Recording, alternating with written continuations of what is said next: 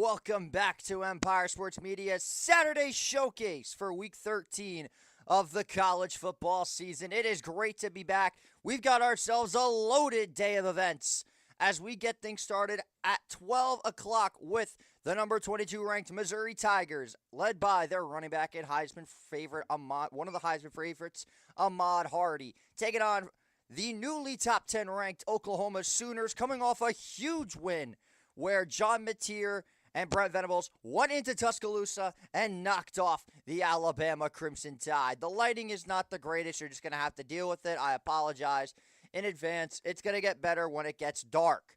I also apologize that I don't have my charts with me, unfortunately, for one of these teams at least. I don't have the Missouri chart. I should have my Oklahoma chart somewhere over here. I'm going to have to take a look at that because I'm pretty sure I do have a chart of the Oklahoma Sooners because I did an Oklahoma game when they played against Michigan. And it appears that my my stream has another delay. So, I mean, nothing is really changing here in the amazing Wi-Fi that is Iona University. I'm kidding. It is the worst ever. We are still waiting for this game to finally officially start. And here we go. We finally got ourselves a signal as the number 8 Oklahoma Sooners hosting the number 22 ranked Missouri Tigers. This is a huge game for the Sooners. If they lose any one of these next few games, they will most likely be eliminated from playoff contention. Missouri just looking to play some spoiler and hoping for literal chaos. That is their only shot at getting in, is literal chaos. But hey, crazier things have happened in the grand scheme of college football. Brent Venables looking to take his Oklahoma Sooners to his first ever playoff as the head coach of the Sooners. Beau Pribula, who is back under center for the Missouri Tigers, looking to play some spoiler today against the Sooners with their head coach, Eli Drinkwitz, who I absolutely love, by the way. That is not a shot at Eli Drinkwitz. I love him, and I think he's awesome.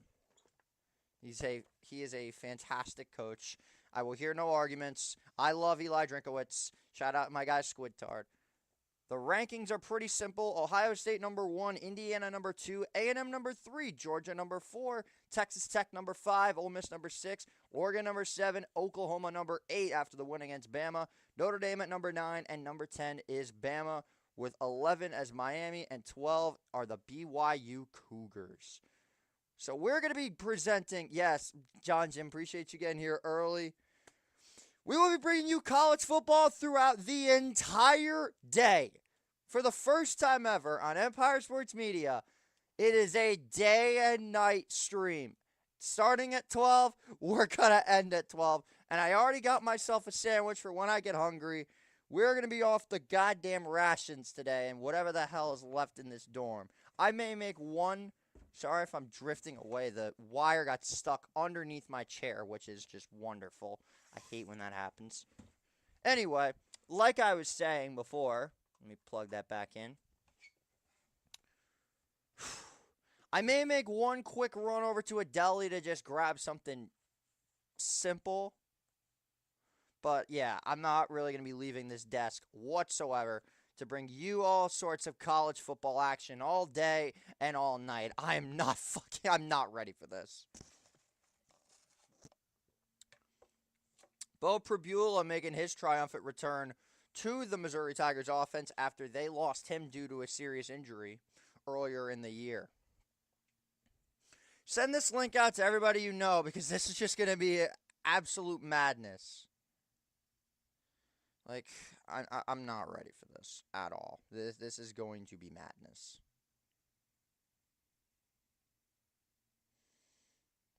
I'm not prepared for this. I'm not prepared for this. Marcus Mariota, of course, he took Oregon. Not a big surprise there. We love Marcus Mariota, though. He's awesome. And yes, I will be covering all of the college football games that are happening throughout the day.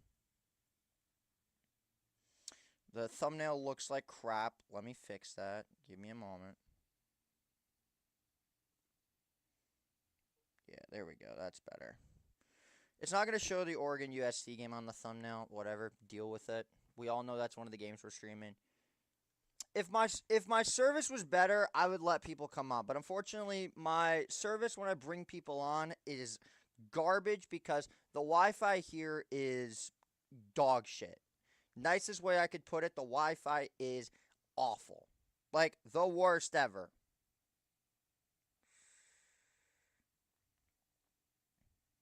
So we're gonna have some fun today.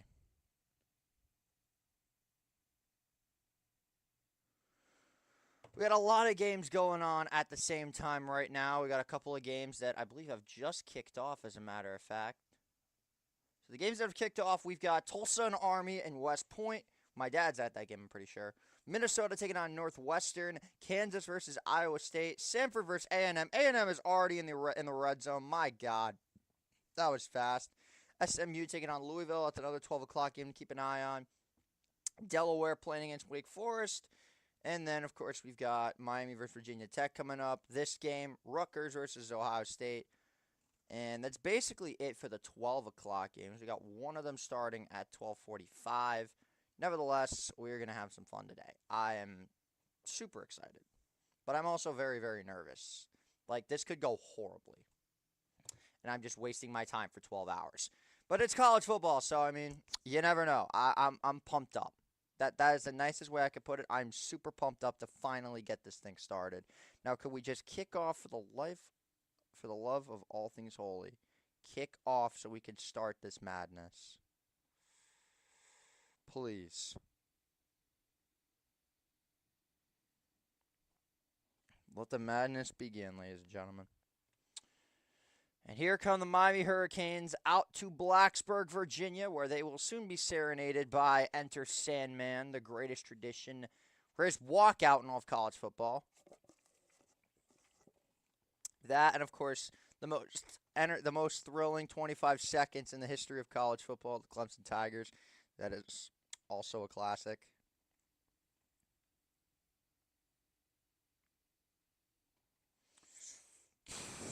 I'm not ready for this. But I'm super excited. Miami's chances to clinch the playoff with a win today are 29% if they get upset, and I'm hoping for an upset, man. I really want an upset. They're out.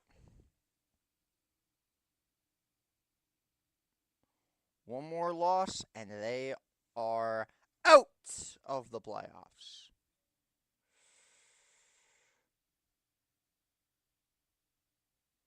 98 meetings between the Missouri Tigers and the Oklahoma Sooners. Great to be back in Norman, Oklahoma, as Eli Drinkowitz taking on Brent Venables. They were 5-0 to start the season and unfortunately have come back down to earth. And we are officially underway here in Norman. And the Tigers will start off on offense as they've got their quarterback back, Bo Pribula, with a 70% completion percentage.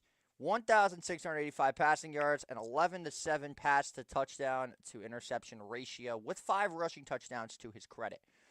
But the big name for this team is none other than Hardy Ball himself. Jesus in football cleats, Ahmad Hardy. The Michigan transfer has been absolutely incredible for this team. Just let me get this set up. We're already getting loud in Normandy. Here we go. 1st and 10. Pribula going to throw a check down. It is complete to Kevin Coleman. He'll pick up 3 yards on the play, and it's 2nd down and 7 coming up for the Tigers. I was not ready for that. I reacted very late. But we are back up and running finally. We're about 7 or 8 seconds behind the actual clock on this. Again, it's not perfect. You're going to be just literally, this is me doing college football all day. All day. It's going to be chaos. Here we go. 2nd down and 7 now for Pribula. He gives it to Hardy. He's going to take it himself at the 30-yard line, and he's going to be brought down at the 33-yard line. Give him another gain of 3 yards on the play. It'll be 3rd and 4 coming up for the Tigers. It feels so good to call a game again.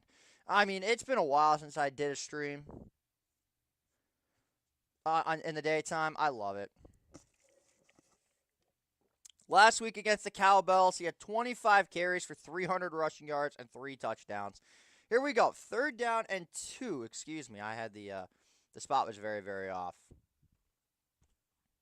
Make sure you can see my eyes. 13:40 to go. Here we go. They're going to give it right back to Hardy. He's going to have the 1st down. Correction, that was Jamal Roberts on the run. Regardless, it is enough for a Tiger 1st down. So they're already moving the ball decently well as the tackle was made by David Stone. This Oklahoma defense is one of the most destructive units in the country, specifically their defensive line with Marvin Jones, Dominic Williams, Jaden Jackson, Mason Thomas, David Stone, among other players. They have so many weapons on this defensive line. They're one of the most destructive ones in the league. Perbula rolling out to his right, steps up in the pocket. He's going to take off at the 40, and he's brought down at the 43-yard line. The referee got knocked down on that one. Regardless, it's 2nd and 4. Didn't start at Penn State. He was mainly a backup. Unfortunately, I can't multi-view the college football games, so I'm just going to be flipping back and forth between games. Really, the only ones to watch out for are this one and Louisville SMU. So it was a direct snap, and it's another 1st down for Missouri. The Tigers moving early in this one. Perbula not wasting any time whatsoever getting they want to go tempo offense, and I love that.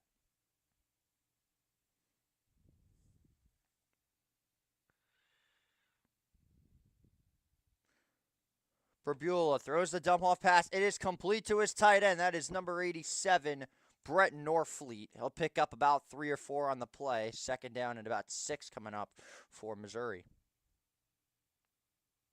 No, it's 2nd down.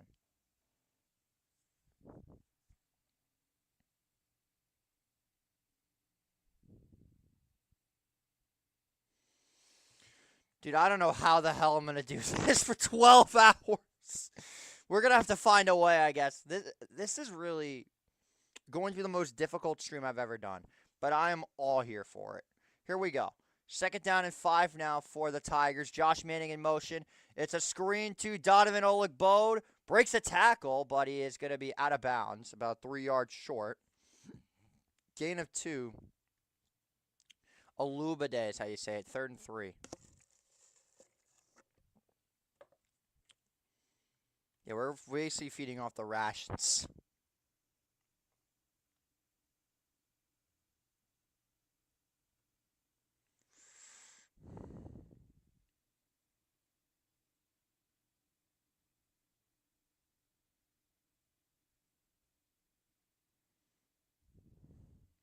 Third down and 2 coming up for the Tigers. It's going to go to Roberts. He's got the 1st down. Just short of the field goal target line. And the Tigers into Oklahoma territory. Great first drive so far from Missouri. Give him 7.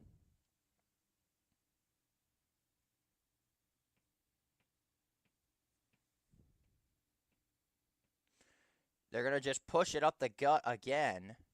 Roberts getting a lot of targets to get this one started. Now we're going to check in at the other games, see if we've missed anything. I doubt we... Oh, wow, Tulsa's already scored. That was fast. Northwestern is on the board on a 46-yard touchdown by Caleb Komolafe.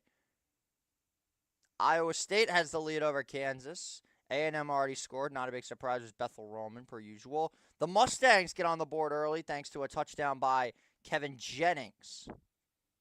The clock is still off. I apologize. And that basically sums it up for the scores. Flag is down. The Sooners are offside. It goes to Kevin Coleman. And Kevin Coleman is going to... That play won't matter. It's going to be a penalty against the Sooners. We've got ourselves our first laundry of the game. It's going to be an offside against Oklahoma.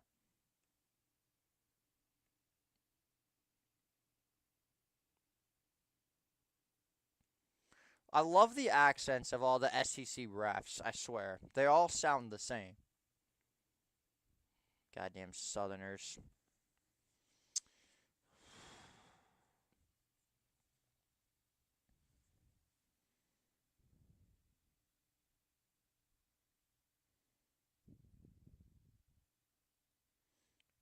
I am a glutton for punishment. That is the only reason why I'm doing this. I'm literally doing this because I love the game. Views don't mean shit to me today. And I forgot to run the clock. Nice. It's a give to Hardy. He's going to have enough for a first down.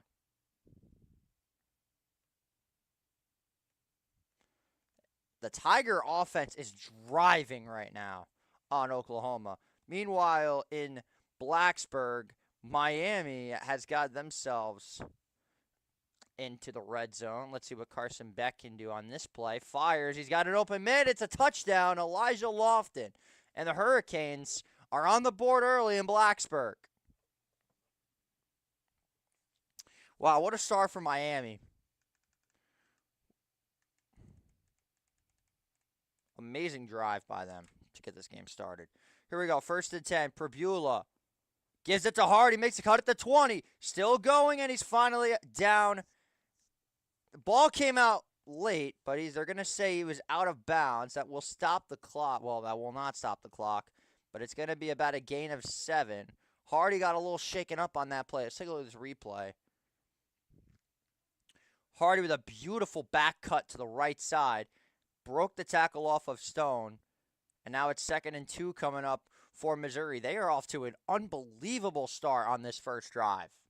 And no, I will never do this for the NFL. I will only do this for college football because I love college football more than anything. Goes to Ahmad Hardy. Got himself a first down, but there is a flag on the play, so this will most likely be coming back for holding. I think the Tigers may have finally got themselves their first setback, and there it is. It is a holding against Missouri against Keegan Trost.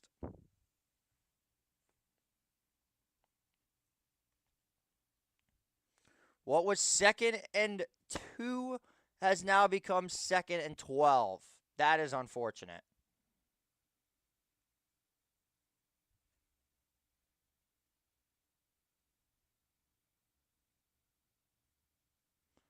Second down and 12. Mateer looking on. See if his defense can make a stop. Here we go. 2nd and 12. Pribula steps up in the pocket. Delivers. It is complete to his tight end, Norfleet. But only about a gain of 4 or 5 on the play. It'll be 3rd and 8 coming up for Missouri. Let's see what Louisville can do on their first drive against SMU. They are already trailing 7-0. That's a good play there for Louisville. They get the chains moving with their quarterback.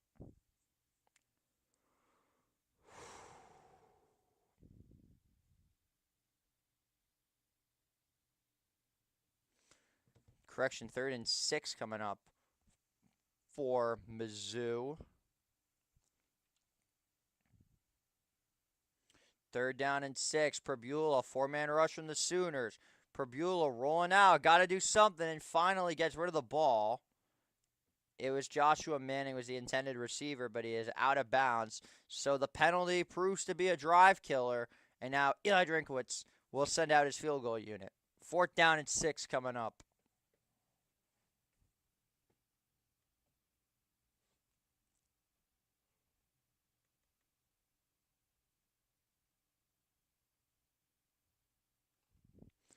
So their kicker coming out today is Robert Meyer. He is 9 for 12 on the season with a season long of a 40-yarder. This will be a 39-yard attempt, so not an easy kick by any means. Snap good.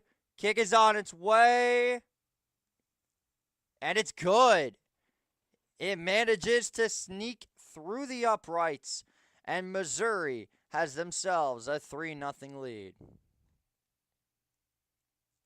I thought that almost got... I thought it got blocked.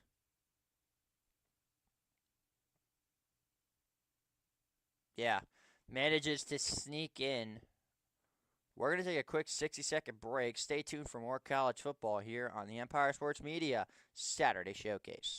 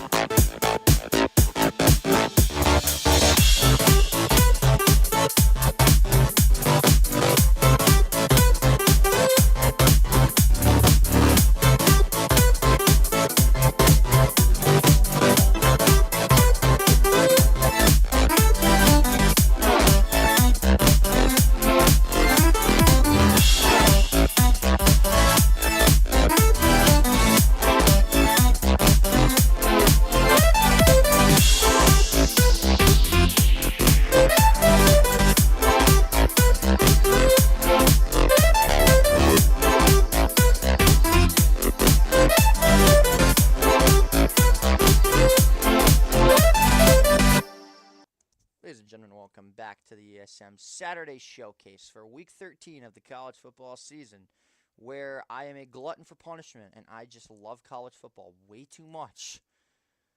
Now, any changes in the score updates? What's up? Never mind. Army scored. That was relatively fast. It was Chase Helms again. Cale Helms, excuse me. The Black Knights are on the board. 7-7 out in West Point. Right, 20 minutes outside of my hometown of Newburgh, New York. So, yeah, we are off to a... this is going to be just a bizarre day of college football. But this is why we do it. Like I said a million times, I'm a glutton for punishment. We're going to have fun. We're going to have a lot of it. Hopefully the games are as chaotic as I could imagine. I hope every top 10 team outside of Notre Dame loses. That would just make this the greatest day of college football history. So I'm really hoping we get some legitimate upsets today. I want to see top teams fall left and right. That is what I want from today. Is I want to see Georgia go down. I want to see A&M go down. I want to see... well, A&M probably won't happen. Samford can't even move the football. Okay, never mind. That's not happening. I forgot. This is the week where all these SEC opponents face these god-awful teams. Well, in that case, I'm hoping that Ohio State goes down. Oh, never mind. They're about to score. Okay, so forget I said anything about big upsets. There probably won't be any big upsets whatsoever. Unless maybe if SC beats Oregon. But then again, I'm rooting for USC. That would just be torturous. Hopefully Michigan loses. Would love to see Tennessee lose. That'd be great. BYU losing would be interesting.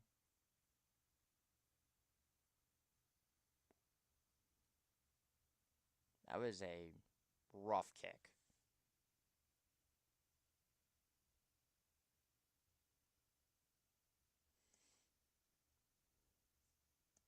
Eli Drinkowitz seems pretty pleased. That was a 8-minute drive. They had 37 to go. This will be fair caught by the Sooners. Now their offense will take over. Led by their standout quarterback, John Mateer, with 64% completion percentage, 2,087 passing yards, and an 8-7 touchdown interception ratio. Came from Wazoo last season. He is as dual threat as they come.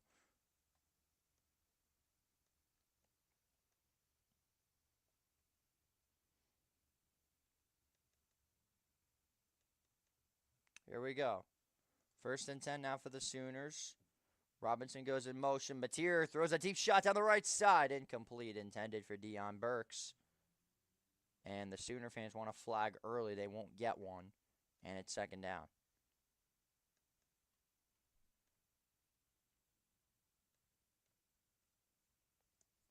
You got to hit those deep shots. The corners have been very weak from Missouri all season long, so I respect the thought of a deep shot. But, I mean, we'll see how this goes. 2nd down and 10. Mateer steps up in the pocket, delivers a strike, and it is incomplete. It was broken up by the Tigers. Nearly was picked off for a second. It's 3rd and 10 early for the Sooners. Not off to a great start here is Oklahoma. Off the hands of Burks. His tight end, Jaron Kanak, tried to stretch out and keep the play alive. But it's 3rd down coming up. On the coverage there was Toriano Pride. Pretty sure I've used him in College Football 26 multiple times. Mateer steps up. Kanak's got it. He'll pick up 7 yards on the play.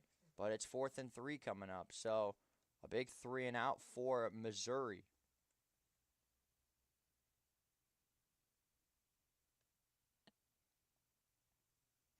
That is a huge stop for Missouri. 4th and 3 coming up for the Sooners. Kevin Coleman Jr. back to receive. And it's going to be fair caught at the 16-yard line. With 5:41 to go, Pribula and the Tiger offense will come back out onto the field. we'll step aside for another 60-second break.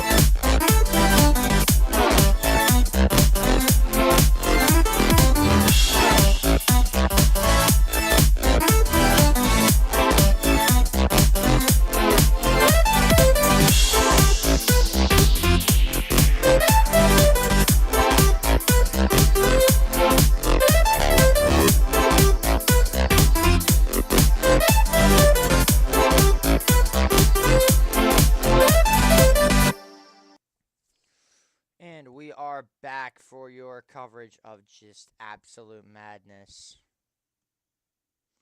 Because this is going to be something. Something that I have never done before, and I'm so prepared for it. The Sooners going 3 and out on offense, but now if we go around the country for some of the other games, Louisville looking to attempt a field goal to get themselves on the board against SMU, which they trail 7-0. This will be a 36-yard attempt for the Cardinal. From the right hash, snap down, good hold, kick is up on its way, and it is good. So Louisville gets themselves on the board with a field goal. So let's head back over to Blacksburg and see if the Hokies did anything. Under their new head coach, Mr. James Franklin. Well, I guess not, because they're a commercial. Oh, they're in the red zone.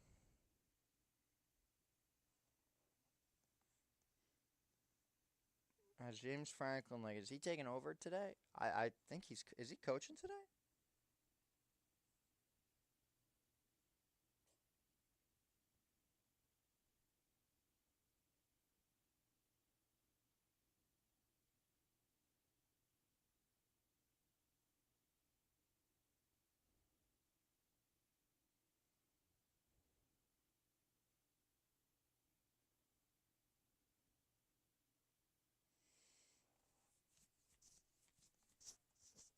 Well, there he is, the head coach of the Virginia Tech Hokies, James Franklin, in his debut game against the Canes. Well, here we go for the Missouri offense. 1st and 10 for them coming up after the punt.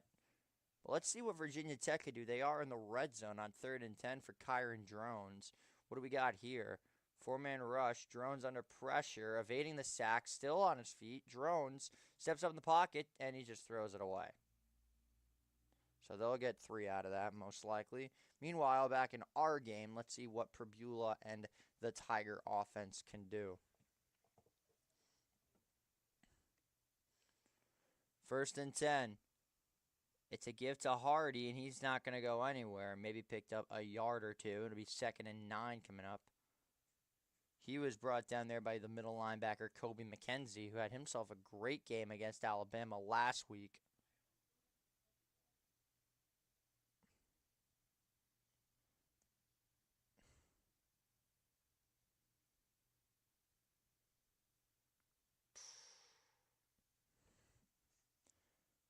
So it is 2nd and 8 coming up for Missouri. My voice is a little bit shot. What's up, Andrew? Yeah, I'm going to try to do some with the Irish at 3:30. 2nd and 8, the gift to Hardy.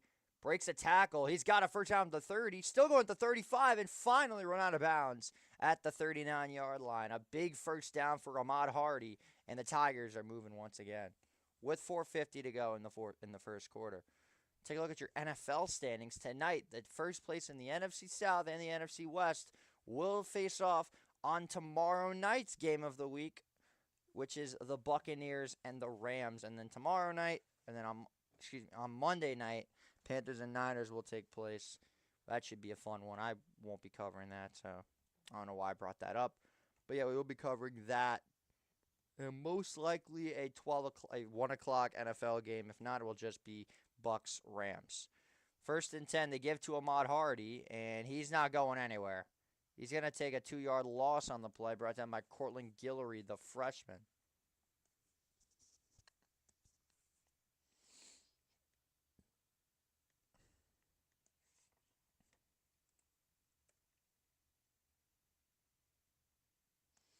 Not quite sure what jerseys Oklahoma are wearing.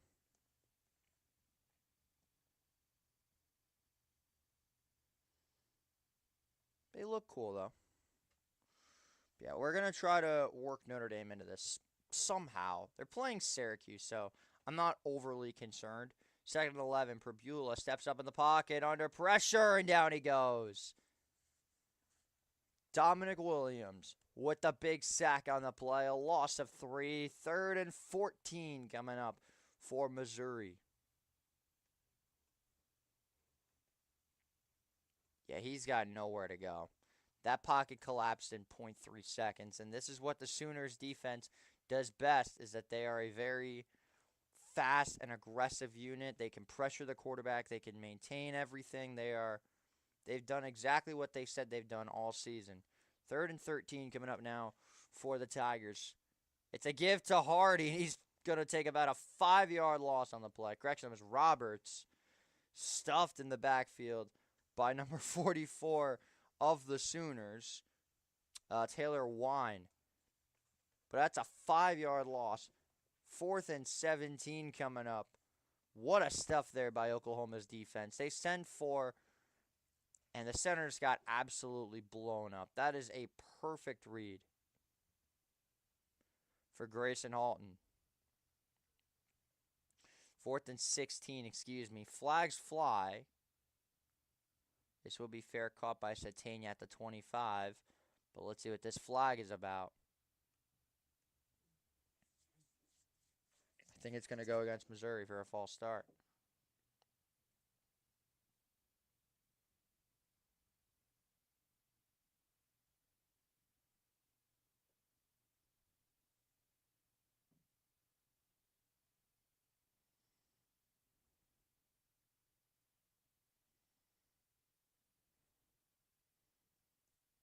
So it's an illegal formation against the Tigers.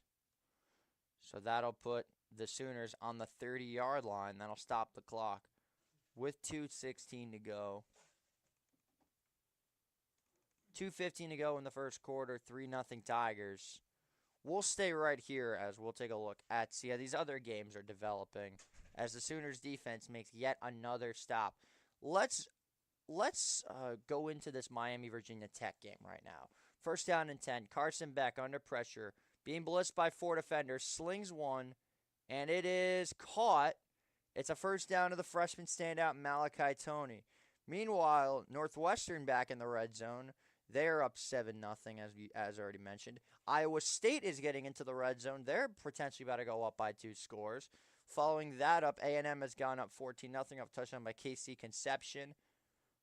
SMU in a Louisville territory. That's one we'll keep an eye on. Wake Forest already up 14-0 against the Delaware Blue Hens. The Demon Deacons are honestly not in a terrible spot. No, I'm kidding. They're done. Rutgers got a stop on defense. Oh, brother. And then Ohio State got the ball right back. Yeah, so the Buckeyes will probably get points out of this drive. Oh, wow. Wake went for 2 to go up 15-0. Okay, that's interesting. Not really much changes. At 1 o'clock is where the floodgates will open with a few more games.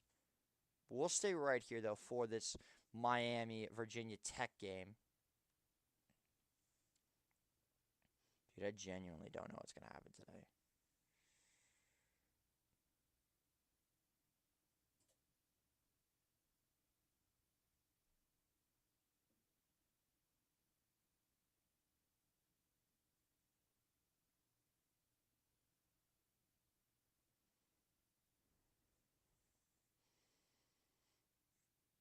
They're down in 6 for Miami. Handoff to Mark Fletcher. He'll only get 3 on that one, so it'll be 4th and 3.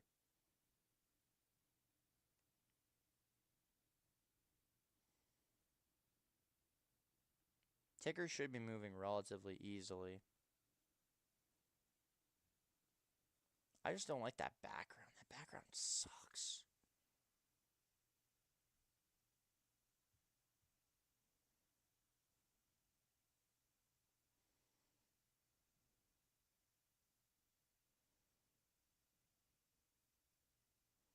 I have to find some that would work. Well, 4th and 3. The Canes go for it. They get the first down to who else but Malachi Tony. And Miami's on the move again.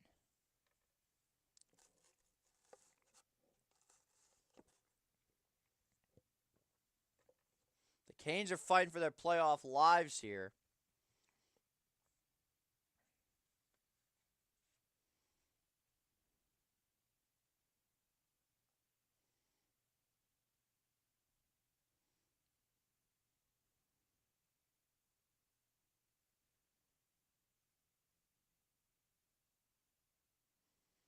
Here we go. 1st and 10.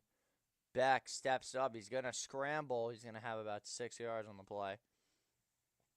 Forgot to mention my impact players. Kevin Coleman for Missouri on offense. Defensively, it would be Pride, Mateer, and McKenzie. It's a fake to Mateer. Won't pick up much. Give him a yard. 2nd and 9 coming up for Oklahoma. Very slow start to this first quarter. Defensive stalemate. Zion Young just absolutely leveled him. That was bad. But yes, go Irish. All day, every day. Go Irish. Forever and ever. Yeah, the background is just not. I got to figure out something. 2nd and 9. Mateer fires the screen. Flags are flying. Another loss on the play. Xavier Robinson was his receiver. Trotter got back there first. It'll be 3rd down coming up for Oklahoma. There is a flag down, however. Let's see what this is about with 1:36 to play. I think it's going to go against the Sooners.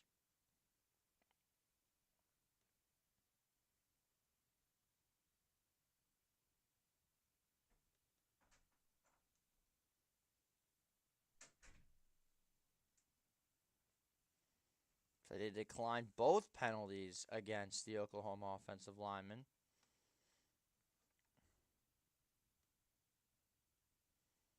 So that will make it 3rd down and 4 coming up. 3rd and 14, excuse me.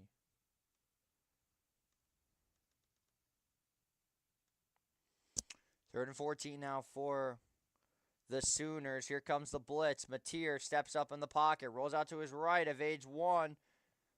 He ain't getting away from the second one. Brought down for a big loss on the play. It's the Georgia transfer, Damon Wilson II. A big loss on the play. And a huge stop for the Tigers. It's going to be 4th and 25 coming up for Oklahoma. What a start for this Tiger defense.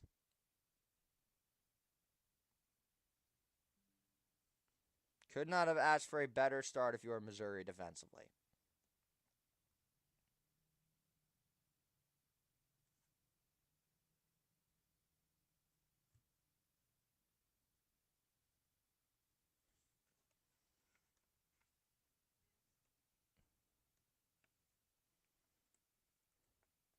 Punts away. And there's another flag. Coleman gets a block, flag down on the other side of the field. Out of bounds. 26 seconds left in the first quarter. It's a 50-yard punt. The refs are blowing the whistles nonstop. There's multiple flags on this play. Let's see what they're about. I believe it's going to be one on each.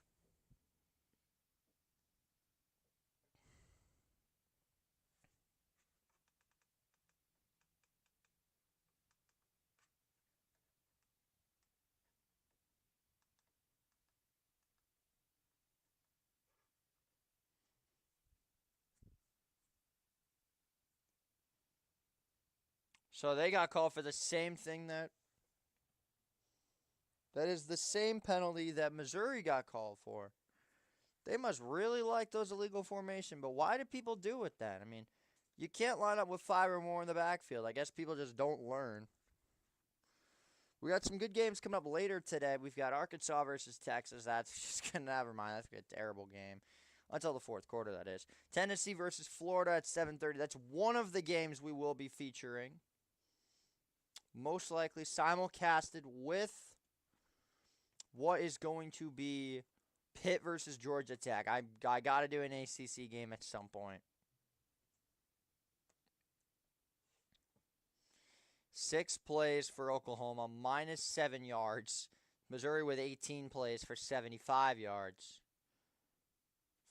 1st and 10. It's the give to Hardy, and he's going to pick up maybe 2 yards on the play. That should take us to the end of the first quarter. Very fast first quarter.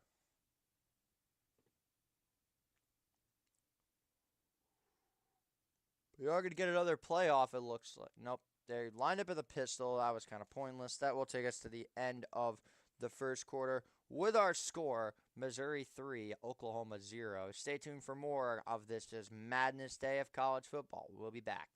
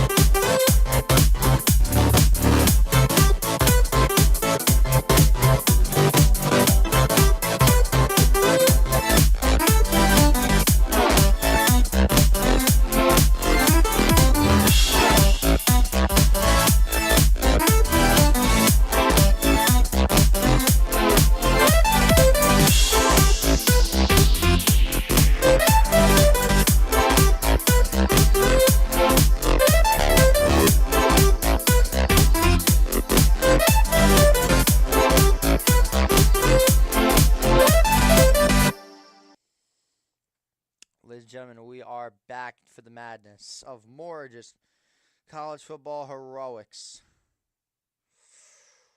I don't know how the hell we're going to do this, but we're going to find a way.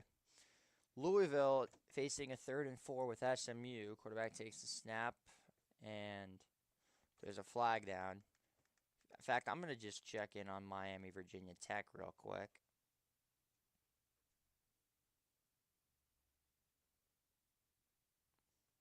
Well, they're about to go up 14-3.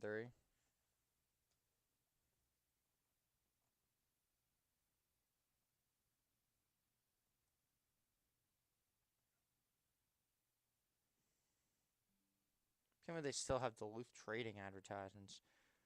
It used to be a staple of my childhood. 2nd and goal now for Miami. Can they go up 14-3 here? Let's see. It goes to Mark. He's going to be down at the 3. My graphic designer never got back to me.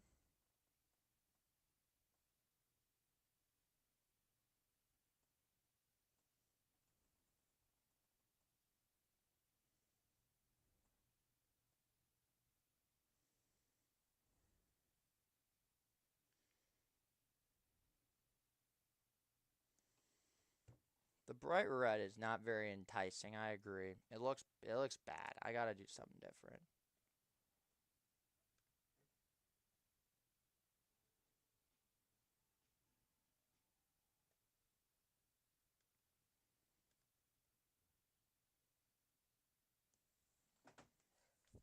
As we're about to be back for more college football.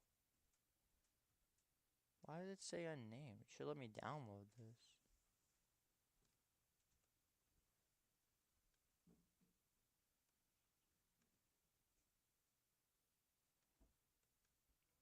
Just looking for a better backdrop because the current one I have sucks.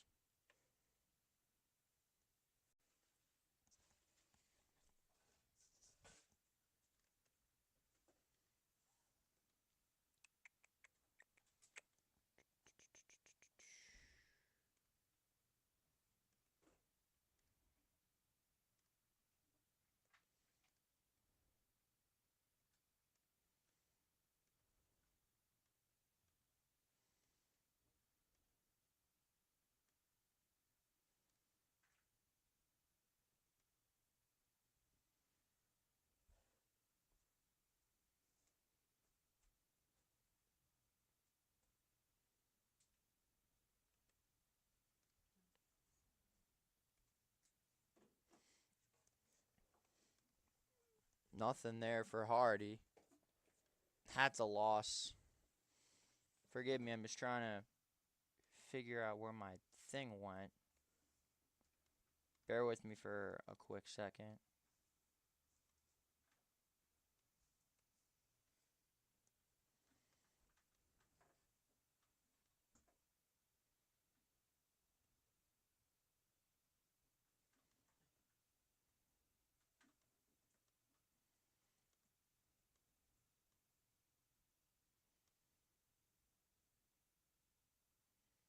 Perbula. Not going to get much there. Just got to get my image fixed. Late flag. That was ominous. There we go. That's more like it. For now, this is going to be what I use. For now, until I get something better.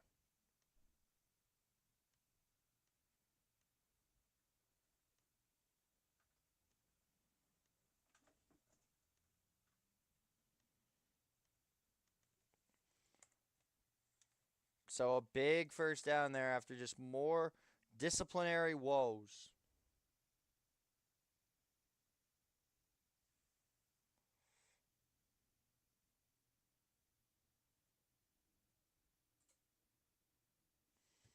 So yeah, we're just getting the backdrop fixed.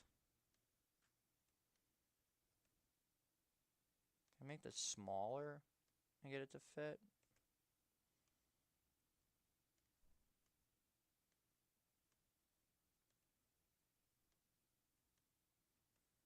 There we go, that's better. First and 10, Perbula gets rid of it, nearly intercepted. That was nearly intercepted. Robert Spears-Jennings got there. There is an injury on the play. Spears-Jennings is down. And he is not getting up. He took a shot there. This would be a huge loss for Oklahoma if he is unable to return. One of the better players of this Oklahoma defense. Hope that he's okay. He's a big player on this defense. 6'10", he stands at 6 feet tall, 213 pounds. He's a senior from Broken Arrow, Oklahoma. So Miami leads 14-3. Not a big surprise there. They're playing Virginia Tech.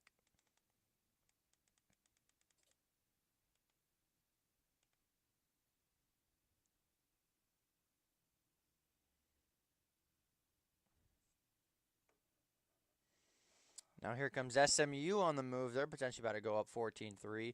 The Pony Express trying to keep their playoff hopes alive.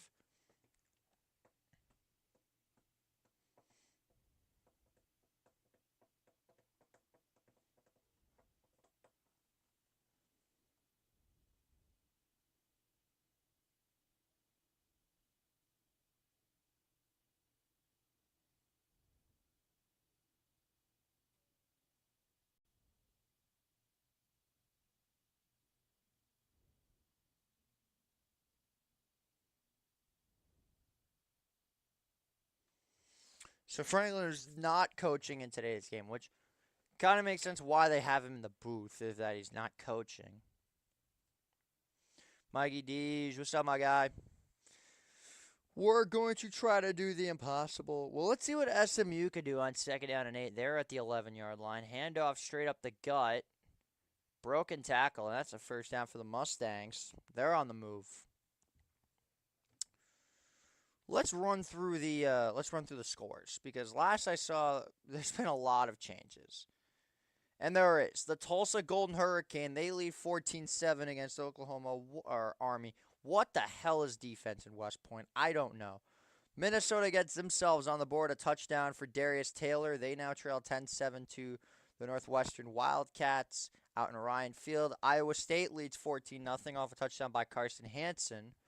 A&M's up 21-0. Probably about to go up 28-0. Not a big surprise there. Delaware gets themselves on the board with a touchdown by Byron Ellison. Ohio State gets themselves on the board with a touchdown by none other than Bo Jackson. People are blaming the referees for this. I'm not sure what the context is, Mikey. You would have to explain why people are saying that it's Rutgers versus the refs. Jennings just throws it up to the end zone, and it is caught. Touchdown, SMU. It's number 2, Jordan Hudson, and the Mustangs go up 14-3 over the Cardinal. Not helping Miami. Well, it could help Miami's case if SMU wins and they get ranked. And all of a sudden, it's not as bad.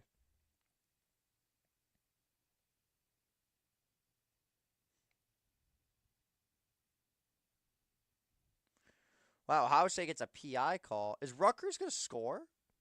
No way Rutgers scores.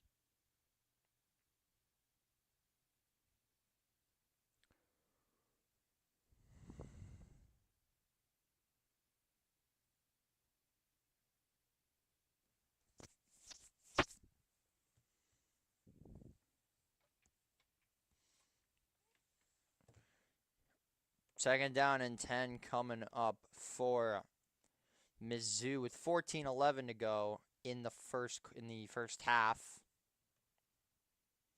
To a packed house in Norman. -7 yards on the day for Oklahoma. It's a gift to Hardy, and he's going to lose a big amount of yards on that one. Brought down by Owen Heineke. A big loss on second, and now it's third and long. Because Julian got sacked, and they called defensive hold in the next play. Bo Jackson got a 15-yard rush touchdown. Thank you, Mikey. Because I'm not watching that game. I'm watching all these other games. I'm trying to keep up with everything. This is supposed to be madness for a reason. 3rd and 16 coming up for Missouri.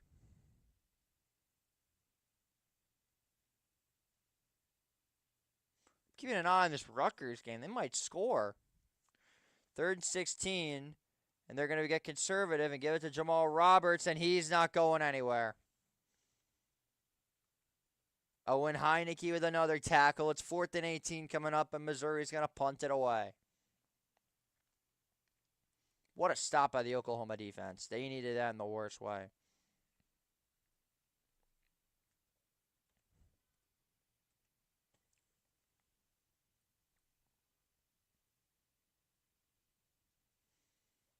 Zatania back to receive the punt from Connor Wesselman. It's a high kick. And it's fielded at the 2-yard line.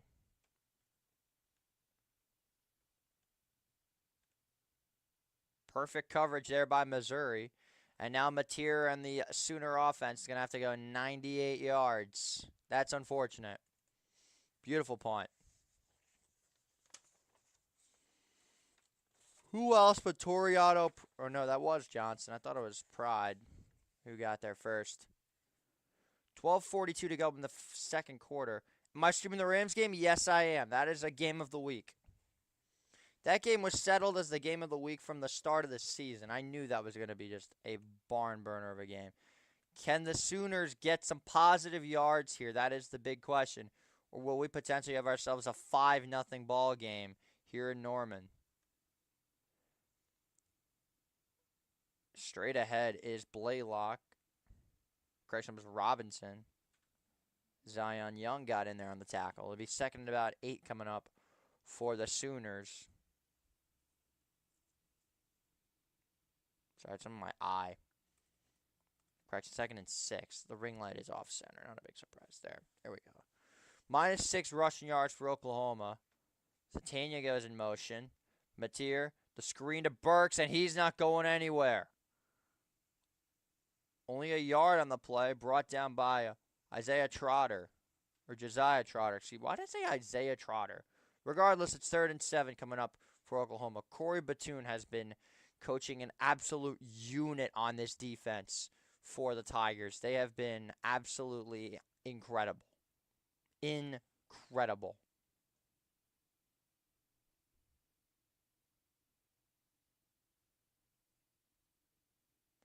Third down and 5. Mateer steps up, and it is complete.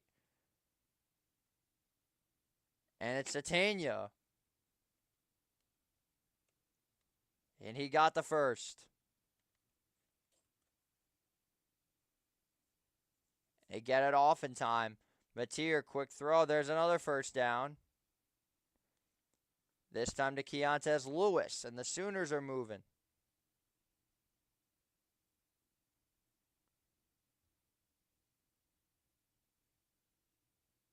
First and 10. That one got batted down, so they will not get a third first down on 3 consecutive plays. Instead, it's 2nd and 10 coming up.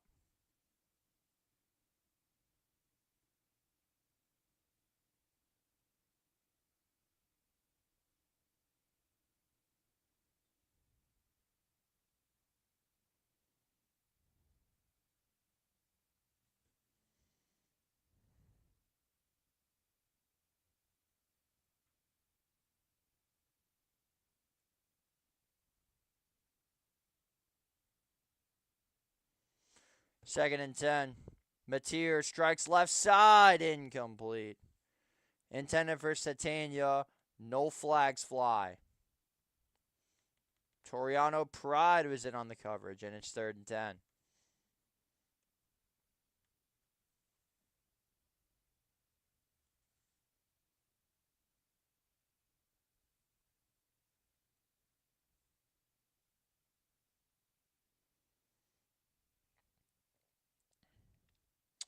What do we got on this 3rd and 10? Oh, I guess this is Danny calling me.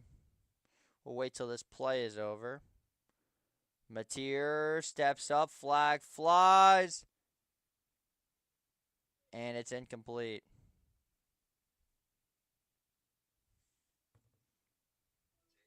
What's up, Herb? So it's 4th down coming up for OU. I know, this is literally my dream come true. You're living a dream of mine. I thought I'd give you a call from inside the press box here. It's beautiful, isn't it? That's a very nice stadium. It's the best it's literally, you're at the mecca of college football. It's the best in the world. Oh, I don't know. I'll take Brian Denny. No, this is the mecca. Punts. I'm looking at touchdown Jesus. You literally are looking at Jesus. Anchors away. And Coleman's going to pick up 2 yards. How was your flight? It was good. Love it. Yeah. Who's winning today? The Irish. Come on now. Are they going to cover? What's the spread? 35.5. I would think so. Shoot, Jay. It's a lot of points. That is a lot of points. I'm going to say no. I think they'll win by 30. Wow. I kind of love that. I don't see them winning by more than 30. Jeremiah Love's the best ever, though. So he might rush for his rushing yards 150. That's insane. But he gets like 30 carries a game, so I'm not surprised. Yeah, exactly. Well, while you're doing that, I'm out here about to do the impossible. Nice. I'm doing a 12-hour college football stream. That's fire, dude. I know. Well, have a good time. Wish you guys the best. We'll try not to brutally massacre you. Thought I'd give my Notre Dame buddy a call. Means a lot. I appreciate that. Bud. Take care, dear. Peace. That's my goat right there. Guys, the man is literally living a dream of mine in South Bend. This is something that I've been dreaming of my whole life. Is to be in that fucking press box. Regardless, let's check in on the rest of college football at the moment. But another big stop for the Missouri defense. They have been all over the place. Georgia. Okay, this is where they're probably about to take over. In that case, let's head back to the other game. Wow, A&M's already at halftime. That was fast.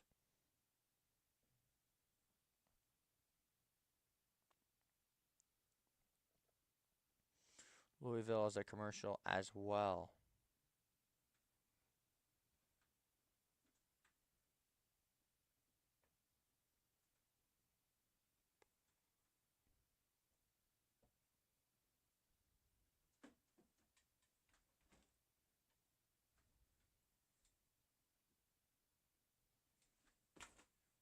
A nightmarish start for the Section 9 teams today.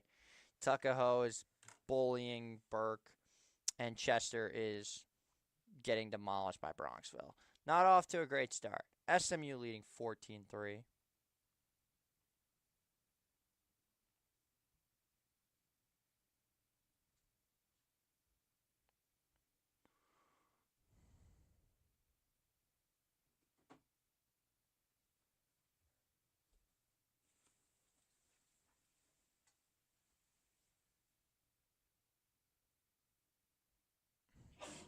Let's see what Prebula and this Tiger offense can do as they come back out onto the field, looking for somebody to break through.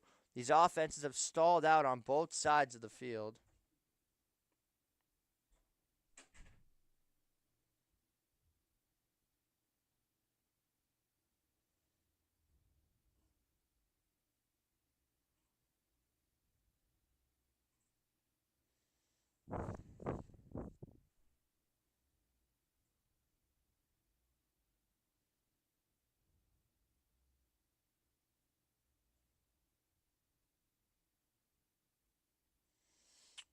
Here we go. 1st and 10 now.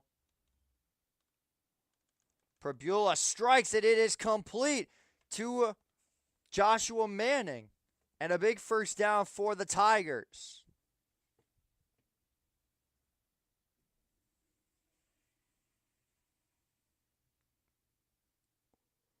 Well struck. A big first down. Quick screen. They're going to go right back to Manning. He's got himself another first down. Tigers are on the move early. Flying coming out of the break.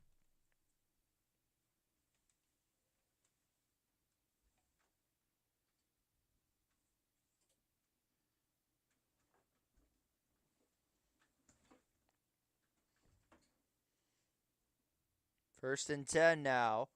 Prebula goes deep down the right side, and it is incomplete. Oladube, there is a flag down, however. Let's see what this is about. I think this is going to be DPI, and the Sooners are not happy.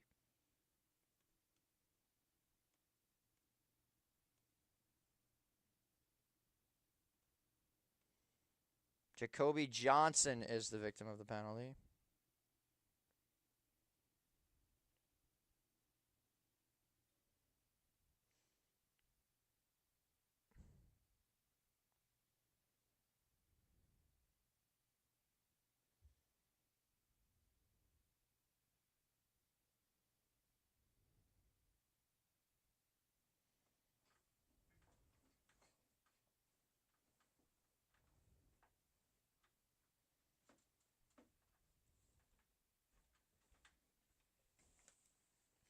First and 10.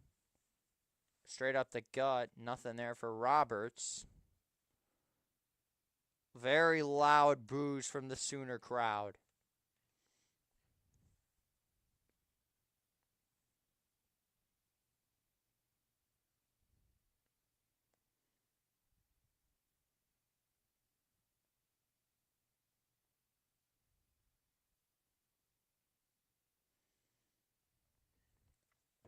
Second down and 8 coming up for Missouri.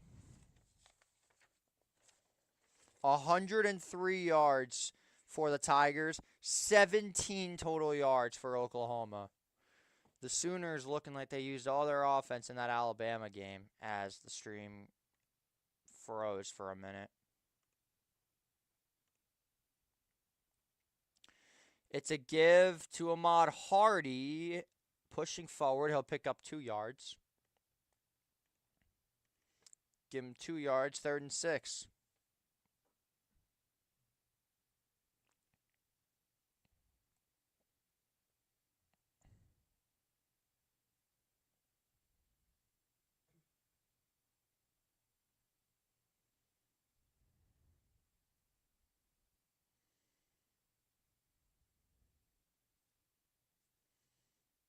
What do we got here on 3rd and 6? 8:21 to go. Let me push the clock up by about a second. Here comes the blitz. Wide open is Coleman, and he is thrown out of bounds by number 13, Reggie Powers. And now it's 4th down coming.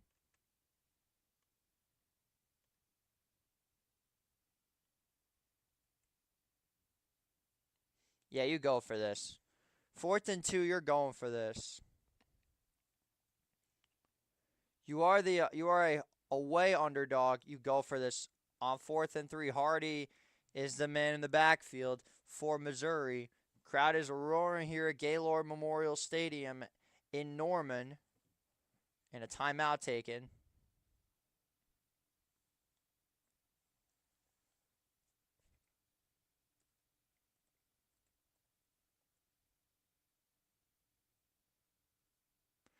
.7:42 to go in the second quarter. Missouri leading 3-0. Let's see what Kevin Jennings can do. He's going to evade 3 defenders and throws the shovel pass. What a play by SMU. Touchdown, Mustangs.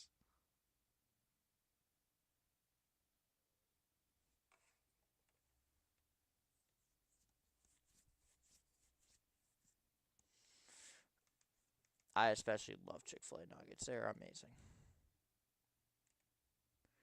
This 12 o'clock window has really been disappointing. I'll be honest. This is not off to a great start. Oh, great. Miami's already back in the red zone. Carson Beck steps up, fires to the end zone, and it's dropped. Nice play there by VT.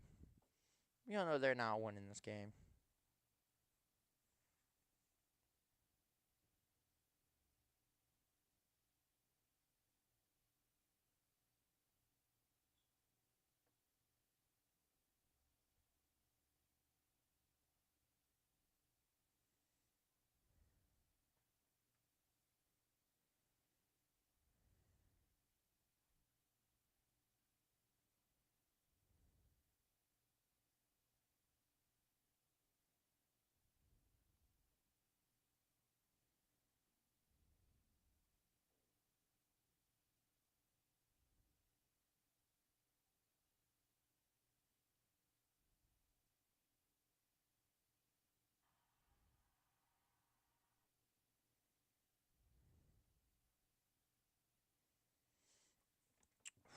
Let's see what Miami can do on this 3rd and 7.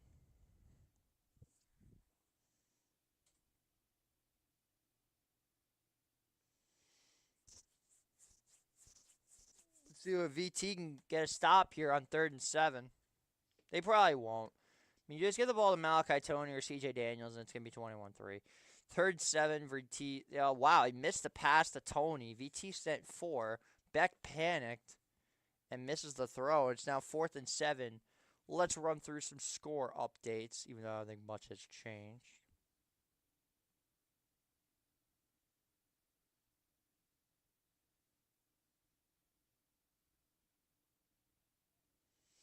Here we go. Big 4th and 3 coming up. Army has taken the lead.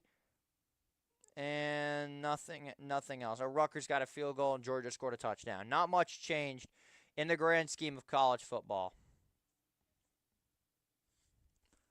4th and 3 coming up. It's a penalty against Miami. Interesting. But this is the game that is currently important. 4th down and 3 for Missouri.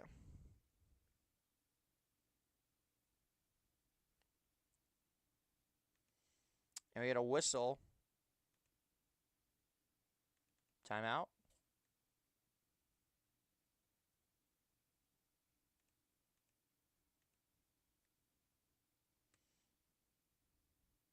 So the Sooners take a timeout of their own. It's a game of chess right now.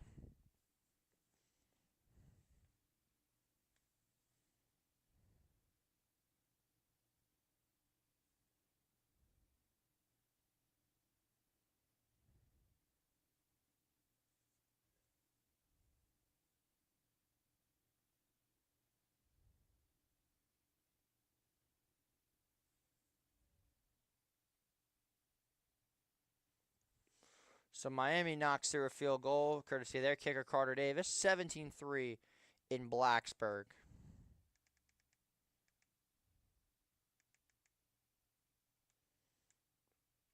So they are going to kick this. I don't like this. This is a 35-yard attempt. And it's blocked!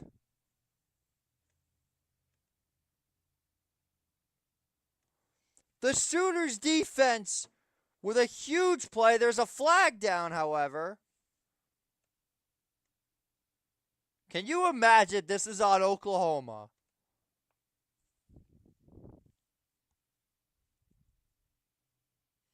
Brent Venables is incensed.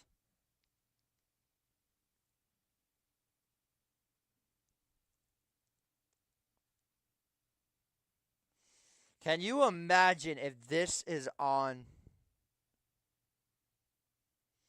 If this is on Oklahoma and this is a 15-yarder, oh my God, Venables is going to explode.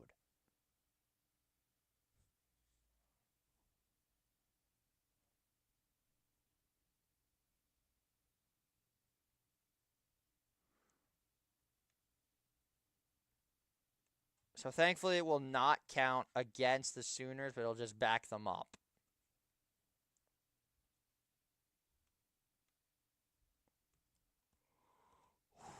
Well, they got the blocked kick. This is just undisciplined football.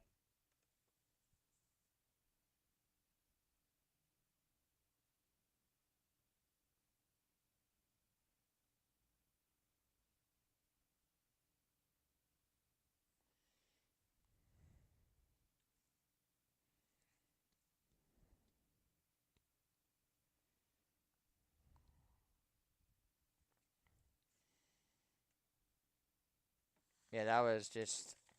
Oklahoma is playing some of the most undisciplined football I think I've ever seen. 1st and 10 now. Give straight up the gut to Robinson. Pick up about 2 yards.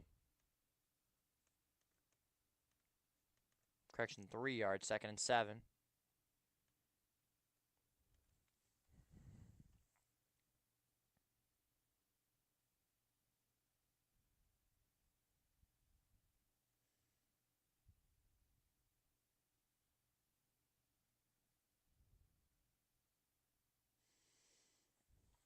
Second and 7. Mateer wide open, intended for Satania, is incomplete. And it's 3rd and 7.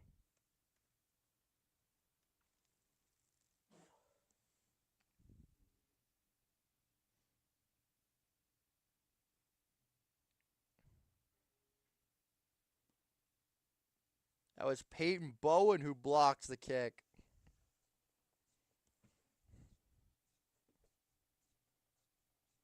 I would have just went for it. If Miami wins their next 2 games, they have a 12% chance to reach the AC Championship. Mateer fires. It is caught. There goes Titania. 35-40, 45-50, 45-40, 35-30, 25-20. All gas, no brakes. Touchdown, Oklahoma. Isaac Zatania. 87 yards to the house.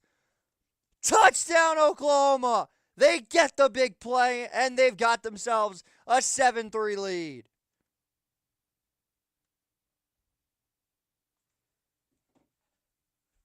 What a play. Unbelievable.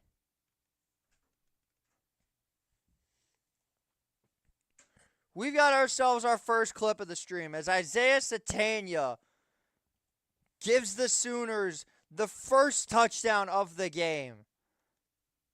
As the PAT from Sandell is true blue. 7-3 our score. The Sooners break through.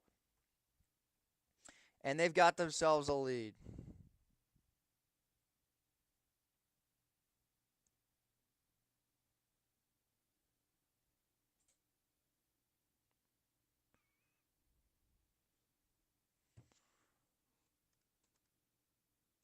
What a play.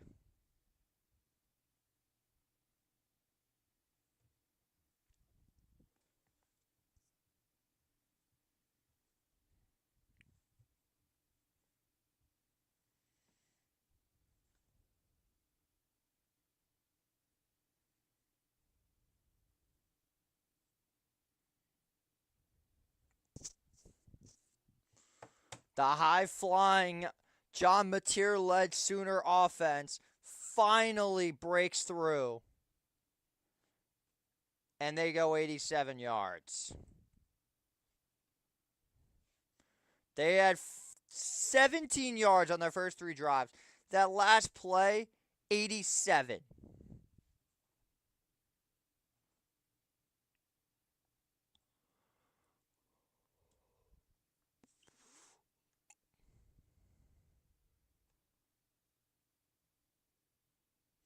Bear caught by Roberts. Or it was Jones, excuse me. So now Eli Drinkwitz and the Missouri Tigers will take over at the 25.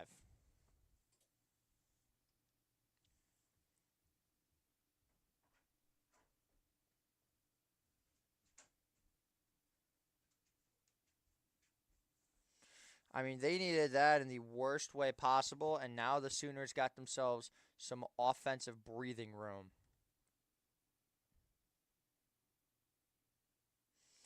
Here we go. 1st and 10 now for Missouri as they're back onto the field. Straight up the gut for Hardy. Got about 3.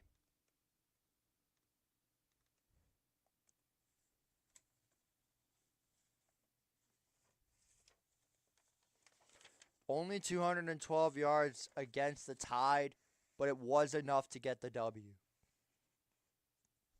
Excuse me. 2nd and 7 now. And we got movement up front.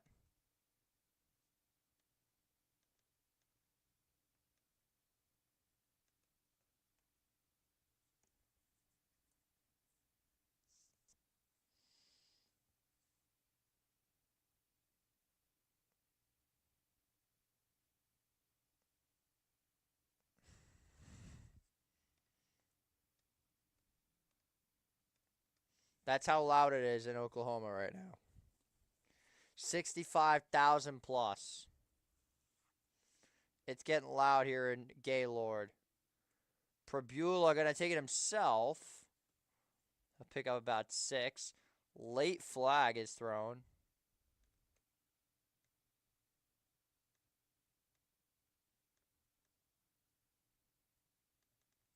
It's holding against Missouri.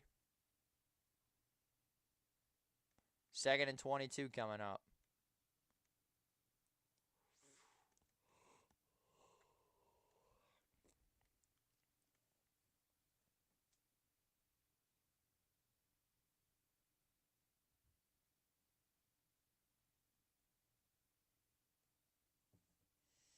Third and 22.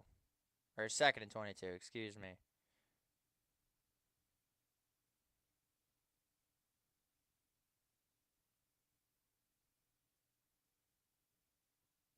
It is getting so loud in the stadium. But Pribula. Incomplete. Intended for Joshua Manning, and it's 3rd down.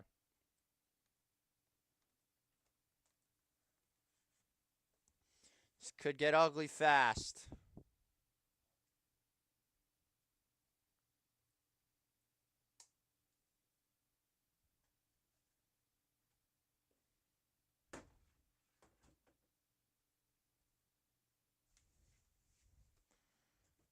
Yes, the Jaden Harrison kickoff touchdown.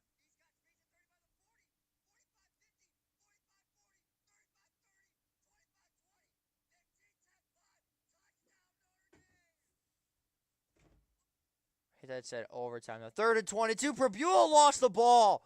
And he's going down for a big loss on the play. Taylor Wine gets back there once again.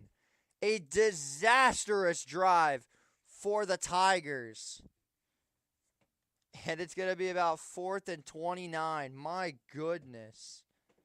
A literal disastrous drive from Missouri. You could not have scripted this any worse. 2 penalties. Near interception. Fumbled RPO. 4th and 31. And that's a brutal punt. That'll be out at the 35-yard line. So the nightmare continuing for Missouri.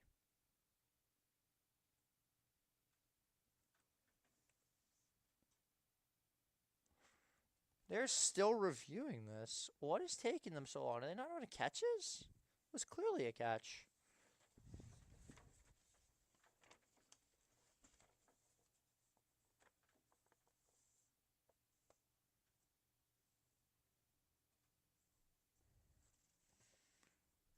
Seven three is the score in this one.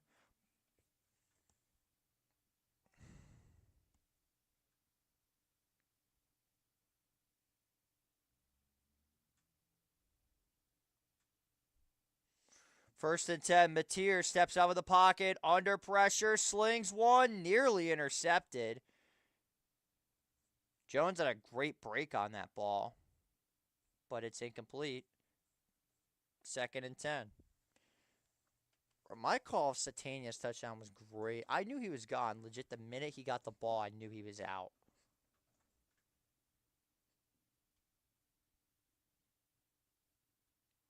Bro, is anyone awake?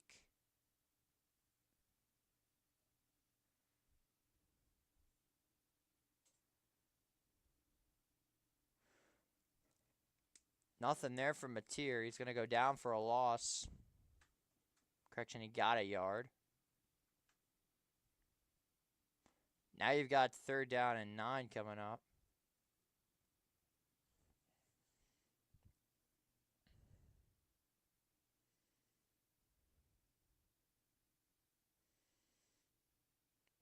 And we got some movement on that side. Free play for the Sooners.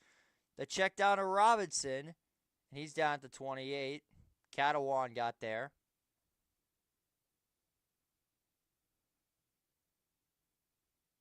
So this would be 3rd and 4 coming up.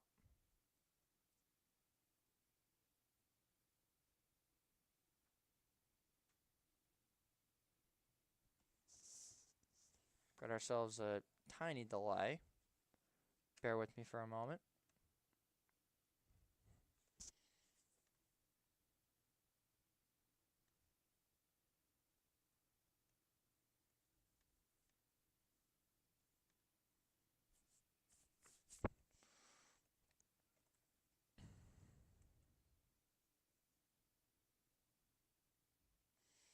Third and 5.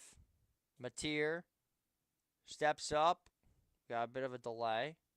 Robinson breaks a tackle, and he's going to have a first down.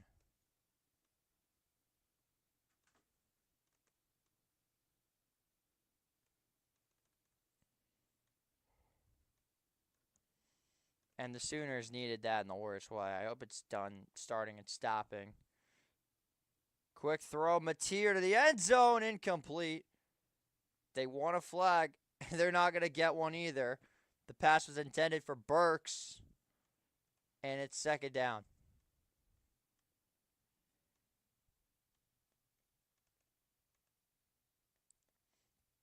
Oh, that's 100% pass interference.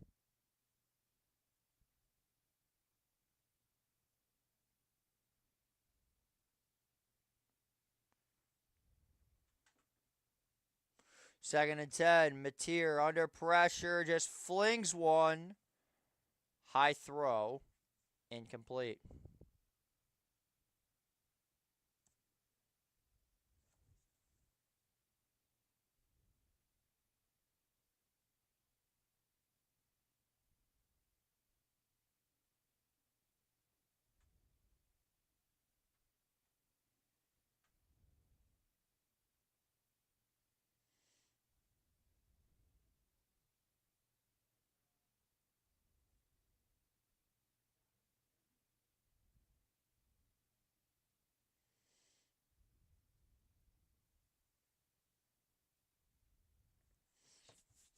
So it looks like the SEC referees can't let themselves out of the spotlight.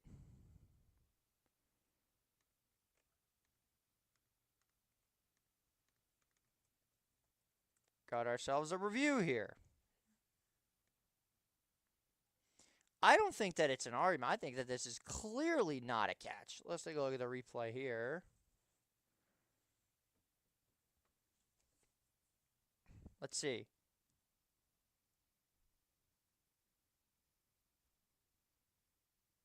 Ball is moving. I don't see a world where this is a catch. I think this is going to be deemed an incomplete pass, and this will stand. It should be a particularly short review. And the stream is loading again. Nice.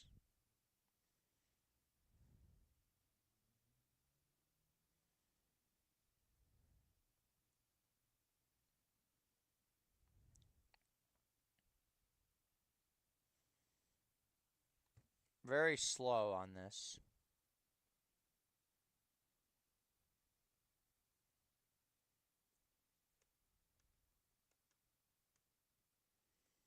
They are still looking at it, so I didn't miss anything.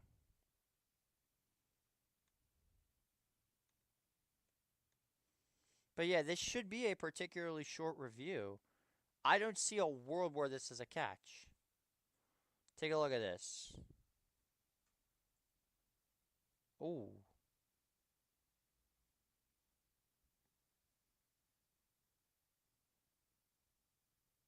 Missouri has yet to win a game here at Gaylord since 1966.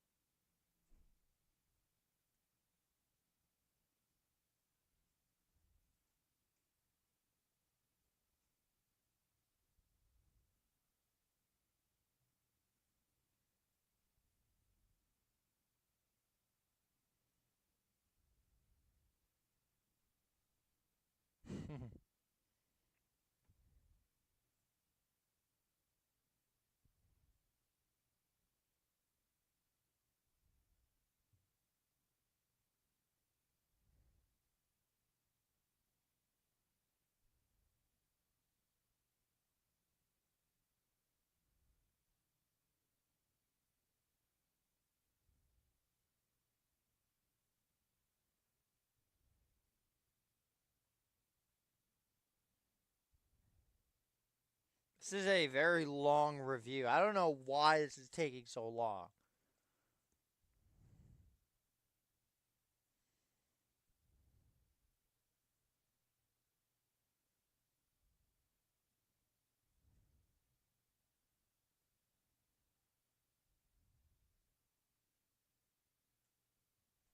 That took way too long. I think everyone knew that was not a catch.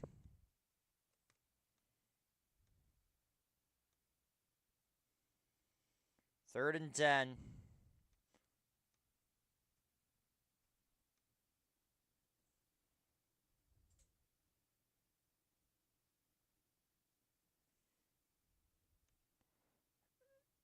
Mateer going to keep it himself. Gets a burst of speed at the 20, the 15, the 10, and is knocked out of bounds at the 8-yard line. It's going to be first and goal to go for Oklahoma. Mateer getting it done with his legs. First and goal for the Sooners with 2:55 to go.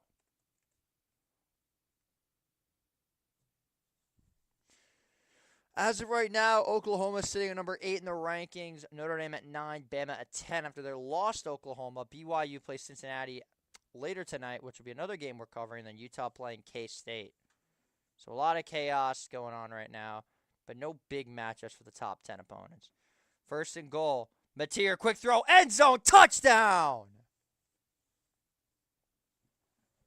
Giovanni Gibson gets himself into the end zone. And the Sooners with their second touchdown of the day.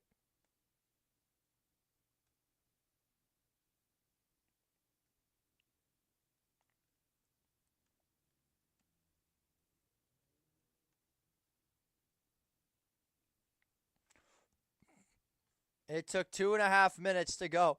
35 yards for a 7-play drive. Giovanni Gibson gets his first touchdown as a member of the Sooners. Sandell's extra point is good.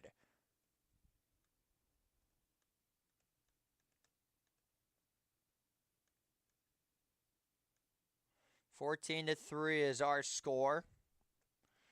As we're starting to spiral just a little bit out of control. In some of these games, at least.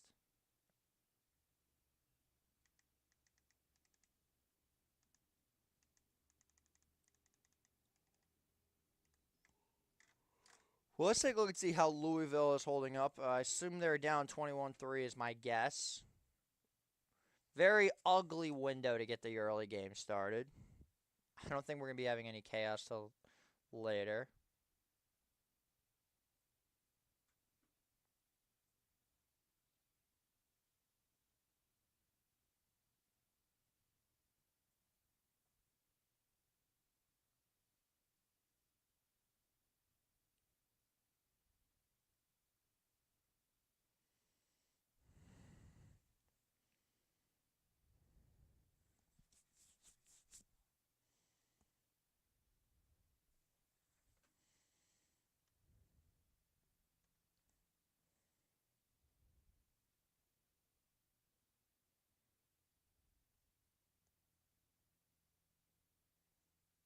This will be a returned kick. And Jones ain't going to go anywhere.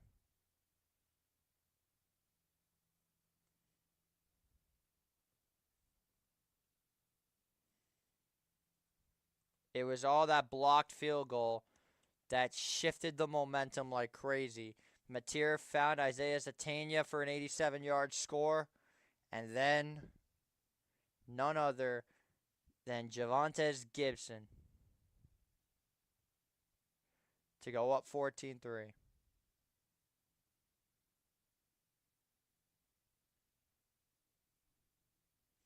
Perbula strikes. It is complete. It's a first down for Oleg Dubé.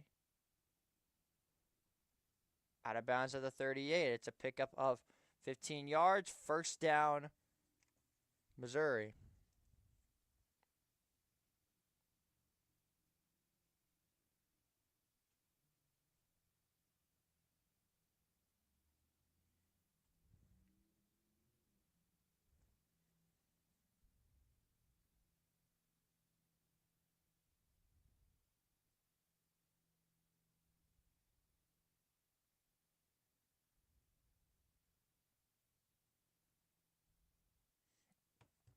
Taking ourselves to the 2-minute timeout. We'll step aside for 60. We'll be right back.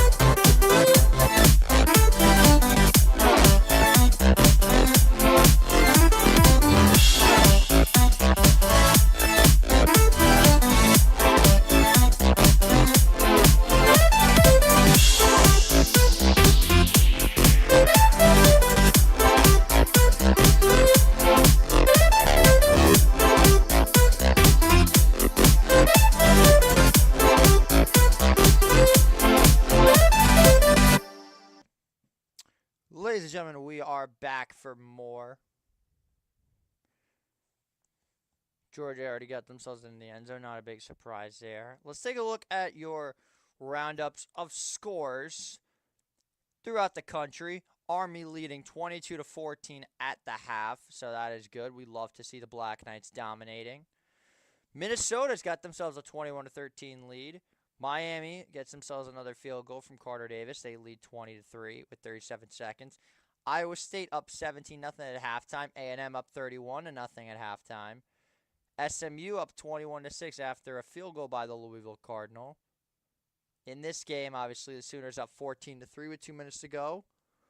Wake Forest leading 35-7 at half. Dear God. Rutgers trailing Ohio State only 14-3 though.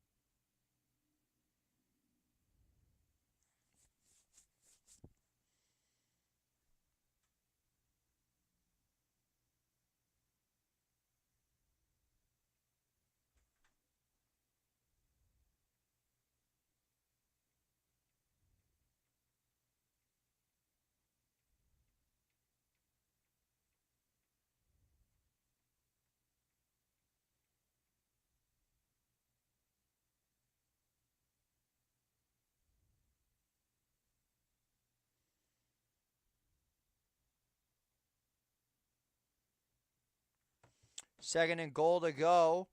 Direct snap is going to go to Roberts, and he's going to be stood up. Now you have to take a timeout if you are Drinkowitz.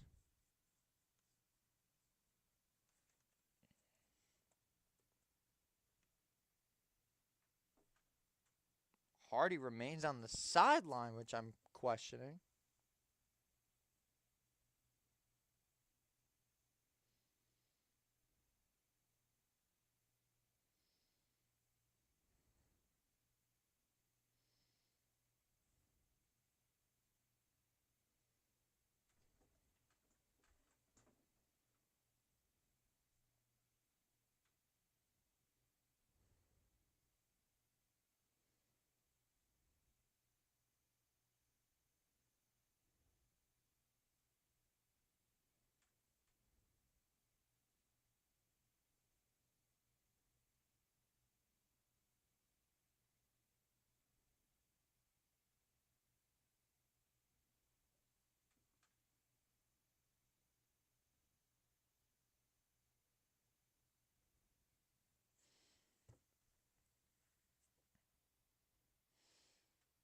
Here we go.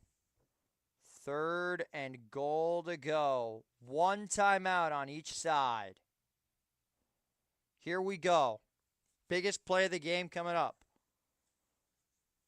And we got another whistle. And the Sooners are going to take yet another timeout.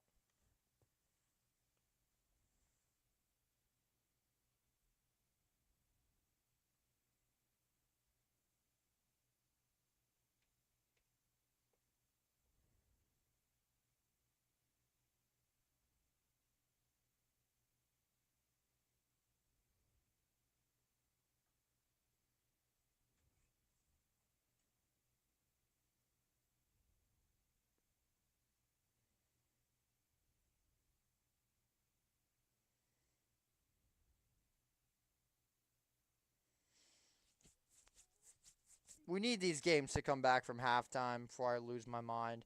I got to find something to do when this game's at half. This is big.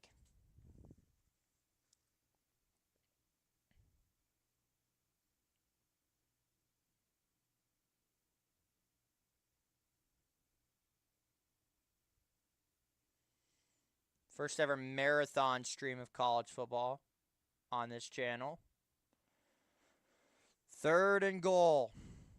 Norfleet in motion. The give to Hardy. Stood up.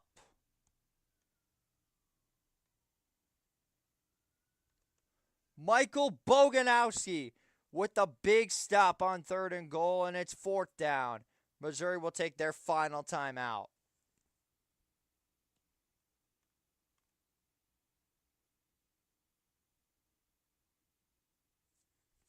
He filled that so fast. He had nowhere to run. Nowhere.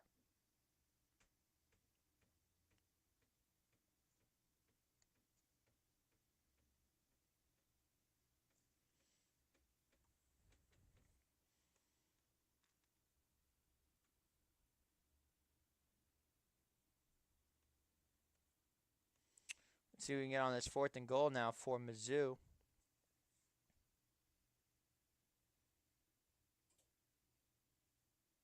Wow. I don't agree with this whatsoever. Oliver Robbins going to be kicking a very shorter field goal. Snap good, kicks up, and it is good. And it's 14-6.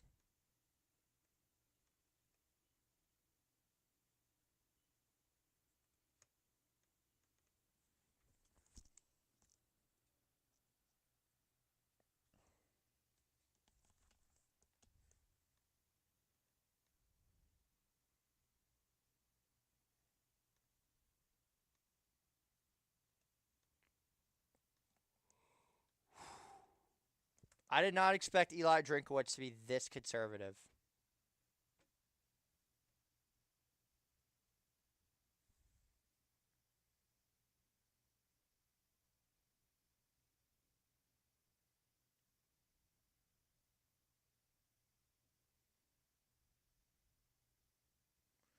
Well, our first hour 45 is down.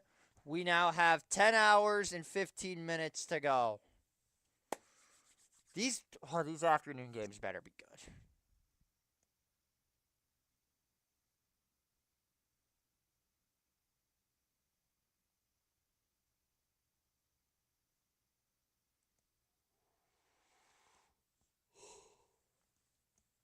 And the kick's away.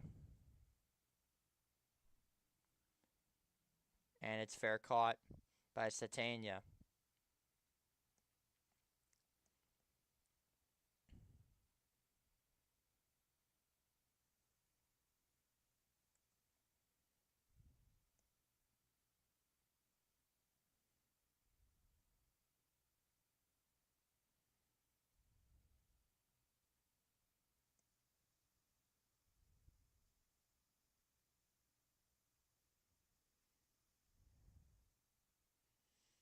And we've got ourselves Deion Burks on a direct snap.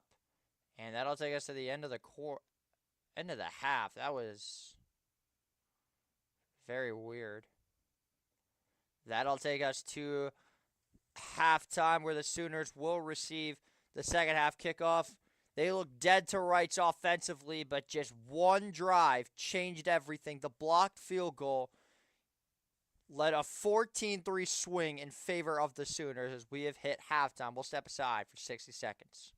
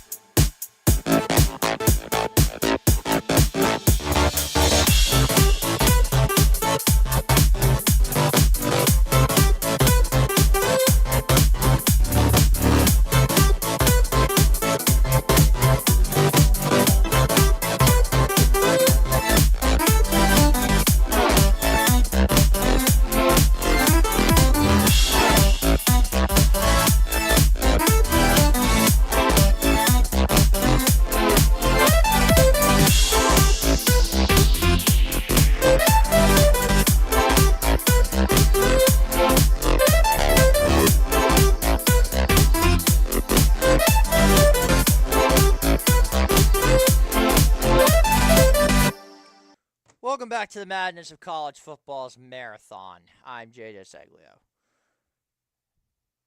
14-6 is our score here in Norman, so we're now about to check in on some other games, see if anything has warranted the thought of any sort of chaos.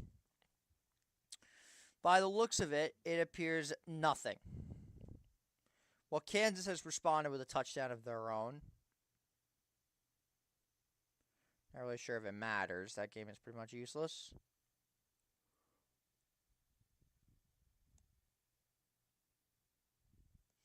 Yeah, really not much has changed. Wazoo, however, is hanging in with JMU. That is a concerning thing if you're a JMU fan. At 9-1, they look to be the front runner for the G5 spot. You would think. This is where college football just does not make any sense.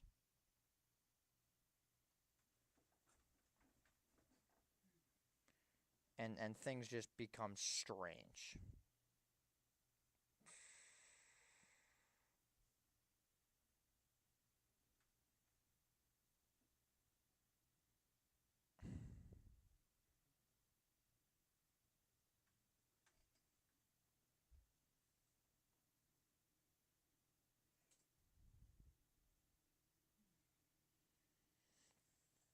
We got to get some good games going on. I need this 2 o'clock slate to start now because this early morning slate has been terrible. No chaos, no blowouts, no nothing. It's no close games. It's literally all blowouts. I'm now start regretting this decision.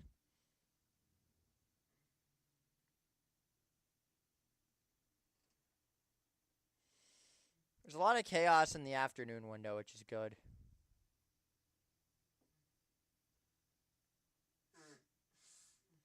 I don't know what is a game for me to even jump into right now because we do have ourselves the Louisville SMU game, which is one that I said I was going to keep a very close eye on, but it just has not been living up to the potential as SMU have just dominated up until this point. I'm going to be sick of college football by the end of this, but hey, I'm a glutton for punishment, so what can you do? Nothing. 14:43 to go in the third quarter. Louisville's got the ball. If they score, and this will become very interesting.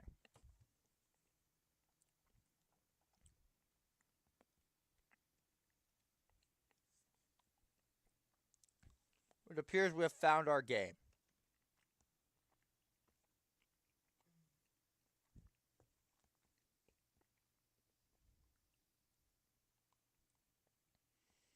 That's Isaac Brown just got a big run on the play.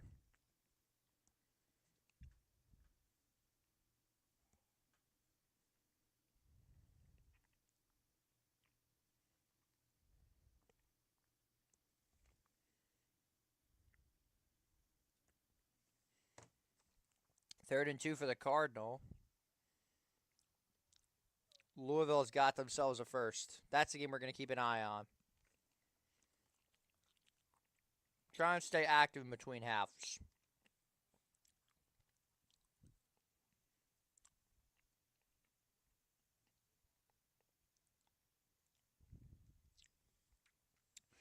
That is one hell of a stiff arm.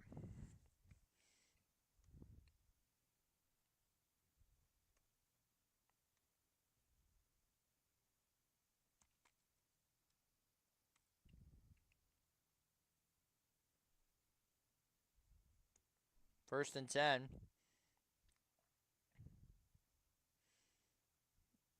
There's Watson. So Louisville's starting to move the ball.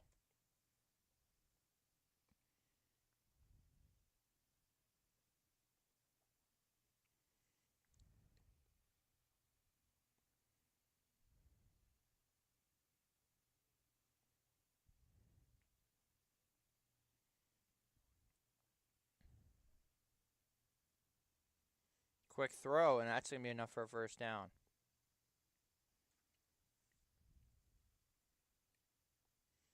See what the Mustangs can get some going here. I don't know.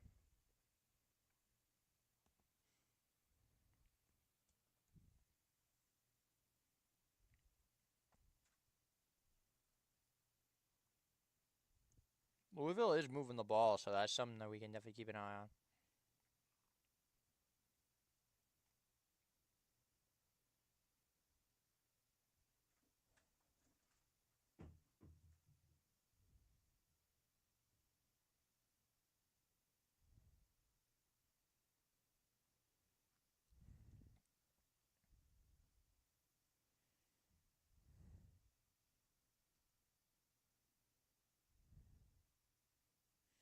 Second and 6. Quick throw. Got 5 on that. They got to get something going here at Louisville.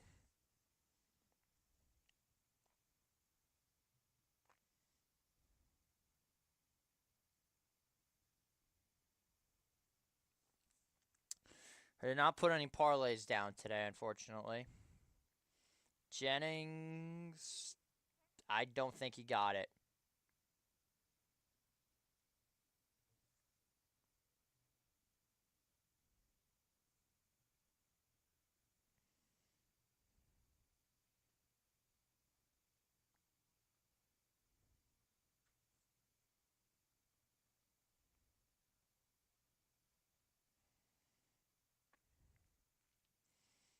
Louisville is going to go.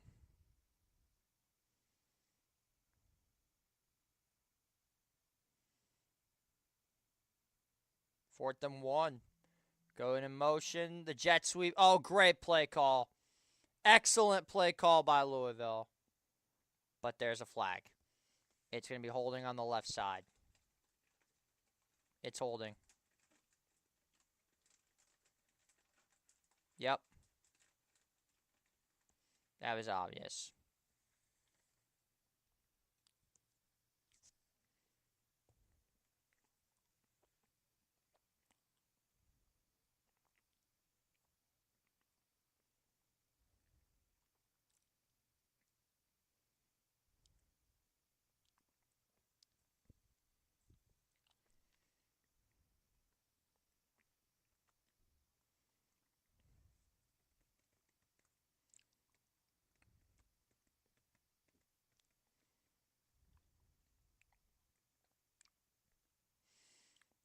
It's a nice punt.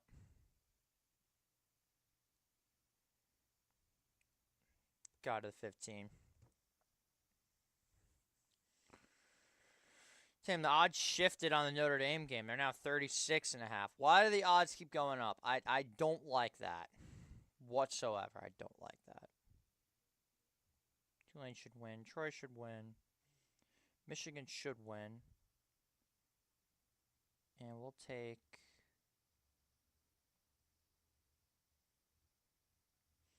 Cal Golden Bears, North Texas Mean Green. Actually,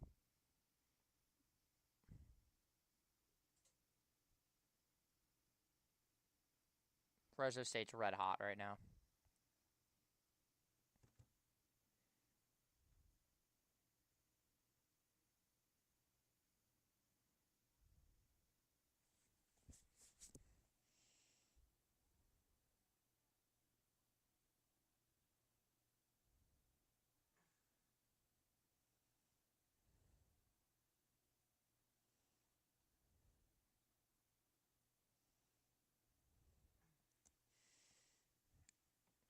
Zootopia is making a sequel.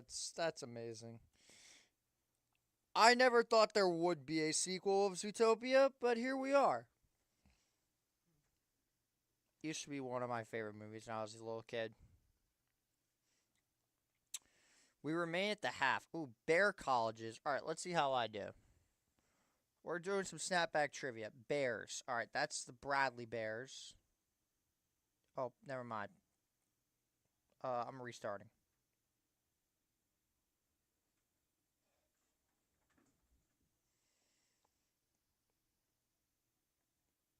Brown Bears. Baylor Bears. Isn't that the, I don't know. Cal. Okay, bro, that's some BS. Is Morgan State.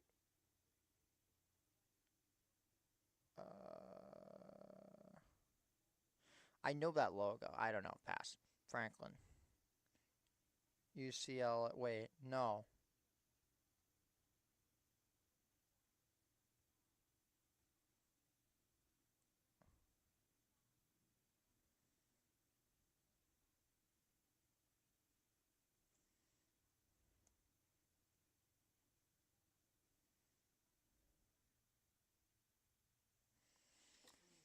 Steve Sarkisian and the Texas Longhorns.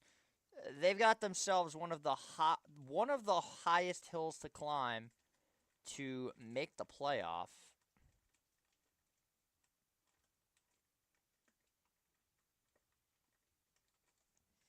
Arkansas is, without a question, the greatest two-win team in the history of college football.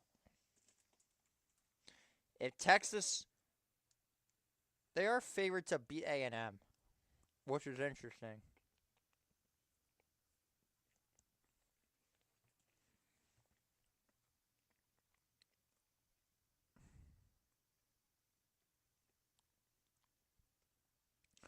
Oh, if Bobby Petrino is calling this a freak accident, I feel like that is one of the most ironic things I have ever heard.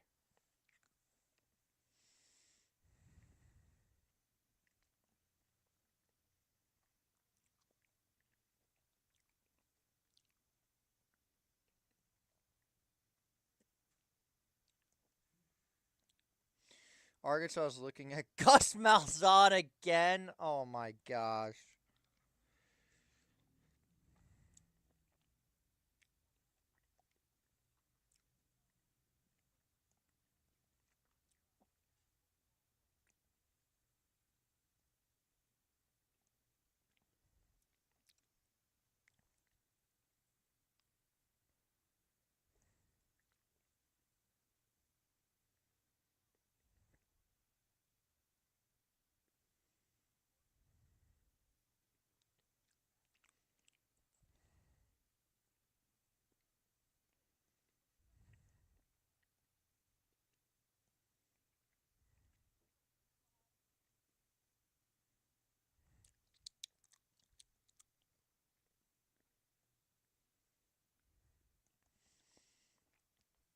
This is an interesting tweet.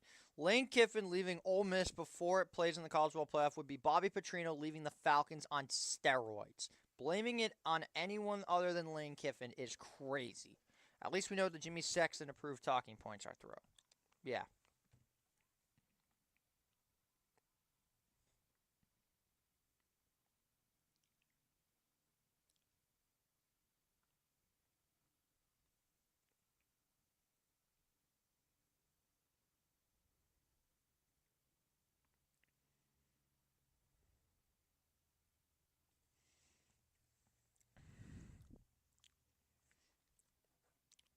SMU is just driving on the Cardinals.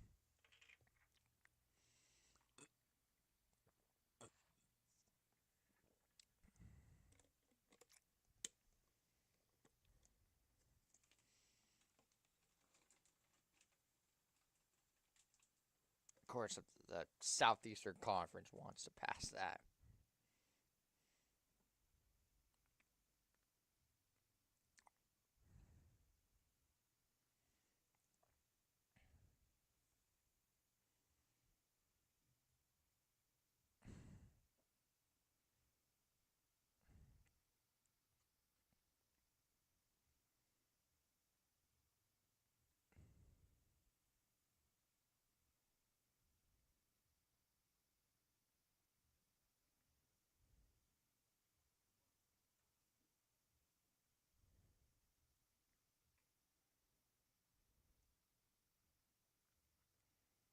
Still waiting on this halftime to finally be over.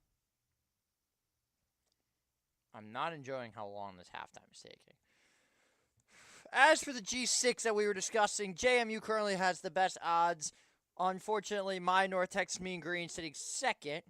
But JMU is not looking too hot right now against Wazoo. 3-3. And as I say that, never mind, JMU got a pick 6.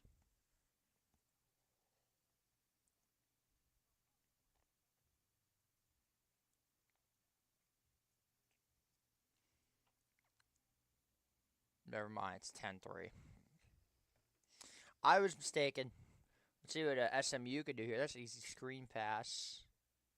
Got something going. Down to the 43.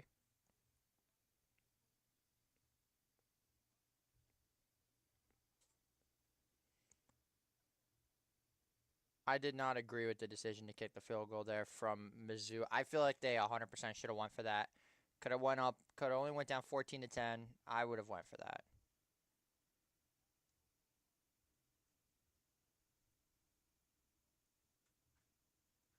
How's my mic sound, by the way?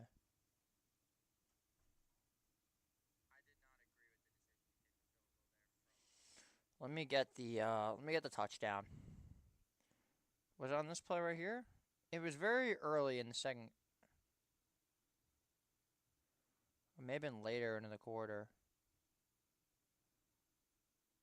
Was it on this play right here?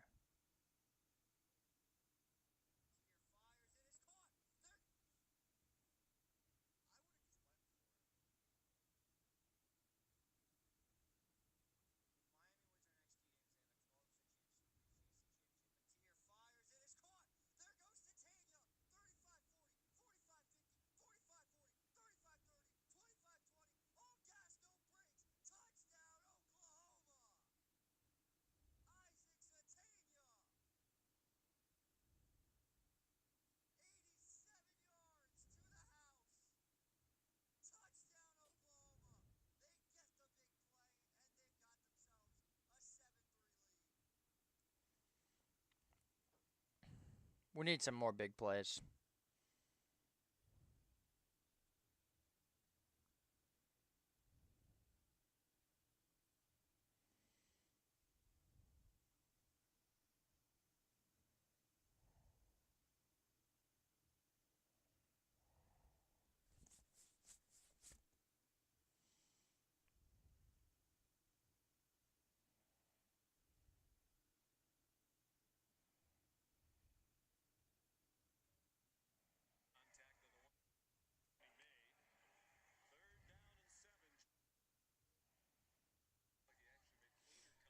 I still cannot get over the fact that he got that wide open on a simple crossing route. That was a near perfect block. He was gone.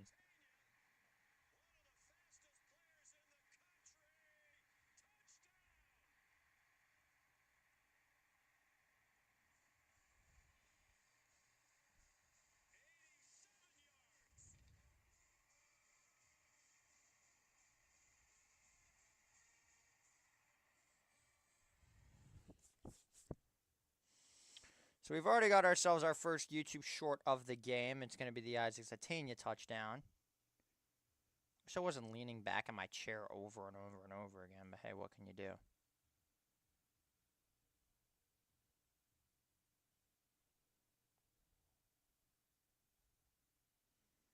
I'll make the short later, but I do want to get ourselves a quick little voiceover.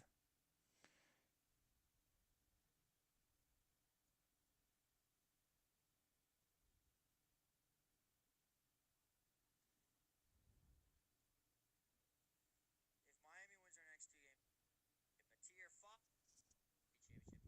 championship,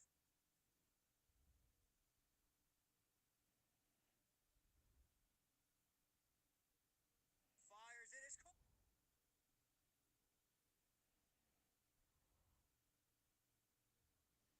Trying to get this set up, but tier fires it.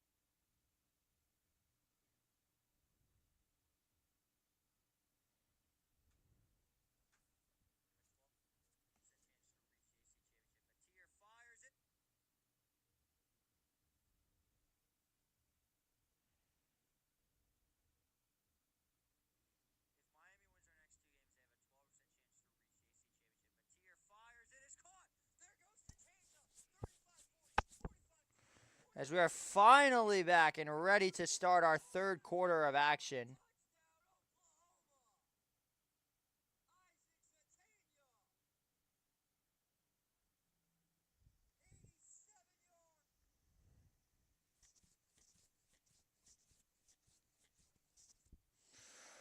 Sooners will start off with the ball first here at the second half of play at Gaylord Family Memorial Stadium.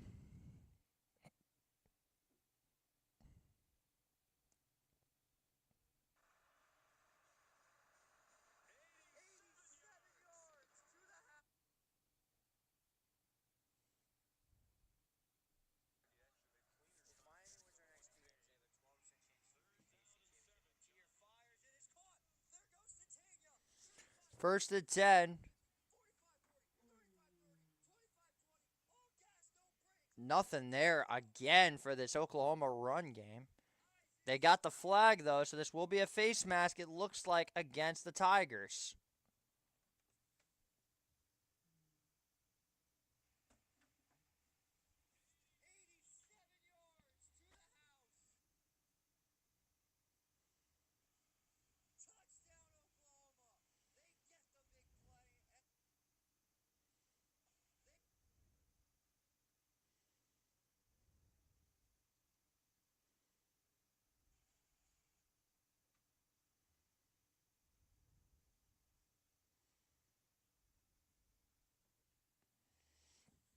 First down and 10. I don't know why that said flag. Oh, it's because it's supposed to say flag. It said review.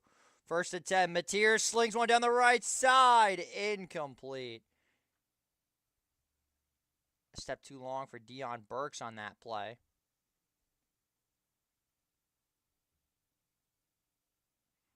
Triple header for you and a marathon for me.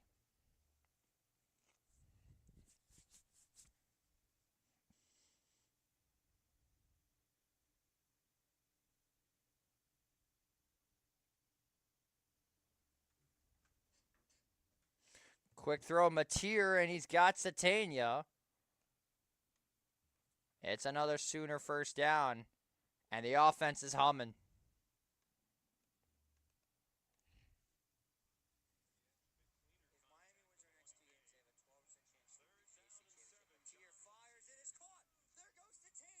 It's a broken tackle for Burks. Correction, it was Robinson, and another first down for Oklahoma.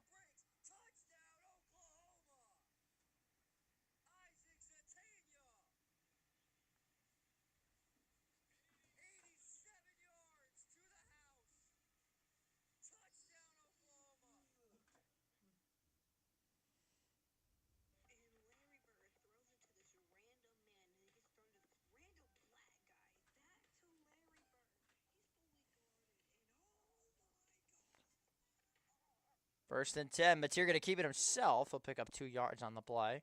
2nd and 8 coming up.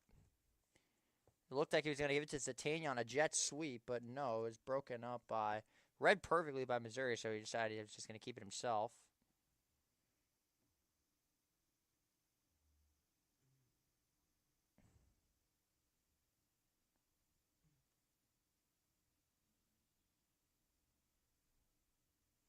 Josiah Trotter had an injury, had an ejection last game. Mateer knocked out of bounds. Trotter, I'm going to say no. I don't think that should be a penalty. He's in bounds. He's in bounds. That should not be a penalty. By any means, he was in bounds. Not fully in bounds, but he was in bounds. Gary Brightwell has been activated from... That's another Giant legend. What's with all these ex-Giant legends, with these former Giant running backs getting activated today? Eric Gray got activated, and now that is Gary Brightwell. We got ourselves a timeout by the Sooners. It's their first. Sooners trying to go up by 2 scores. They lead 14-6. We'll step aside for 60.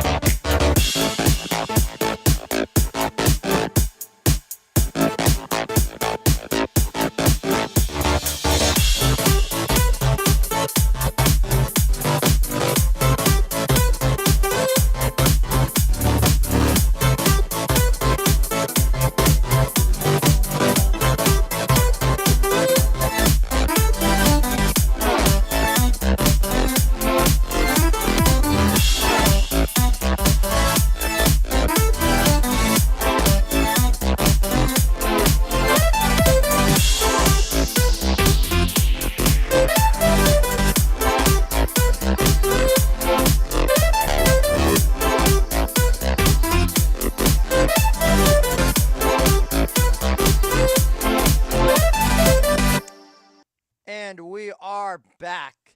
Sooners on the move. They're finally getting some offense going to potentially go up by 2 scores. Meanwhile, Miami gave up a touchdown to Virginia Tech, so it's now a 10-point game.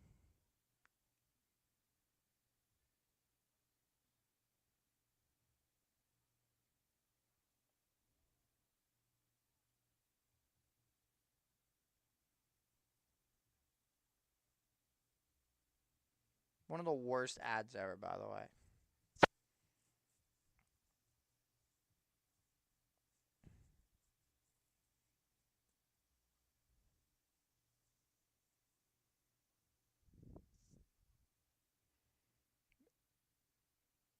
There's Malachi Tony for a first down.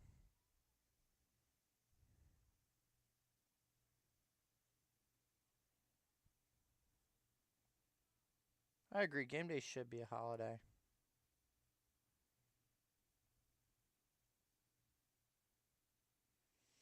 For Malachi Tony is a freshman, by the way. This guy is unreal. He's going to be the best receiver of the country probably in 2 years. I hope he transfers, though. I don't want him at Miami anymore.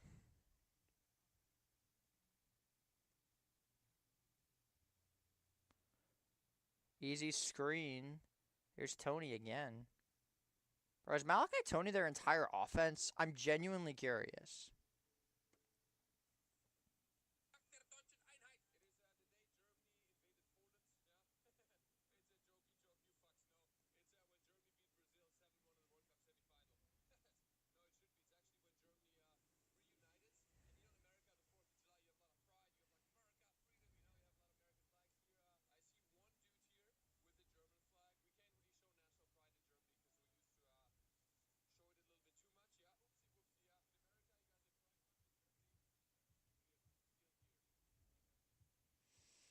Third and 4 coming out now is Oklahoma, fresh off the timeout. 12:22 to go in this one. We're going to run the clock about 2 seconds early so we can make sure we get the timing down. Mateer looked like a design to draw, and he's going to go down for a loss of 2. Zion Young, the senior captain, makes another great stop on defense. 4th and 6 coming up for the Sooners.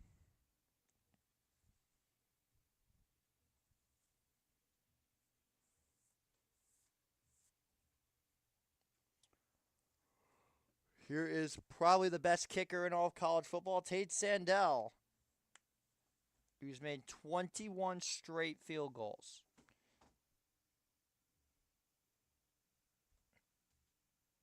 From 45 yards, and he stays perfect.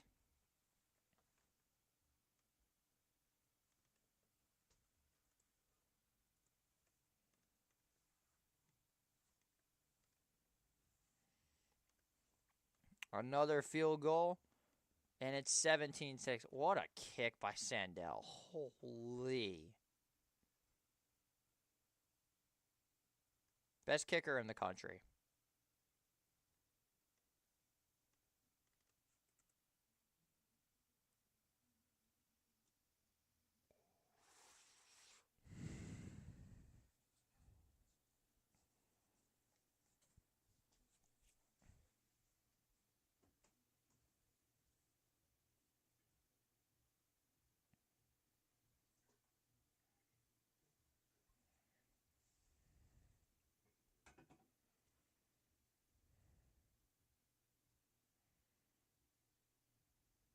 That's a very interesting number. So an 8-play, 47-yard drive took 3.5 minutes off the clock.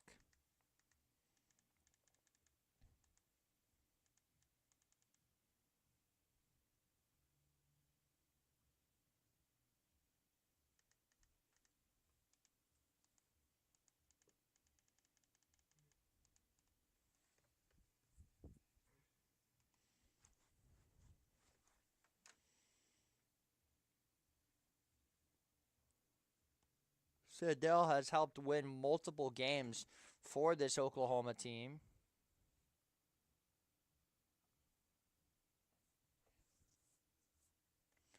And this will be fair caught. And the Tigers will start off on offense.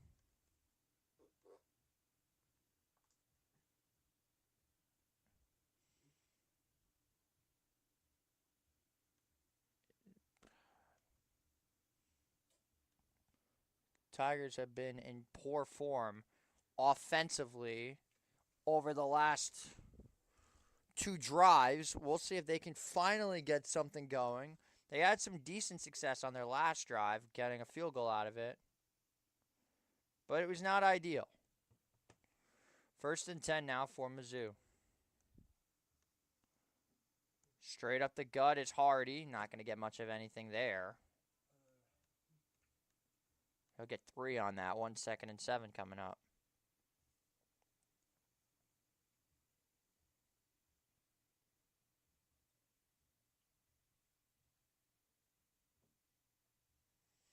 So if Georgia Tech does win today at 7 o'clock, we will be streaming Georgia versus Georgia Tech on Friday at 3:30. 2nd down and 7. Pass to Oleg Dube is incomplete, but a flag flies. Eli Bowen's going to be the one guilty of the penalty.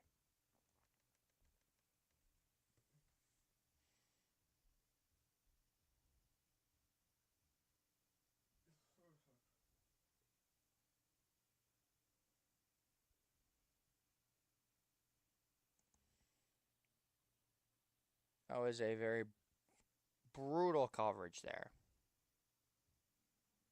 Feels like that was always going to be a penalty.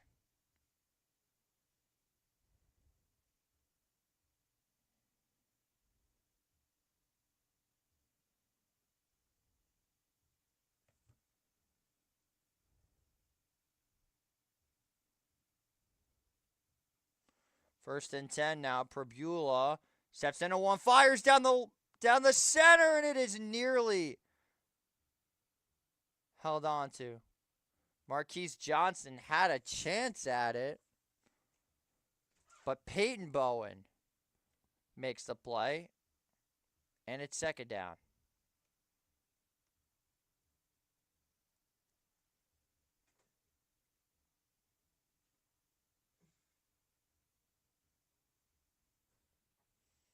Not very ideal coverage there.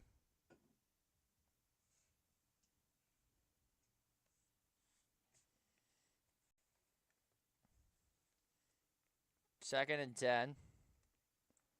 It's going to go to Ahmad, and he's just got nothing there. And here we go. Taylor Wine is continuing to dominate for the Sooners.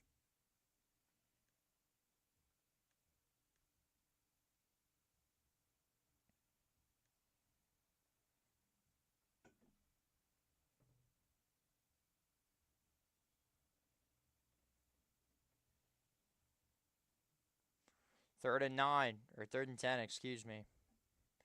Prabula steps into one, fires complete to Manning, and he's going to be short.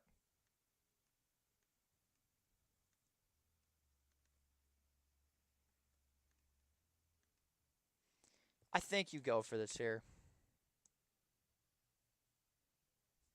It's 4th and 2. Wow.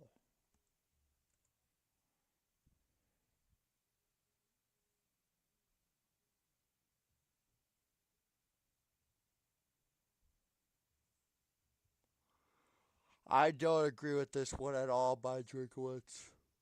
Satania back to receive. And the punt's away. Fair caught at the 10.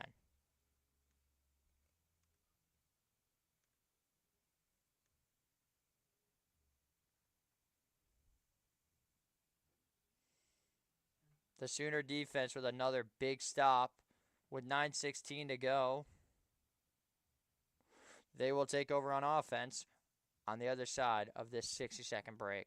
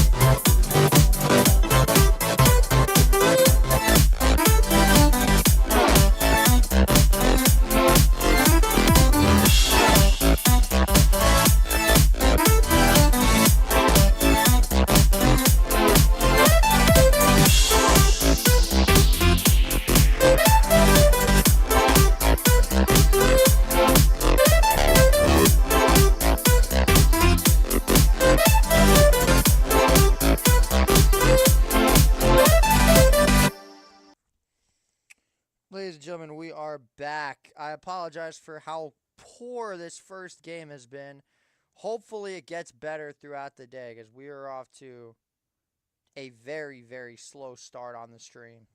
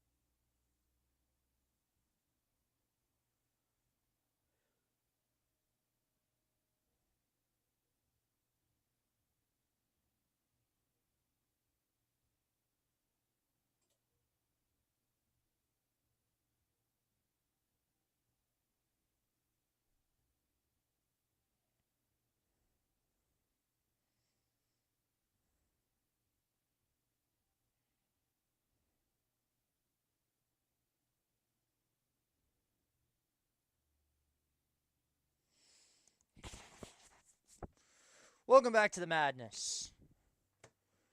The Sooners are right back out on offense. This is starting to get kind of ugly. If Oklahoma can score, unfortunately, I think we have another game we can transfer to. We don't.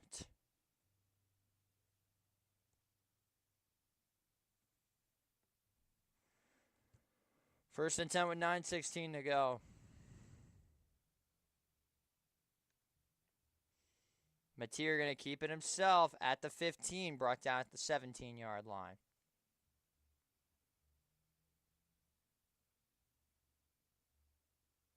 No.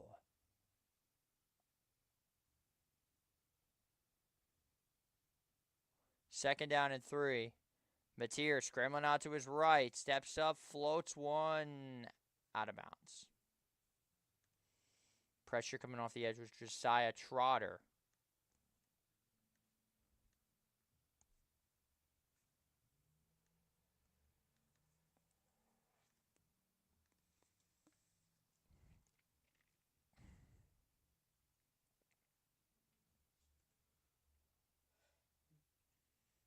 If Mercer wins, so help me God. Army ahead by 13 points. That game's already in the fourth quarter. Wow. Straight ahead is Robinson. Got a first.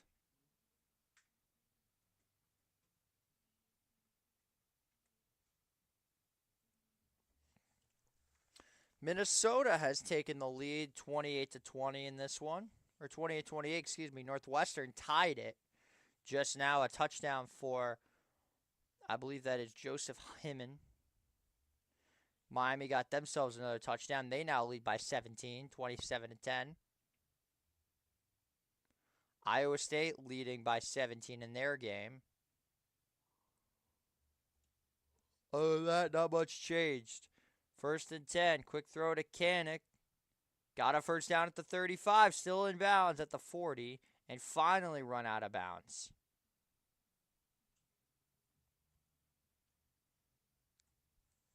And now the Sooners are rolling offensively.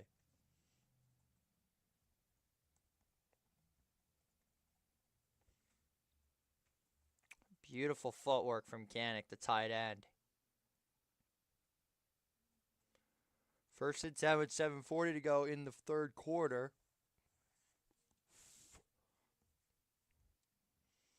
Jaren Kanik, his second catch of the day with 24 yards.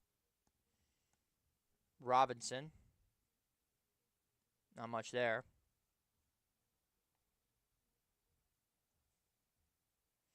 We are 2.5 hours in. Only 9 more to go. So far, this has been a terrible decision because these games have sucked. Louisville cannot offense. Neither can Missouri.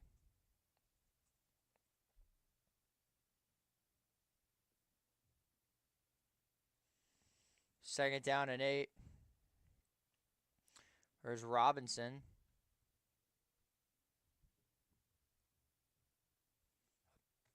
I'll pick up about 4.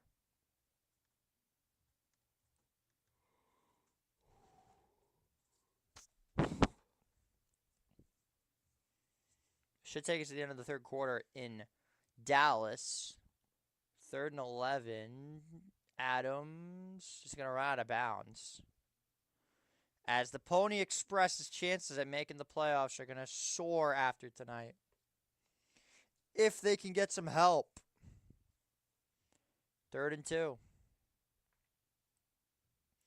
Mateer flings one down the left side off the hands of Satania.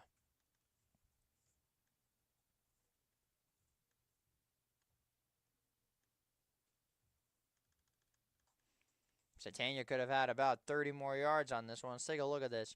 Beautiful adjustment. Oof. Got to make that catch.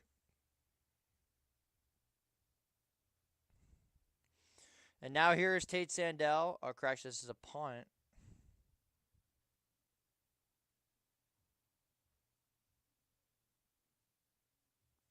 Anchors away, sends it deep. And it's going to take a Missouri bounce to the 24-yard line.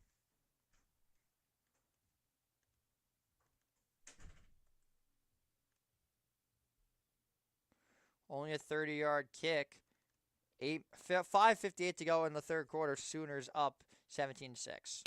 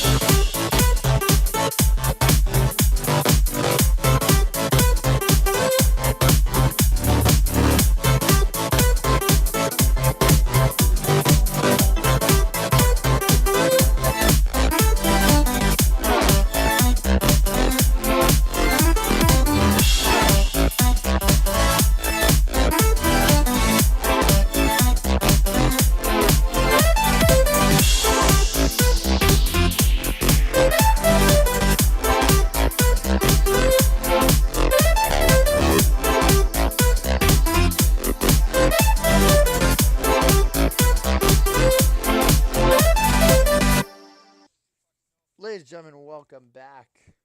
5:58 to go in the third. Missouri better have a chance.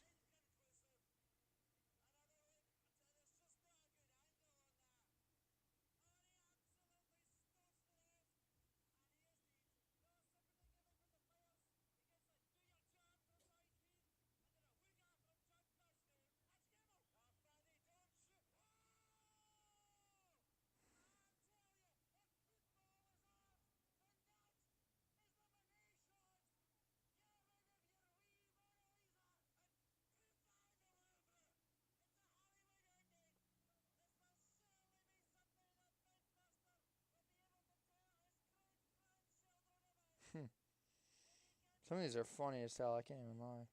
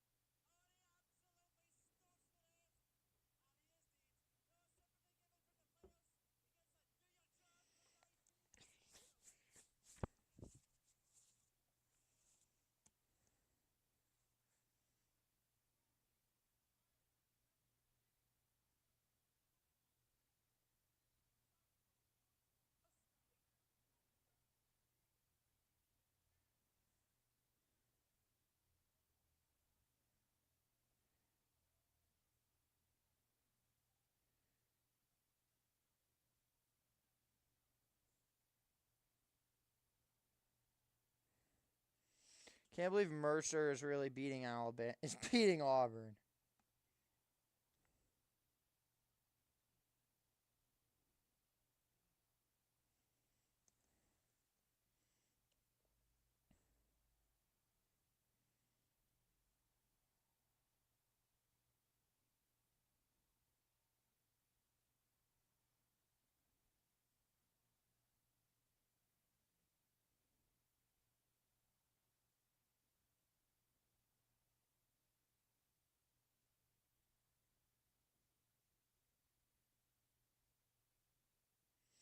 Here we go. 1st and 10 now for the Tigers. Can they finally get something going on offense? Prabula going to keep it himself. He'll pick up maybe 2 yards.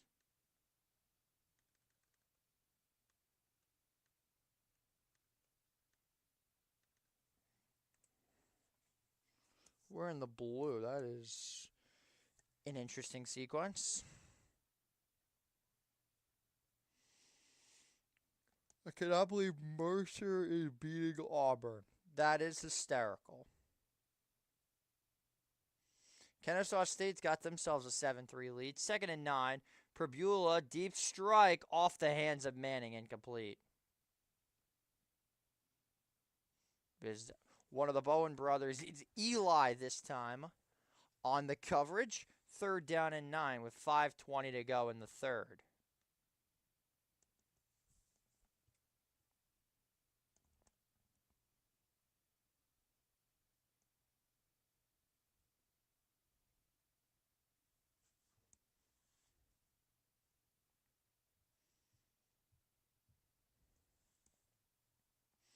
3rd and 9. Missouri is 0 for their last 8. Can they finally do something? They're 2 for 10 on the day. Prabula, quick throw, dropped. Norfleet not able to hang on, and it's 4th and 9.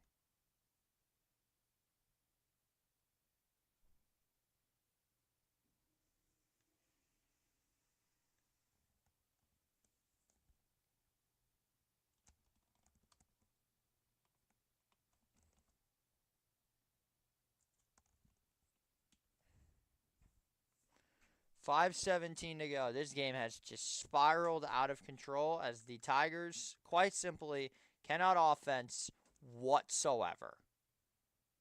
And a fair catch at the 47.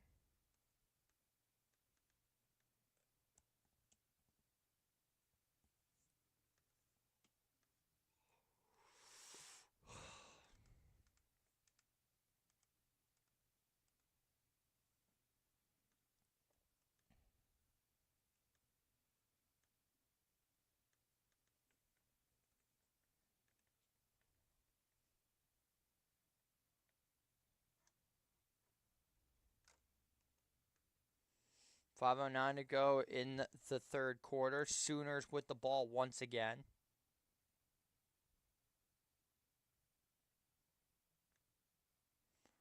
Mateer under pressure, fires, nearly intercepted.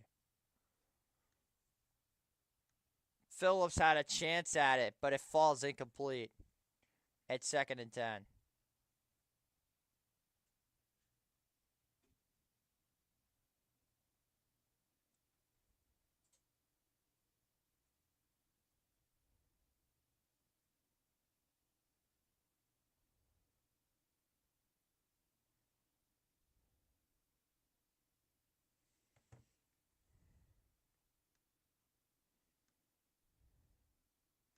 Second down and 10. Mateer steps into one, fires. It is complete.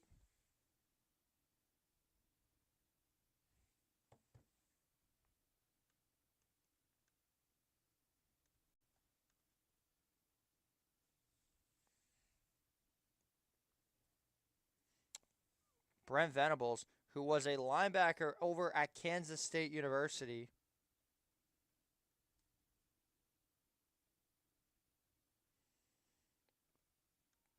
Third and 6 coming up for OU.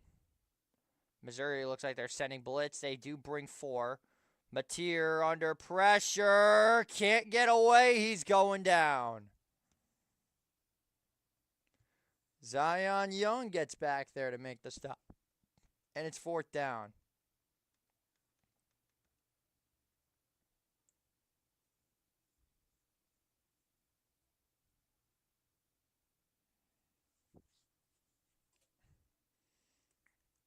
And it's 4th down and 10. This chair is rocking like crazy. I need to just sit down and not rock back and forth.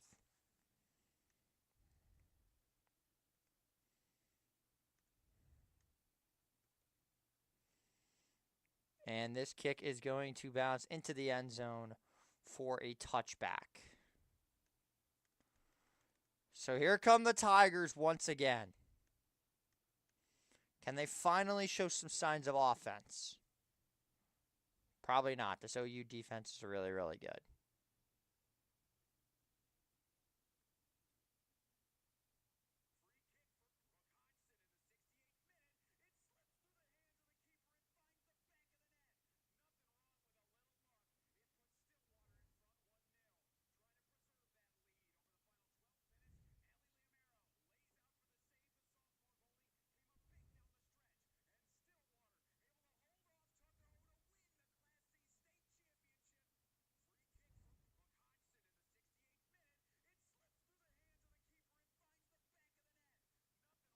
First and 10, straight ahead goes Hardy.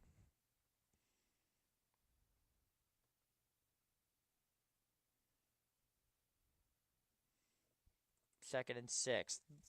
Missouri has to get something going.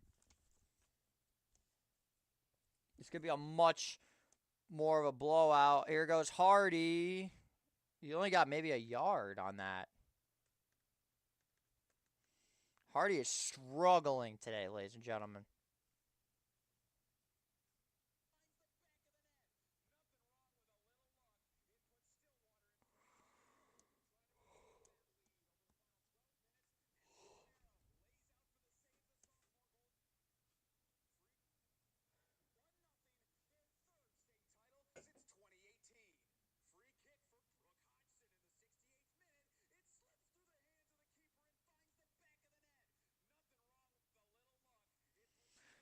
Third and 5. Prabula throws it incomplete.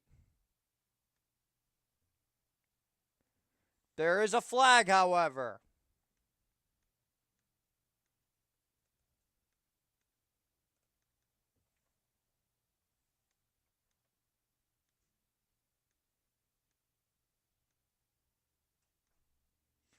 I don't think this is gonna stand. I think they're saying that since it was tipped, it's gonna be a no foul for pass interference.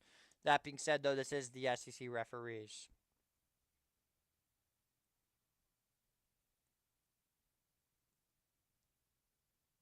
Wow.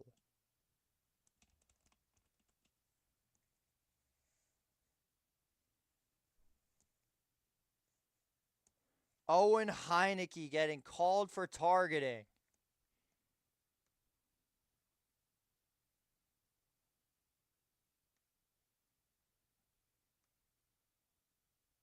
Correct, that's going to be on number 13, Powers.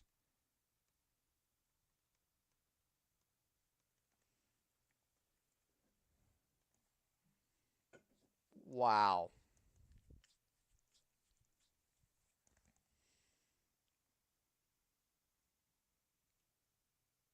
Unbelievable.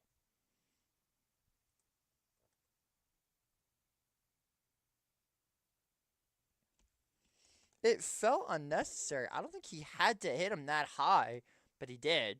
He should be out of the game.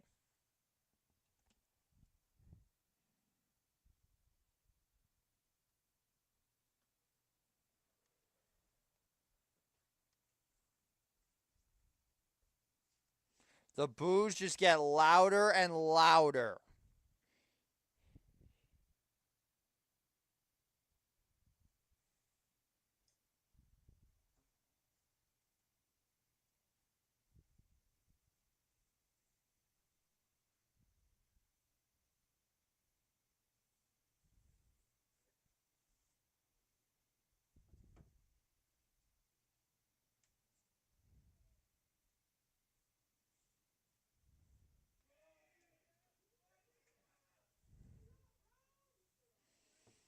First down and 10 now for Missouri after the targeting.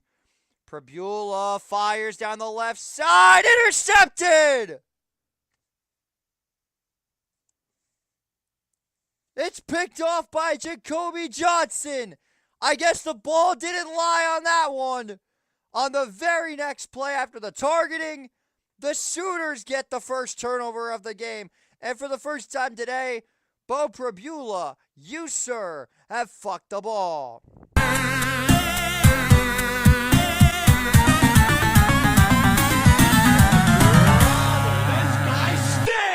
For the first time all game, one of these quarterbacks throws an interception. It was an overthrow. Poor read from Prabula looking for Kevin Coleman. And now the Sooners got it right back. Robinson straight up the gut. He'll pick up about 3.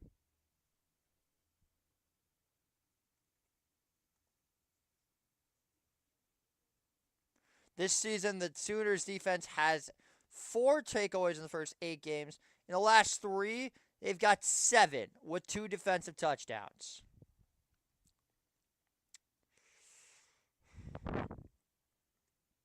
Correction was again a 4, 2nd and 6. Mateer steps up in the pocket, fires, is complete. Goes to his tight end, Caden Hill. And it's a first down for the Sooners.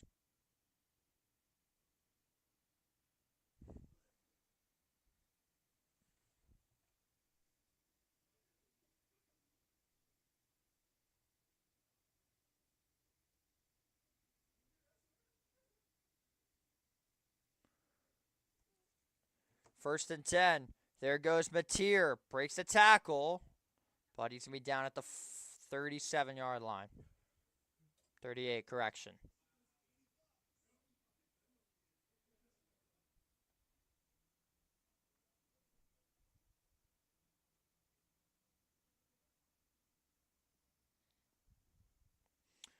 Getting our next game queued up, which would be SC and Oregon.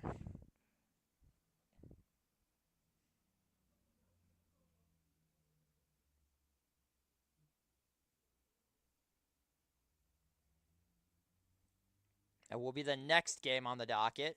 2nd and 7 to give to Robinson.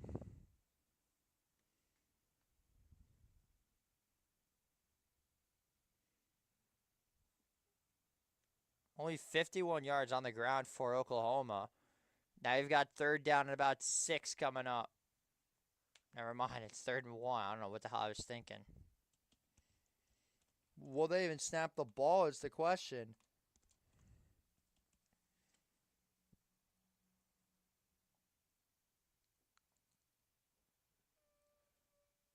They are going to take us to the end of the 3rd.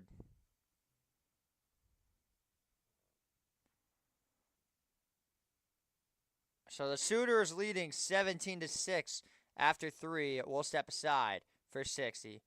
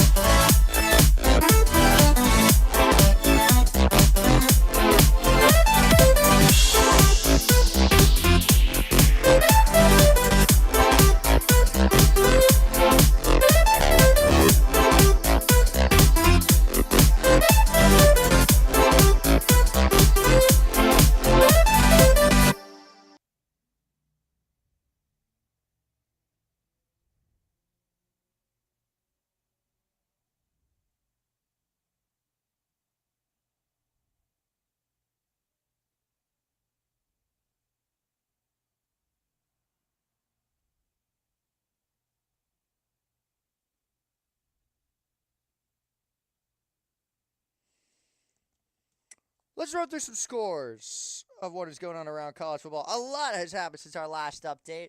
Army leading 25-17 over Tulsa. That is great. Let's keep it that way. Northwestern and Minnesota, of all teams, having a shootout? Interesting. 35-28 in that game for the Wildcats. Miami leading 27-10 against Virginia Tech. The Cyclones up by 17. Samford, just they're getting crushed. SMU scored again to make it 31-6. Sooners obviously up 17-6 in our game. Wake Forest leading 52-7 against Delaware. My lord. Ohio State about to go up 35-3. Georgia about to go up 42-3 against Charlotte. Now this is interesting. Washington State is beating JMU 17-10 at the half. They lose. It is almost guaranteed that North Texas will get in.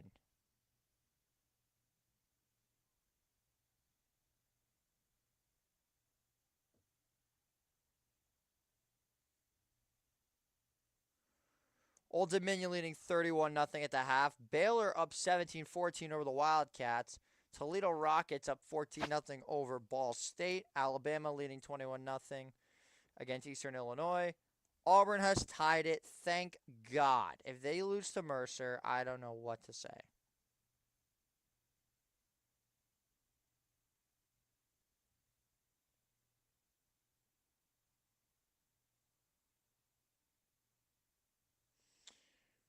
Nothing out in Wyoming. Kennesaw State leading 14-3 over Missouri State.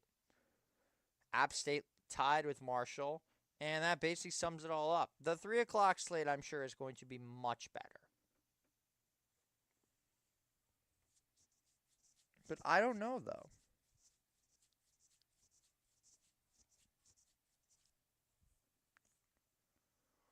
Should have done this next week because it's rivalry week. Actually, no, the rivalry games suck this year.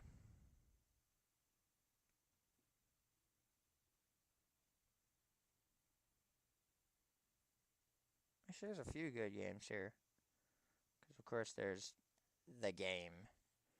3rd down and 1. And they won't get it. It'll be 4th and 2 coming up for the Sooners. And now Mizzou's got a shot.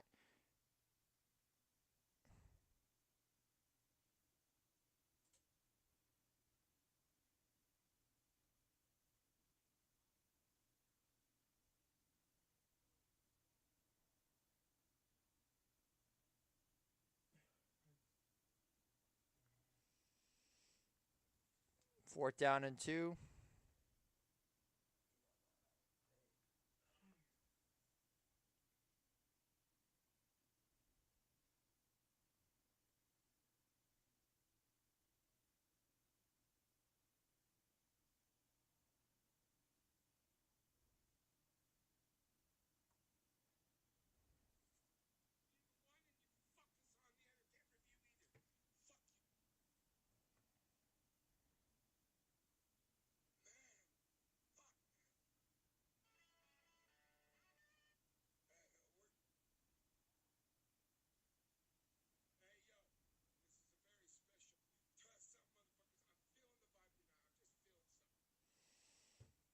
So here we go, fresh off the punt.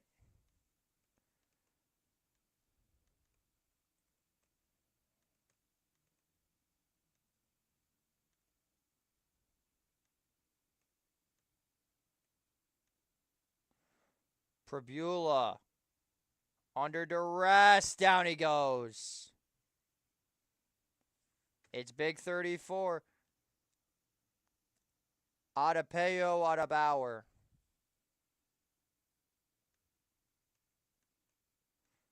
About a loss of 2, 2nd and 12. Whoa, why the hell did it come out like that? That was weird.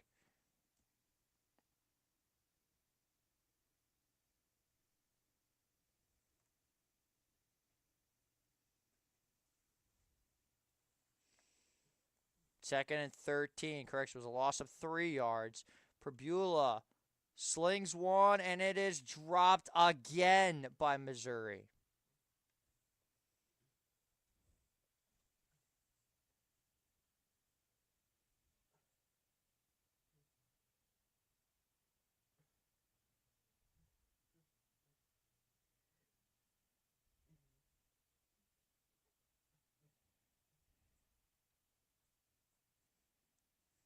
Third and 13. Correct. I was way off on the count. It's 83,000 here at Norman.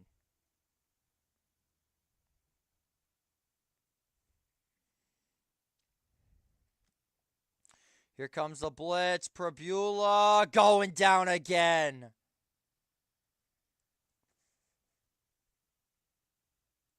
Taylor Wine, who is going absolutely ballistic in this game. It's 4th and long coming up for Missouri.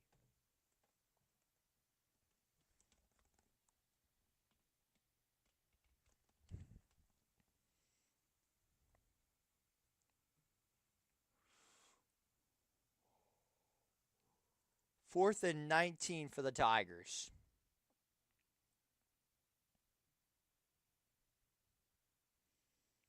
And fair caught at the 43.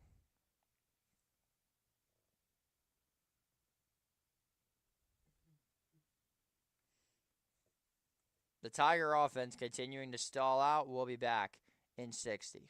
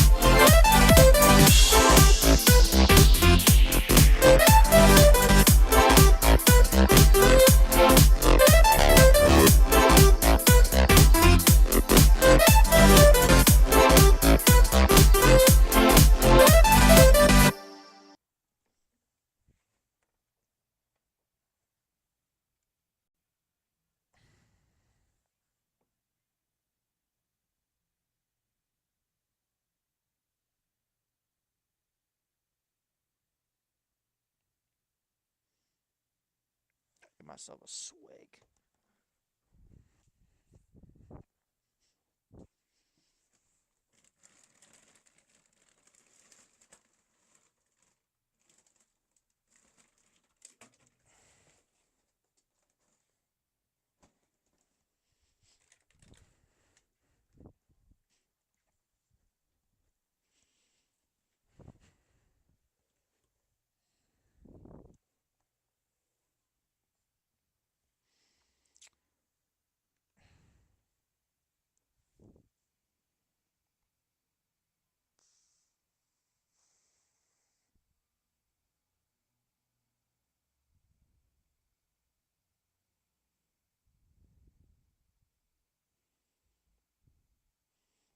Not much has changed in any of these games. Well, Auburn has taken the lead against Mercer. Thank the Lord.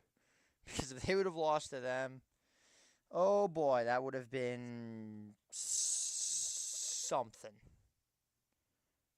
It would have been something.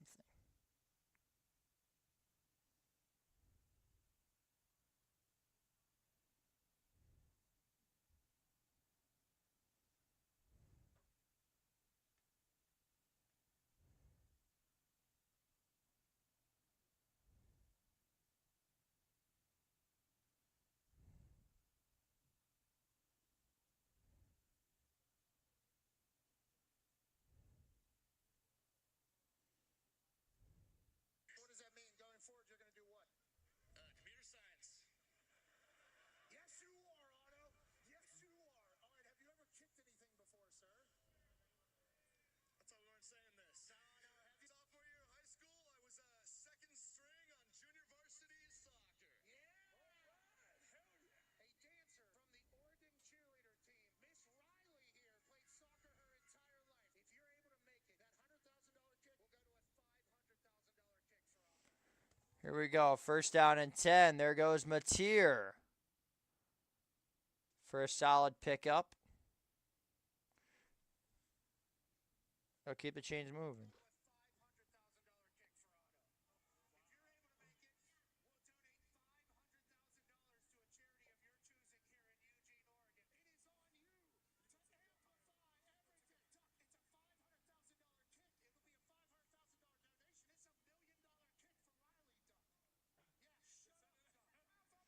First and 10.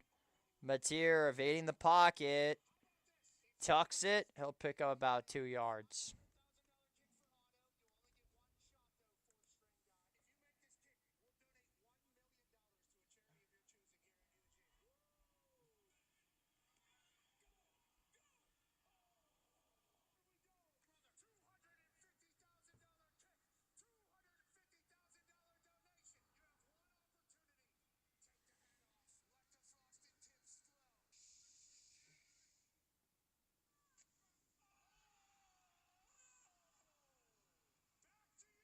Second and 8. Strikes incomplete. Went behind Burks.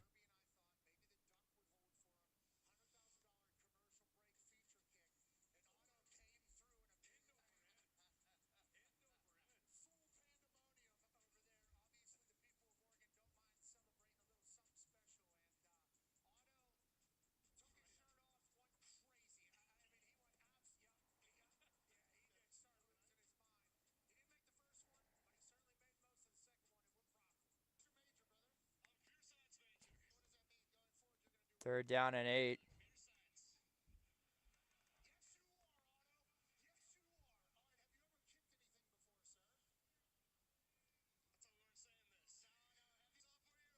Mateer pulls back under pressure, and it's incomplete. Could this be grounding?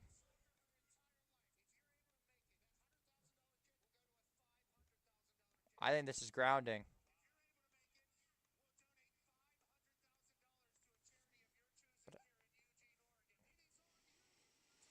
But I guess not. There is an injured Tiger on the field. Santana Banner is the one that is down on the ground.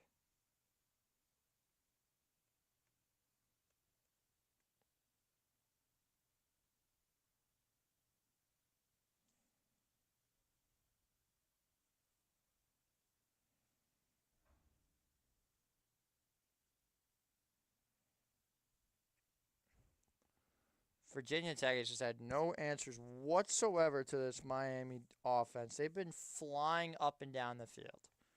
Has to be one of the worst afternoon slates or mornings, like afternoon slates I've ever seen. This has been shit. Carson Beck under pressure, out of bounds.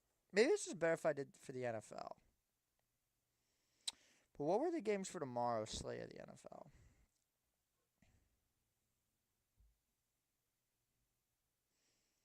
Damn, there are actually some good ones. Damn it.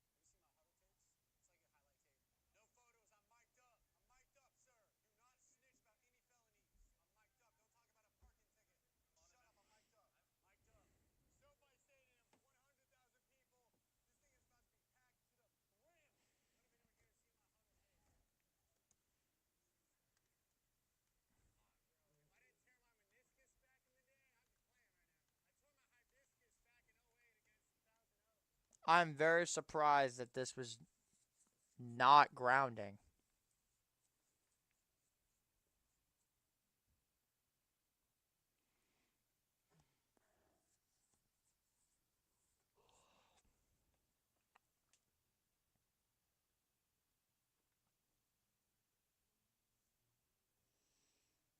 Kicks away.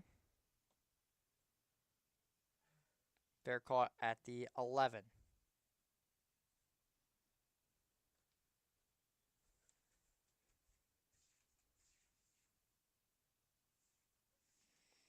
On Tuesday night will be the next edition of the CFP Top 25.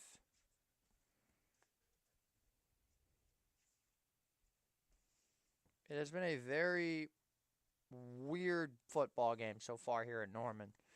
As the Sooner defense has just been playing lights out football, Missouri has had no response whatsoever.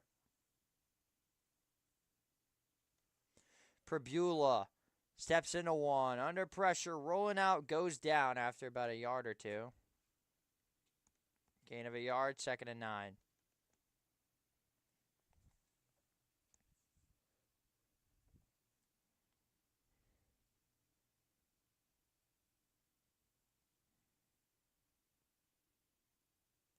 Second and 9 coming up now for Mizzou. Pribula, incomplete.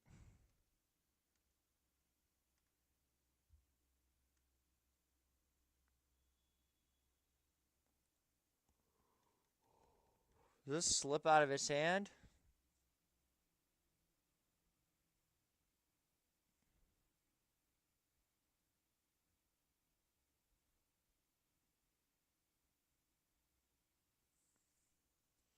Now you got 3rd and 9 coming.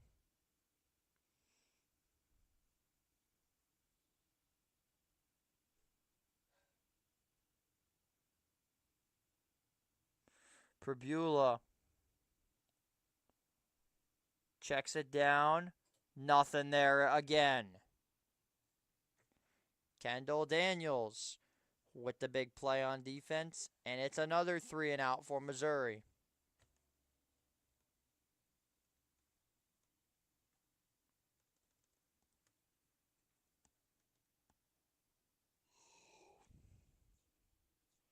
Good Zollers up in here. Like, no joke, get Zollers up in.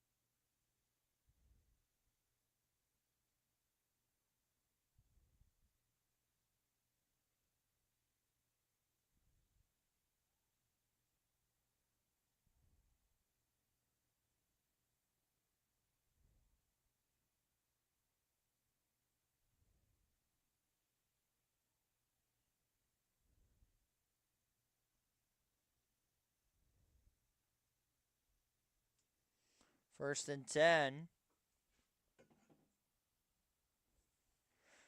Deion Burks took a loss of about 3 yards.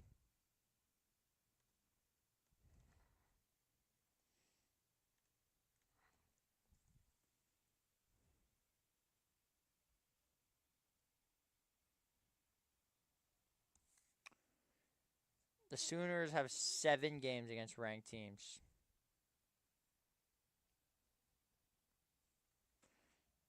They so deserve to be in the postseason.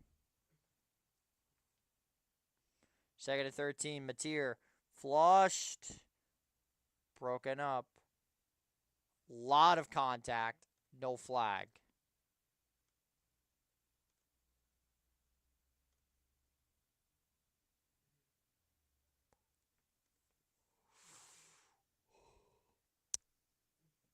You should just start running the football. I don't like the play calling whatsoever from Arbuckle.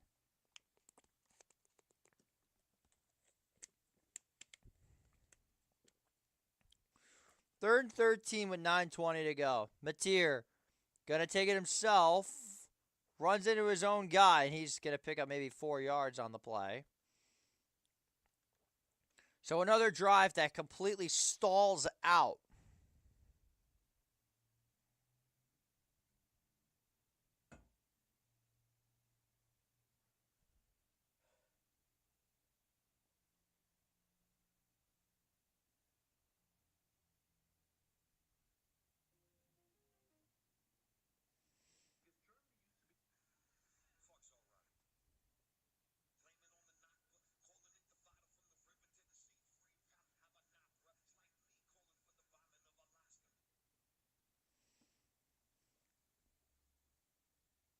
Fourth down and 7.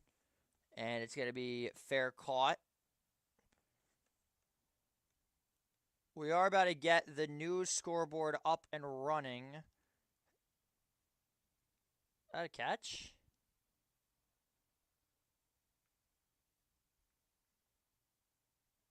Yes, it is.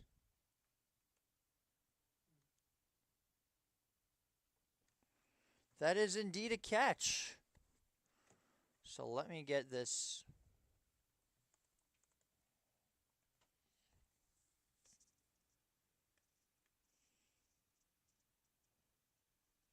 Since I am obviously a Notre Dame fan first, we're going to have that one up on the scoreboard.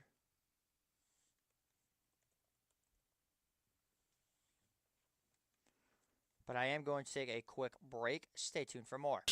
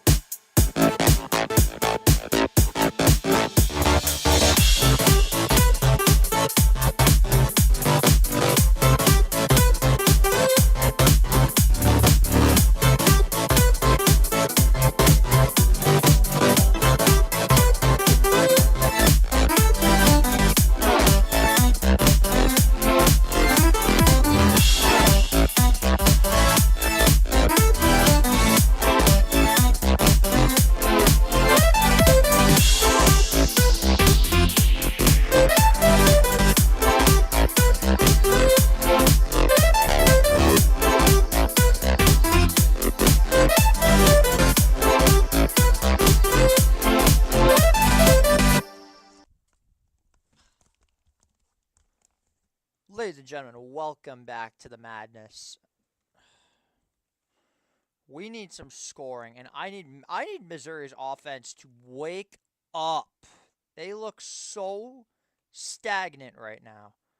It's concerning how poor they look right now. I'll be honest. I'd be very worried if I'm a Missouri fan. Because right now this offense looks terrible.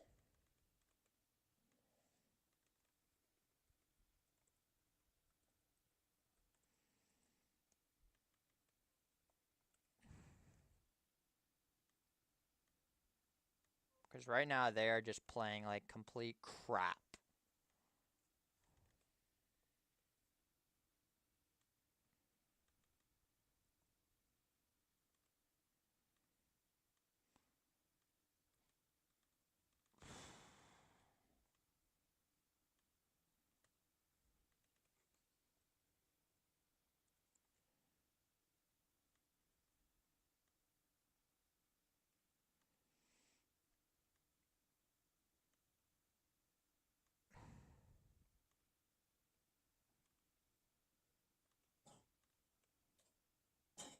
If they can hold on to the lead here, this would be almost a perfect scenario. And nothing there for Hardy again.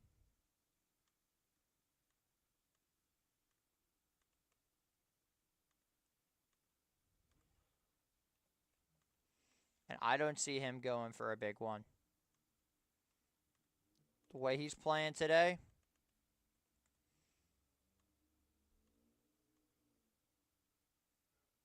Just not happening.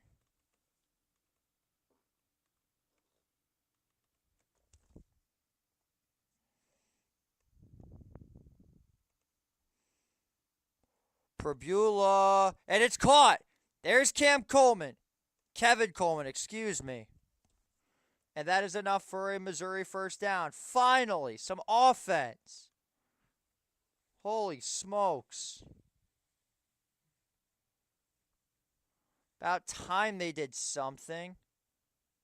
Pribula goes deep down the left side, and it's caught. It's Coleman again.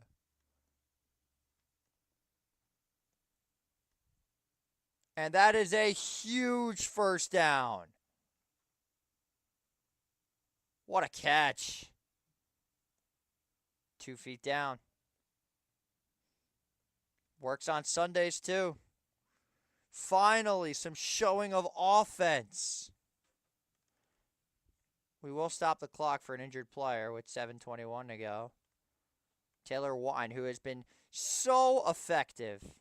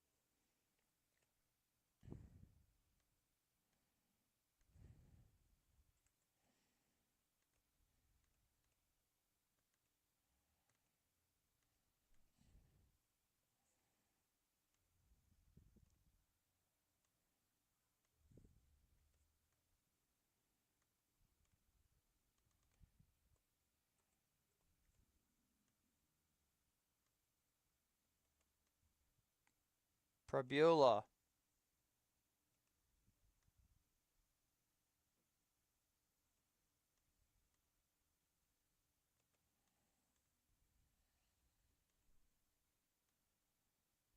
That came out way too small. I can't even lie. They're going to go tempo offense. Fires to Oladobie. And it's incomplete. Olubade, excuse me. I butchered that so bad. 3rd and 5.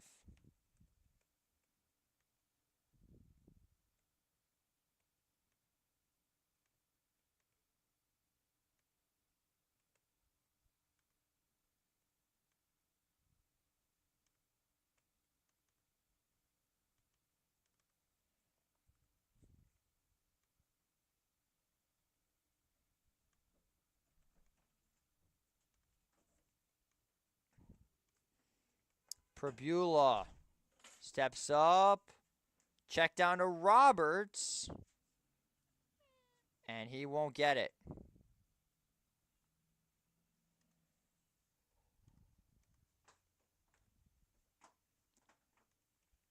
Are they going to go for this one? 4th down and about 2. And they will.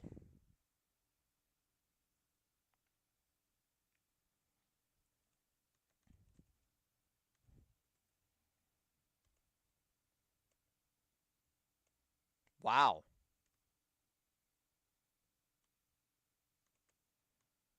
Sooners bench got a sideline warning.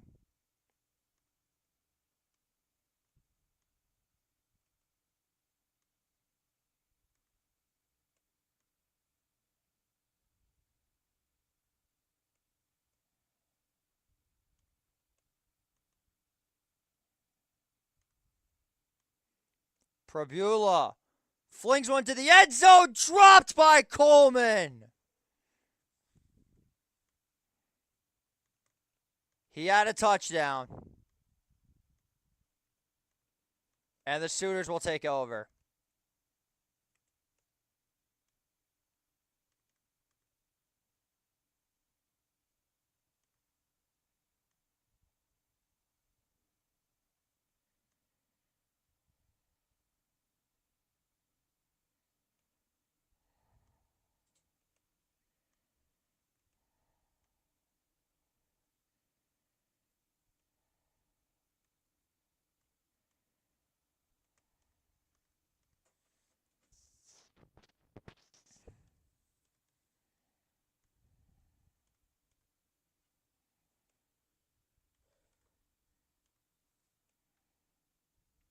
We've got ourselves, for those that want to know about Notre Dame, we're going to have ourselves a scoreboard up for that one. And here's a run up the gut.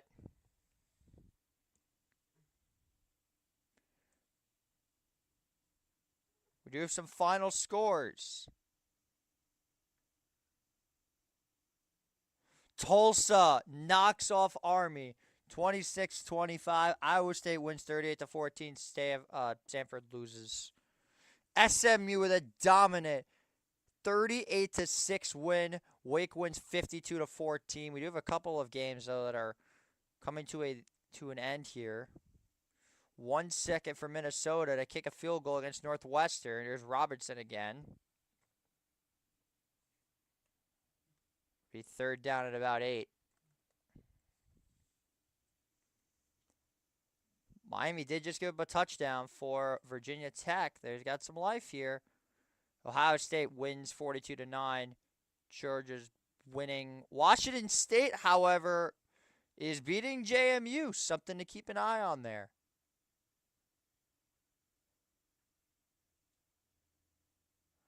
Missouri State within 1 after they missed a point after try.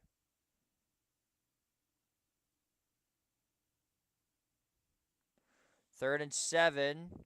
Mateer gonna tuck under. Got the first down and more.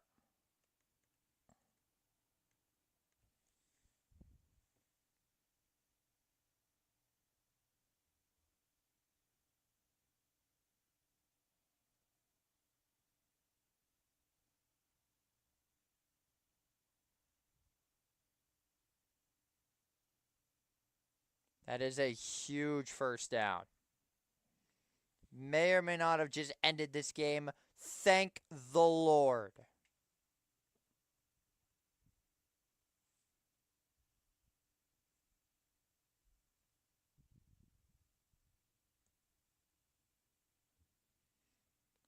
First and 10.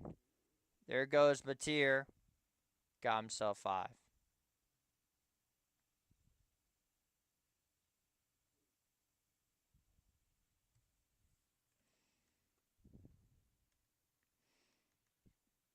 So it'll be second and about 5 coming up.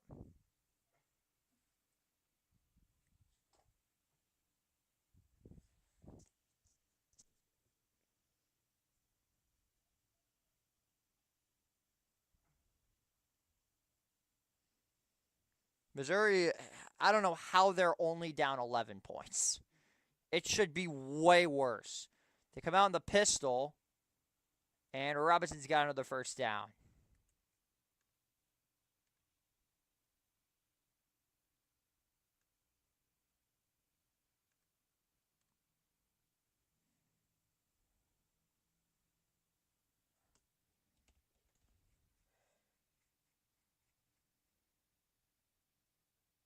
I think Virginia Tech recovered the onside kick here.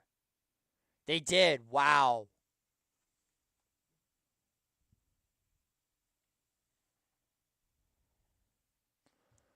Hold on. VT might make things interesting.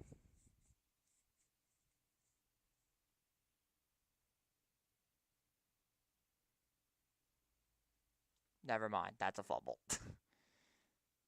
I'll take us to the 2-minute warning.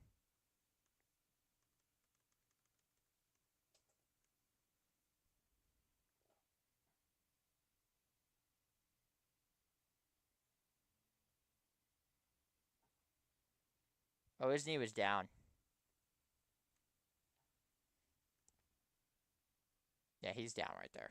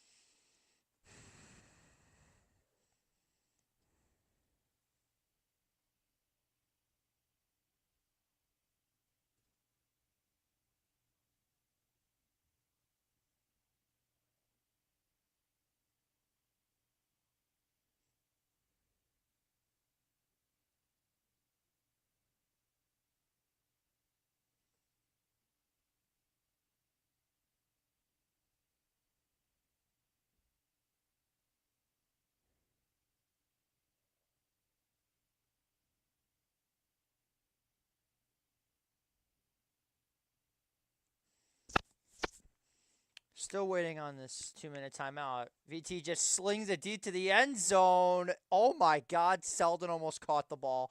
There's a flagged out, however. This might be pass interference against Miami. VT might have some life. Let's see the replay here. This could be, my God, if Miami blows this, oh my gosh. Please blow this. Please blow this. Please blow this. Never mind, it's offensive PI. Well, that should pretty much put an end to that game. Miami's going to hold on and win. They're going to survive the scare. And it is almost about to be 3:30, and we all know what that means. Notre Dame football on Peacock. For those that are wondering, I do have a scoreboard on the top right of the screen for the Notre Dame game. On Senior Day.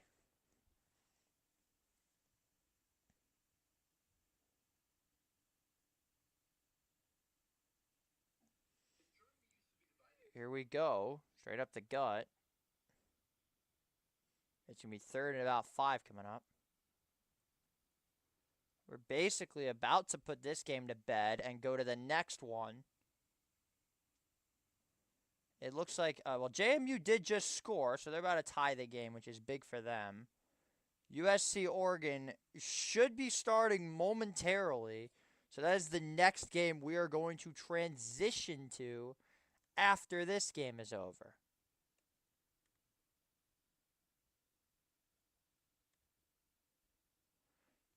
We're very close to getting this game started with Brad Nessler and Gary Danielson. Basically the game of the week, I guess you could say.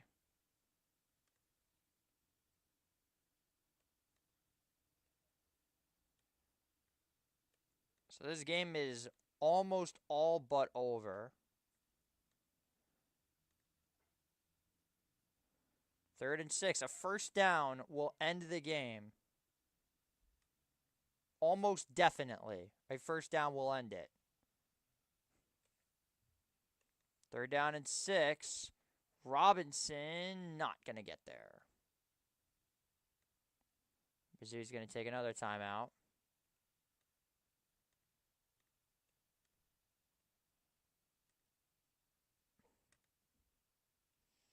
We are currently getting the next game set up, which is Oregon USC, the second game of our marathon, because this is a marathon.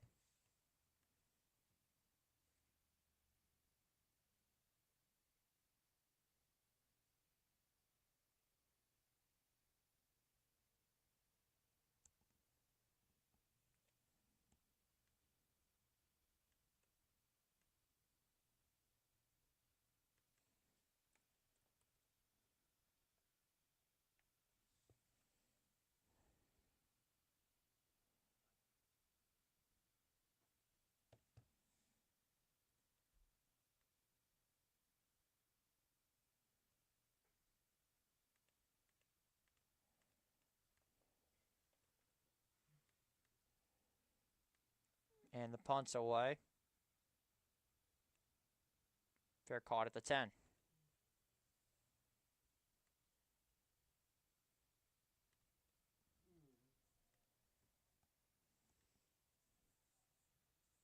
We should be able to put this game officially to bed as we begin our transformation onto our second game of this what is going to become absolute madness.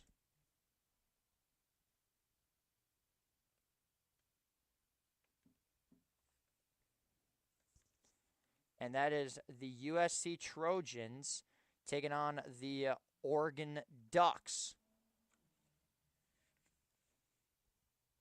In what should be a great contest. Cannot wait to get this one started as Notre Dame has officially kicked off. They are underway.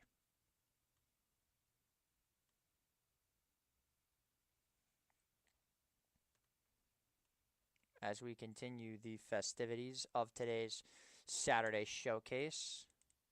Let's see how the Irish can hold up against Cuse, which should be easy for them, but it's Notre Dame. Nothing is ever easy. You'll be getting my live reaction to this on top of the 3:30 contest that we will be featuring, which is USC versus Oregon, as we are just about ready to get this game started.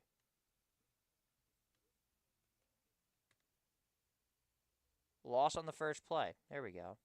That's what we like to see. CBS Sports is being very dumb right now. I do not appreciate that. Appreciate you, Mazda Wu. Oh my gosh. Seriously?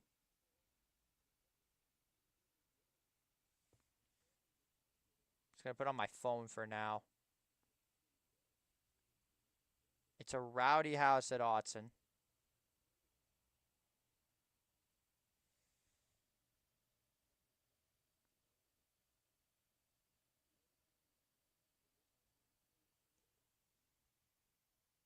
Well, that was fast.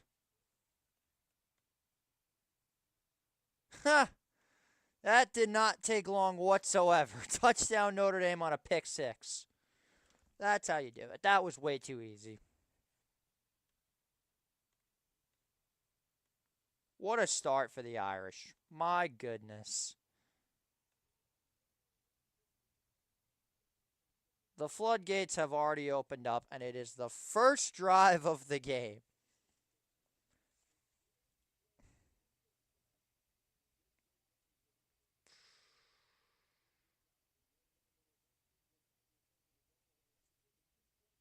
This did not take long. All right, finally, we have ourselves our stream for USC Oregon. But an early 7-0 lead for Notre Dame. My God, that did not take long at all. So you'll be able to see the Notre Dame game at the top of the screen. That is how we're going to do it.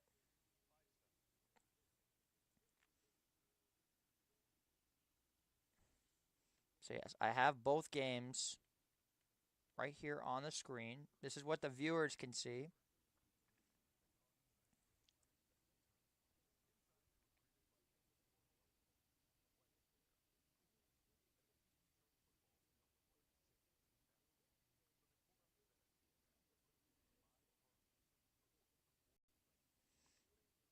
Well, that was not expected whatsoever.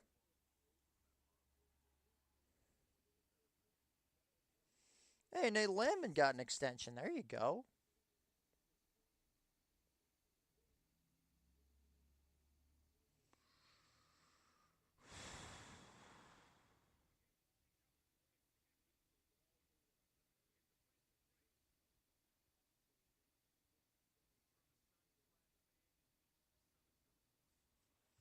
AKA the worst place on earth.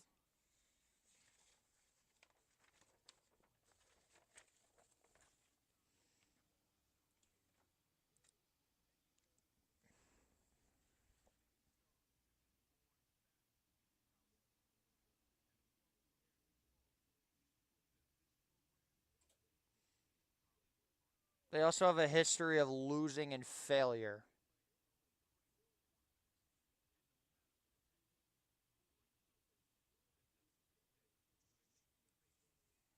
The only issue for the Ducks is they have yet to win that national championship that has eluded them for years.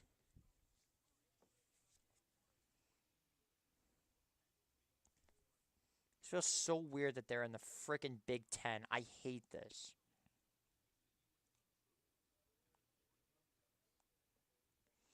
Number 15 versus number 7, the big game that everybody's been talking about. Beautiful Autzen Stadium in Eugene, Oregon. It's time for the second game of our Saturday showcase. Sure to be a much more competitive contest, I would think, between the Oregon Ducks, the number 7 team in the country, taking on the number 15 Southern Trojans of Southern California. Oh my God, they just turned the ball over again. You've got to be kidding me.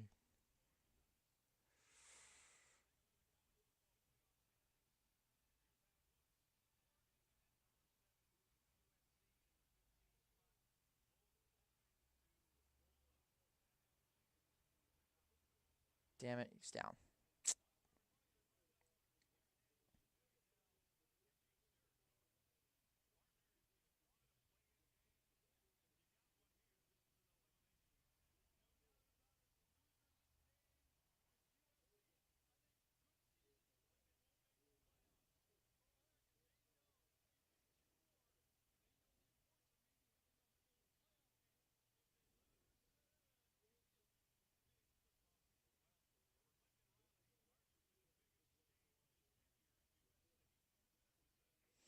I'm so ready to get this game going.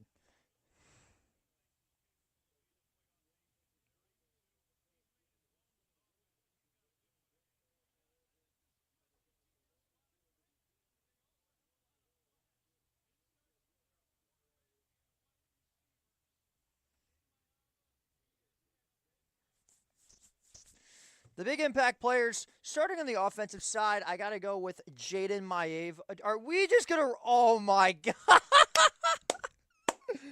Oh, my God. A punt return touchdown and a pick six And the offense has not even touched the field yet. Oh my God. Oh my goodness. They get blocked. It's got to have gotten blocked. Yep, Tay Johnson with the block. Oh my Lord.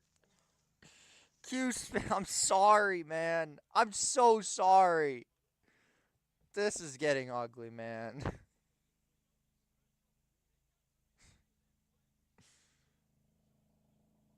This is too funny, bro.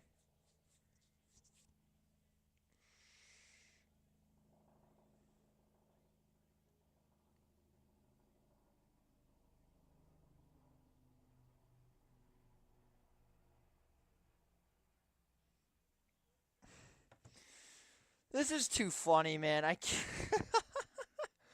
Blocked punt for a touchdown and a pick six. And the offense hasn't even touched the field. It is electric in Autzen. We've yet to get this game started, but here come Lincoln Riley and the USC Trojans to the sellout here at Autzen. To no one's surprise, Miami's going to win. We do have ourselves a final in Norman. Oklahoma wins 17-6. It was a pick for Eli Bowen. The Sooners are 1 win away from going to the playoffs with 5 ranked wins. Jaden Maeva and the Trojans with a very difficult test, taking on Dante Moore and the Oregon Ducks.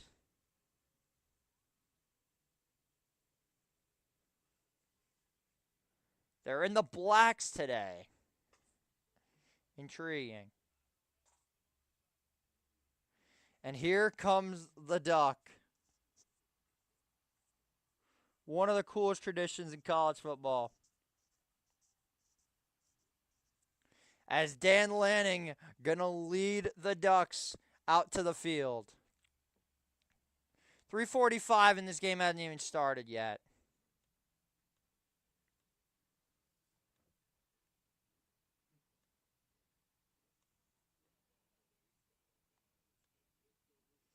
Been here the whole time, but we're still be one able to type. You got Oregon? Good. Yeah, I also got Oregon. Send this link out to everybody you know. We're trying to get this place popping for the 3:30. And here come the flock.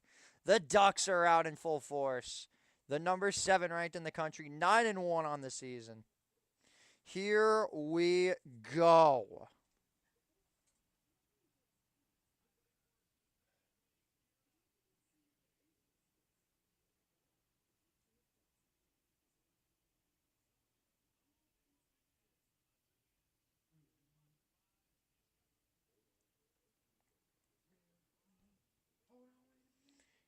This could get very ugly very fast.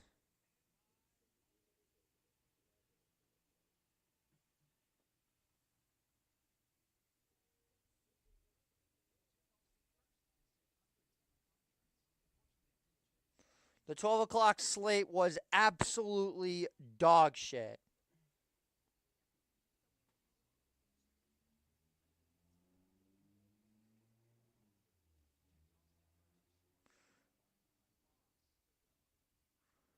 We need to lock in here and get some good offense.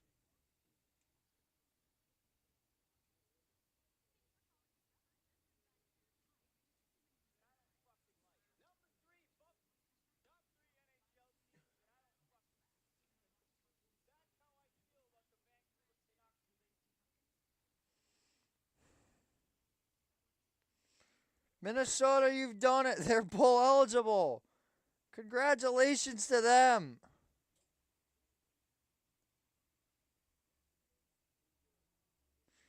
This is the second leg of the showcase, the 3:30 slate, which is supposed to be much, much better than the 12 o'clock one.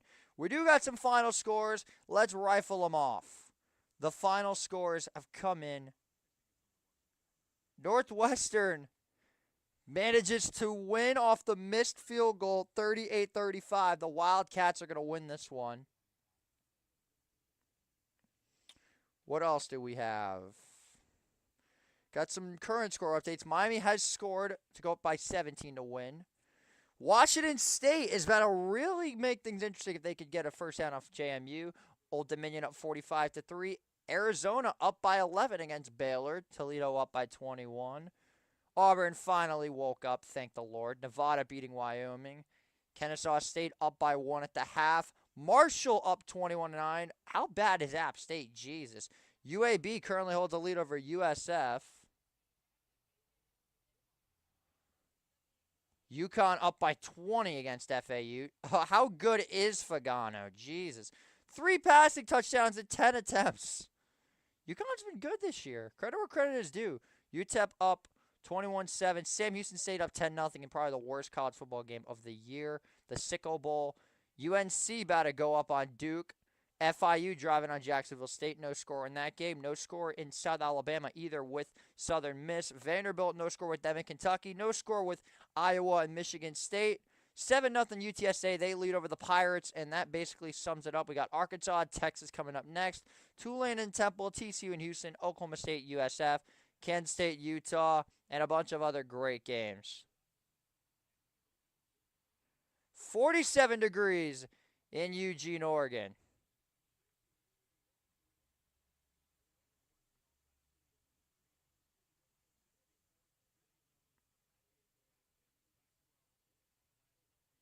To the tune of Joker and the Thief. Both teams are ready to go.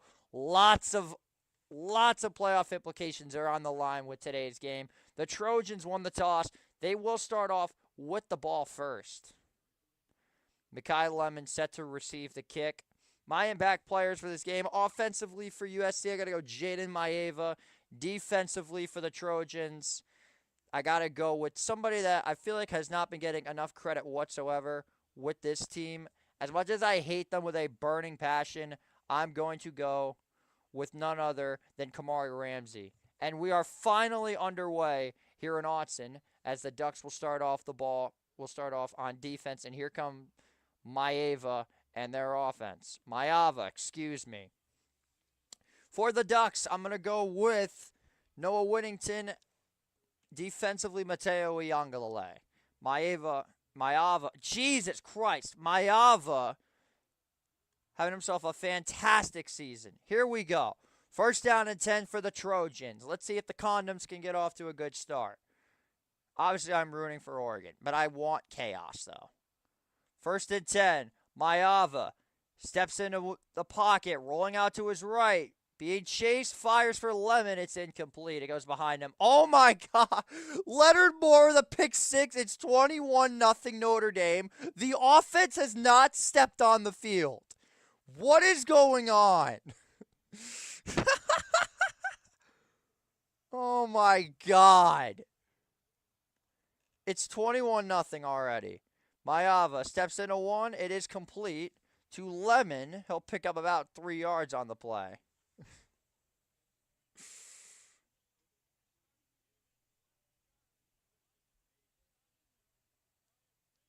This is incredible. This is probably the greatest display of Notre Dame defense I've ever seen. They lead 21-0, and they haven't even touched the ball yet on offense. This is incredible. Regardless, back to Autzen. 3rd down and 6 now for the Trojans. What can they do here?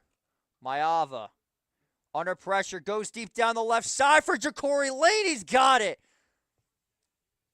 Beautiful throw there by Jaden Maeva. And he finds his man, Jacoby Lane. And the Trojans with a big pickup on 3rd and 8. This is going to be the hardest one for me, is being neutral for USC and Oregon. A beautiful back shoulder ball by Jaden Maeva. Oh, my God. I can't say this man's name. Regardless, it is enough for a first down. And I forgot to run the clock. Nice. Whatever. We're about 20 seconds behind the actual clock. That is a shame. 1st and 10. Maeva. It is caught by King Miller, but a great play defensively by Mateo Uiagalelei and Gary Tioni. Something's got to give. Oregon's defense 6th in points allowed. The offense of USC 10th in points scored, 38.2 to 13.7. USC top 10 in passing yards. Oregon top 10 in passing defense. 2nd down and 11.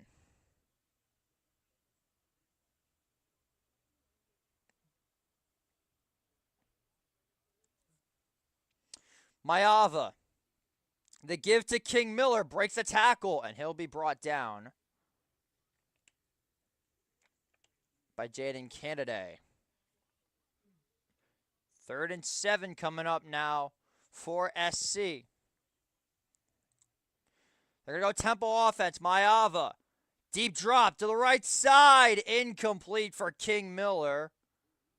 There's a flag down, however.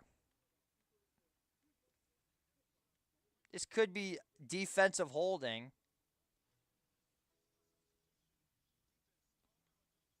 Wow, they had 12 on the field. Oh, it has not been showing the down and distance. That's honestly kind of funny.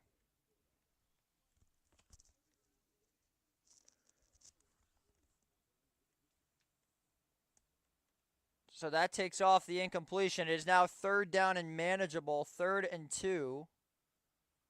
I forgot to stop the clock. 3rd and 2 now for the Trojans. Maeva.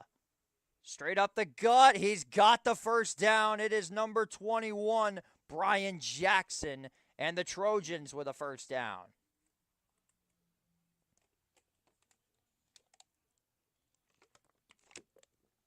Missing Quamon Jordan and Eli Sanders. By the way, Notre Dame is up 21-0 in the first 5 minutes, and they have not touched the ball.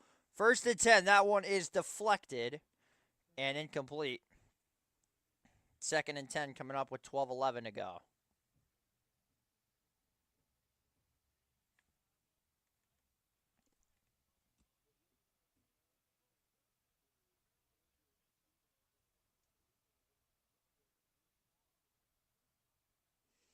Second down and 10. It is getting loud as hell here at Autzen. Lemon in motion. Maeva. 3-step drop. Fires. Got a man, and it is caught. First down again, Jacoby Lane, and the Trojans are on the move. 1st and 10. Simple, quick drop. Hits that boundary right in front of Aaron Flowers, the freshman, redshirt freshman. Regardless, it is another first down for USC. I hate this, but I kind of like it at the same time because it's actual offense. 1st down and 10. Here we go for Maeva. They've got Miller in the backfield. 5 seconds on the play clock. Maeva gives it to King Miller. Bounces up the gut. He'll pick up 4. 2nd and 6.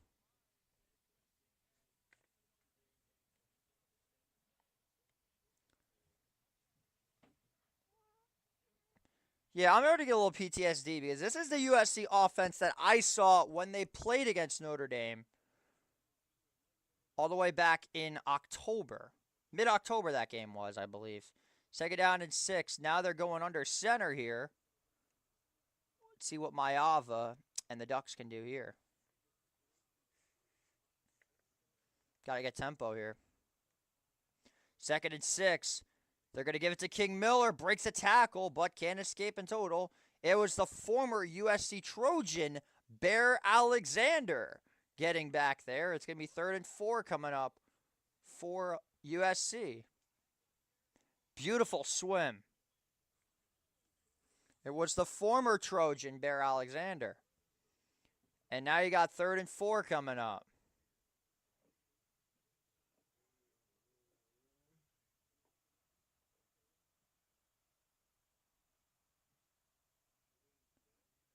Third and 4 to go.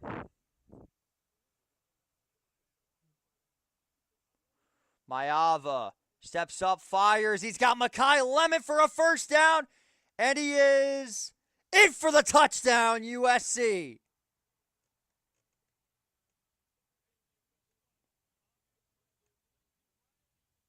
Credit where credit is due.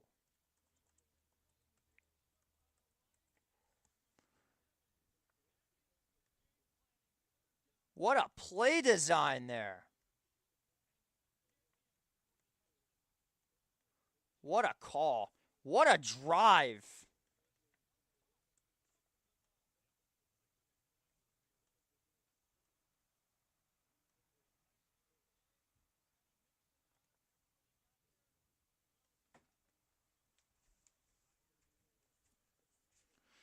Point after is good. 7-0 our score.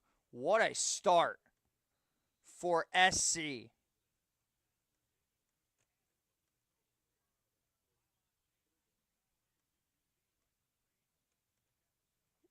Perfect drive for the Trojans.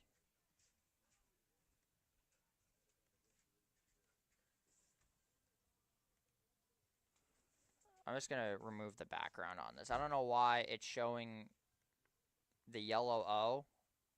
Or not the yellow O. The fact that it's showing the transparent background. It should not be showing that. Because I realized that I have the wrong color for Oregon. So it's going to just say touchdown for the moment until I get this fixed. I should have known they were coming out in blacks. That's on me. I need to know better. But to tell you the truth, I did not know they were coming out in blacks.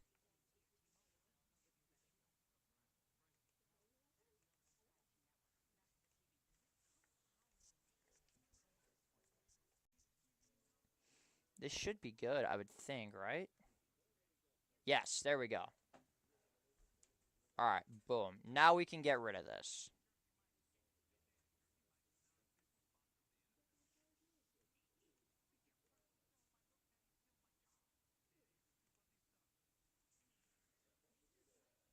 Yeah, there we go. Because Oregon is rocking the black jerseys.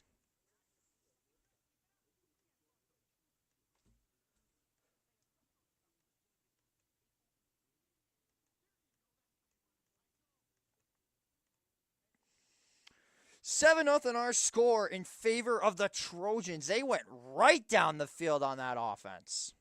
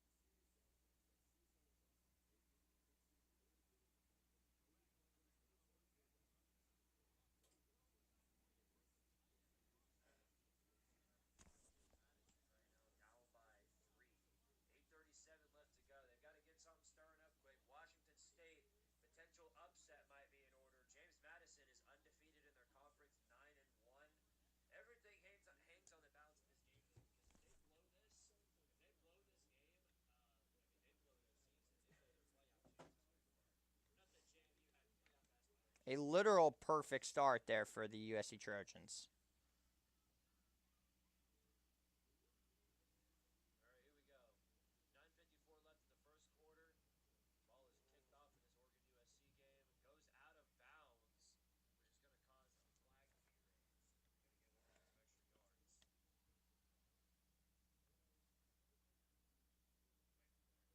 And this kick's going to sail out of bounds.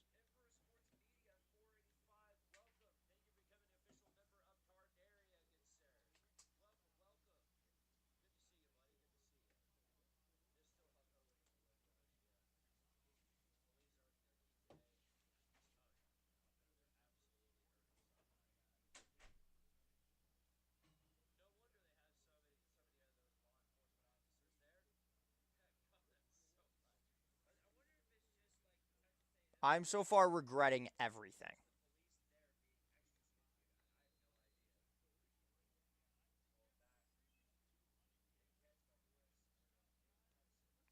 Let's see what the Duckies can do here.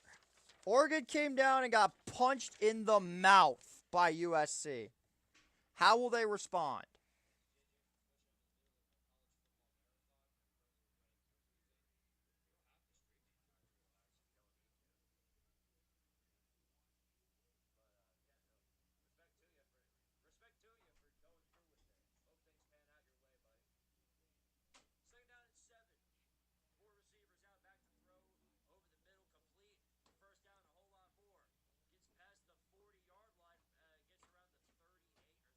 Oh my God, the Irish scored again.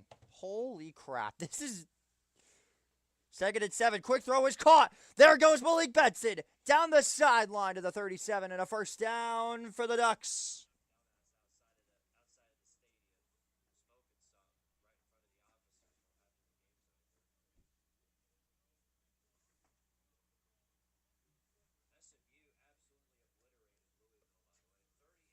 First and 10. Screen again, Benson. He's going to pick up about 2 or 3.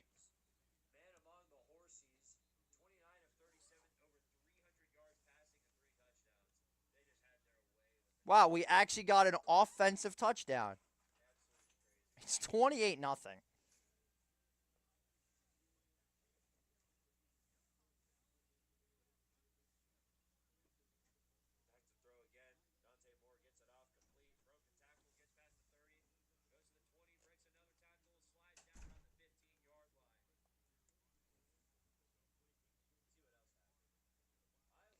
Second and 7, quick throw. It is complete.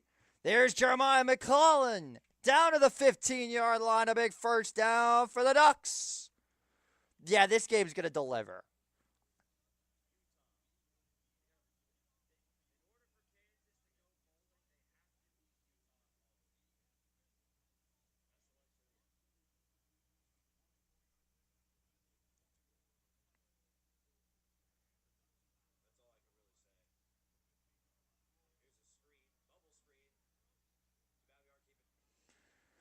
Here we go. First down and 10 now.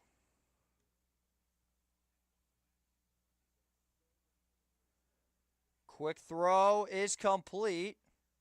That is going to be to Hill. Pick up about 3 yards on the play. It'll be 7:25 to go. This is just getting ridiculous, man. I feel bad. I really do. Poor Syracuse, man. Here we go. 2nd and 6. Whittington is the man in the backfield. Moore. There's the pitch. Whittington hits a hole. Got a first down. He's got a touchdown. Correction, it was Jordan Davison. And it's a touchdown. The Duckies are on the board.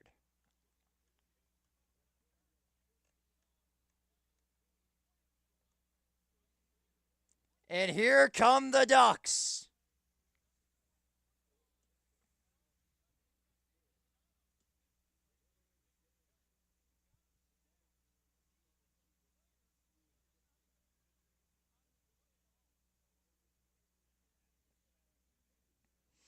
I've just been laughing this entire time. This is hilarious.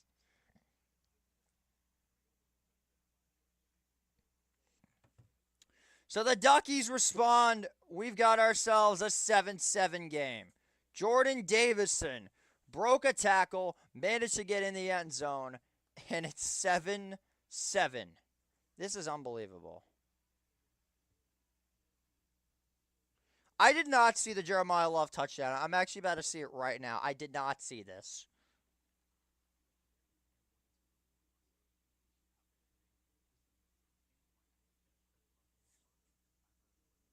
All right, let me see this touchdown. I've yet to see this.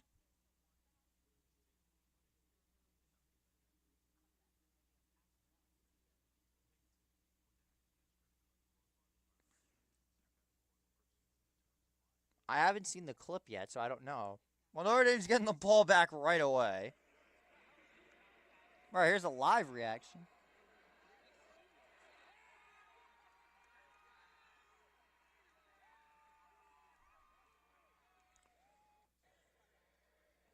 Well, it is 28-0 Notre Dame in the first quarter. My, oh my. This is unbelievable.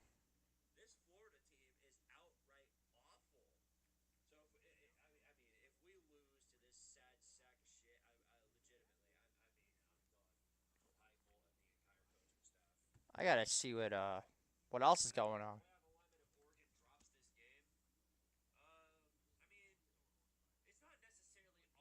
Squiddy's got some pretty interesting takes on this game.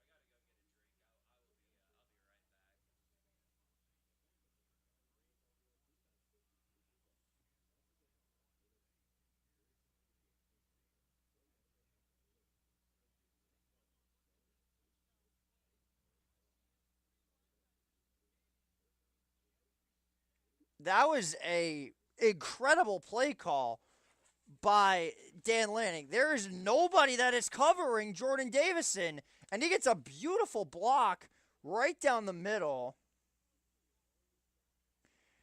We are 4 hours into the stream. We are still got 8 more to go.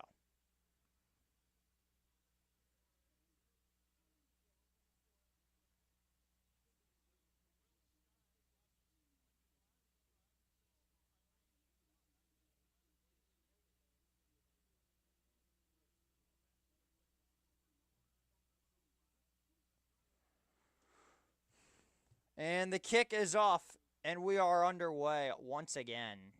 7:05 to go, and a fair catch taken by Makai Lemon, and now Mayava, and the Trojan offense will come back out onto the field. McClellan got shaken up a little bit.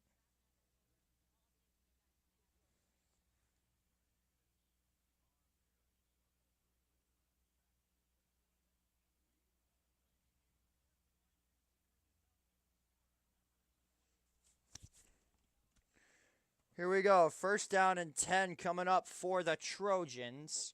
So far, this stream's been a terrible idea, but I don't care. I'm making content out of it. Mayava delivers. It is caught once again to Jacoby Lane. Another first down for USC.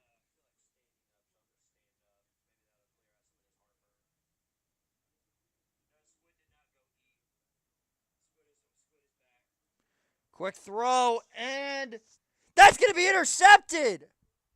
Oh, I thought it was. It went off the tight end's hand of Walker Lyons.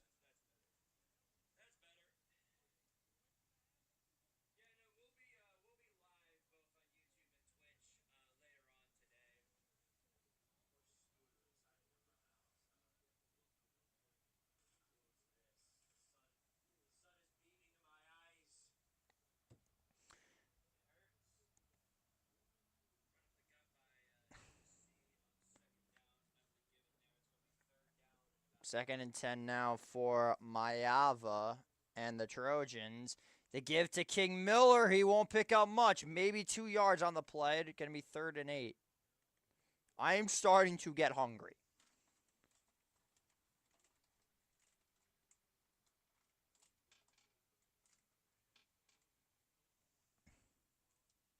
And another offensive lineman is down. Hopefully he is okay. And there goes Price. Jadarian Price. It is 35-0 in the first quarter.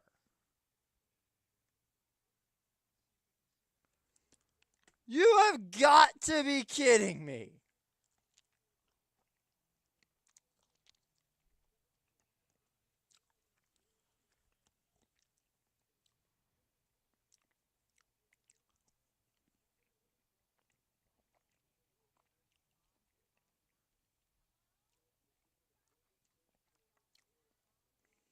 Dude, I feel so bad.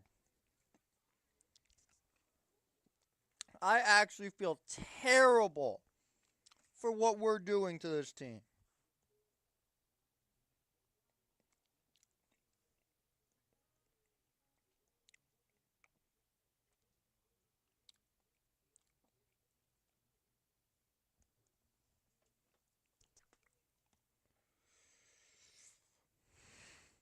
This is ridiculous. It's 35-0 in the first quarter.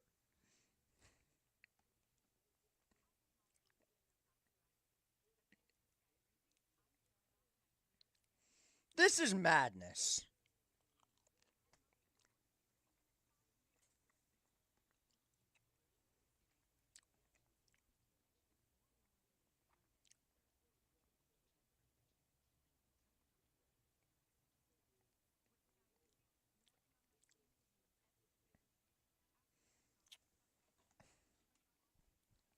$35-0.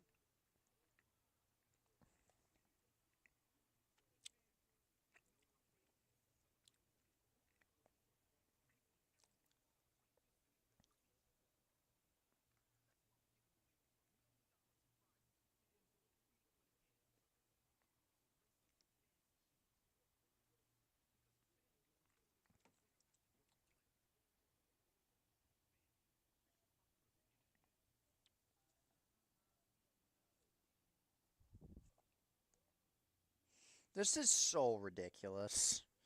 Like, this is actually should be charged. Notre Dame's gonna be charged with assault. This is a murder.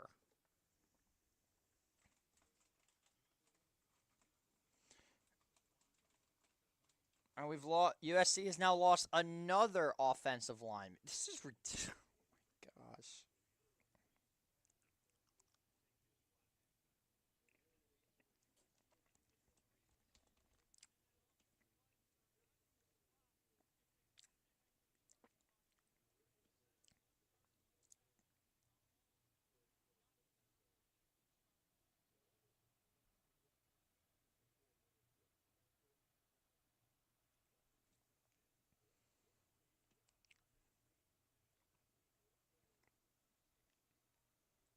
Let's see if the Ducks can finally get a stop on defense. 3rd down and 8. Mayava fires for Lane. It's too far in front, and the Duckies get a stop.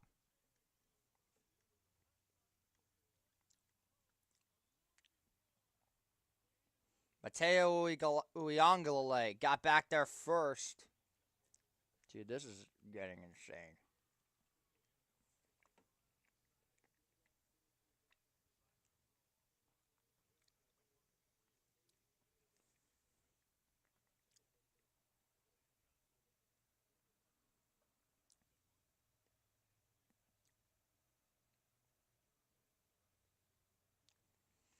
And the kick's away. Fair caught. Whoa! There's a free 15 yards. There's a free 15 yards for kick-catch interference. The Trojans are already taking stupid penalties.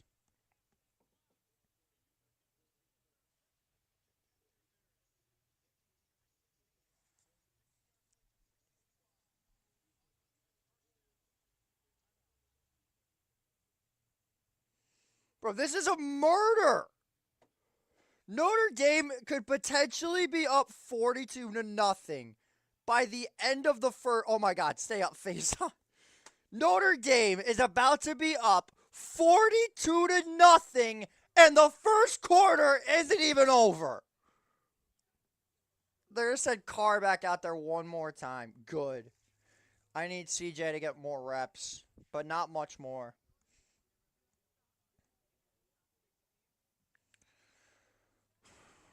I do have myself my sandwich in case I do get hungry. And I can tell you what, I'm starving. I need some now.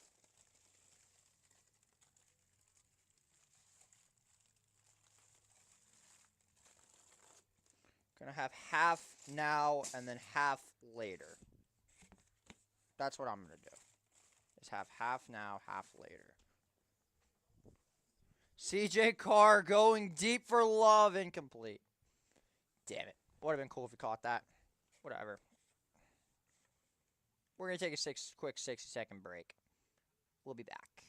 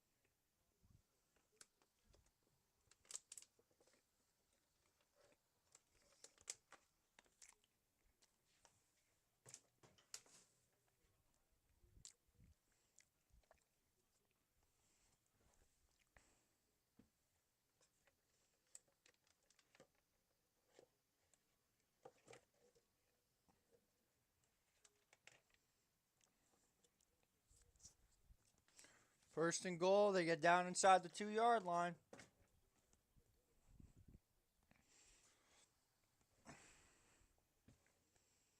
It's going to happen again. Here we go. First and 10. Handoff. There goes Noah Whittington with some space down to the 40. Give him 7 on the play. DeCorian Moore, he's missed the last 2 games. He's out today. Gary Bryant Jr. missed the last game. He's out today. And then Jeremiah McClellan got injured on the opening drive. Here we go. Second and goal. Let's put up 42. Love down to the 1-yard line. Damn, so we're not going to go up 42-0 to be at the end of the first quarter.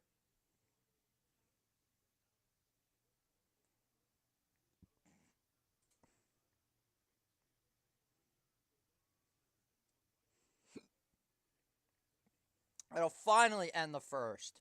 Moore, under pressure, throws the check down. It is dropped by Whittington. It'll be third down coming up for the Ducks.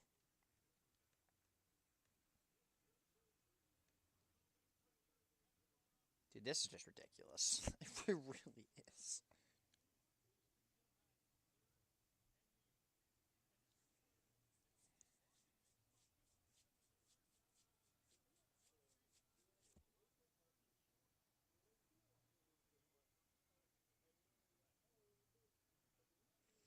Third down and 3. Fires, got his man complete. It's this tight end, Jamari Johnson, for a first down, and the Ducks are on the move.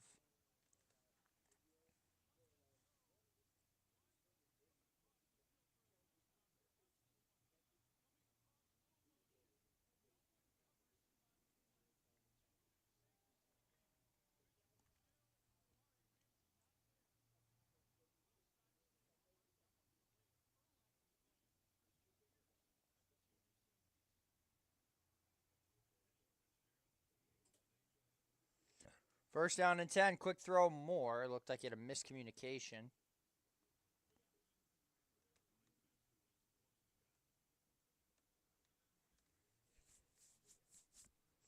.437 to go. Second and 10. Yeah, but I'd say that was on time.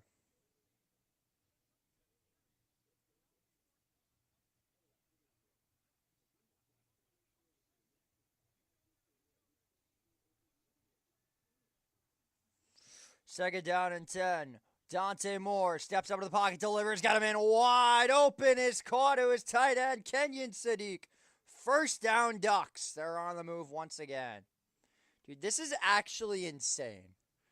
Notre Dame is up 35-0. 35-0.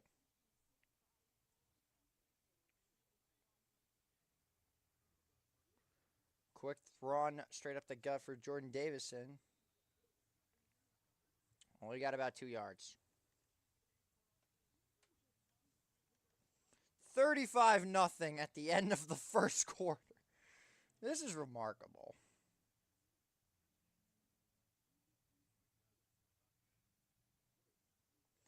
We have an injured Duck.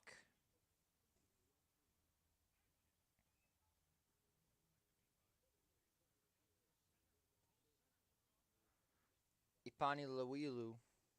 I can't say his name right. We'll step aside for 60.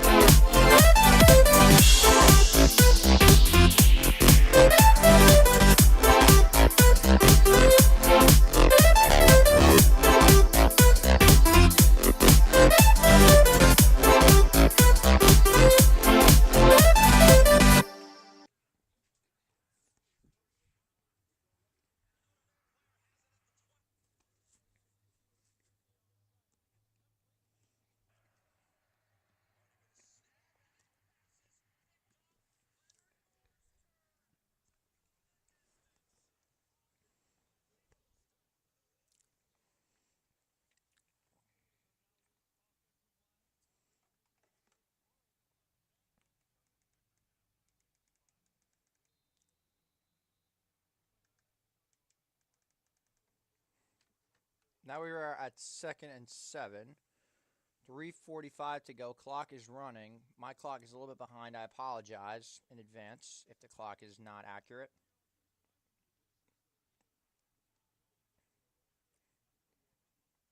Poor Syracuse, man. I feel bad.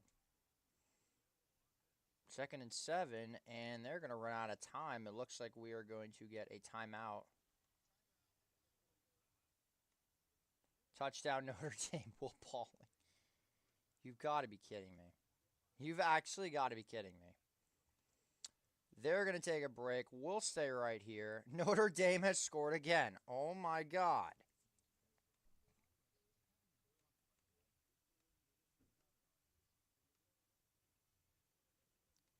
It is 42 to nothing.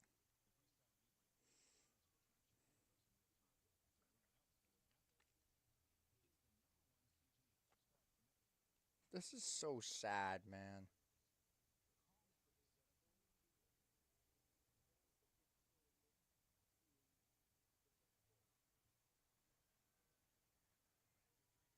Second and 7 to go. I don't know why I said 2nd and 27 as Davison picks up the first down.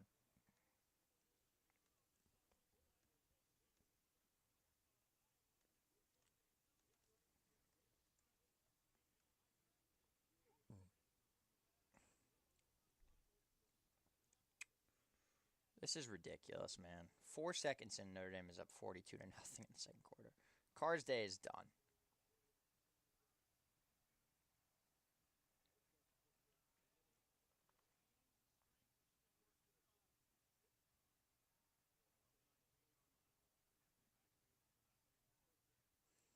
First down and 10. Moore, wide open, had his tight end Sadiq. It's incomplete. Correction, it was intended for Justice Slow.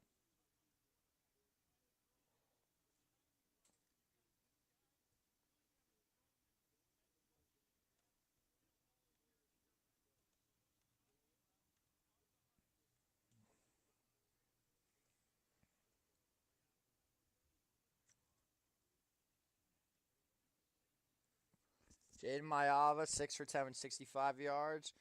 Dante Moore, 6 for 9 for 80.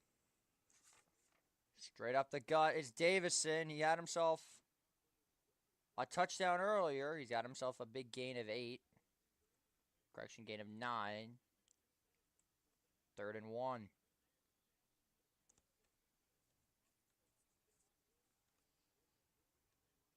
They're going to just go again, and it'll pick up another first down.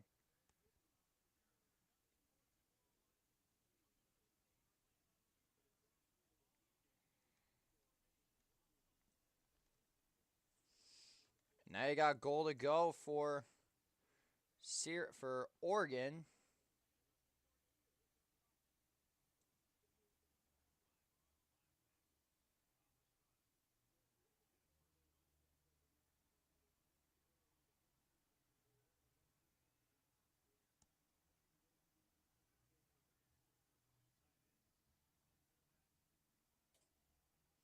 First and goal. Moore fires to the end zone. Touchdown! Kenyon Sadiq. And the Ducks have the lead.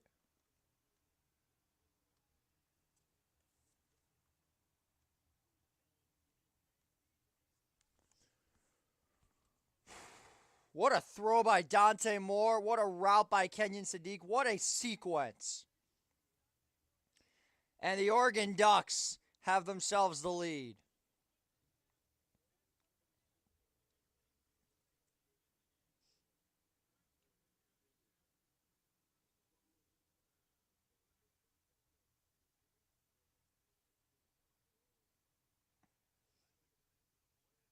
Sappington on to attempt the PAT. Partially deflected, but it goes through. 14-7 our score, and the Oregon Ducks have themselves the lead. We'll step aside for 60 seconds on the Empire Sports Media Saturday Showcase.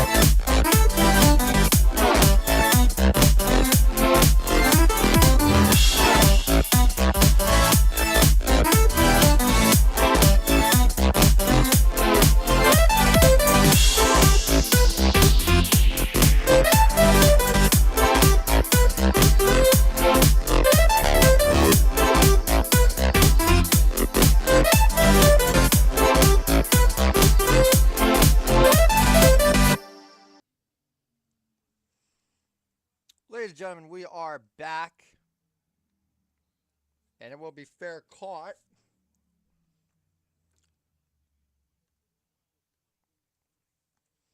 Trojans will now take over on offense. See what Maiyava can work with his crew.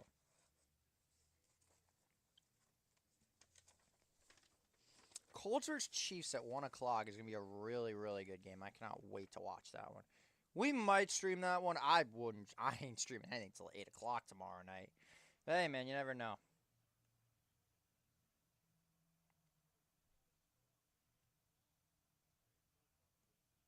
First down and 10. Maiyava. The give. Nothing there. Kyle Lemon was at the running back. He'll pick up 2 yards. Brought down by the former Trojan Bear Alexander. It'll be 2nd and 8 coming up for the Trojans, excuse me.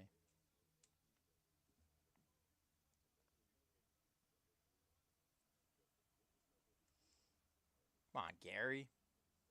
2nd and 9. Maiyava, Ducks bring 4. Goes deep down the right side. And he's got him. Tuna Kimes, the other wide receiver, the freshman, with a big snag. And Jaden Maiyava has this Trojan offense humming through the air. Flat-footed, beautiful throw by Maiyava. With 40 seconds to go in the first quarter, there's a late flag down, however.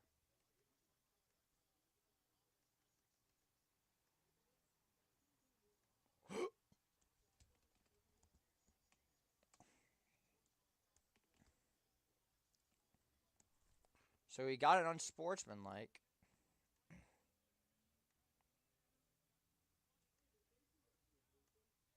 Let's take a look at this penalty here.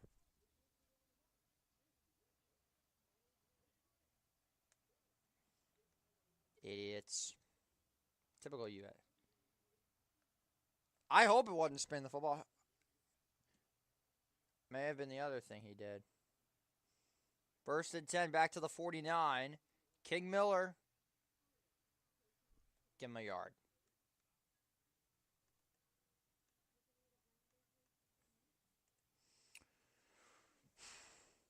The Ducks have been facing the #1 pass defense in the country. They are that, but they faced Oklahoma State, Northwestern, Penn State, Indiana. A lot of not very heavy pass offenses. 2nd and 9. Maiyava down the left side. Incomplete. Flag flies. It's going to be defensive pass interference against the freshman Brandon Finney Jr. So it's going to be 3rd and 9.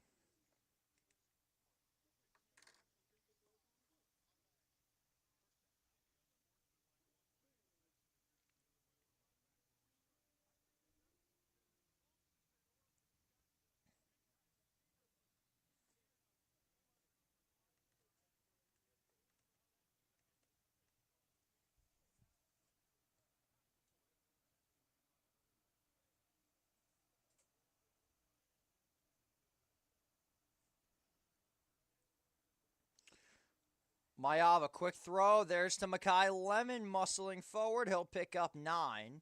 And that'll take us to the end of the first quarter. Here on the Saturday Showcase, 14-7 after 1. We'll step aside for 60.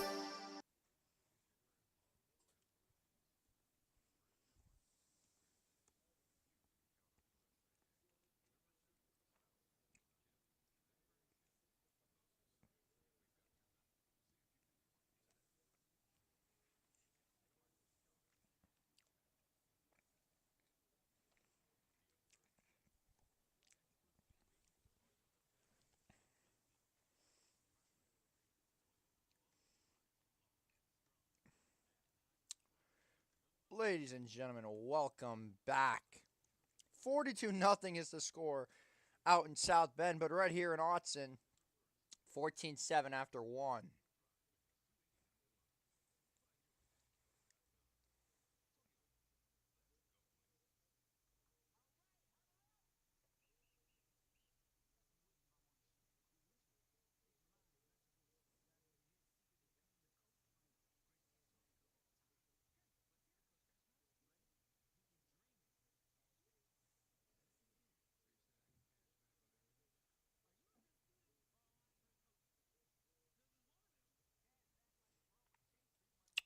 Well, here we go. 4th and 3 now for Syracuse. Let's see if they can actually get something on offense. Quick throw. Not going to get there. The Irish defense makes another stop. I mean, this is just spiraling out of control. It is getting uglier by the minute. To call this a nightmare of a game for Syracuse is probably an understatement to the word nightmare. 42-0, and we're not even 2 minutes into the second quarter. That is just incredible.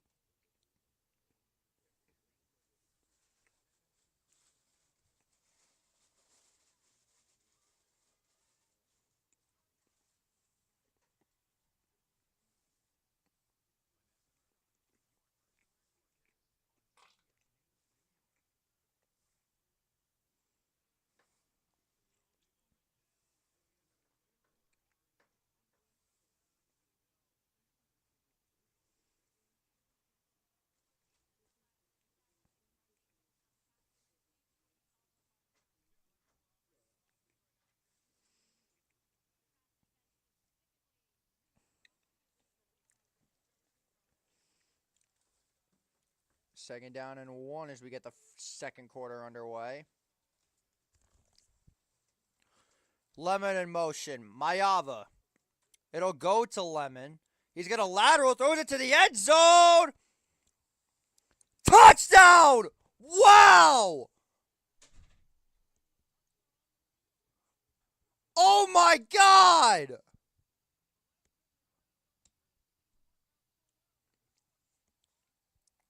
That's a touchdown!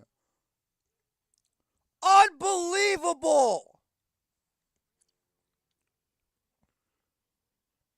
Wow! Tanook Hines off the pass from Makai Lemon. A double pass touchdown, and the Trojans have scored again. It's a 1-point game. You've got to be kidding me.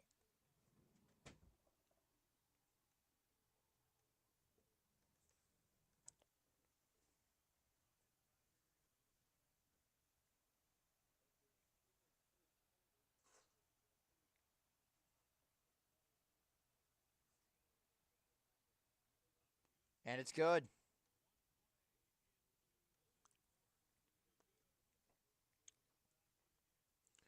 Unbelievable. Tanook Hines off the catch from Makai Lemon. That is also going to be a short. A double pass touchdown.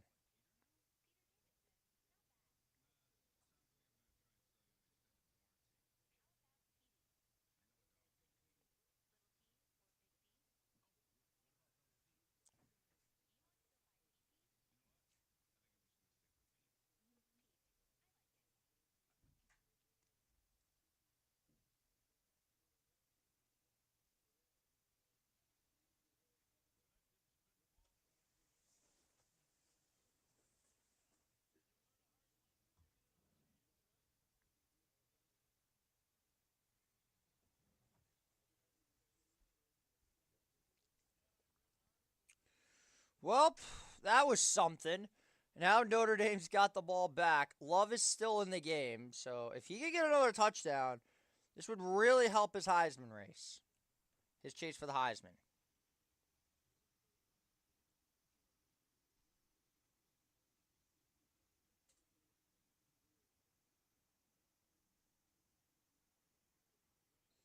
And it's going to be a touchback.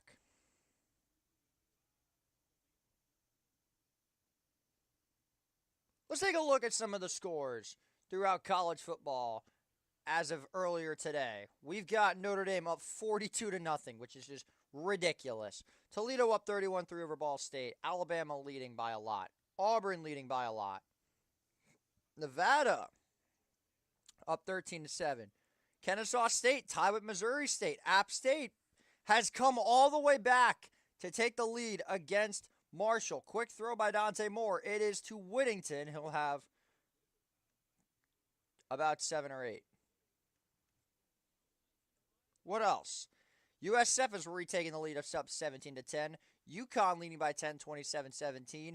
UTEP and New Mexico State tied at 21 apiece. Liberty leading Louisiana Tech 13-7.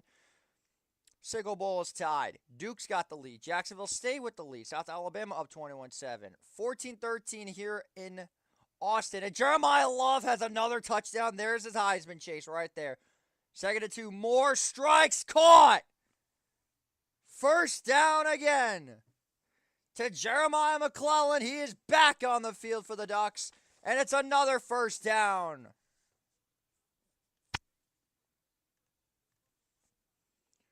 Texas just taking a 20-13 lead. Vanderbilt leading 10-0. Iowa has their first points of the game. Oh my God, the Pirates are down 28-0. The Roadrunners are going to play spoiler. Tulane leads. TCU up 14-0. Oak State up 7-0. Kansas State and Kansas State and Utah 7-7. Battle of a Sun Belt Conference teams in Troy, 0-0. Michigan and Maryland are even after 1. South Carolina up 13-0 in the first 5 minutes. And Furman and Clemson are tied.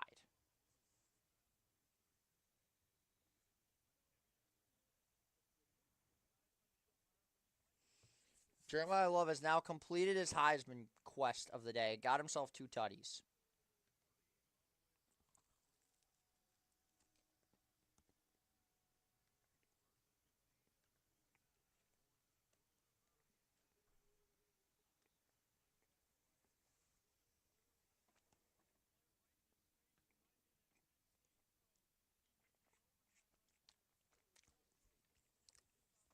Forgive me, I missed that one.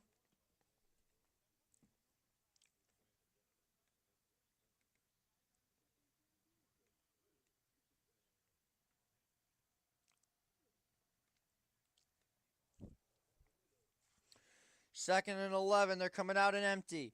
Moore, quick throw off the hands of Malik Benson, and it's 3rd down.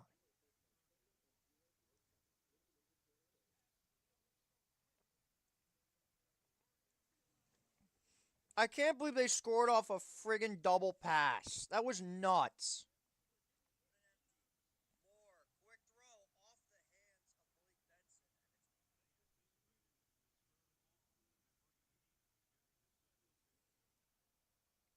Benson. 3rd down and 11 here for SC, or for Oregon, excuse me. Gotta find the touchdown call that I had. Moore delivers off the hands of McClellan. It's incomplete. And it's 4th down.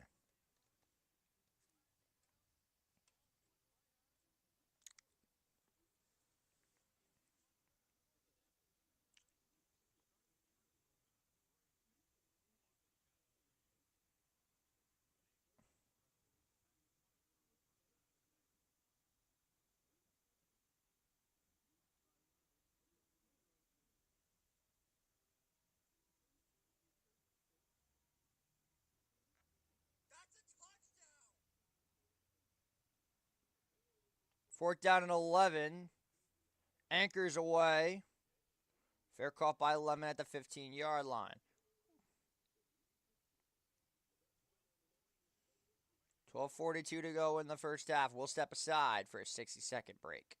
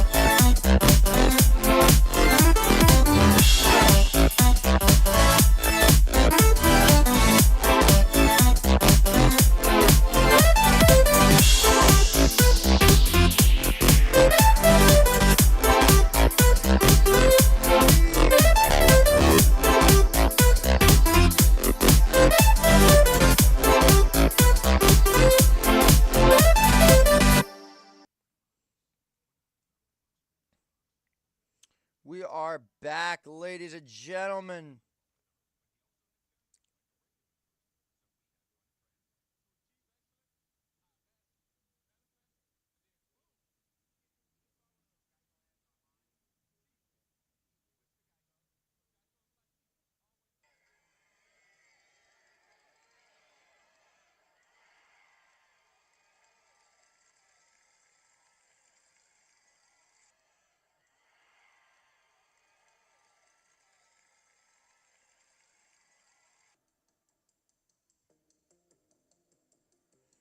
Is this a touchdown? Let's see.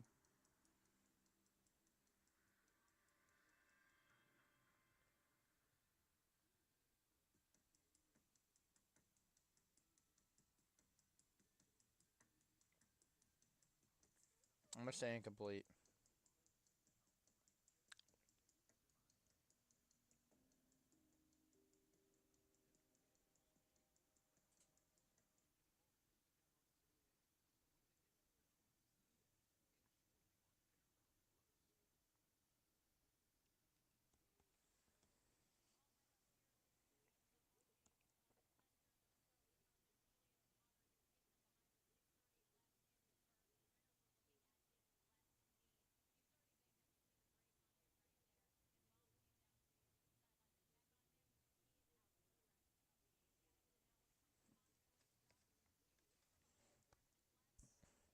Apani Laululu. The Ducks are without another receiver, another offensive lineman.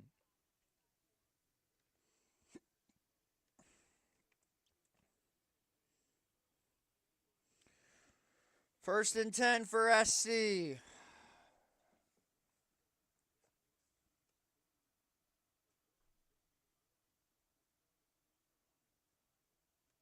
Lions goes in motion. Mayava steps up. Fires deep down the right side. Incomplete. Nobody home.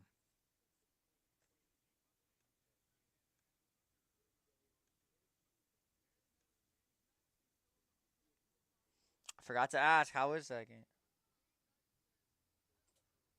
JMU survives. Wow.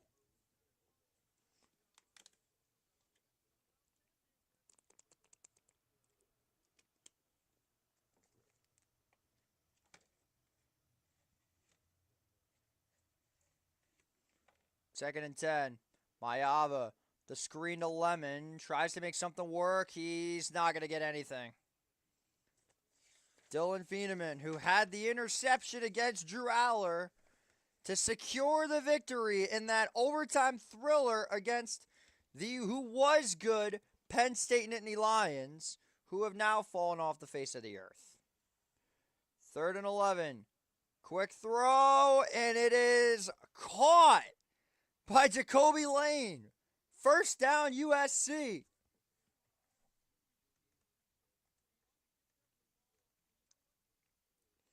For those that are just joining in, I'm JJ Seglio. This is the first ever Empire Sports Media official Saturday showcase. A marathon of college football from noon to midnight. Today's right now we are showing USC versus Oregon. First and 10. There goes King Miller straight up the gut. I'll pick up 2 yards. Never mind, I got 3.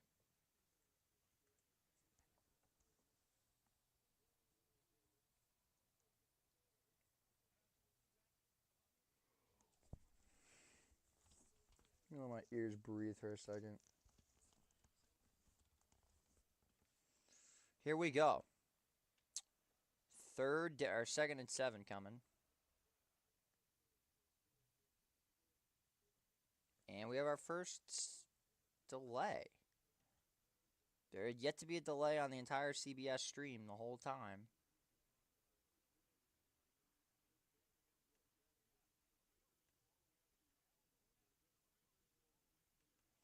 Only a yard on that play. It's going to be 3rd and 6 coming up now for SC.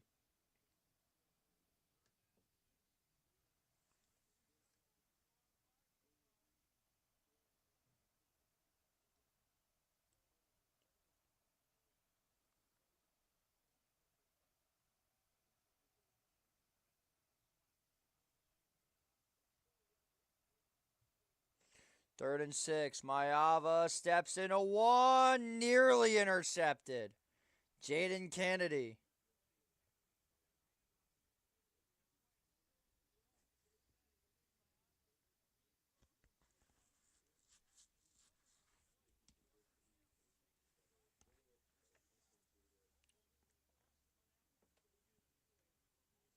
And now it's fourth down.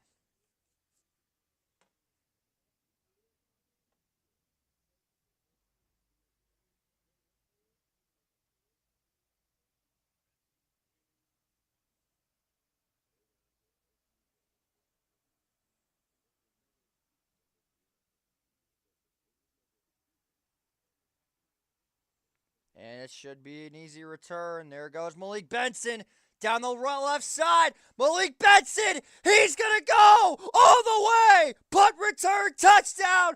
Malik Benson, Ducks go in front. Now that is going to be short-worthy. Death, taxes, and USC having the worst special teams known to man. And the Ducks have the lead. Wow.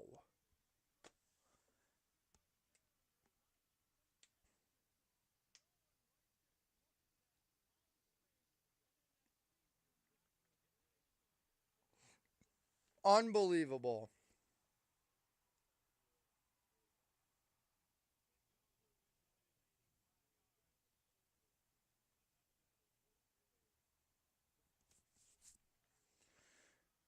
Pavington's extra point is good. Oregon takes a 21-14 lead off a punt return touchdown by Malik Benson on senior day. Oregon back in front, 21-14. We'll stay right here for a moment. Second and 11. That's off the hands of Eli Raritan. They took Love out of the game, I would assume. Why is CJ still in the game? I guess they're going to let him play the first half. CJ's from New York, if I'm not mistaken.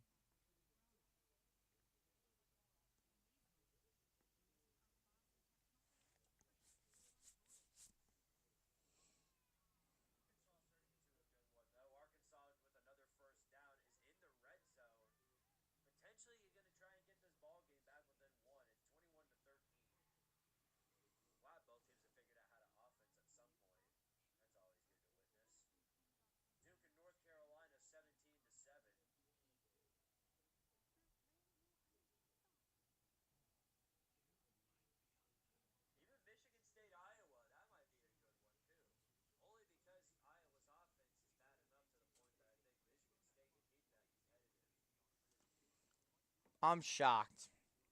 What a play by Malik Benson.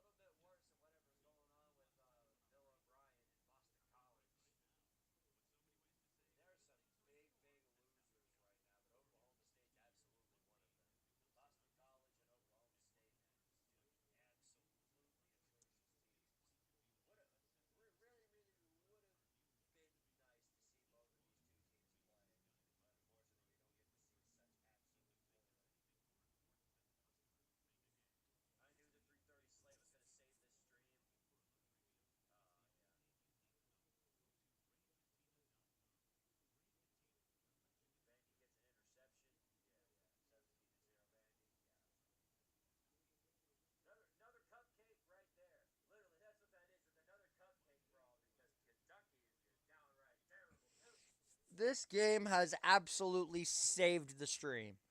The first one was so bad, this one's actually saving it. Good defense and good offense on both sides. I gotta get this touchdown now, for sure. I need the reaction.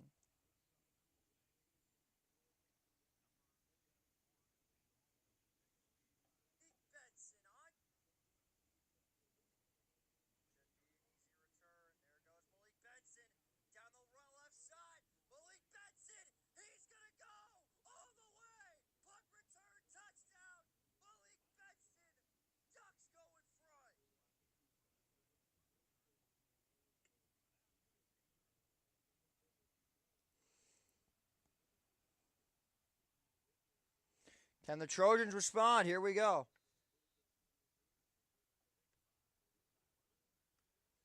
They're going to fair catch on this one with 9:58 to go.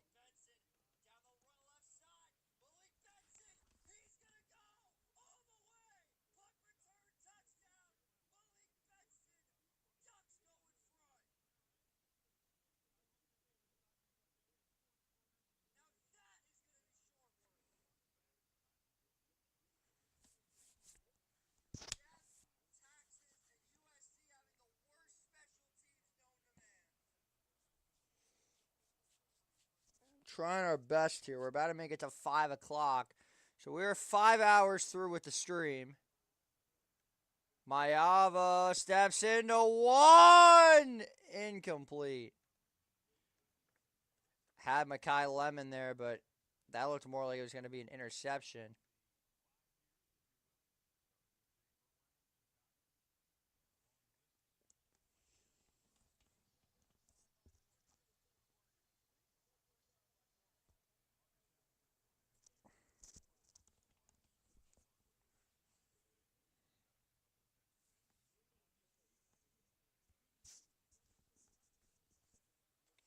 Second and 10 now.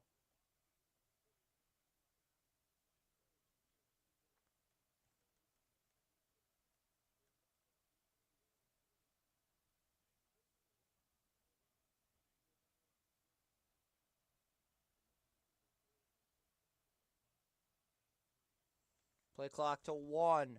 It's going to go to Miller with some space at the 25 and down to the 30.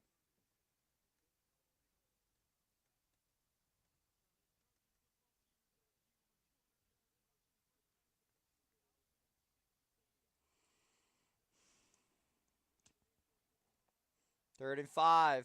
Maeva slings one. It's caught. Who else? Tanuk Himes continuing to dominate. Who needs Makai Lemon when you've got Tanuk Himes? Lemon was open too, but it was a beautiful route by Hines. Causes Lemon to be a decoy. Second and 9. Can Syracuse do anything? No, they can't.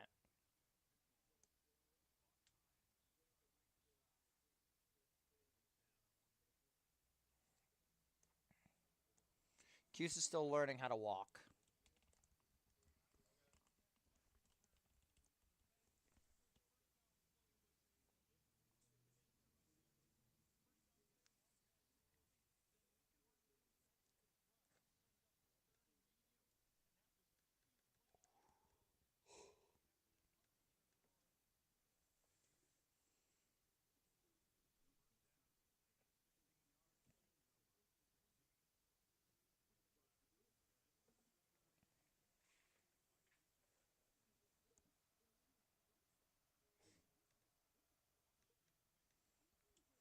$9:14 to go. Maeva. Screen to Hines. Pick up 5.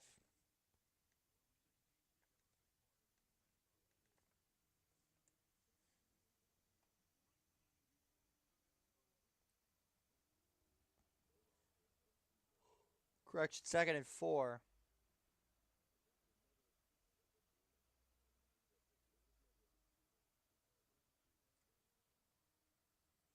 Quarterbacks have been relatively the same so far.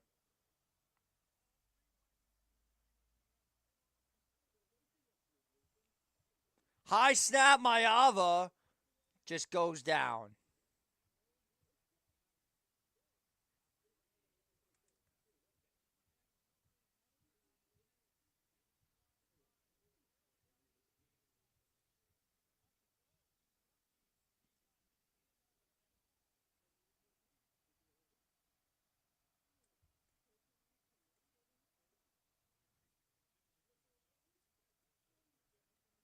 Third and 13, and it's getting loud in Autzen.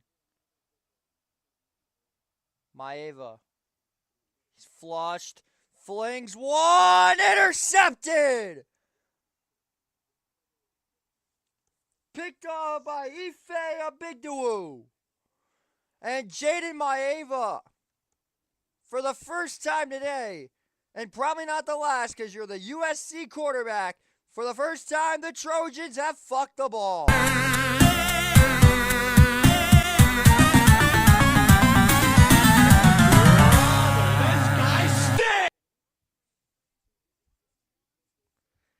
Ife Obigdowu. Obigdowu. There is a flag after the play was over.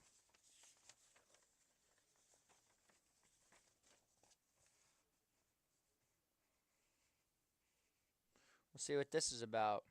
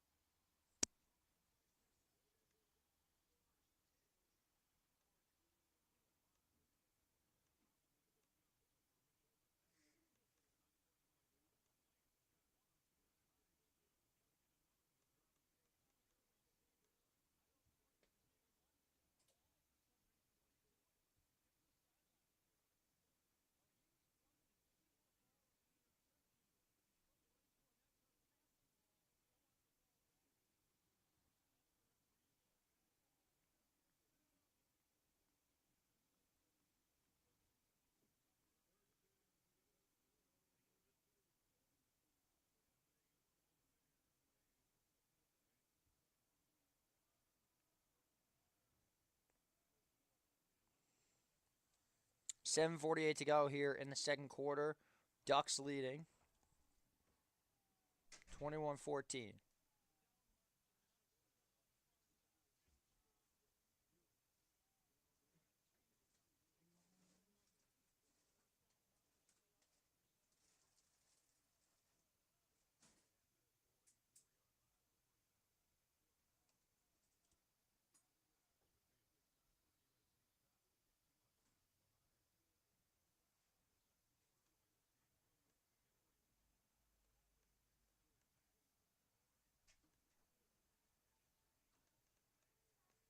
Straight up the gut is Noah Whittington breaking tackles.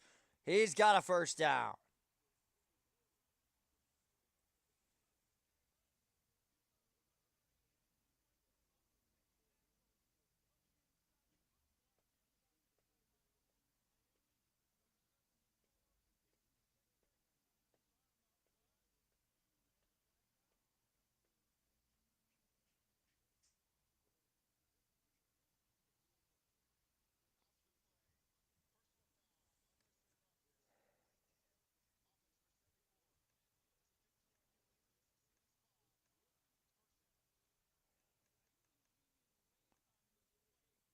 It's Dave Iuli is going to get the penalty.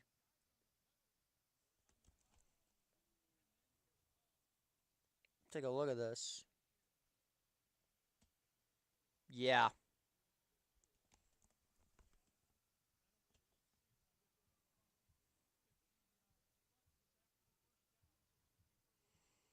So it'll stay 1st and 10.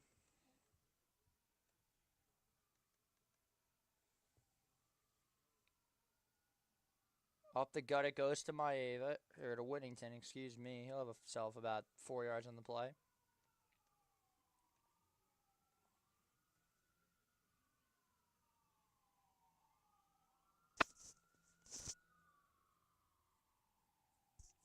Second and 5. Quick throw. It is complete. There goes Whittington. He's got a first down again.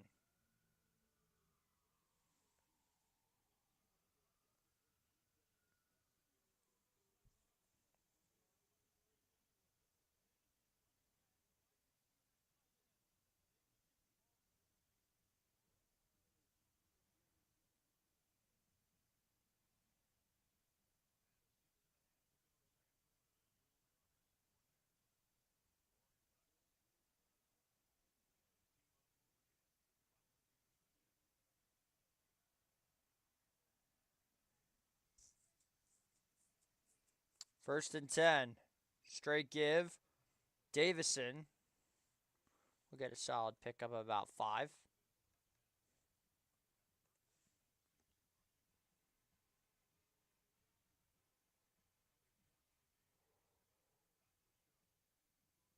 The shutout lives.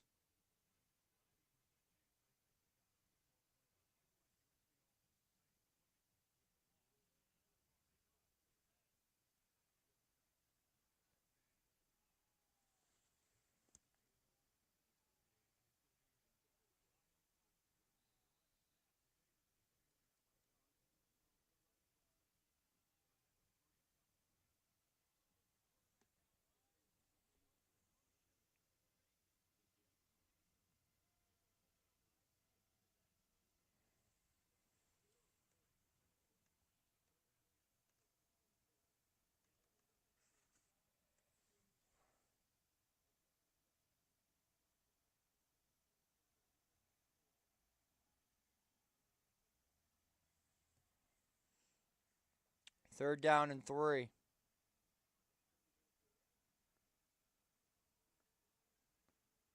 Moore steps up left side. Got his man caught. Inside the 5-yard line, Malik Benson.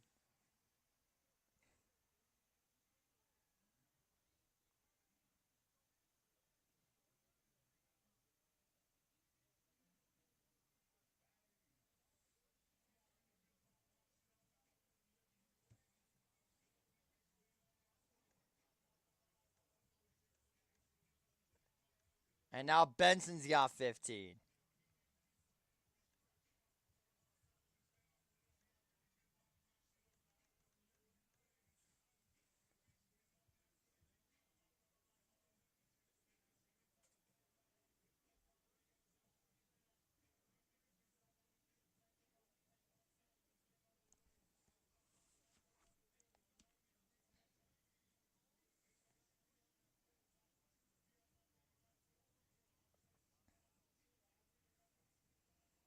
First down and 10 now.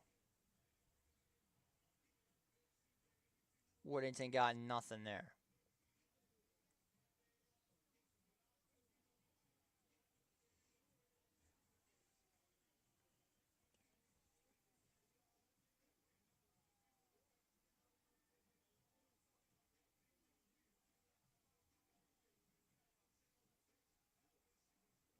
Second and 10 now for Mayav, or Moore, excuse me.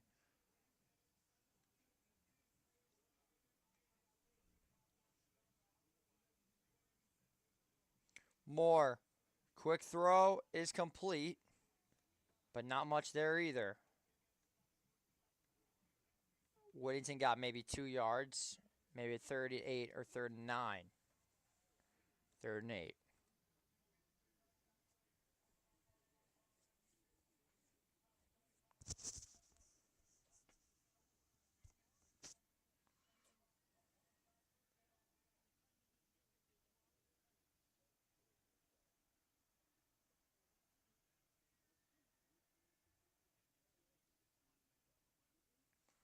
Third down and 8.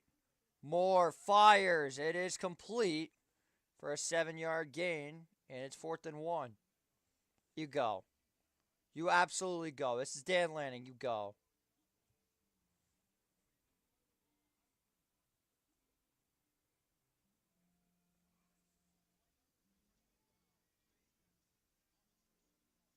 Never mind.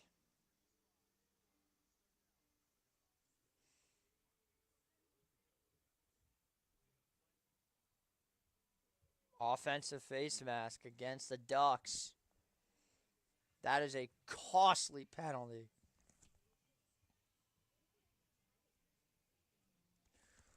What went from the potential 4th and 1 is now 3rd and 16.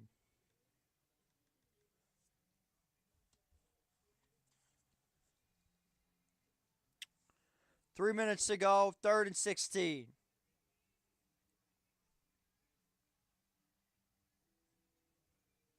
Third and 23, excuse me.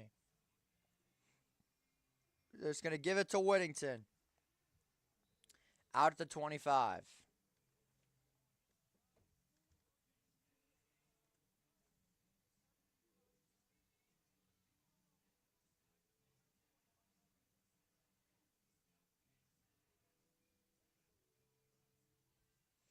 Atticus will have to come out and attempt a 43-yarder.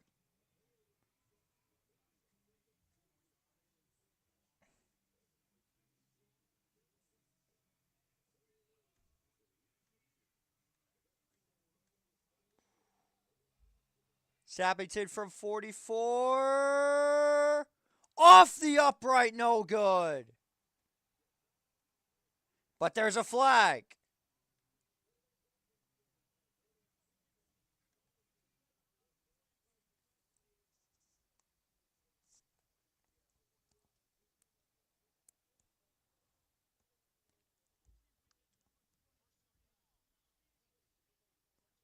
Wow. Unbelievable. Leaping.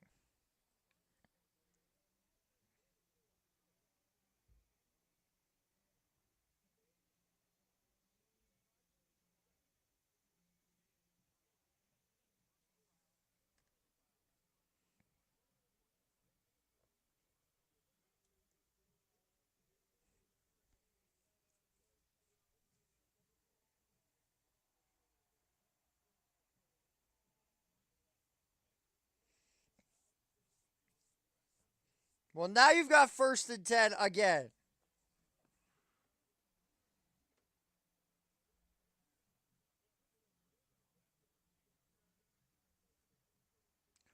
Moore. Gonna keep it himself. Gets a block at the 10. Out of bounds. At about the 4-yard line. It's gonna be goal to go for the Ducks. Can't believe they got called for leaping. Texas up 21-20 against Arkansas. That is a game to definitely keep an eye on.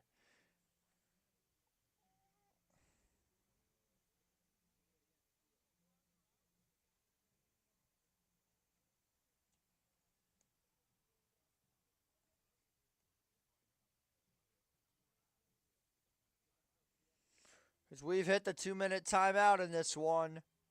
21-14 our score. We'll be back in 60 seconds.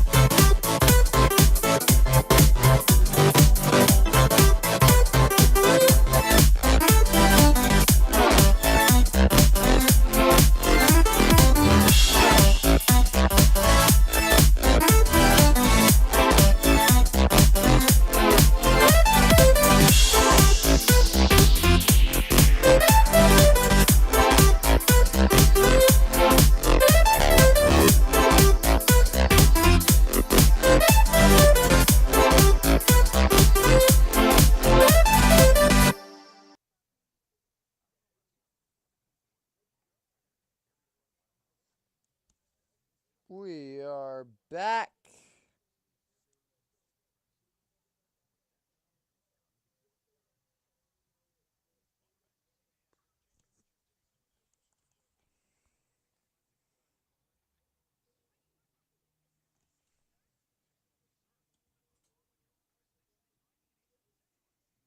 Paw Patrol's getting a Christmas thing. Where the hell was this when I was a kid?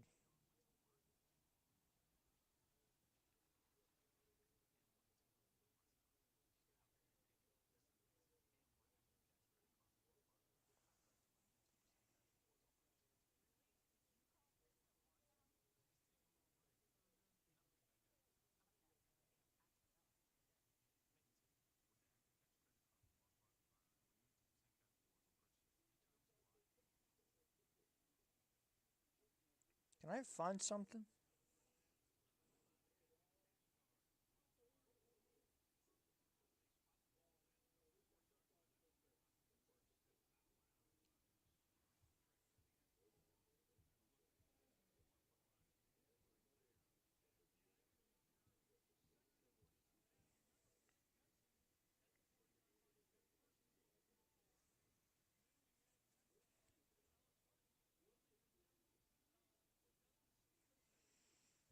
Here we go. 2nd and 1.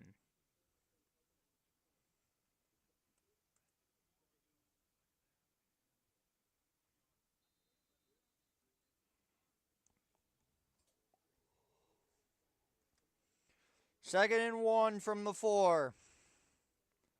Pistol set with Davison. Slow snap. I was about to say something was off with that immediately. Another penalty.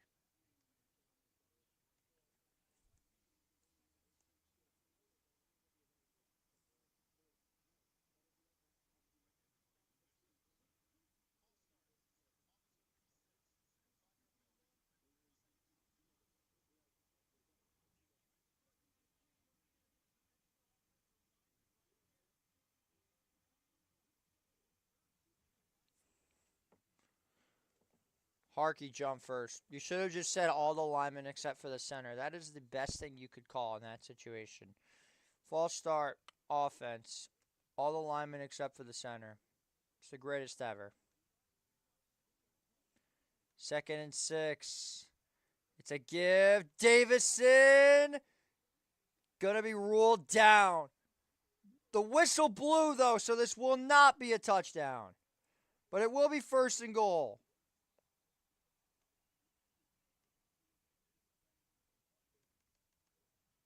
They blew the whistle.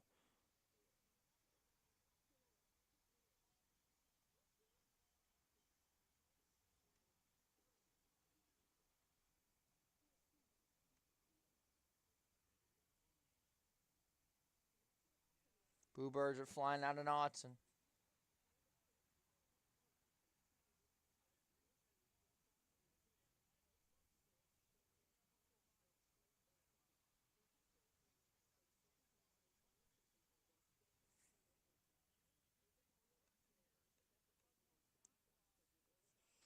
So now the Ducks can burn even more time if they wanted to.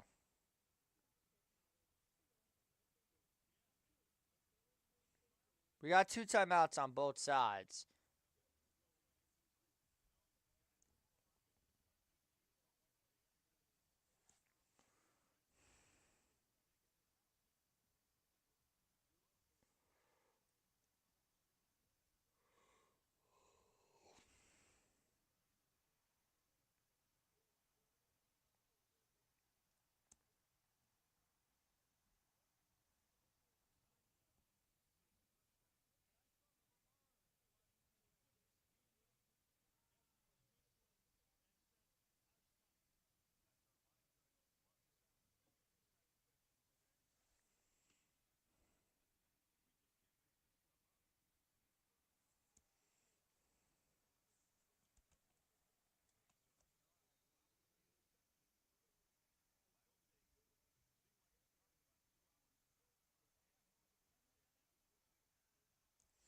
First and goal to go. Direct snap, touchdown, Oregon. They gave it to the linebacker, Bryce Betcher.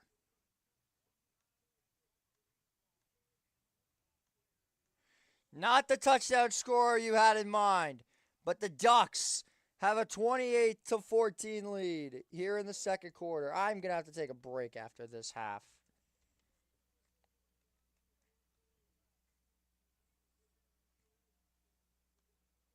I'm going to need a 10-minute break.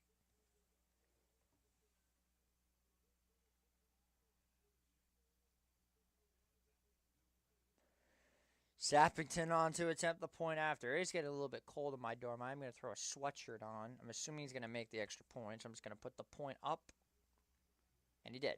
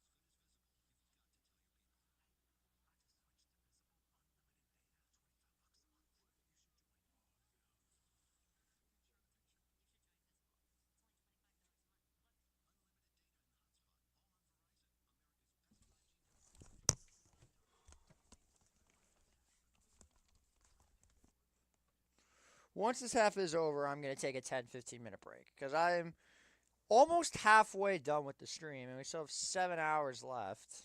Well, 6.5, if you will.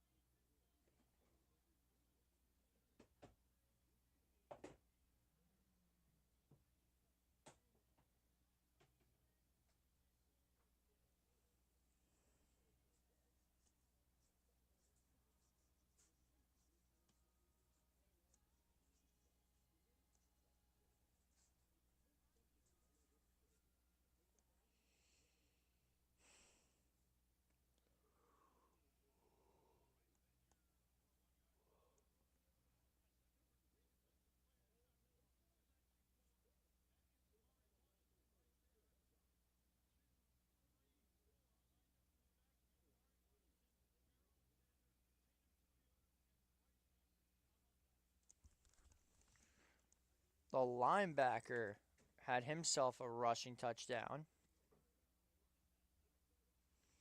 And it's now 28-0 or 28-14 Ducks.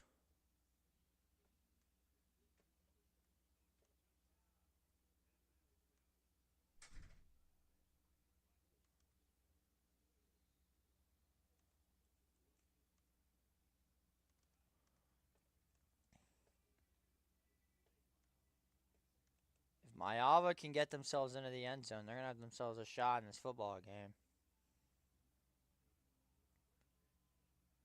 And it's going to bounce into the end zone for a touchback.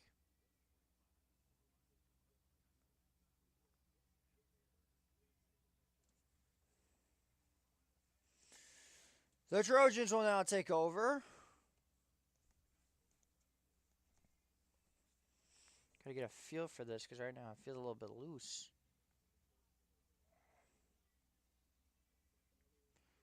Minute 52 with 2 timeouts. Ducks get the ball to come out of the half. Here we go. And with the USC defense, you got to score. 1st and 10. Empty backfield. Mayava, quick throw. Incomplete. Nearly picked already.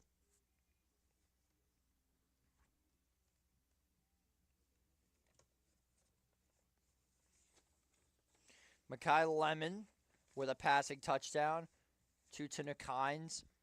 Malik Benson an 85-yard punt return. And then a linebacker for a touchdown.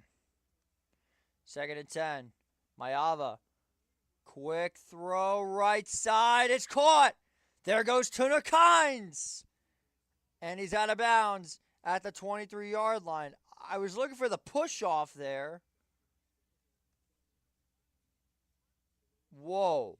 That looked like a push to me.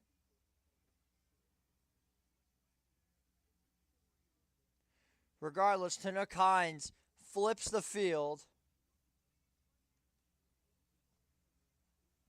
5 catches, 139 yards, and a touchdown. Who needs Makai Lemon when you have Tanook Hines? King Miller's going nowhere. That's a loss. Tatum Tuioti.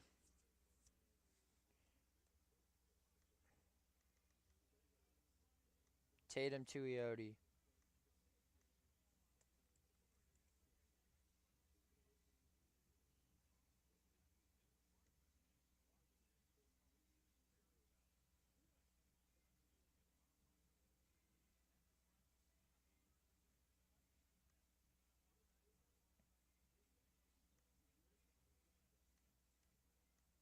The Ducks get a timeout out of this.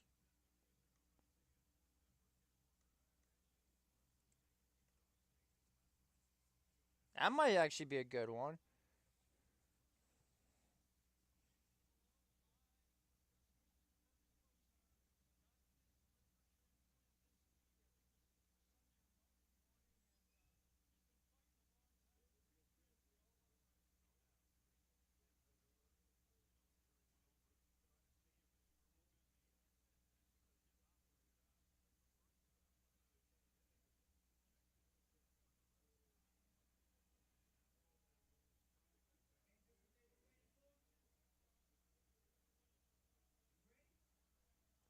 Here we go. Second down and 15.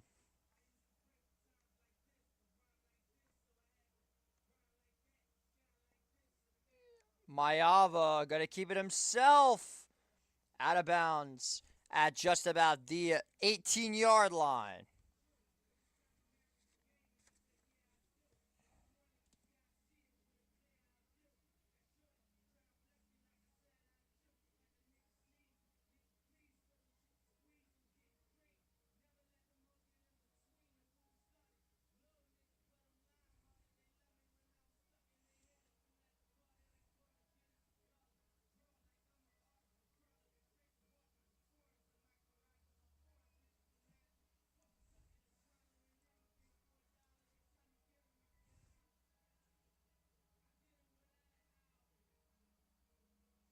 No timeouts for Oregon. Mayava, quick throw, complete.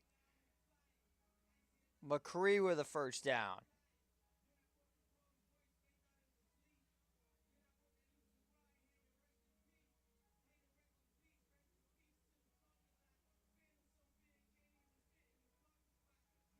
So now you got first and goal to go. The minute 17 to go.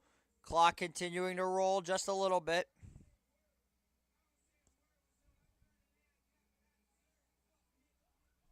Both tight ends go out to the left side.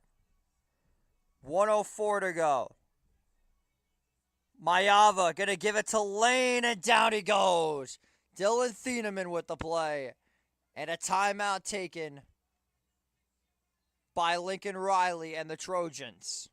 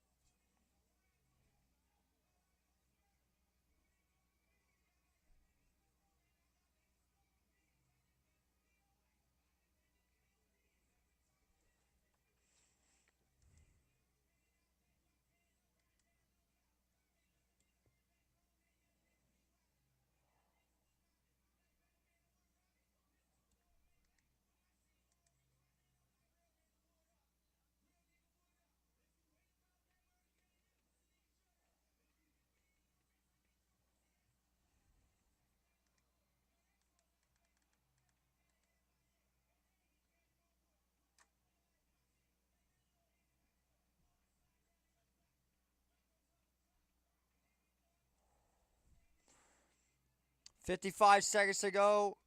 Second and goal. Here we go. Trojans down by 14. Lane in motion. He's going to give it to Makai Lemon. He's not going to get anything there.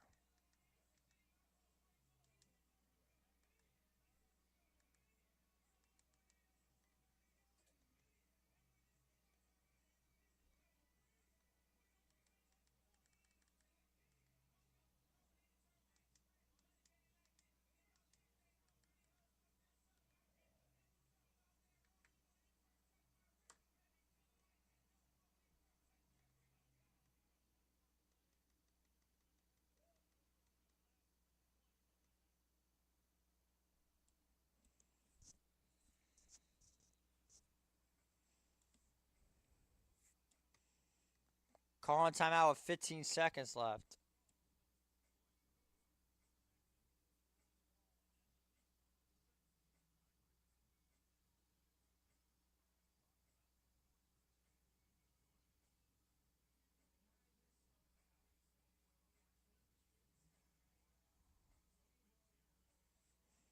No shot.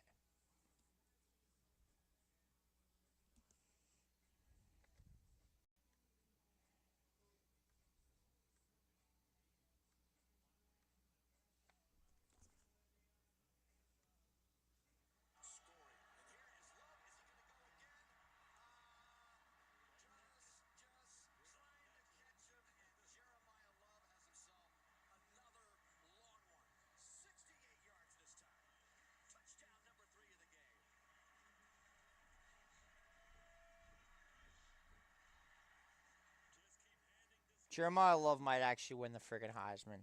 Love might actually win the Heisman. This is nuts.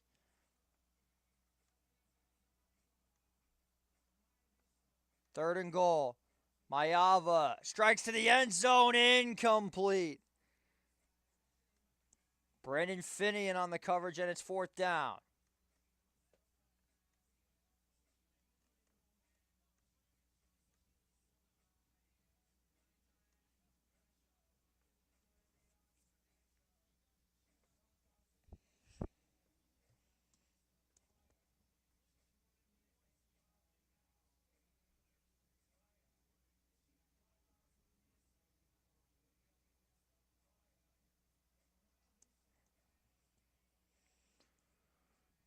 .27-yard attempt for the Trojans. And it's no good! It's doinked off the uprights!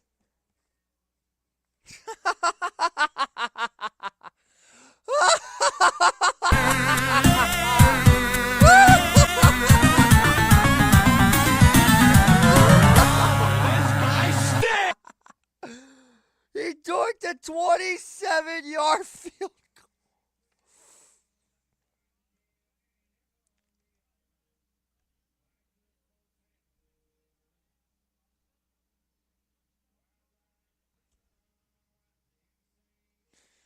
That'll take us to the half here at Autzen.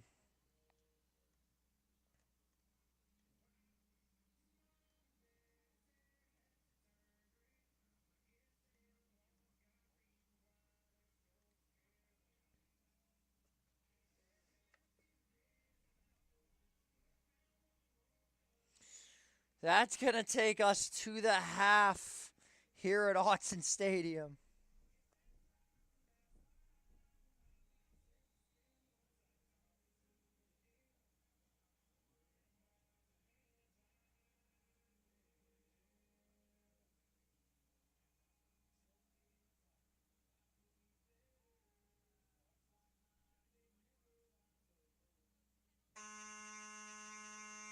Well, that helps. I needed a break. I'll be back. I needed a break. That helps. For once, I'm actually okay with it. I can live with that.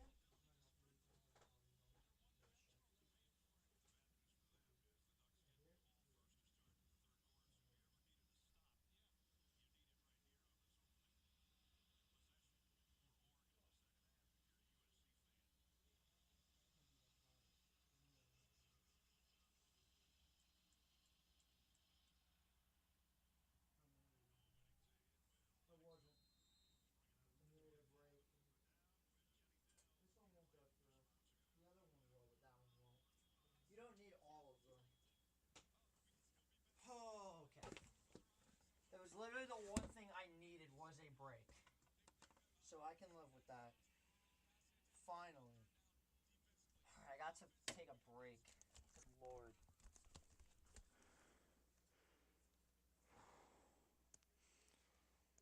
Perfect timing, too. We're right back.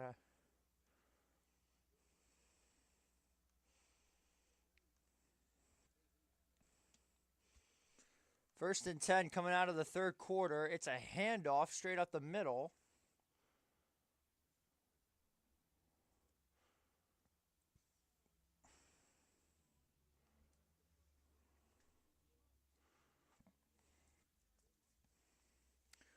So call it about a 5-yard pickup. It's 2nd and 5 coming up now. Correct, 2nd and 4 for the Ducks. We officially come back from the fire drill, which honestly helped because I needed a breather. Bad. That one goes off the hands of Sadiq. Gentry thinks it's a fumble. I'm going to say incomplete. Yeah, no signal yet, but it is an incomplete pass. It is 3rd and 4. This goes off the hands of Sadiq. Great play there by the Trojans defense. I thought for a second that could have been, what's it called? A fumble. 3rd and 4. Moore. Sidearm throw. That's incomplete. Drop by Whittington. And it's 4th down. But it's a free play.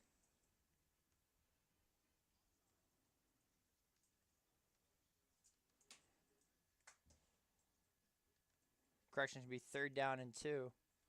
Might be 3rd and 1. No, it is a first down. That's what I thought.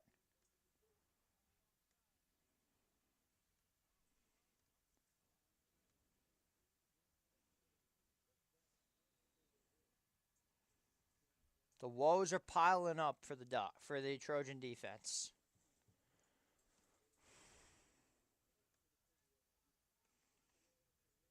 First and 10. It's a screen to Hill at the 35, the 40, and brought down at the 41-yard line. Desmond Stevens in on the tackle. It's been a very strange game. Jaden Mayava with 212 passing yards, a touchdown, and a pick. Malik Benson with an 85-yard punt return touchdown. And a linebacker with 6 tackles had the rushing touchdown that gave the Ducks a 28-14 advantage. Straight up the gut is Davison. He'll get about 3 yards on that one. Make it 3rd and 2. Big spot here.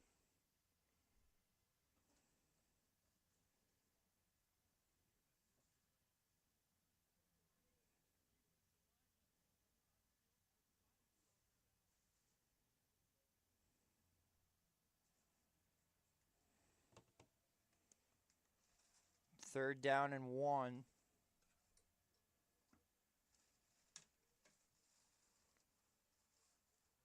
Screen pass, it's caught. There's Kenyon Sadiq at the 50. 45-40 and brought down right at that spot.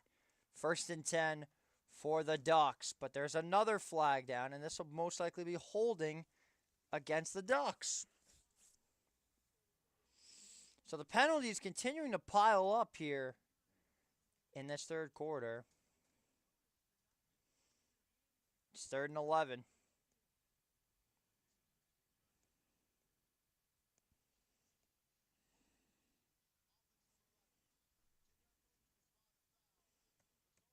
It's against Jeremiah McClellan.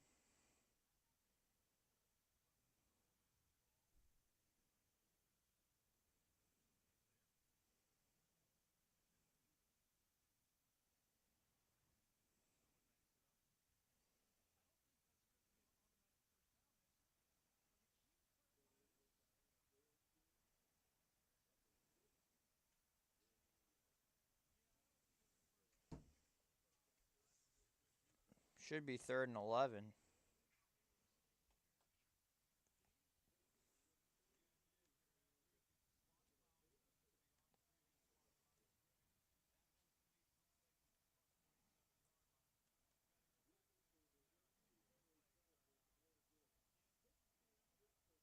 3rd and 2. Davison not going to get there.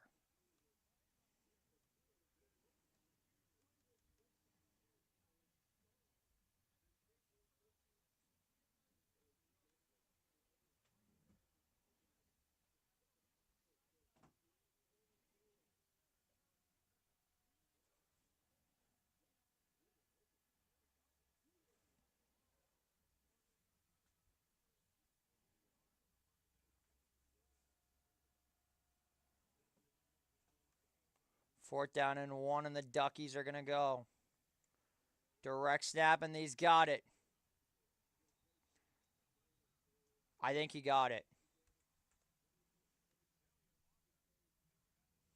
Sadiq's, let's see.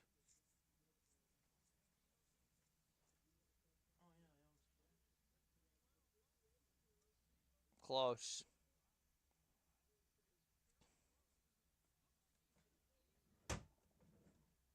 Oh. That's tough.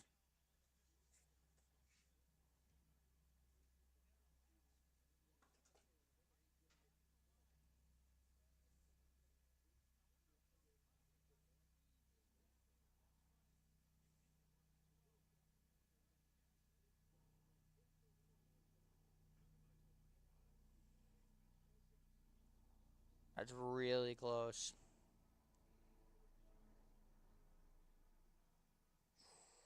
I don't know.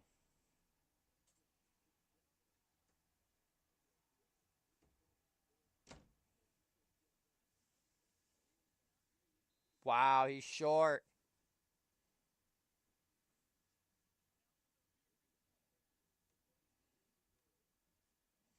So the official ruling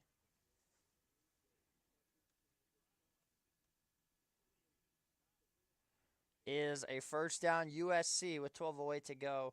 We'll stay right here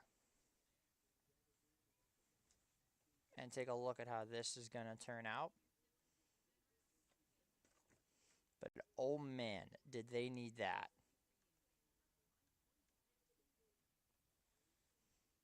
It's 56-0 in the Notre Dame game.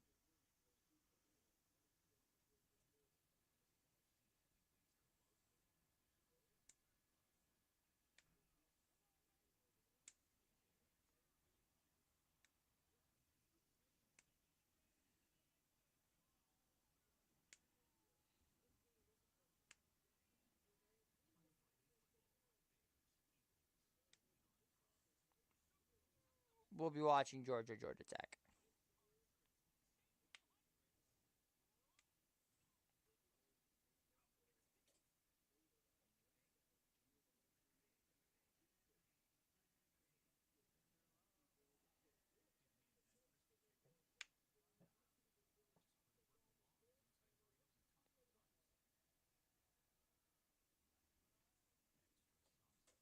Let's take a look and get some score updates. And Notre Dame scores again, and E.S. Williams. It's now 62-0 Notre Dame. Jesus Christ. South Florida Bulls leading 41-18. Byron Brown with 3 passing touchdowns on the day. UConn leading 41-31. New Mexico State has just taken the lead against the UTEP Miners, 27-24. Liberty and Louisiana Tech in the Sickos Conference USA Bowl are headed to overtime. 20-28, Middle Tennessee State leading Sam Houston 30-10. Duke up 24-18 against UNC. Jacksonville State up by only a touchdown, but the Panthers are in the red zone.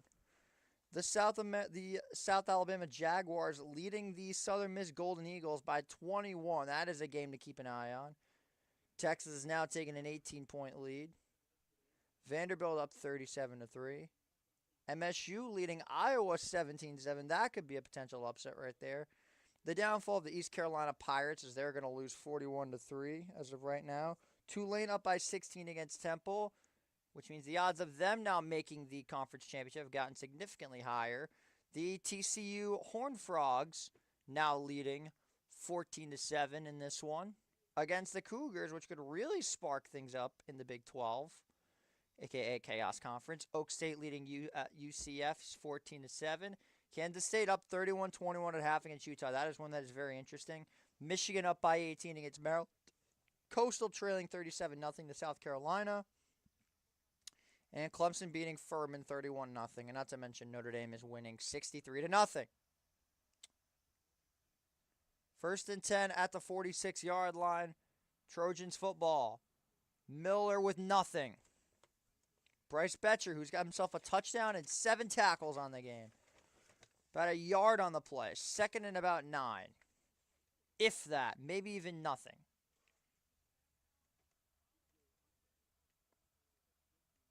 Second and 10, Mayava, incomplete. Somebody deflected it. Because now it's 3rd and 10.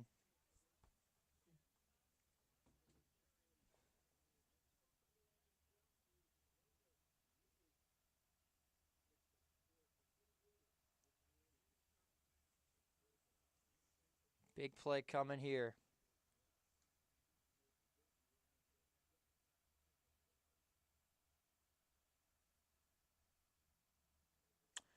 They bring pressure. Mayava escaping the rush. Flings one, incomplete. Wanted McCree, but it falls short. And it's 4th down.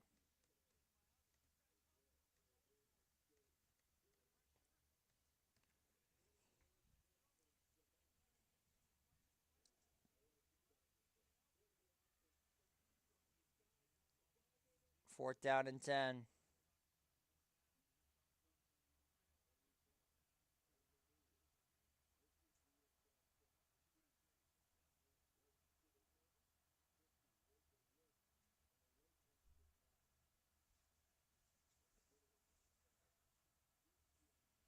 Mayava intercepted. Jaden Kennedy, the redshirt senior transfer, the second pick of the game, and Mayava has turned it over once again. The Ducks with another big stop, and for the second time tonight, Jaden Mayava, you, sir, and the USC Trojans have fucked the ball.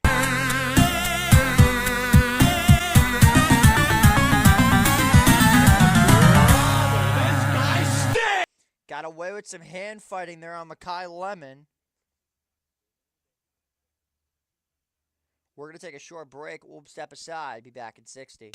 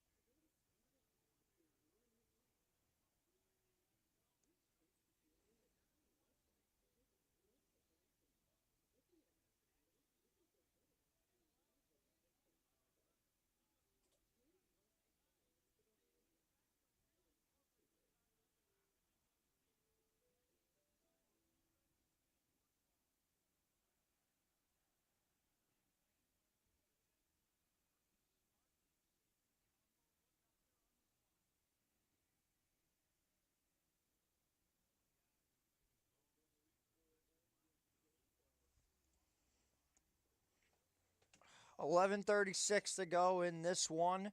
Ducks with the ball. You catch the clock up.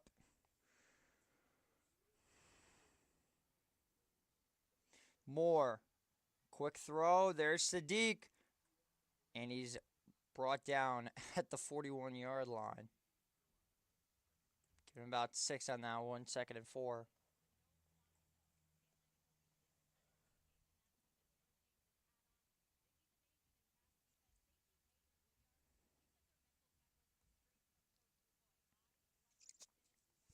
The Duck defense is pretty incredible, especially their secondary. 2nd and 5, Whittington. Gonna pick up a first.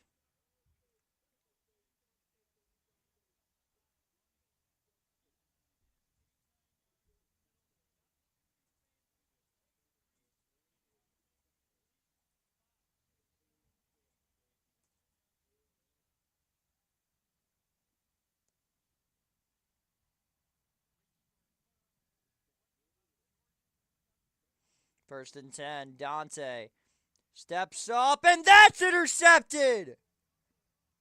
Urlacher's got space at the 40 and brought down at the 36-yard line. If there is one thing the Trojans do better than most teams on defense, and there aren't many of them, it's getting turnovers. Kennedy Urlacher with his first pick of the game. There is a flag down, however, so let's pump the brakes for a second.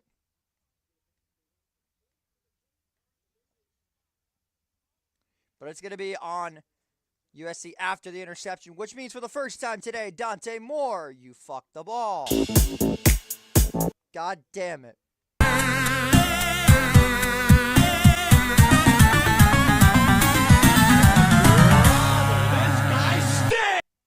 I pressed the wrong button.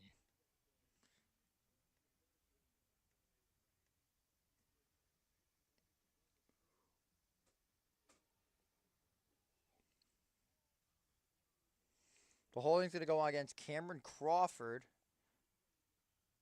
Yeah. Pretty night and day.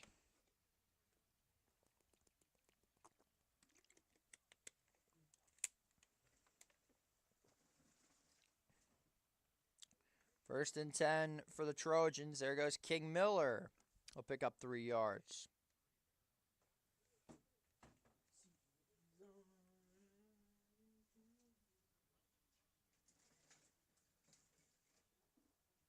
$11 rushing attempts for 19 yards. That is pretty remarkable. 2nd and 8. Mayava screens it. Makai Lemon, he'll pick up 7. Unless they gave it to him.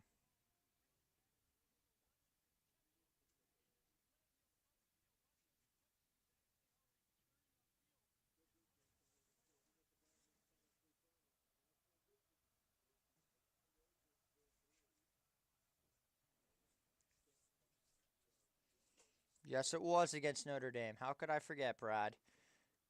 But they do give him the first down. Ducks with a late sub.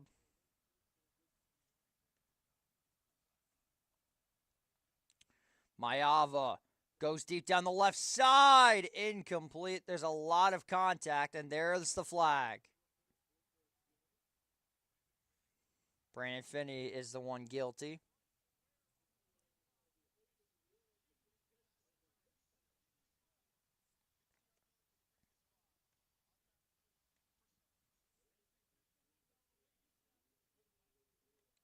He was going for Jacoby Lane.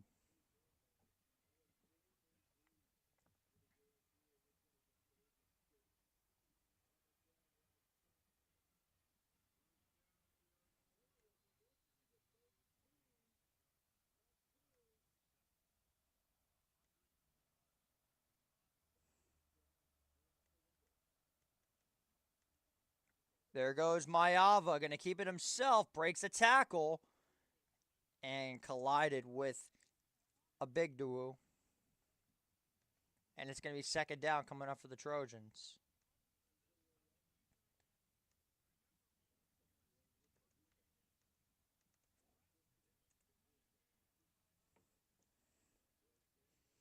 2nd and 4 coming up.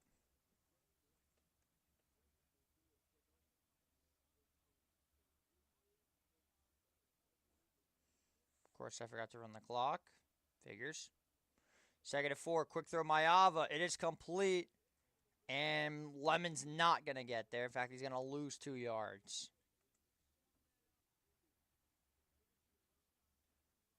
On 3rd and 3, they're going to go tempo. Miller not going to get the first down.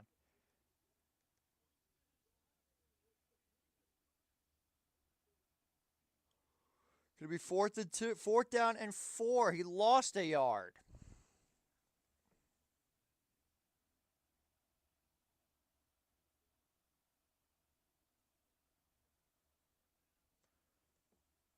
Fourth and 2. They go empty. McCree in motion. Mailava going to take it himself. Gets a block. Got a first down and then some, out of bounds at the 11-yard line. 1st and 10 for USC. And they needed that.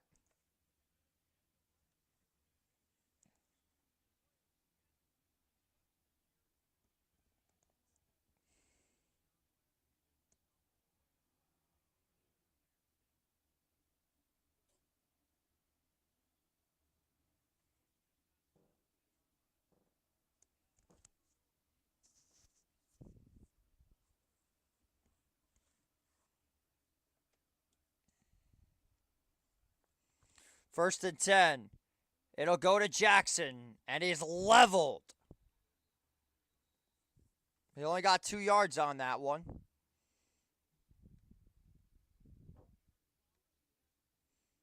It's Aaron Flowers. Came crashing down on that.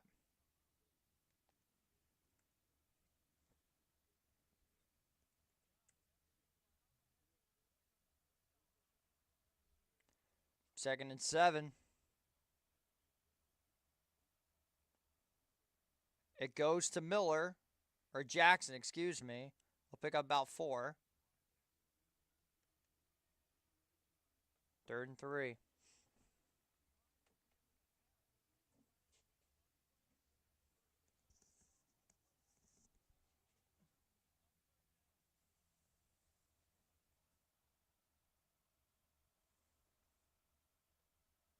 Third and 3 coming up.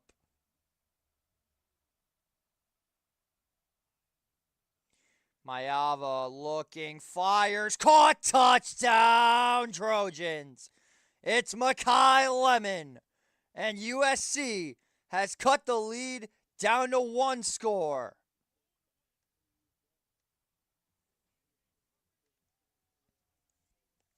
Good ball.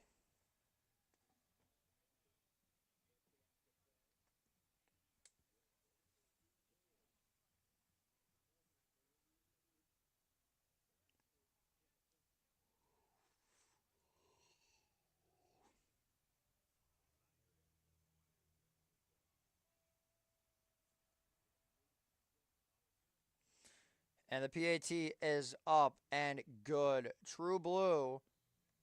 We're down to a 7-point game.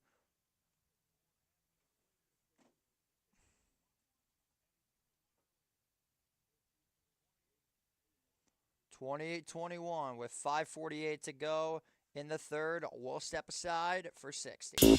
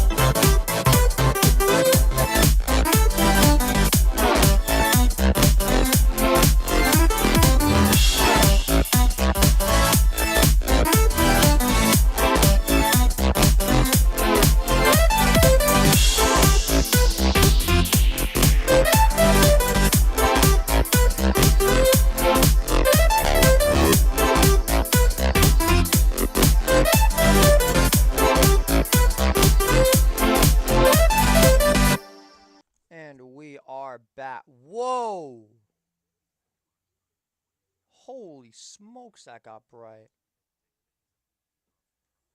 Good lord.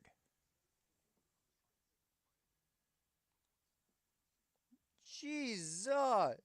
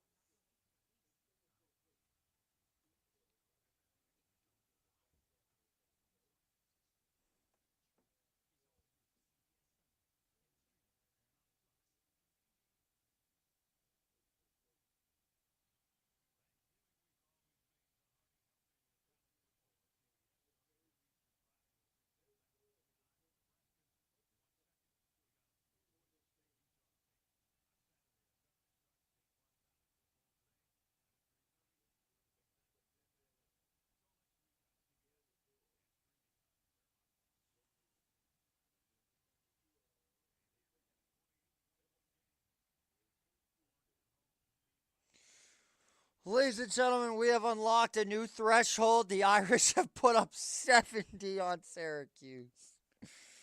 Oh my gosh. I'm so sorry, man. Cuse boys, I'm so sorry. Holy shit. We've eclipsed 70. I need to make a phone call right now. I need to call one of my company people. This is ridiculous. At least it's the fourth quarter, so we at least have some breathing room. We've cracked the 70-point threshold for the first time all season long. I genuinely feel so bad.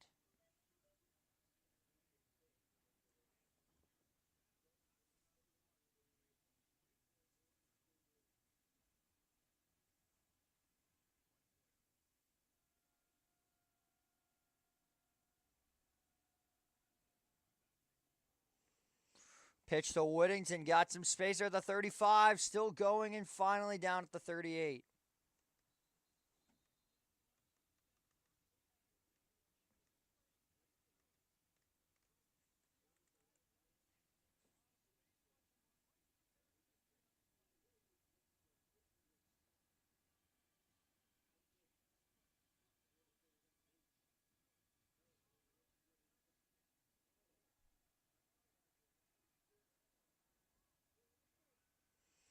First and 10, straight up the gut is Whittington. He's going to pick up about 5 on that one, make it second down.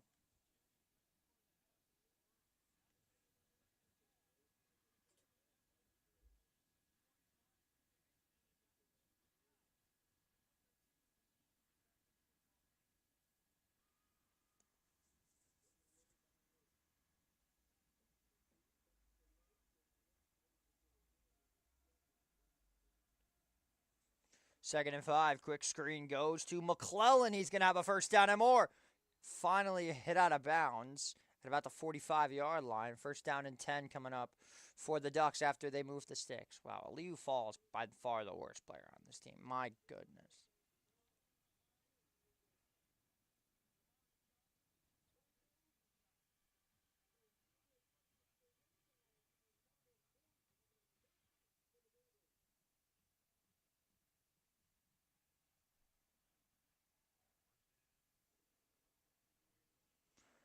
First and 10 with 4:12 to go. It's a give to Hill at the 40 and finally down at the 37-yard line. He keeps the sticks moving. Another first down for the Ducks.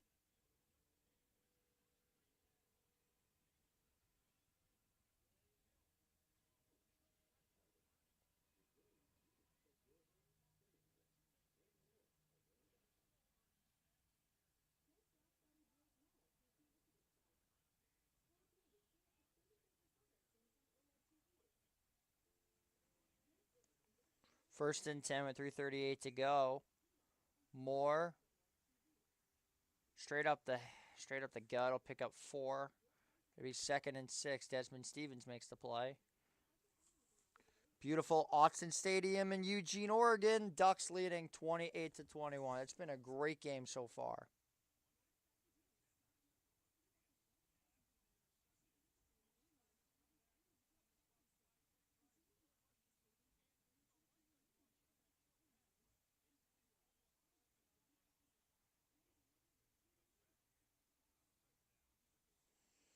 Second and 6 with 3 minutes to go.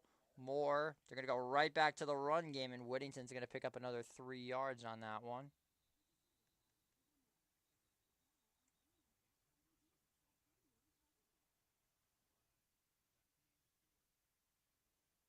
And the Ducks have another injured offensive lineman. Harkey, the right tackle.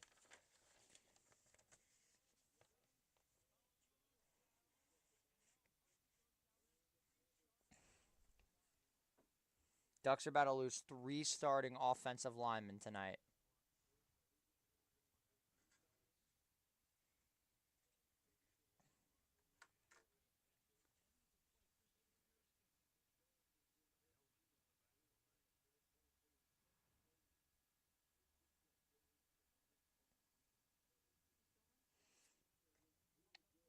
We'll stay right here for now.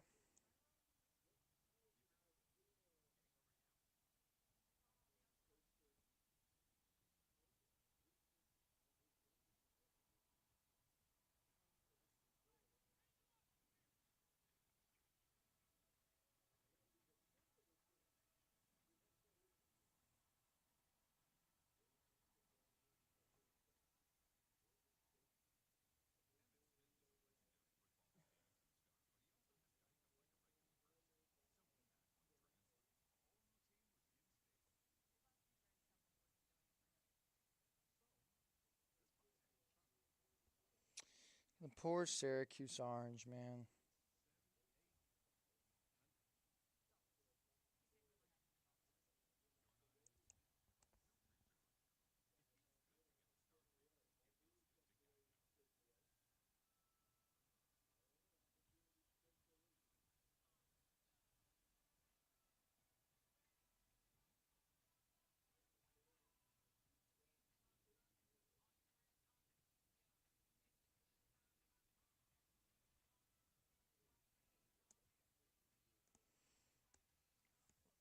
What do we got now? What is this?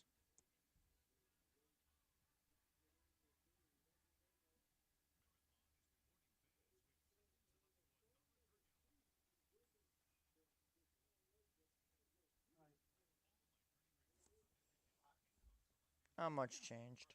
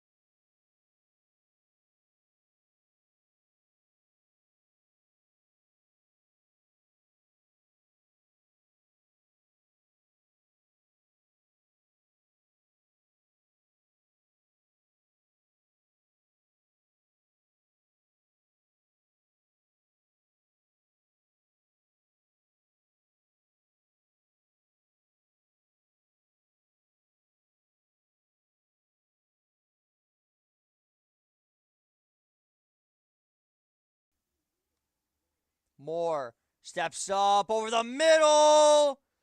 Caught! Touchdown! Kenyon Sadiq! And the Ducks are back up by 2 scores. What a throw and catch from Dante Moore to his number one tight end, Kenyon Sadiq, and the Ducks have extended their lead to 34-21 late in the third quarter.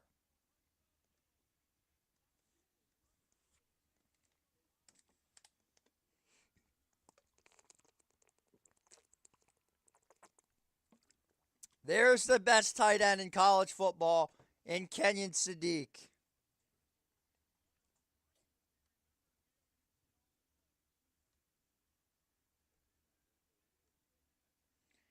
And the extra point is up, and it is good. 35-21 is our score.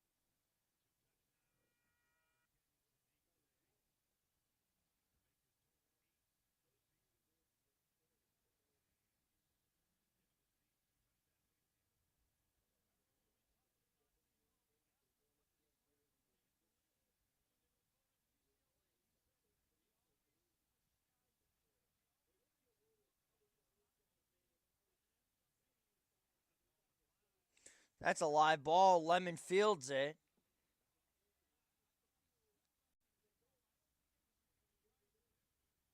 Okay, he most definitely slipped.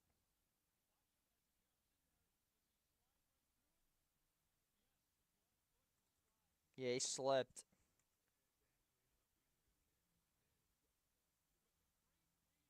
So now the Trojans will have the ball.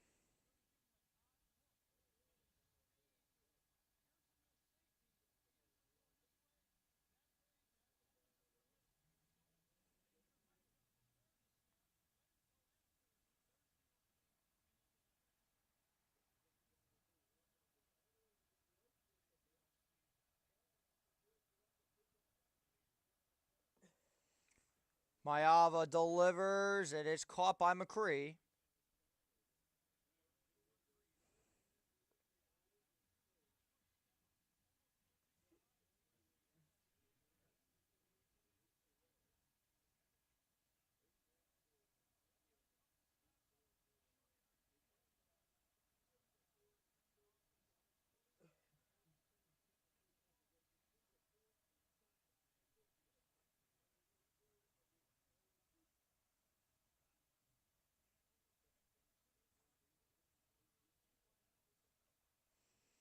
First down and 10. Mayava goes to King Miller to pick up a few yards.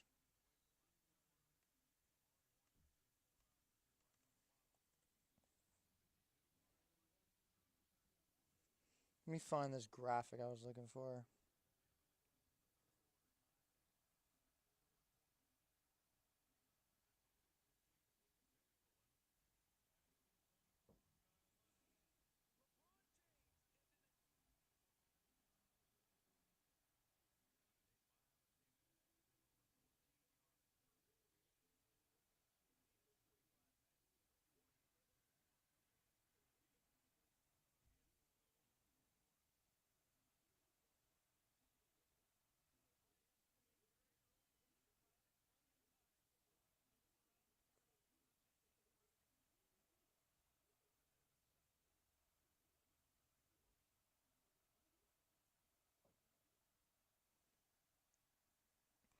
Mayava under pressure fumbles the ball, but USC got it back. Fourth and long coming up. They will have to punt this ball away.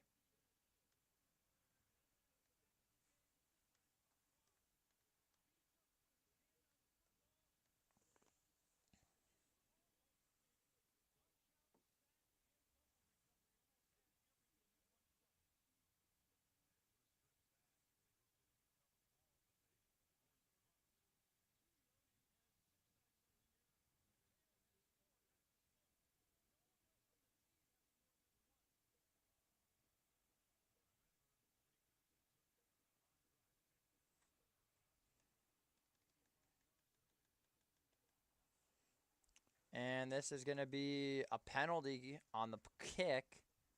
The kicker got roughed up. Could this be the 15?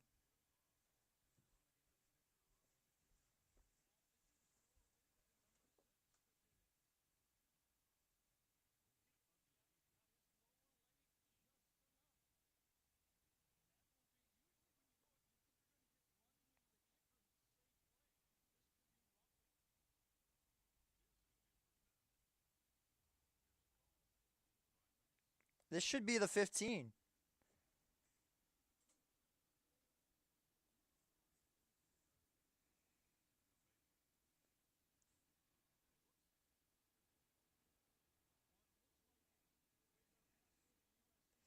Syracuse got a touchdown.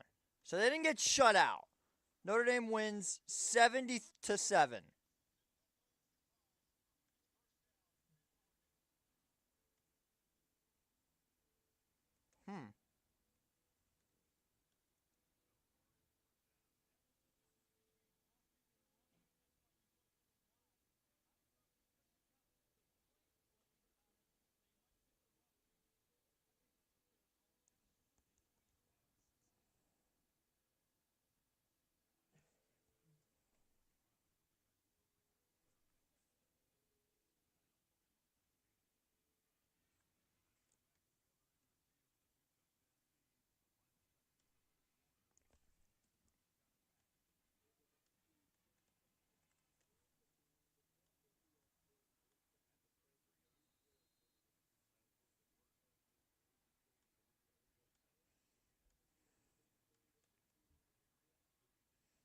And this will take us to the end of the third quarter with our score 35-21 in favor of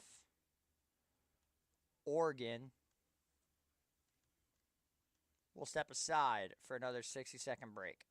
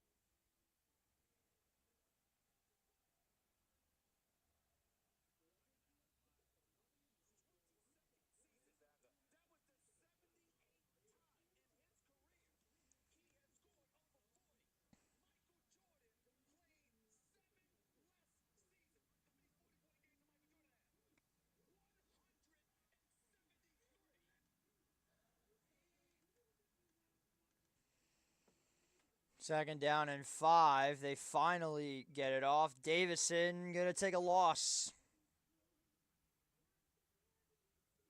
Going to be 3rd and 8.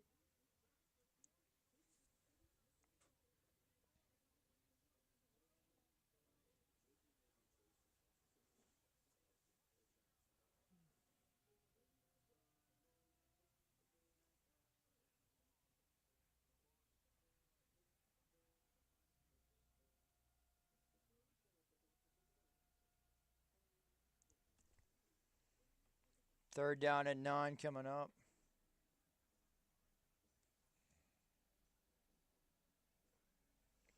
And Moore fumbles the ball. And he's going down for a sack. Devin Tompkins gets back there. And it's 4th and 16.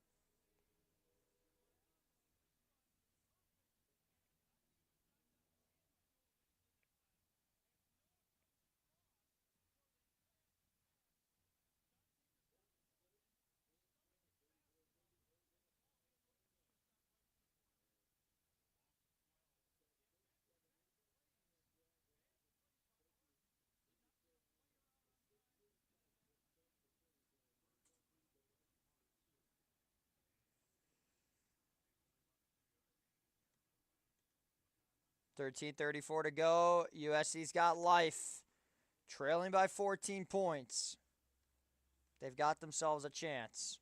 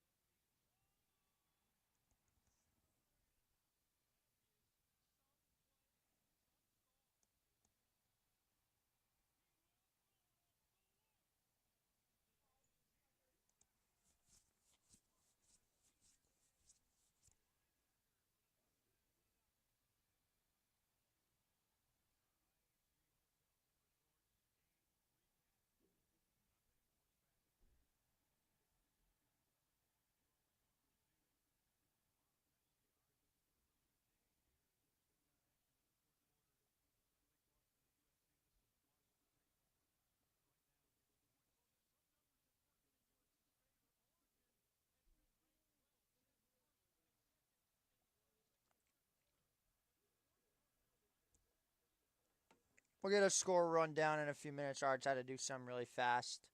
Wish my mic was off, but it wasn't. 1st and 10. Mayava steps into one, fires down the left side. Incomplete. But a flag. DPI. Mekhi Lemon's going to get another one.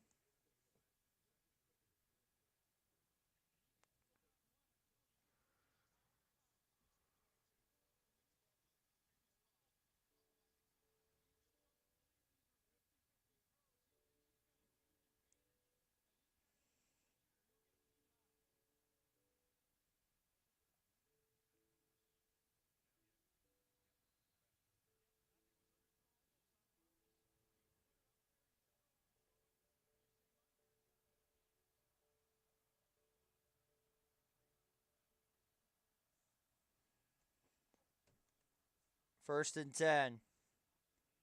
Mayava flings one down the left side. Another flag is called. But this might be offensive pass interference on Jacoby Lane. It should be OPI. Wow, it's DPI again.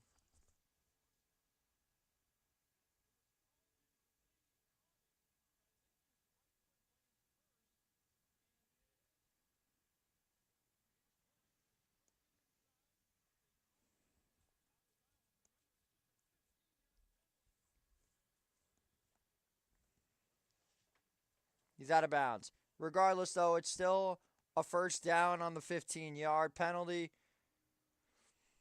Trojans, this is very reminiscent to what happened in the Notre Dame game when the refs walked them all the way down the field. Does this mean Mekhi Lemon is going to fumble another football again? I don't know. We're about to find out.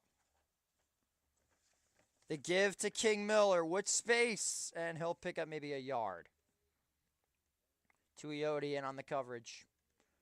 2nd and 9.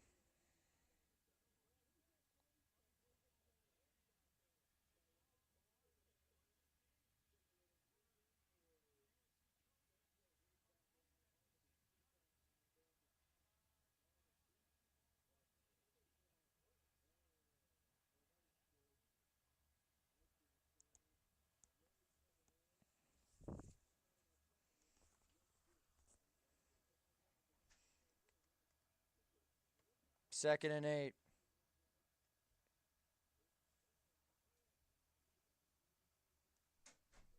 Mayava. Screen pass to King Miller, which space at the 20, the 15, and out of bounds at the 13. So another first down for USC. They're on the move.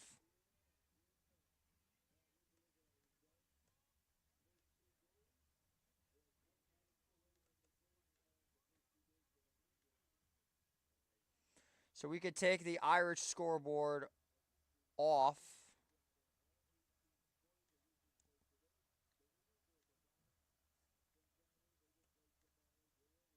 They're going to give it back to Jackson. He'll pick up maybe 3 yards on this one. Be 2nd and 7 or 8. 12 minutes to go in this one. I got to fix the clock.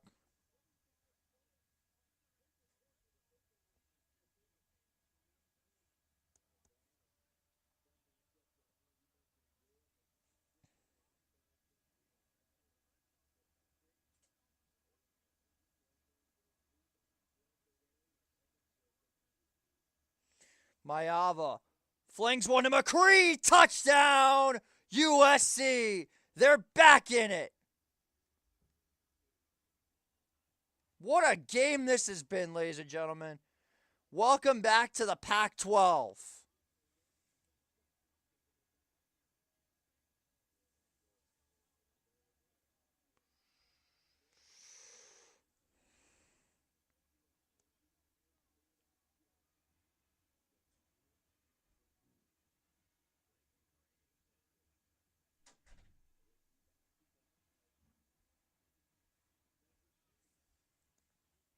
SC's going for 2 here.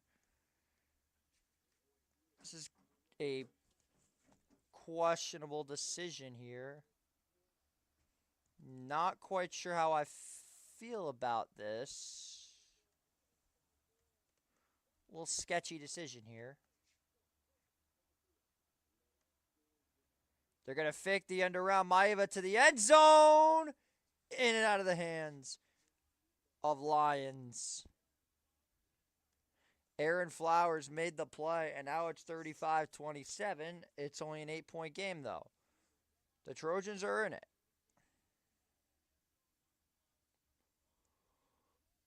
That's a great play by Aaron Flowers to keep the 2 points.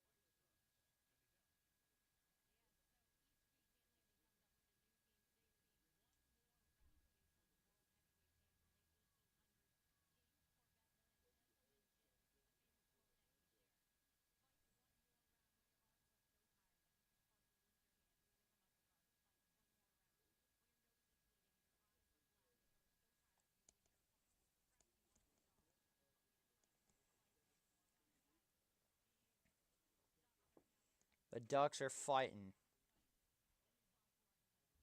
Here we go.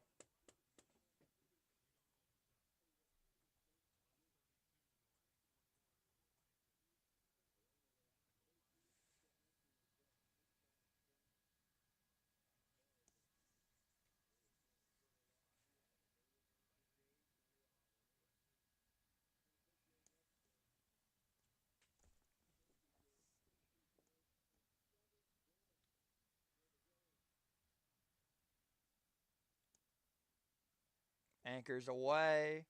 It will be returned. Whittington with some space down at the 21-yard line.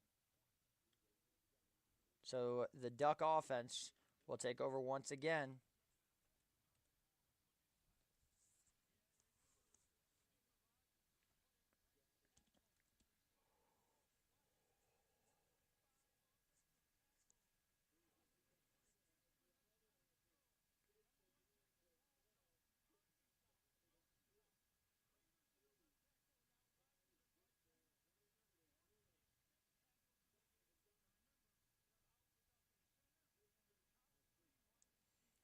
Here we go. First down and 10 for the Ducks. Moore. Flush. Delivers. It is complete. Mari Johnston. Wrestling forward. He'll have a first down.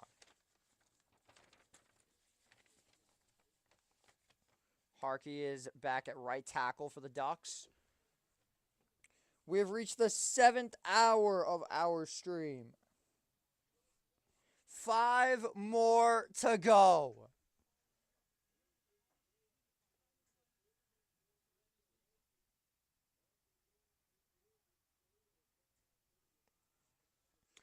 Toss to Whittington, gets a block, breaking a tackle, and is leveled at the 37-yard line. He'll get about 6.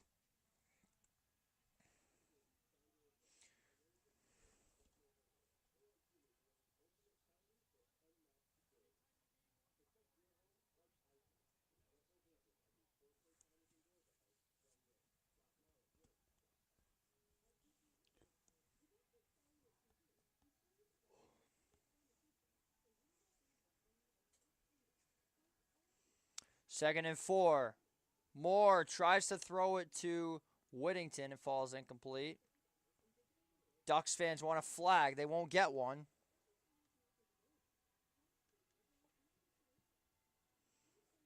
$10-11 to go in the third. This could get spicy now on this 3rd and 4. This is where you're expecting your tight end to make a play, Kenyon Sadiq, or something short to Malik Benson. 3rd and 4 with 10-11 to go in the third quarter. We have just about hit the 7-hour mark. Empty backfield. Trojans bring 4. Moore delivers left side. Caught. Malik Benson out of bounds for a first down.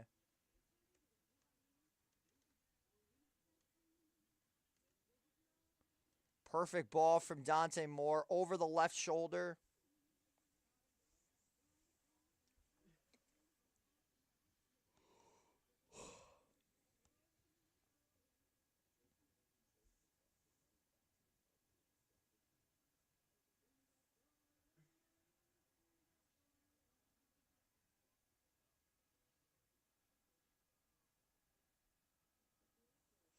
First and 10.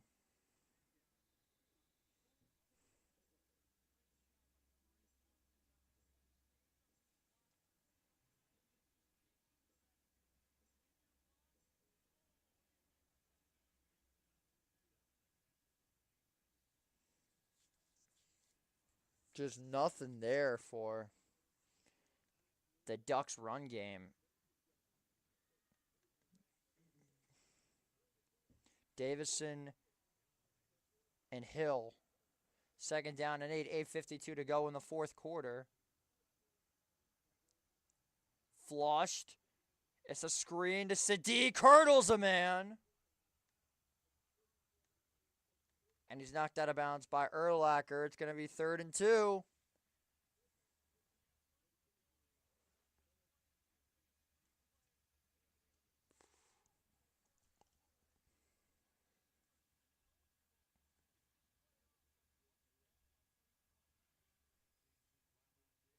It was none other than Kenyon Sadiq on that one.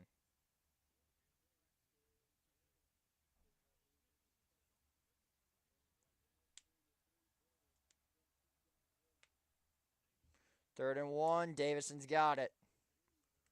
Another first down for the Ducks.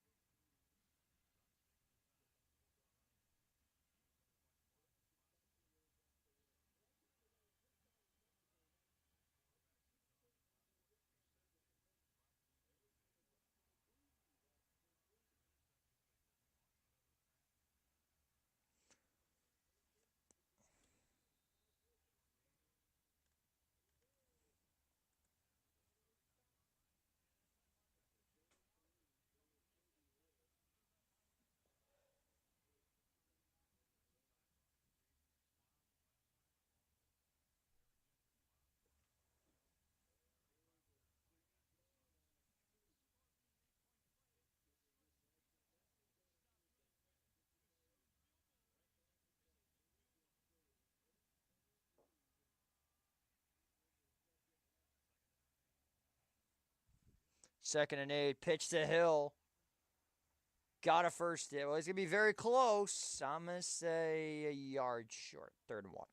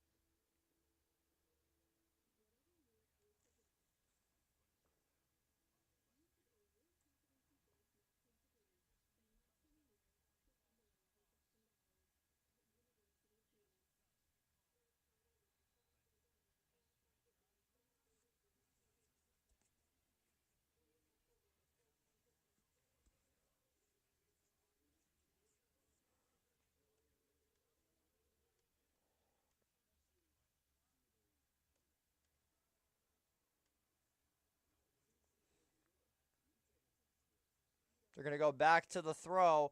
Moore has his tight end wide open. Johnson thrown out of bounds.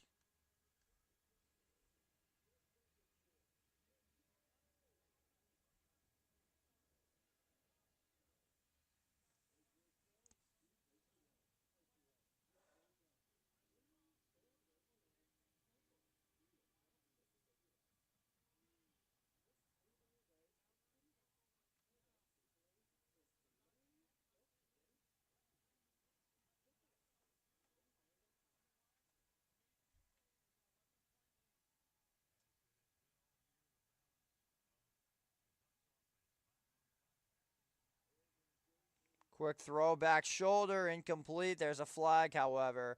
It's going to be DPI. Trojans getting a taste of their own medicine.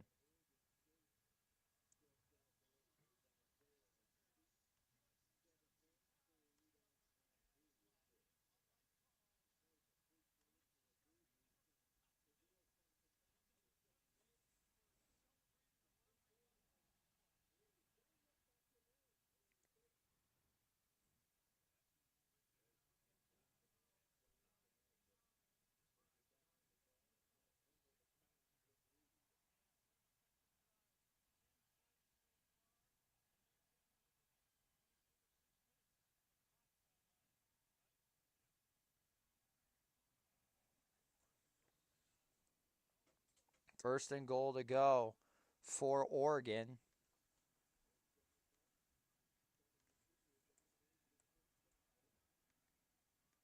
See if the Ducks can potentially put this game to bed. First and goal. Whittington waltzes into the end zone, sliding down. Touchdown, Oregon. That should put this game out of reach.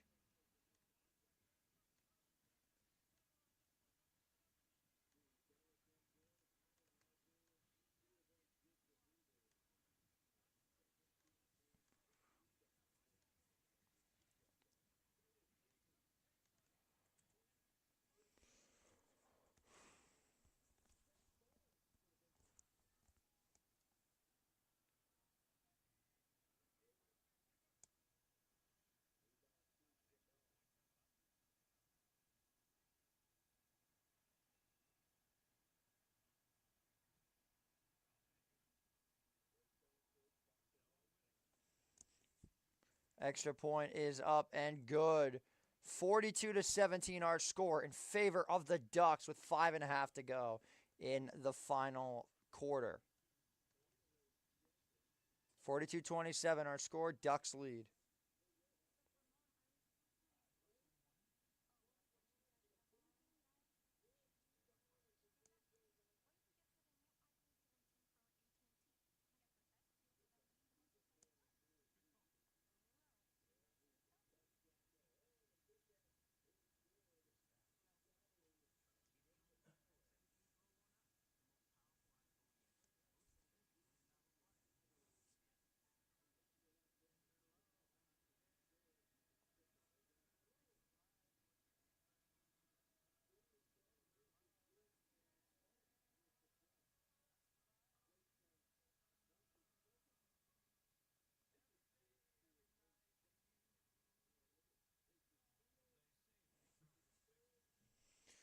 All right. Well, I forgot to tell you guys, we got a lot of score changes. The Florida International Panthers have officially nuked the Conference USA. Jacksonville State's chances at going to the championship are so fucked. They're in trouble now. Meanwhile, South Alabama just knocked off Southern Miss 42-35, something to keep an eye on. Texas beating Arkansas, not a big surprise. Vanderbilt up 45-10 against Kentucky. UTSA has knocked East Carolina's false hopes out of the playoffs. Tulane up 37-13. TCU about to go up 2 scores against a fraudulent Houston Cougars team. Kansas State holding on to a 41-35 lead, potentially put Utah's season in trouble. Troy beating Georgia State 31-19. Michigan up 45-20 with their big matchup against the Buckeyes next week. We might be streaming that. Not sure yet. Got to figure it out. South Carolina leads 44-7 against Coastal. Furman trailing 31-10 to the Tigers. Not a big surprise. Texas State holding on to a 10-7 lead against UL Monroe. And it looks like our next showcase game is underway between Pitt and Georgia Tech. The other game that we are going to be keeping a very close eye on.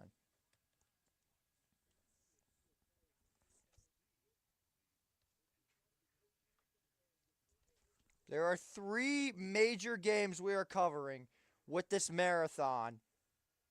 This is the 3rd one.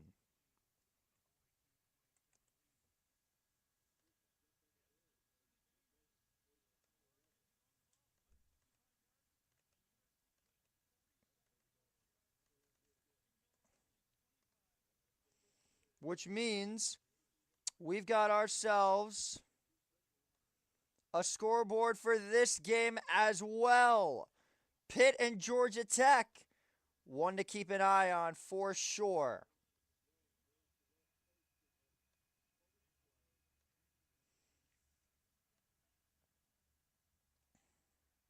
Anchors away. Mayava's got 5.5 minutes left. Brace for impact.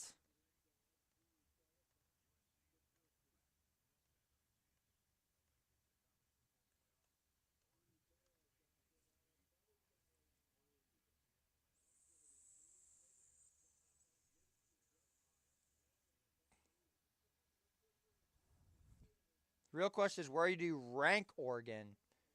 Do they go up? Do they stay the same? What do you do?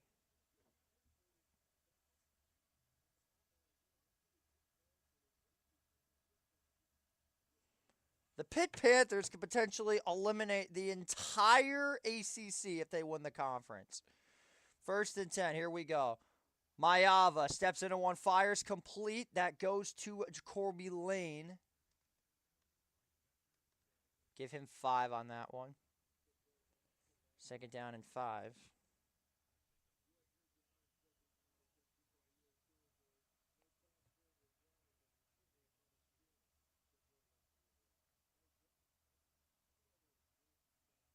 Second and 5. Mayava steps into one. It is complete to King Miller, but Betcher's right there.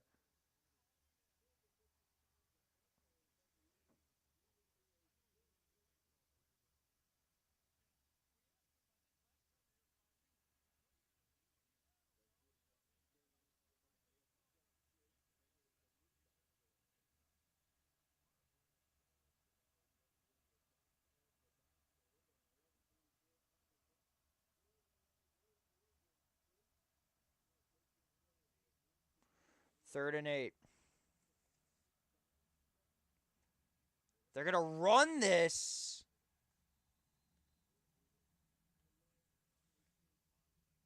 I did not understand that play call whatsoever. What sense did that make?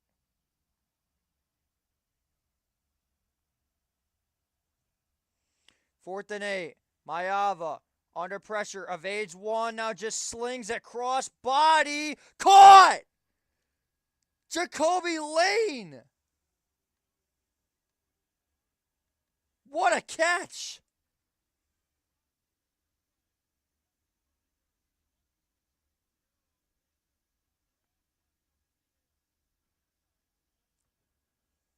Wow, what a play. Mayava, the screen. Hines. He picks up about 3 yards on this one, 2nd and 7.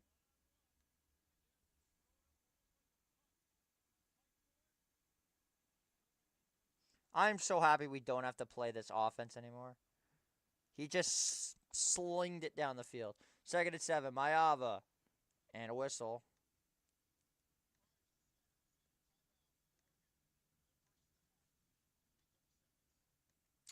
So the Ducks take a timeout with 3:12 to go.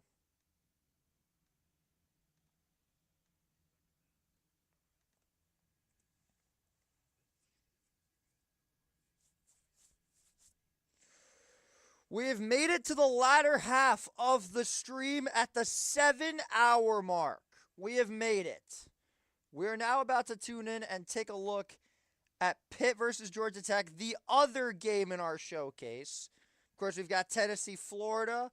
That is also one that we're going to be looking into. Not calling that one. We're mainly calling the Pitt GT game.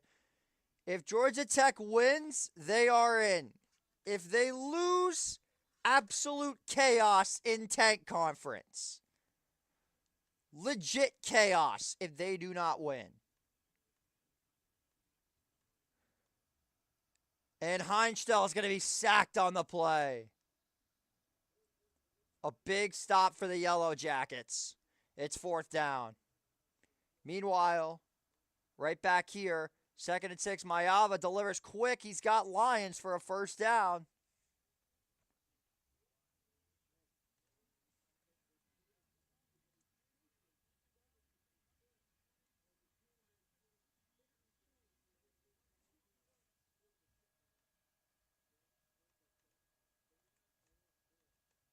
Clock continuing to tick. USC's got to move quick.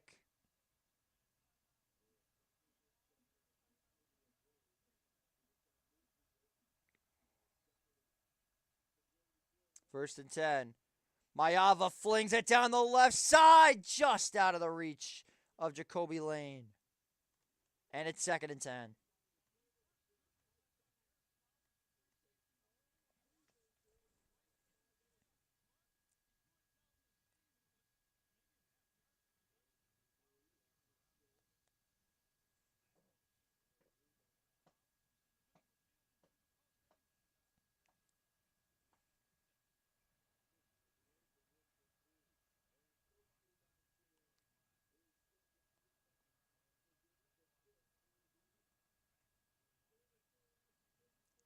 Second down and 10 here for SC. 2:35 to go. Mayava flings one, incomplete.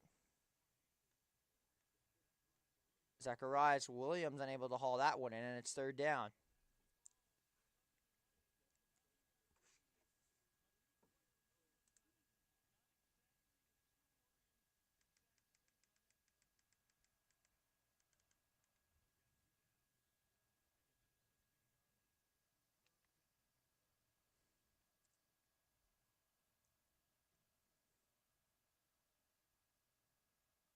Third down and 10. Let's see what Mayava and the Trojans can do here. Mayava going to throw the screen, and he's going to be down. It's not ideal.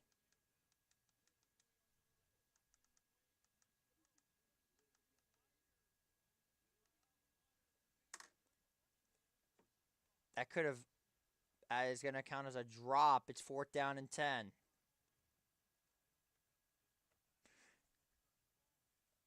This is it.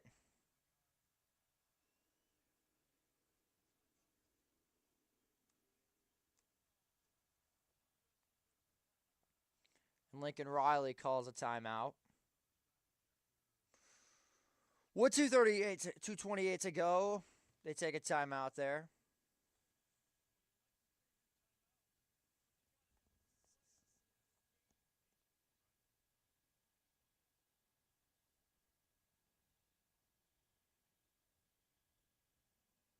Graduating college in less than a month. I was a baby. 1 year old. 1 year old. The last time Tennessee went down to Gainesville and won. So as you can tell by those statements, there is a lot on the line today. A lot on the line. It isn't just about the streak. The streak is one thing, okay? The streak is irrelevant compared to everything else, okay? It's already been a lackluster season for Tennessee. We're not making the playoffs. You know, we're probably not making a high-tier bowl game. We lost to, again, our rivals. Our rivals beat us again. Georgia beat us in Knoxville. Bama beat us in Tuscaloosa. The other chance we had to get a big ranked win under our belt, we folded harder than you could ever possibly fold against Oklahoma. I'm cleaning off my milkshake. There's a lot of... Here we go. 4th down and everything. Mayava strikes incomplete. No flags. This one is pretty much over.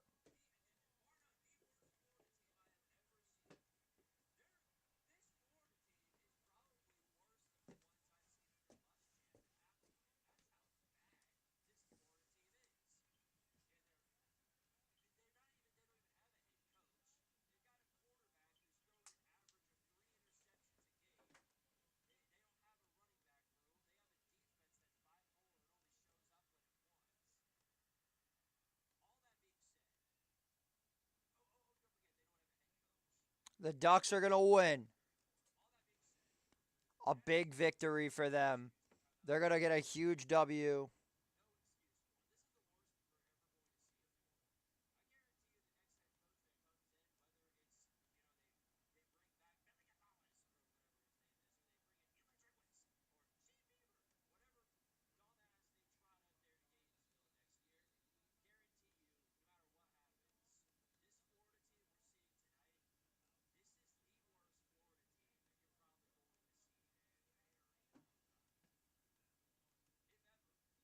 So we have completed the final transformation, potentially of the evening, as we are now saying goodbye to Autzen Stadium as we head for Atlanta.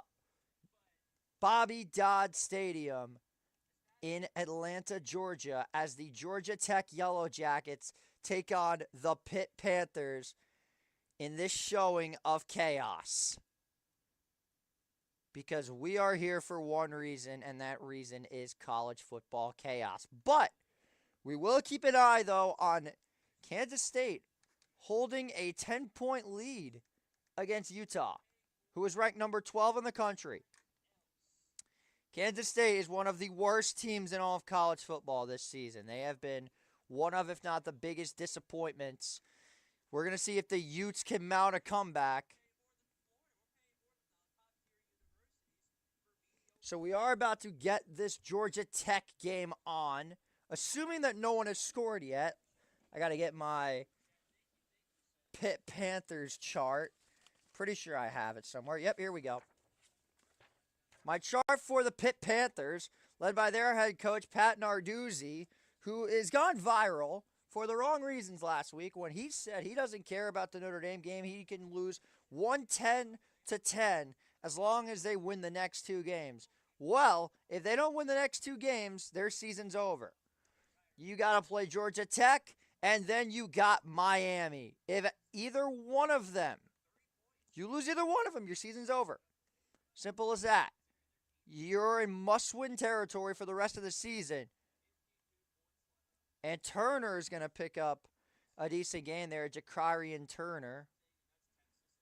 We're currently getting set up right now to get this thing going here in Atlanta. First time we've ever done a ACC contest as a game of the week in a very long time it has been.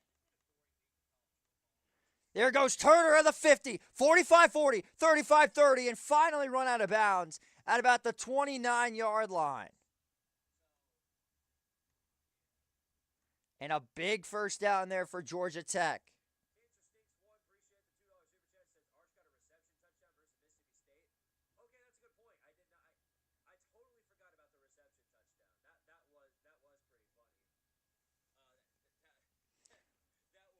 First and 10. Heinstell fires, got a man, caught! Touchdown, Kenny Johnson! There's a flag down, however, so hold your horses.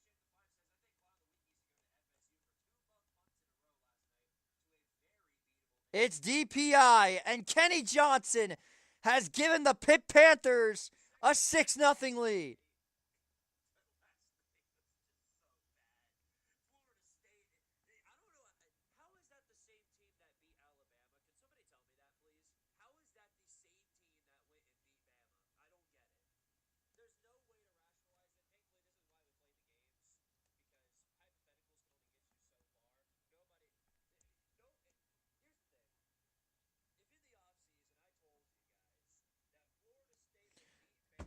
Oh, crap. I gave the touchdown to the wrong team. Oh, God. Oops.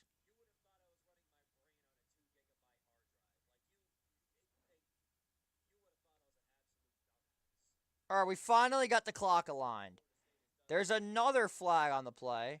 Now, keep in mind you are dealing with ACC officials. Therefore, I will remind you they are the worst in kind.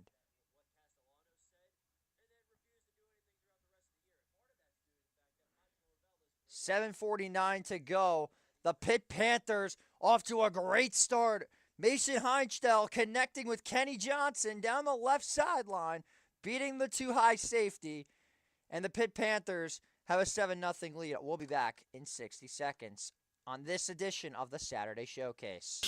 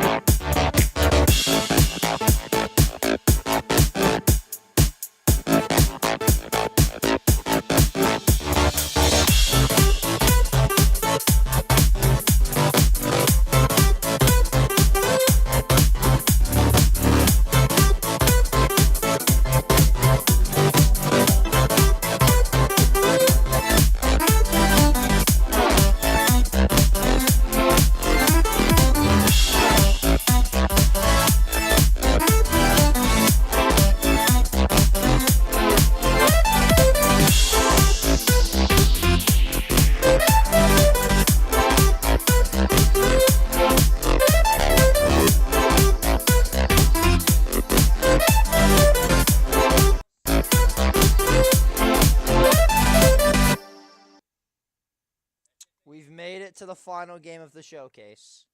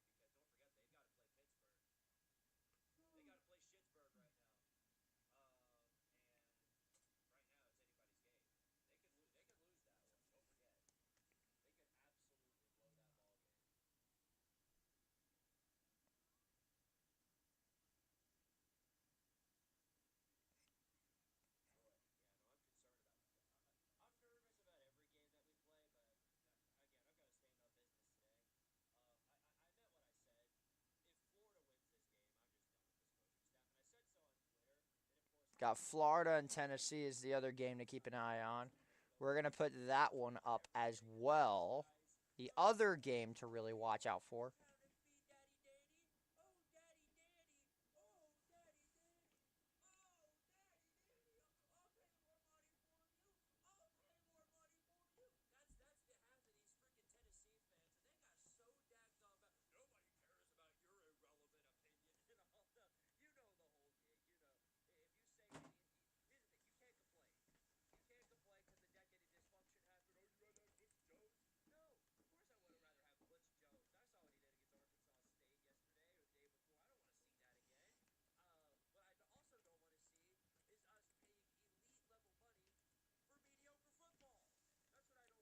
It's a good return there for Georgia Tech.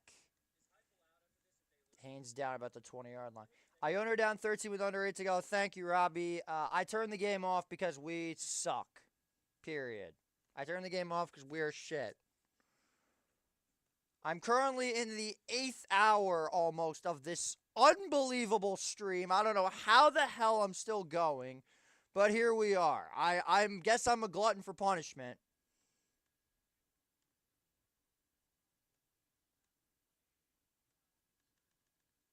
So they will say he was down.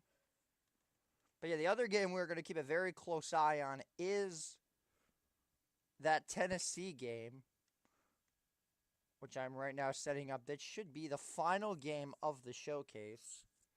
Tennessee, do I even have them ranked? They're number 20. Thank you, Squidtard, for keeping this up for me. That actually really, really helps.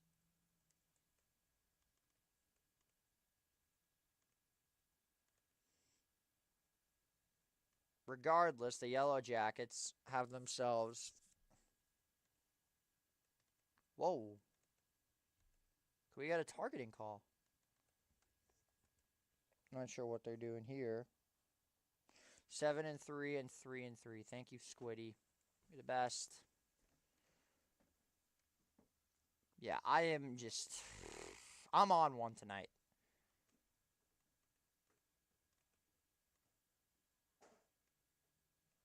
But yeah, this is by far, without a question, the worst Florida team I have ever seen.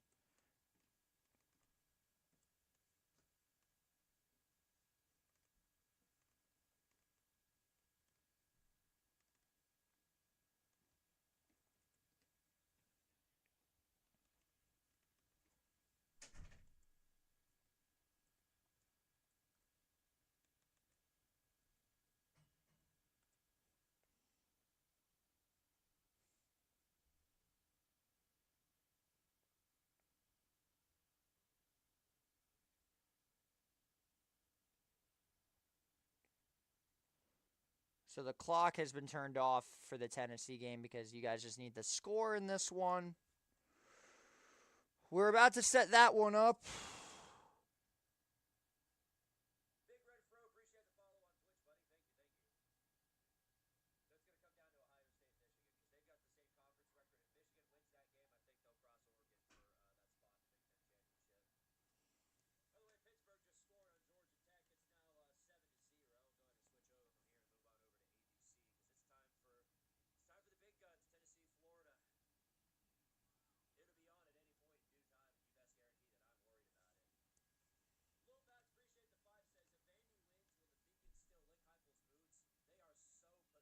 Oh, absolutely. Absolutely. Having this fan base literally... Okay, so what the hell was the point of that? It's a lot of rich people, mainly. Because that's the thing. This is an actual... Whoa. From Tennessee fans. How the hell did that get there? That was weird.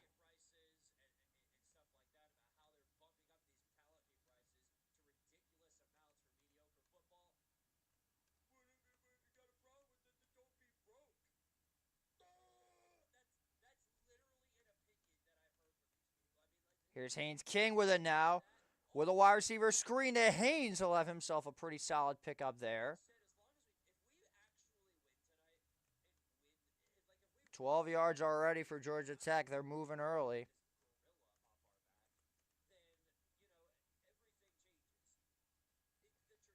And it's a touchdown for Utah. They've got life. Here we go. Meanwhile, back here in Atlanta, 1st and 10 for Georgia Tech. King going to keep it himself down to the 50. Brookins with the hit on that play. It's going to be 2nd down and 7.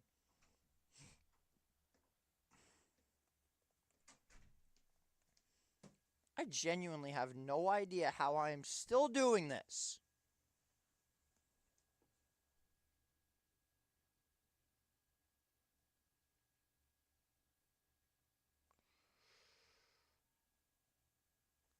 Second and 8 coming up for King. If Georgia Tech wins, they are into the conference championship game and their playoff hopes remain alive. 2nd and 8. King steps up, fires, it is complete. It's going to be Malachi Hosley having himself a great season this year for the Yellow Jackets. It's going to be 3rd down and 4. But yeah, the Utah Utes have some life finally, which they desperately needed. Beautiful catch in the back corner of the end zone. View count's finally rising. It only took 30 goddamn minutes. It only took 3 hours. Hell yeah, baby. Let's go.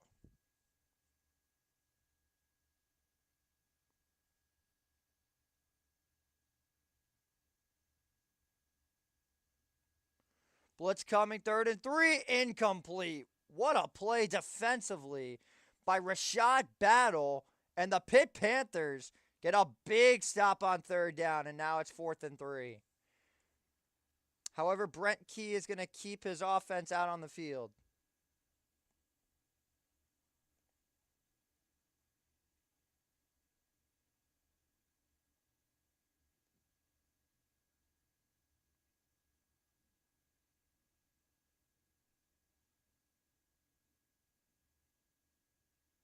King on 4th and 3. Incomplete. He threw it behind Hosley. And the Pitt Panthers make a stand and they take over. What was that?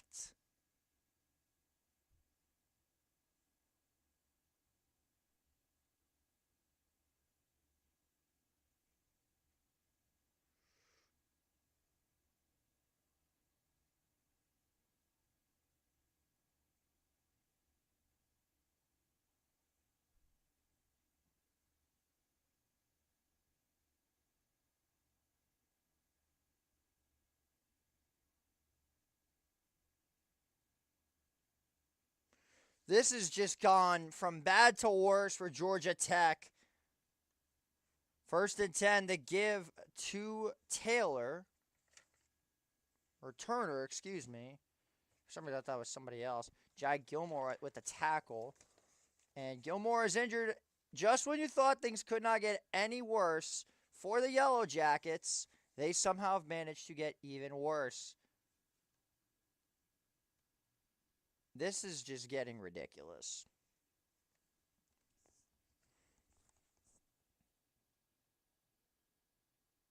This is insanity how we are somehow still live. It has been 7.5 hours. Wow, the Knicks are going to lose again. Playing the Magic. They just can't beat the fucking Magic, man. Holy shit. They don't do very well against Florida teams, I'm learning. Oh shit, Iona cut the lead down to 7. Interesting. 2nd and 11 for Utah. We're keeping a very close eye on this one.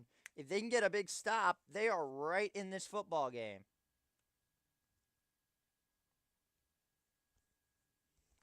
But yeah, that was huge for the Pitt Panthers to get that stop on defense. Here we go, 2nd and 11 for the Wildcats. And they need a 1st down. Really, really bad. 2nd and 11 for Avery Johnson and K-State. They go with the run, and he's only going to pick up about 3 yards. It's going to be 3rd and 8. Utah's going to have a shot in this game.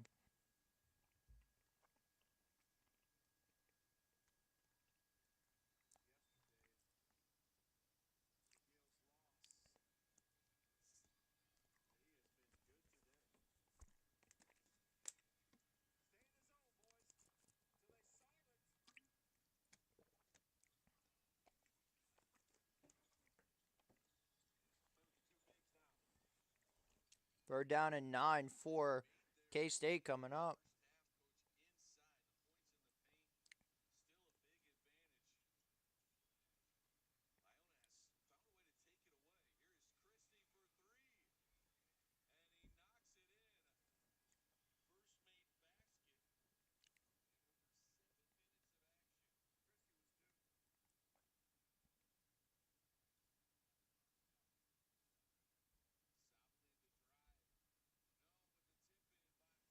3rd and 9. Biggest play of the night. Coming up for Kansas State. They get a first down, it's over. They get stuffed. Utah has life. And Rice Eccles will erupt. They bring the blitz. Avery Johnson delivers. It is caught but short. 4th down and about 3, and Utah takes a timeout.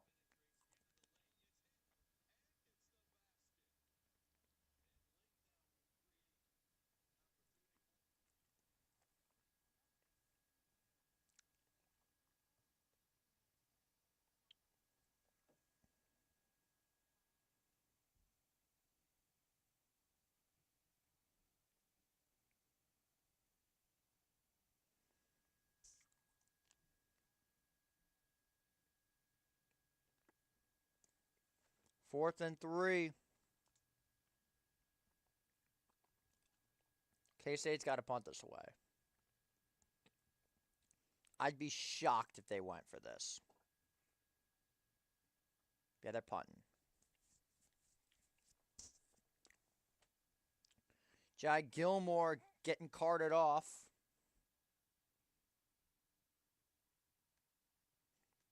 Hope that he's all right.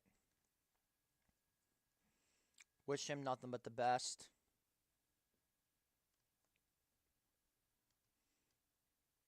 Second and 6 for Heinstell and the Panthers.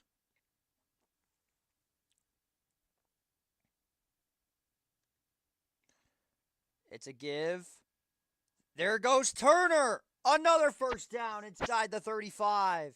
And the Pitt run game looking unbelievable.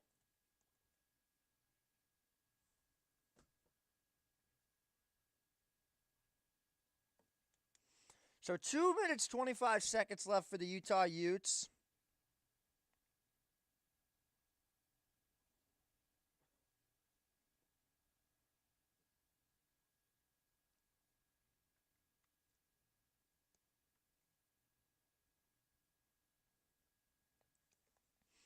First and 10. Heinstell slings it deep down the left side. Incomplete. He had Hicks, but it's broken up by Harvey, and it's 2nd and 10 coming up for Pitt. Take a look at this replay right here. Gets that outside leverage. Little bit underthrown by Heinstell. And it's 2nd and 10 with 4:44 to go here in the second quarter. Heinstell, the pitch to Turner. Evades one, but he ain't going to evade the other.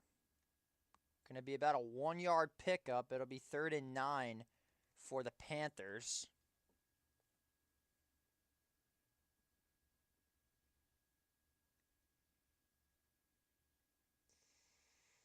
We're going to see if they can generationally pit the bed.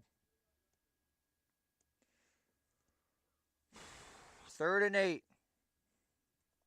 Big spot coming. They were 0 for 13 last week on 3rd downs against Notre Dame. That is not a fake stat. That is real. They send the blitz. Heinstell delivers, caught. First down again. It's Kenny Johnson. And the Panthers are in the red zone. 1st and 10 for Pitt.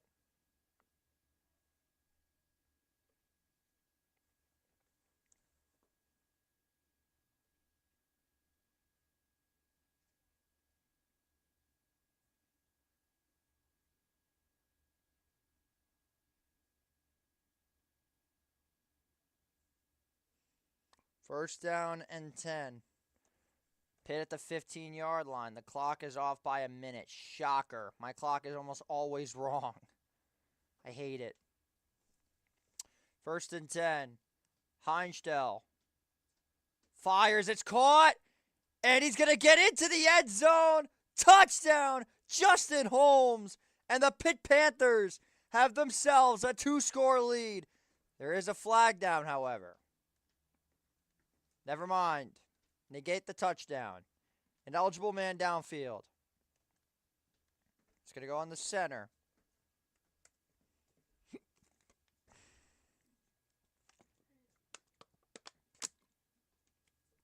So it means nothing. Instead, It is now 1st down and 15 for the Pitt Panthers.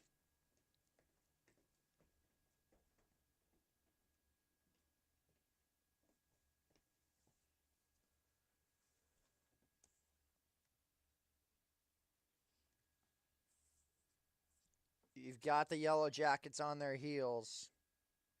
They've come out strong.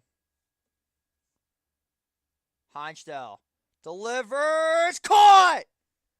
It's another touchdown for Justin Holmes. He said, what you can do, I can do better. I can score a touchdown. You want to see me do it again? Well, he does it again. And the Pitt Panthers this time have a 2-score lead. 13-0 Panthers. Mason Heinstell had a clean pocket. Holmes with a beautiful route. And just out of reach of Georgia Tech's defense. Pitt's got themselves a 14-0 lead if this extra point is good. Kick is on the way, and it is good. And the Pitt Panthers are off to a dream start here in Atlanta. 14-0 is our score here in Atlanta.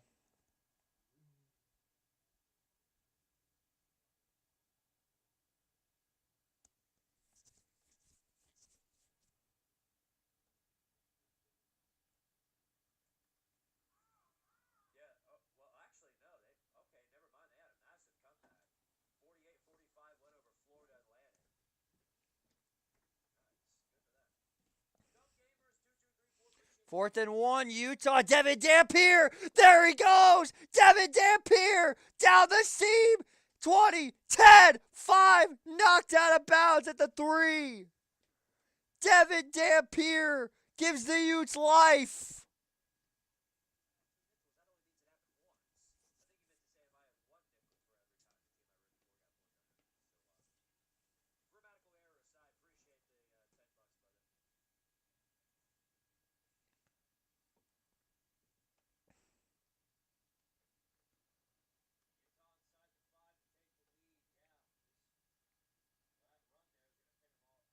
Broken tackle. That'll put them back to the 7.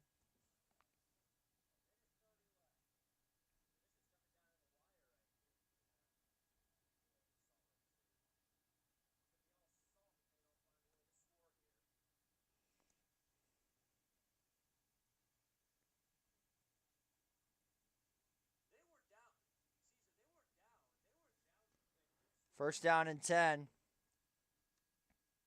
Straight up the gut for Georgia Tech, and Dampier is on the 1.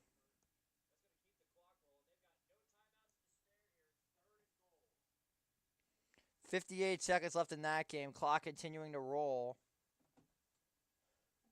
K-State does call their final timeout. Regardless, back here in Atlanta, 2nd and 8. King delivers, and it is off the hands of his tight end Harpering.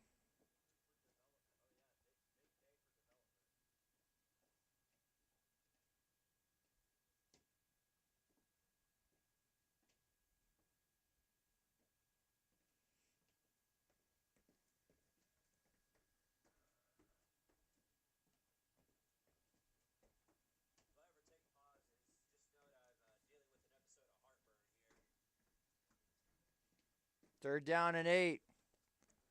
We're going to keep an eye on Utah as well. King under pressure, and it's intercepted. It's picked off by Pitt. Number 23, Kavir Baines Marquez. And all of a sudden, something has woke up for the Pitt Panthers. Unbelievable.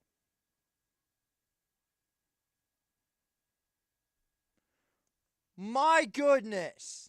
Haynes King, in the worst time possible, you fucked the ball.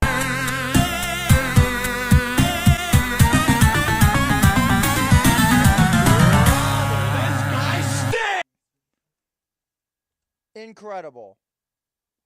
Absolutely incredible.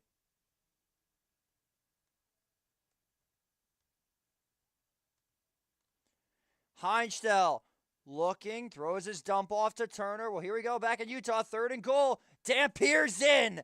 Touchdown, Utah. They've got the lead with under a minute to go.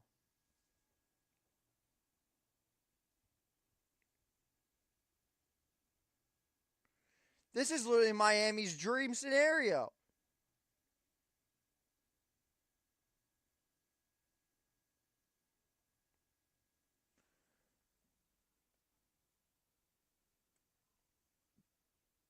Second down and 7. What is going on in this football game? Goff with space. He'll pick up close to a first down.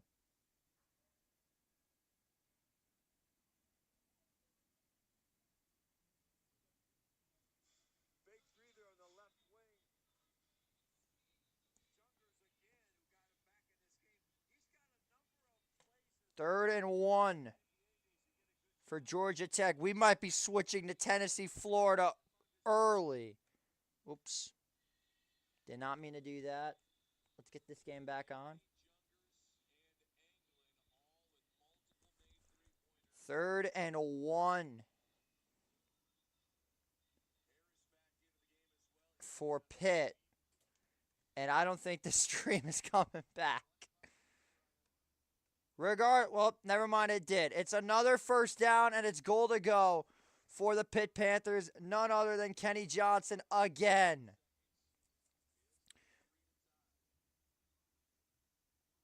First and goal, and Goff is in. Holy shit, Iona fucking came back. Are you kidding me? Holy shit, the Gales came back. Down 19 points. You have got to be shitting me. Luke fucking Jungers. This game is tied at 70 with 1.5 to go. Holy shit. The game is tied. Nevertheless, it is 20-0 in the first quarter. They have scored more points now than they did the entire game against Notre Dame. 21-0 Pitt. Unreal.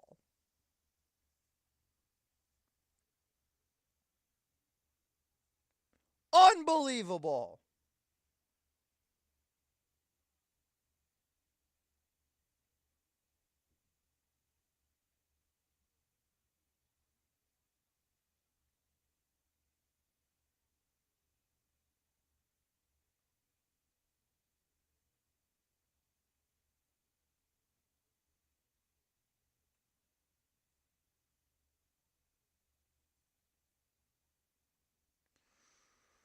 Holy smokes.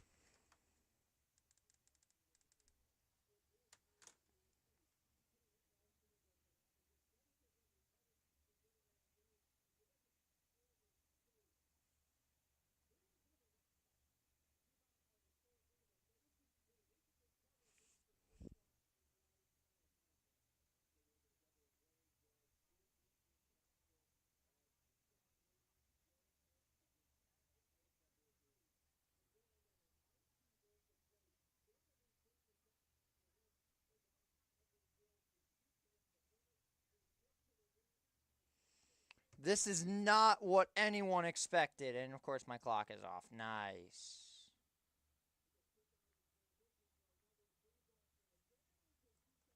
First and 10 for the Yellow Jackets. They have to get something going. Or we could be switching to Tennessee, Florida almost instantaneously. Straight ahead, and just nothing there for Alexander. This is just getting insane. We are finally underway in the Tennessee-Florida game.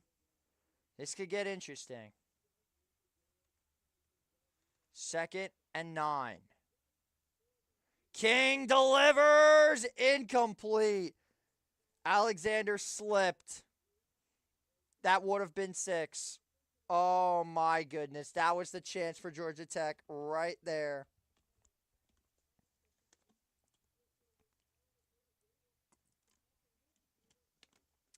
Haynes King getting exposed tonight by Pitt. Who would have thought? I'll tell you what, I definitely did not see this coming. I knew this was a trap, but Jesus. King slings one, and that is off the hands of Canyon. Utah survives. Utah survives against Kansas State. And Pitt's going to get the ball back. This is unbelievable. I might actually be switching in the first quarter. This is unbelievable.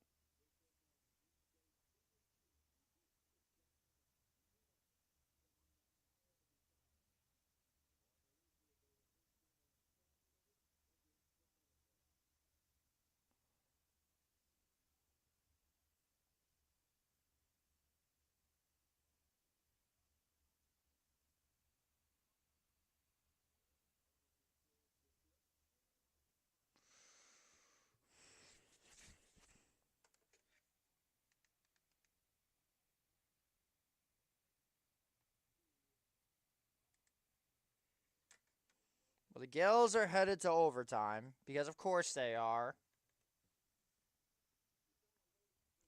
This is just nuts.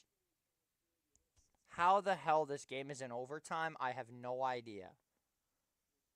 And the kick's away. Anchor's away. And fair caught at the 31-yard line. A dominant first quarter for the Pitt Panthers. They lead this one 21-0.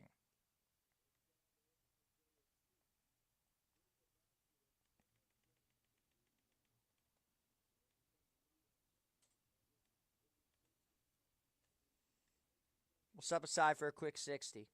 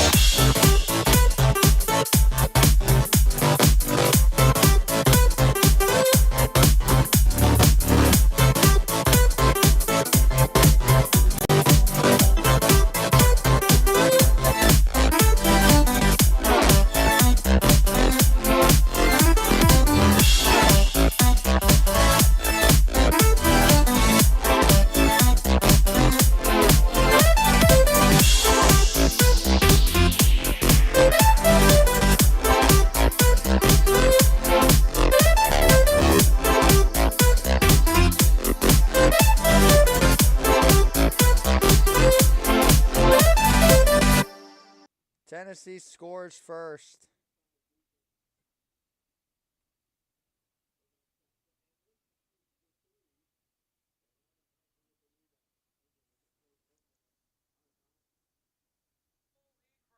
I told you guys I wasn't going to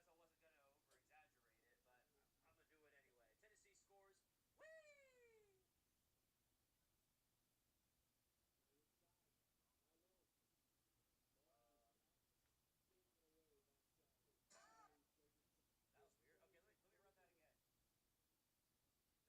Whee! That was weird. Okay, let me run that again. I don't know why the transition glitched out. Let me do that again. Well, this game is gone off the rails.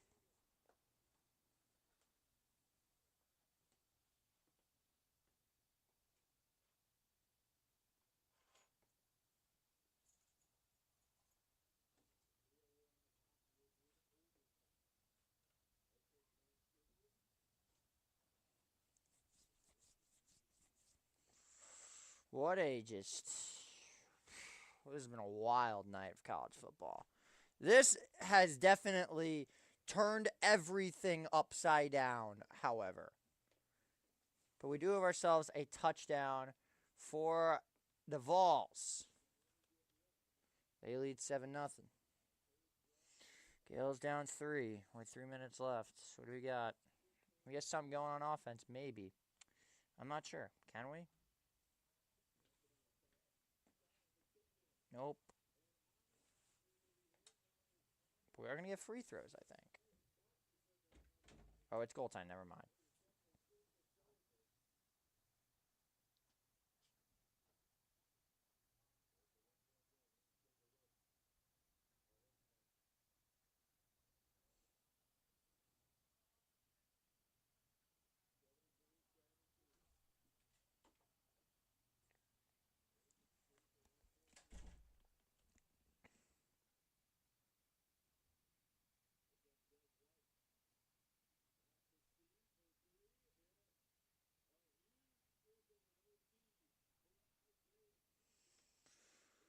Well, here we go. Second quarter underway. It's 1st and 10 now for the Panthers.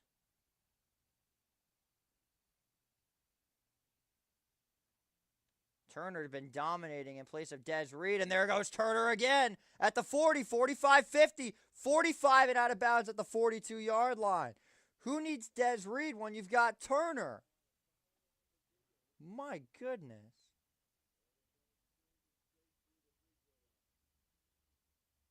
He did step out of bounds, though. Regardless, still a first down.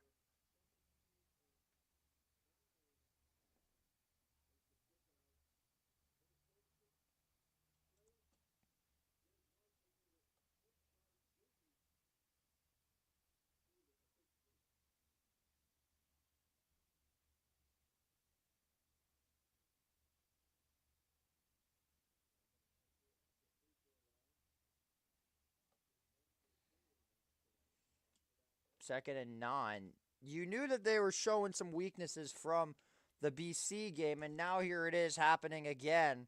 Something that I did not expect, as we may actually have to cover the Miami Pitt game. Because the winner of that might go to the ACC title game. Heinstall delivers, caught again! Malachi Thomas snags it. And it's another first down for Pitt. What is going on? Heinstall goes across, or it's Heinschel, excuse me.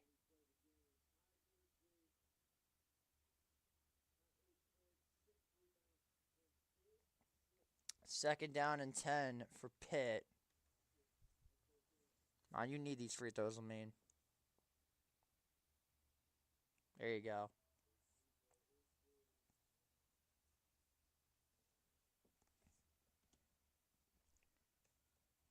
Second and 10. I mean, outside of the Notre Dame game, Heinschel has looked very, very good for Pitt. Second and 10. Crap, hit that by accident. Heinschel delivers, caught. Bryce Yates with the catch, but nowhere to go after. Only about 5 yards on the play. No yards after contact on that one. It's now 3rd and 5. Well, we need to stop here on defense.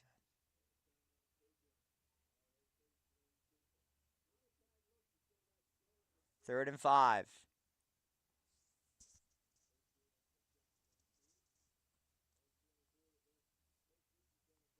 Heinschel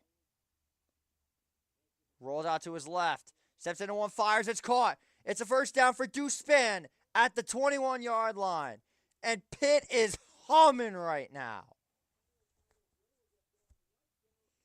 Pitt is humming.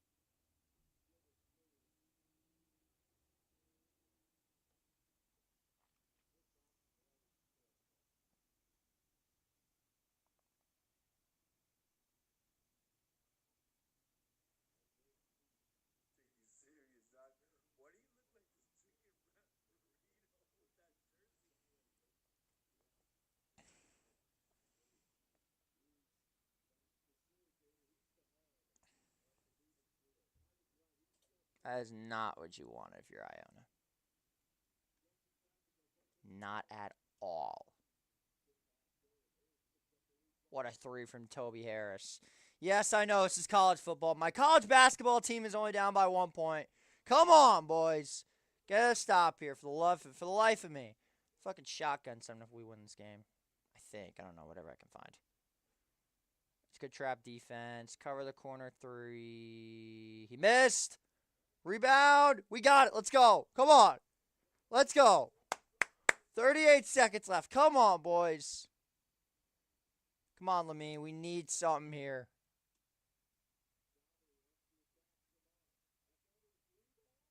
No, Leo got the rebound. Oh my God, that was nearly disastrous. Shot clock at 15. Yeah, take the timeout. Take the timeout. Holy shit, that could have been insane. Fucking Iona is literally inches away from coming back.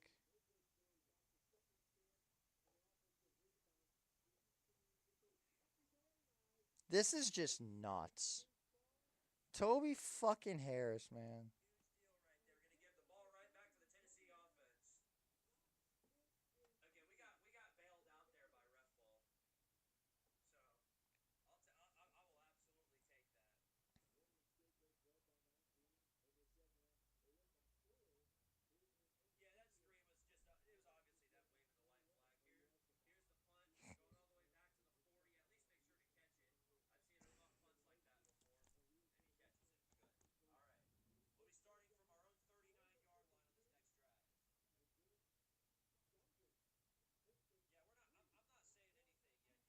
I've seen the stupidest shit happen in this game. Devin Dampier wins Utah the game and an unbelievable comeback to keep their hopes alive.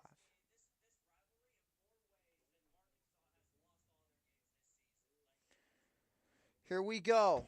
I'm about a minute behind on the clock. Go figure. 1st and 10 now for Pitt. Come on, Lamine. Oh my God, we threw it away. Wait, there's a foul.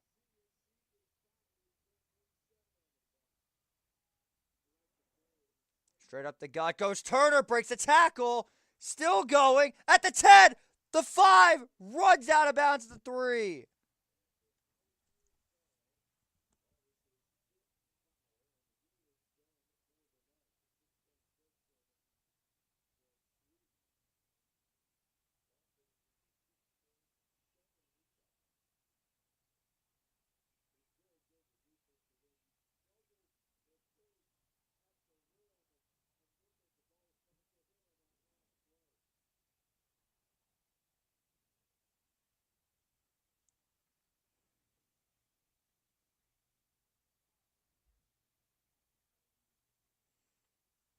Taylor is just having his way with Pitt. My goodness.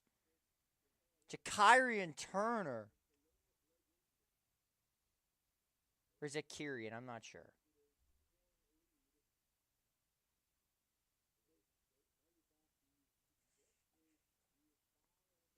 $100 so far.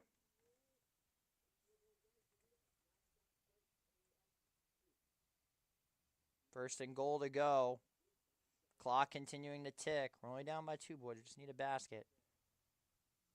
Heinschel. Gonna keep it himself. Walks in. Touchdown, Panthers. Unbelievable.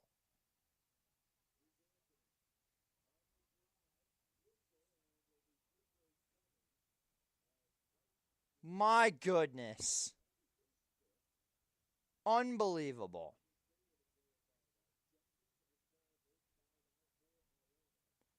You have got to be kidding me.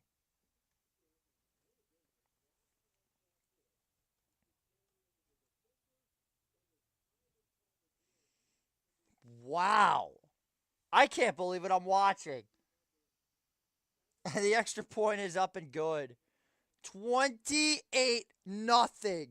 Miami versus Pitt is going to be for the ACC championship. Fuck. You have to do that game also. Jesus. Mason Heinschel is getting it done.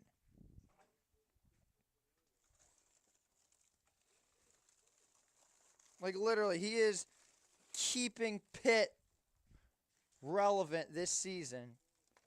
As I'm going to take a quick 60-second break and catch the ending of this Iona basketball game. Let's see if CJ can make his free throws. He makes the first one. Here we go. Yeah, I'm going to take a quick 60-second break. I'll be back.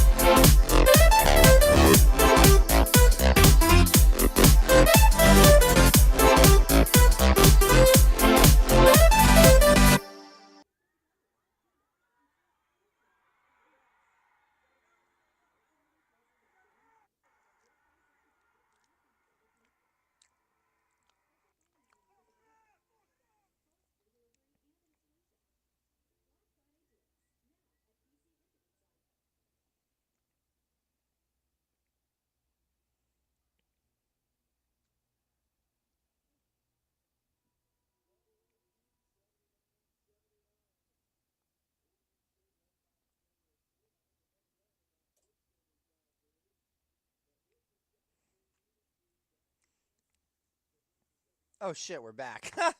My bad. What's up, everybody? Welcome back to the madness. I'm JJ Seglio. It is 28 to fucking nothing. Pitt. Urinating tree, my man. What is going through your veins right now?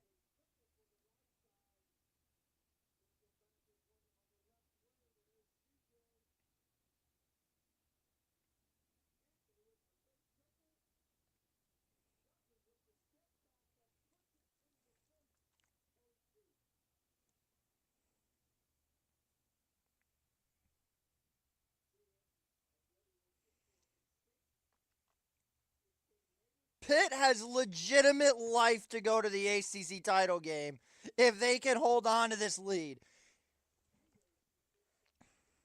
Georgia Tech's going to slip and fall. Virginia has Virginia Tech next week. The Ponies, on the other hand, they can really make things interesting.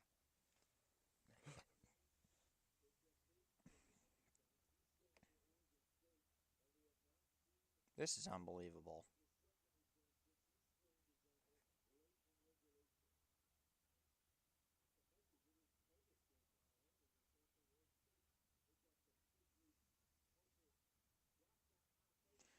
Believe me, I wish I knew what was going on. This is madness.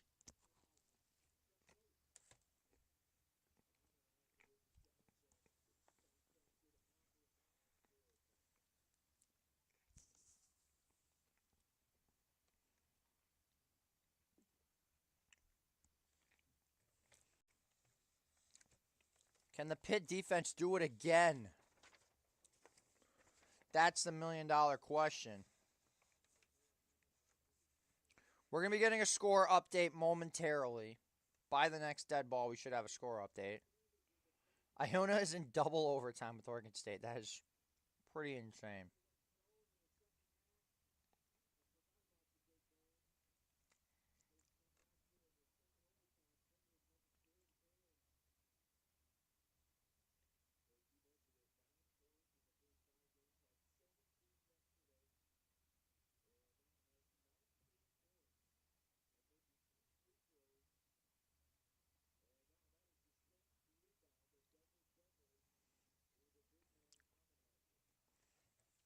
Can't hit a fucking three-pointer now, man.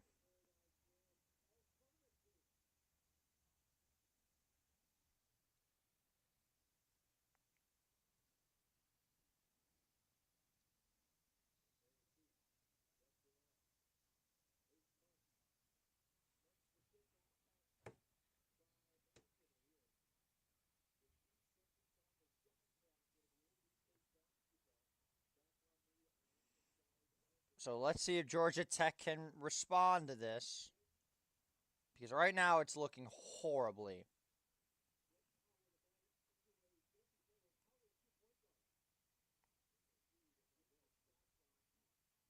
That almost went in. 1st and 10 now for King. And he's going to pick up maybe 3 yards on that. And it's 3rd and 7. Or 2nd and 7, excuse me.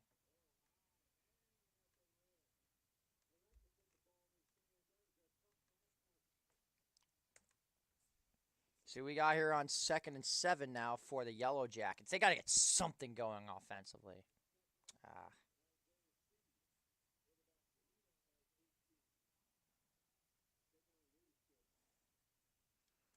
King steps up, fires a screen to Haynes. Jamal Haynes with a 1st down out of bounds about the 35. 2nd 1st down of the night for the Yellow Jackets. Glad they finally connected with Jamal Haynes.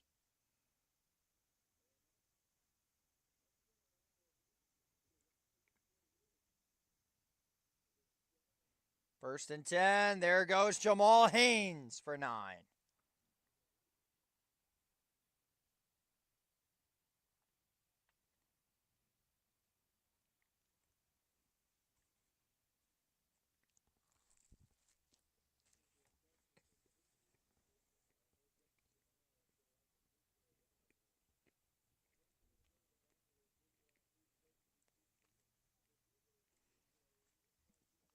King will keep it. He's got the 1st.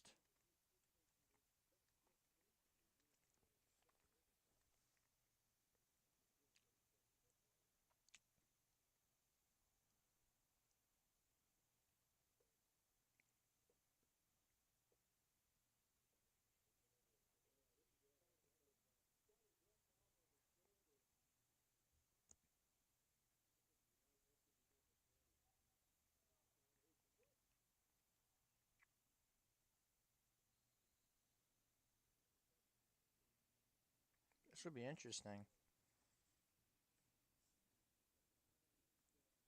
That should be a foul.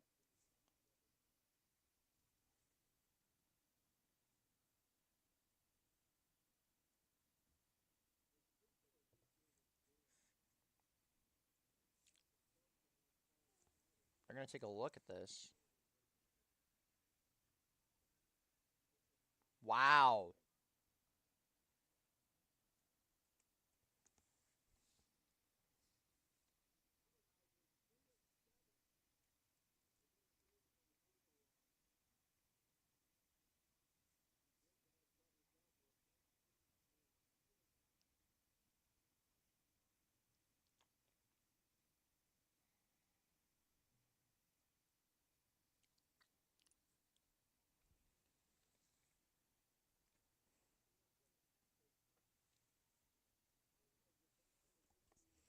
Third and 1.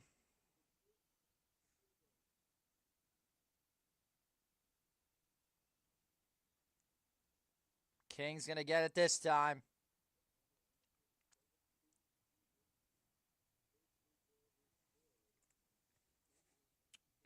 No doubt on that one.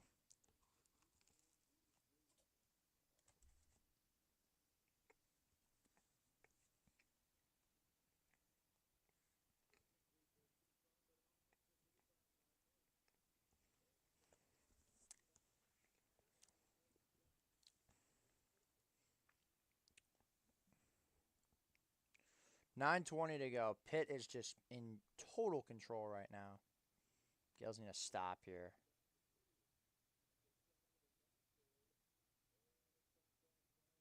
That's what they needed. Tennessee currently leading 14 to nothing.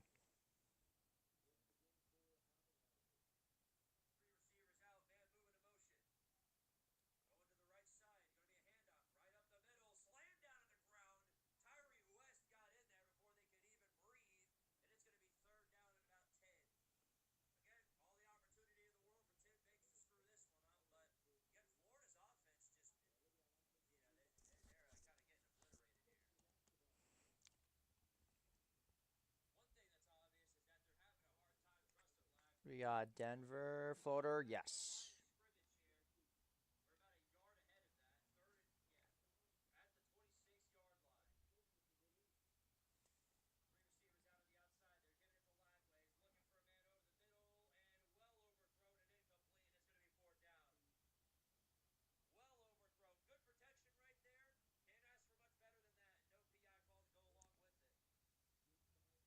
There's another miss.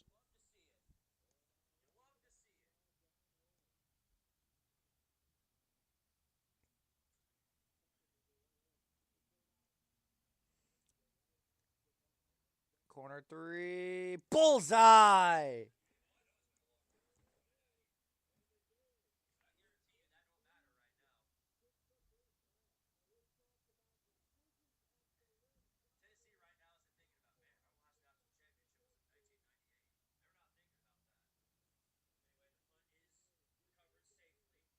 Another miss. Gills basketball.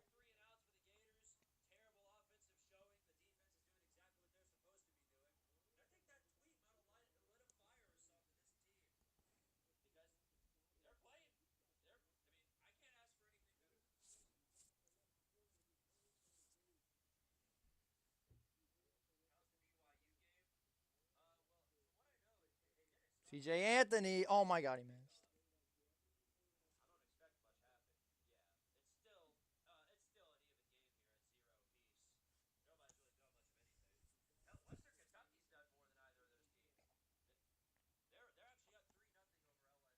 Oh my God, he was wide open. He missed.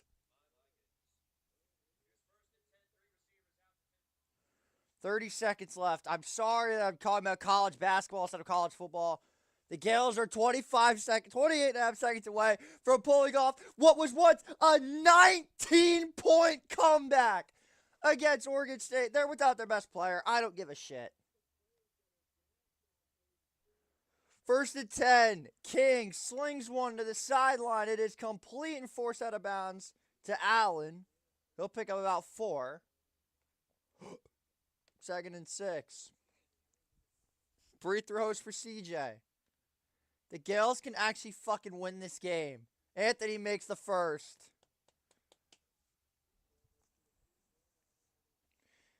Here we go. 2nd down and about 5. King. The give to Haynes. And he'll probably get like 2 yards on that one. 3rd and 3. CJ Anthony knocks down both free throws. 28 and a half seconds left. Play some defense, boys. Cover the corner, cover the corner, cover the corner. It's a steal! Toby Harris with the steal! The Gales have the ball! What a comeback! What a comeback! Let's go! Anyway, back to football. 3rd down. King delivers. He's got Haynes. Breaks a tackle. He's going to lose 2 yards. And it's going to be 4th and 5. But there's a late flag that came in.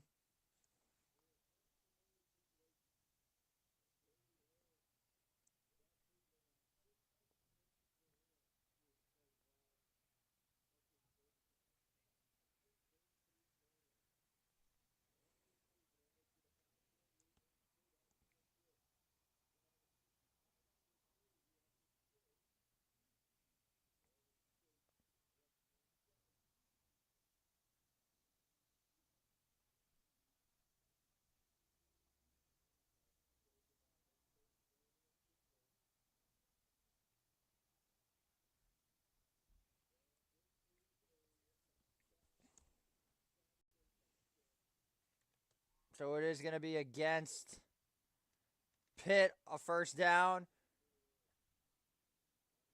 Alexander got a decent amount there. Not a crazy amount there.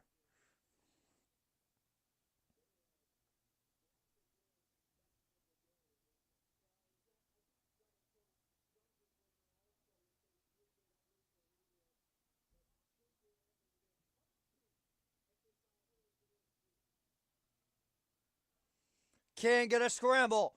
On 2nd and 8, got a 1st down. Wow.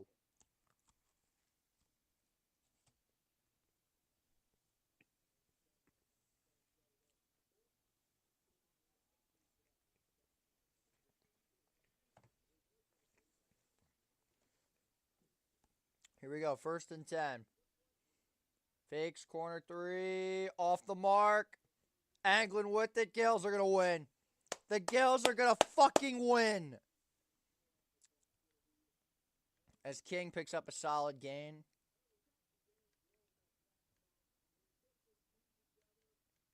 Georgia Tech needs to score on this drive. This would be a colossal pitting the bed if Pitt was to choke this game.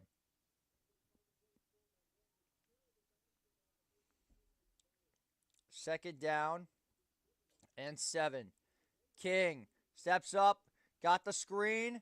It is complete to Rutherford, brought down by number 12, Cruz Brookins. 3rd and 3. He knocks them both down. 5, 4, it's a steal, and it's over. What a comeback win for the Iona Gales. Let's fucking go. What a comeback. 3rd and 3 here in Atlanta. King, under pressure, fires to Alexander. Nothing there. Rasheem Biles, the MVP for Pitt's defense, with another incredible play, and it's 4th and 4. You got to go for it here.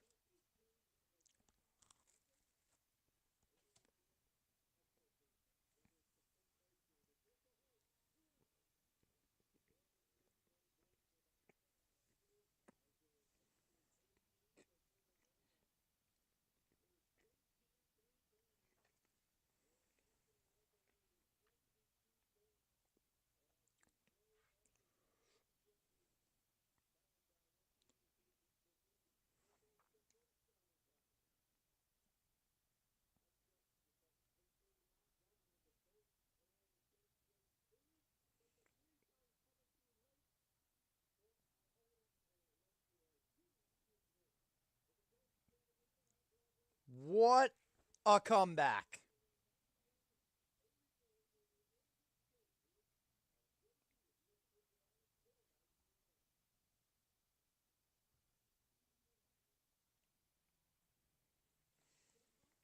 Fourth and 4. And here come the offense.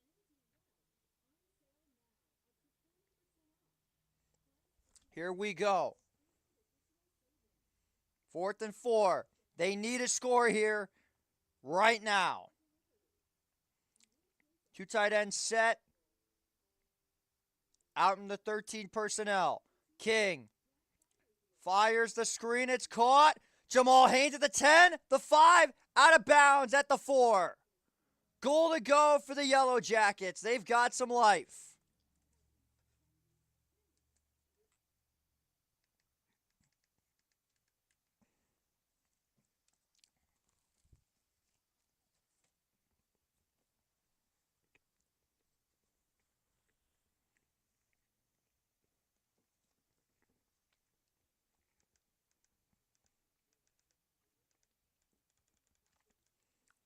King scrambling, touchdown, Yellow Jackets.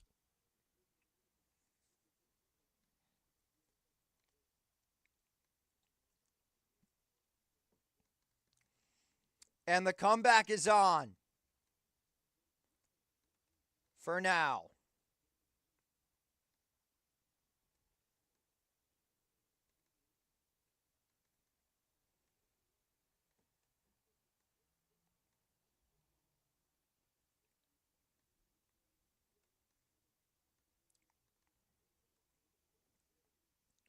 And the extra point is up, and it is good.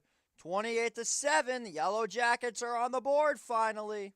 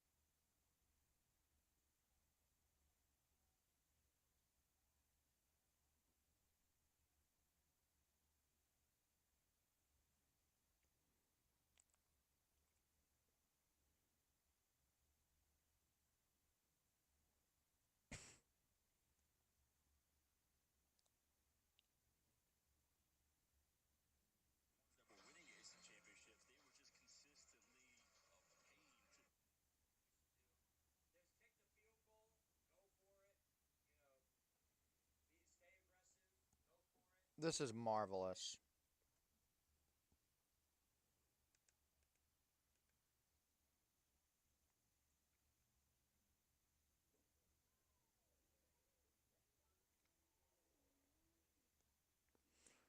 And they're going to try to return, and he's going to get thrown down at the 17.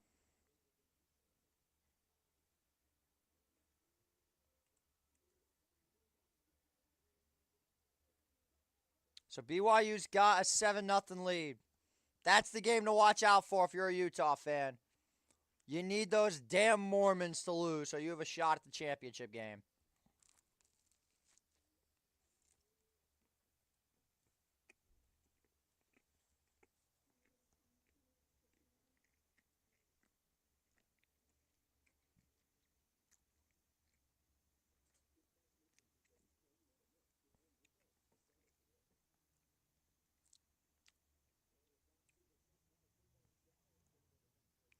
Fires up and it's incomplete.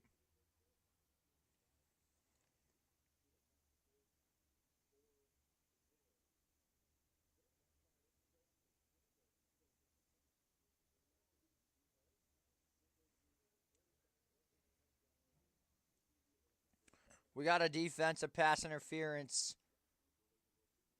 It's the right call. I agree. I think that, let's take a look at this. Powell Lee grabs Kenny Johnson from behind, hooks his arm. That is a penalty.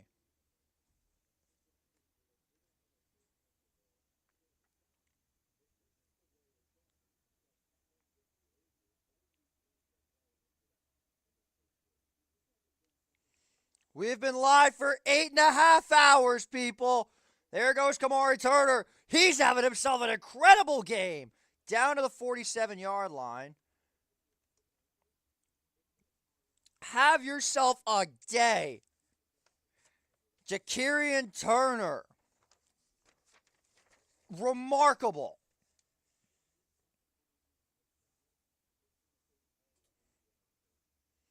Boozy Turner is his nickname, apparently. I actually did not know that. More you know. 1st and 10. Heinschel. Under pressure, escaping the pocket. Can't evade them both. And he's down. The ball came out. But I think Pitt got it first. Turner fell on the ball. 2nd and about 19 coming up for the Panthers.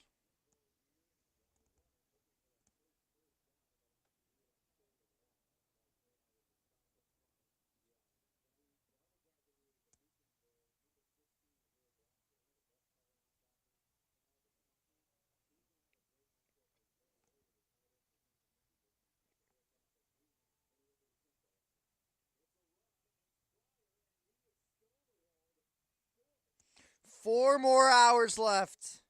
2nd and 20. I'm going to McDonald's after this. I don't care. Heinschel. Not going to get much there either. It's about a gain of only 3 yards.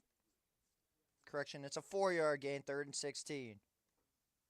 What's up, Logan? How you doing, man? I have been live streaming college football for the past 8.5 hours. I still have at least 3 hours left. We're going from midday to midnight. You guys are now seeing my college football experience without with the commentary, by the way. I don't commentate for 12 hours straight on a daily basis when I watch college football. 3rd and 16 now for Heinschel and the Panthers. Low snap, they come after him. Evades one, can't evade the other. Now gets rid of it and it's incomplete. It doesn't matter. A big stop for the Georgia Tech defense.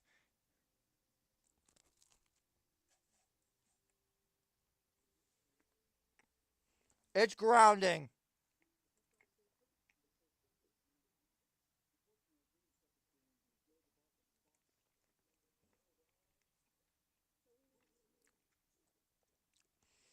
Georgia Tech is making me feel alive. I want to see Pitt choke this man.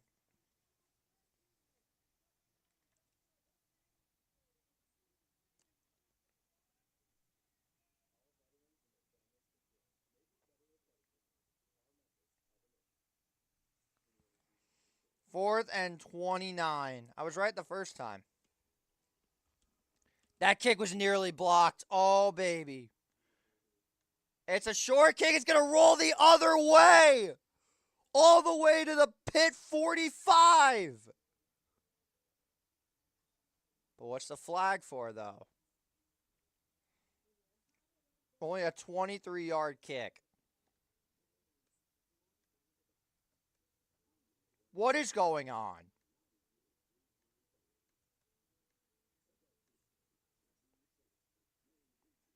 And another penalty on Pitt.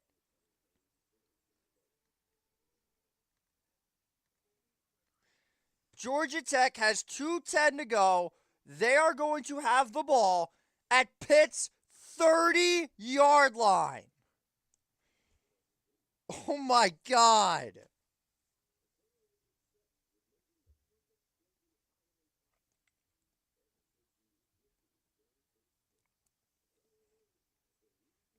The Yellow Jackets.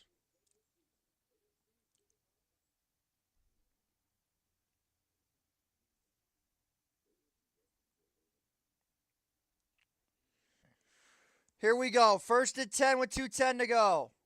King steps up, fires, caught. It's a first down. The tight end is dragging him with him. That'll take us to the 2-minute timeout.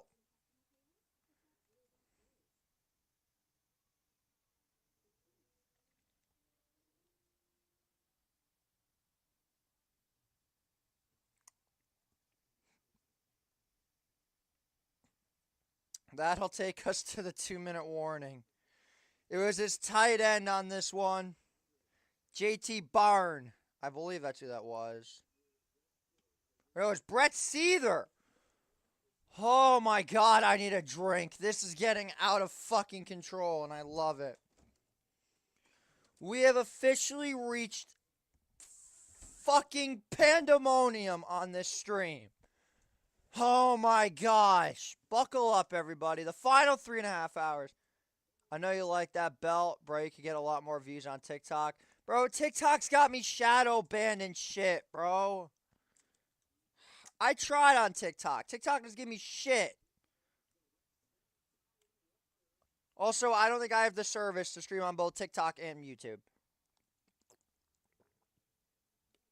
Not with OBS, at least. StreamYard, maybe, but not on this. But yeah, TikTok hates me. Like, they think that Jay thinks it hates him. No. I've been shadow banned 5 times by TikTok.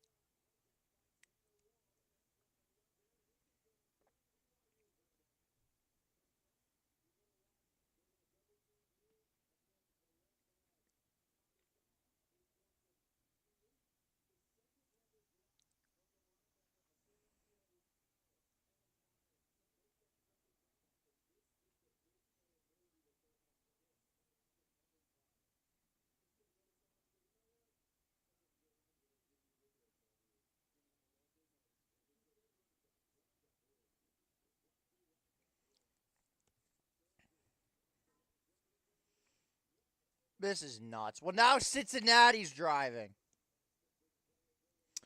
All right, well, let's take you across the country and give you some scores. Fair enough. I respect that. I appreciate you showing up to mine, though. Means a lot. I try to be nice to all my viewers. Love you guys all equally, except if you're a Southern California fan. If you're a Southern California fan, I hate you. Penn State leading 23-3 at the half against the Huskers. New Mexico up 17-0 on Air Force. Obviously, in this game, 28-7. Boise State beating Colorado State 24-7. Tennessee has now gone up 21-0. I might have to switch back to BYU and stick on schedule. North Texas is taking the lead. Let's go! They've got some fucking life after all. If you don't know me, you should know that my favorite G5 team, besides the Army Black Knights, my hometown team, I'm one of the biggest Drew Mestemaker fans on the planet. I love North Texas. Illinois and Wisconsin in the fucking sickos bowl of incompetent Big Ten offenses is a 7-7 tie. Stanford beating Cal 7-3 because of course they are.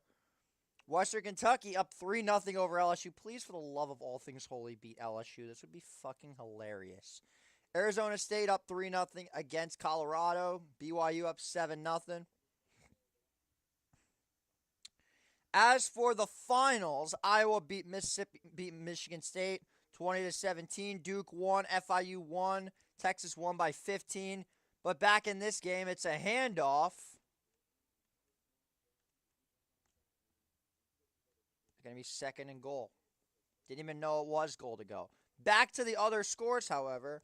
Texas beats Arkansas 52-37. Oregon prevails 42-27. We called that game earlier.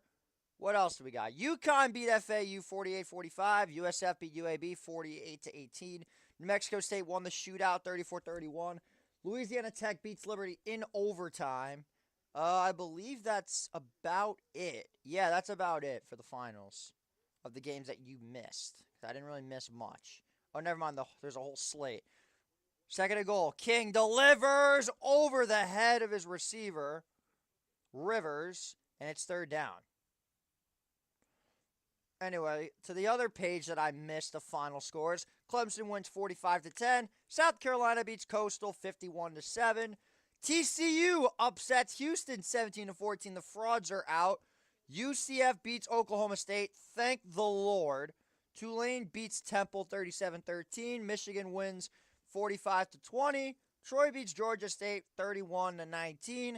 And the big shocker, well, kind of shocker, are the Utah Utes coming back down by 10 points in the final 5 minutes to beat K-State 51-47. Third and goal. King steps up, fires back in the end zone. Touchdown! It was Isaiah Canyon, and the Yellow Jackets are within 2 scores.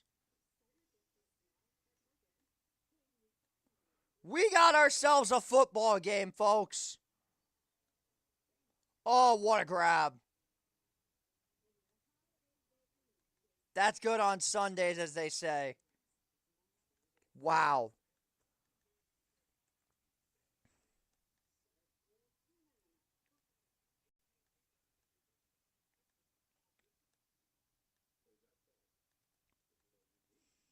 Tennessee is just in full control.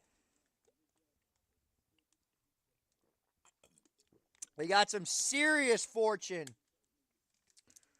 from that 15-yard penalty and the punt. How about the Iona Gales, man? What a comeback win.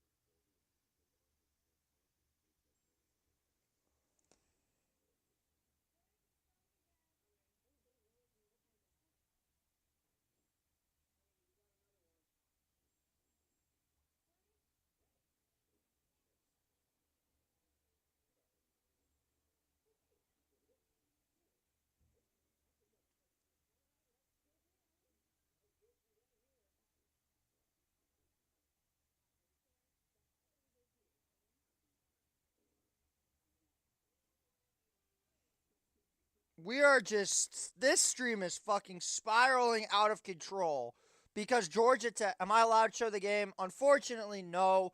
YouTube is very strict about this. That is why I have the scoreboard that I can update in real time.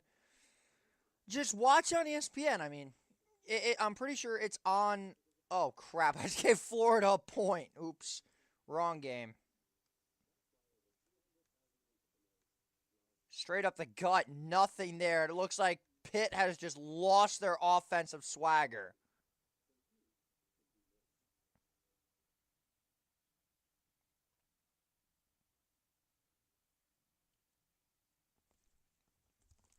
Take my headset it off for a second so like my ears can breathe.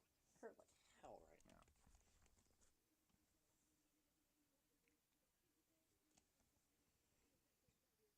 No, if I could show the game, I would, believe me.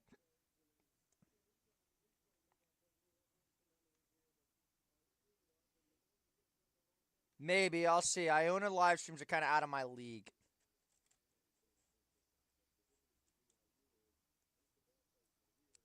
I'd watch them on TV or work them.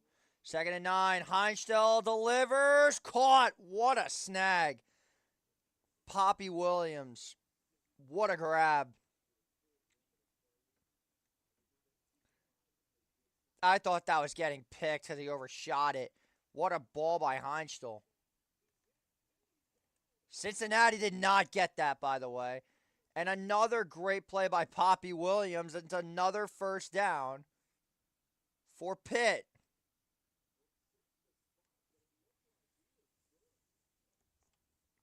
At the 35-yard line. Clock beginning to roll. Heinstell got a whistle. Got a timeout. Wow. They're going to say this could potentially be an incomplete pass. Let's take a look at this.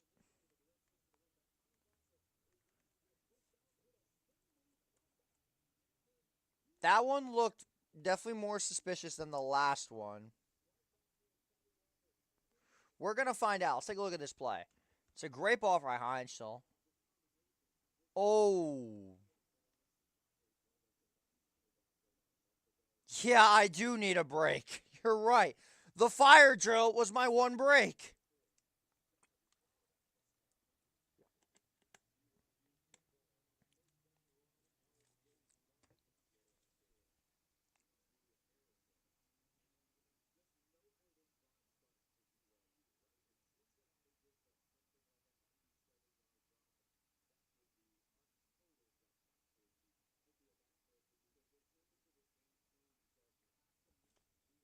This should be a catch.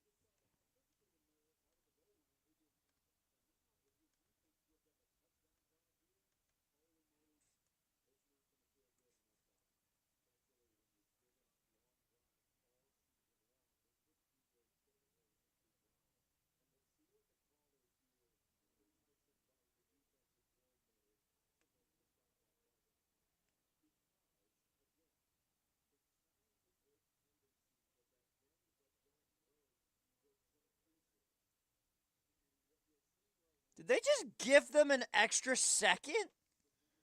Wow.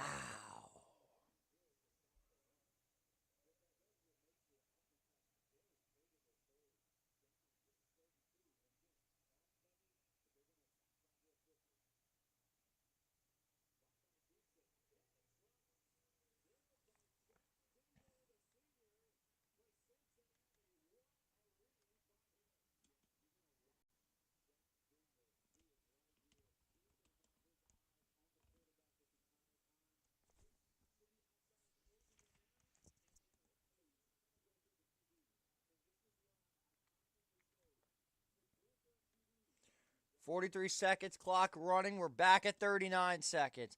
Heinstell delivers. Caught again. Another first down for Kenny Johnson.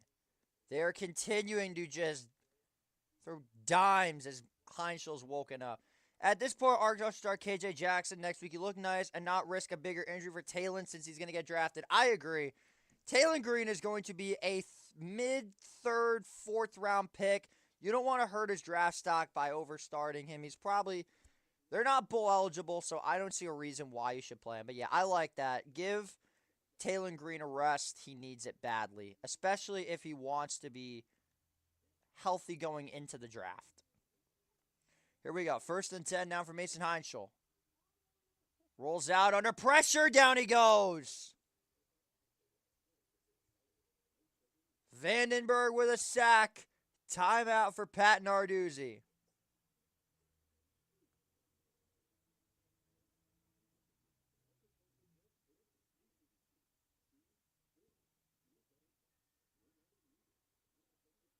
So this should be 2nd and 12.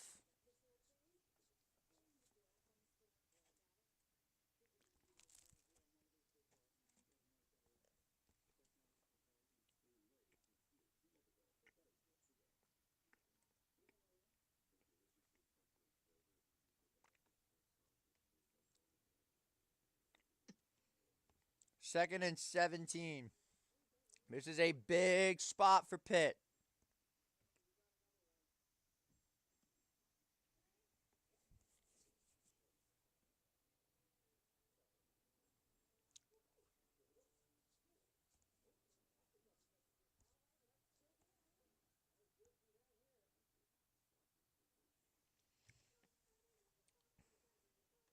Second and 7.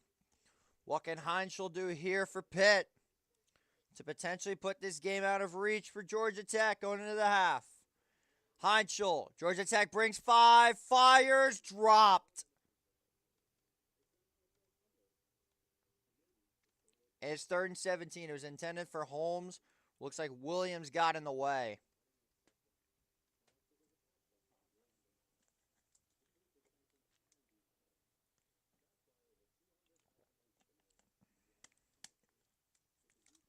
Third and 17.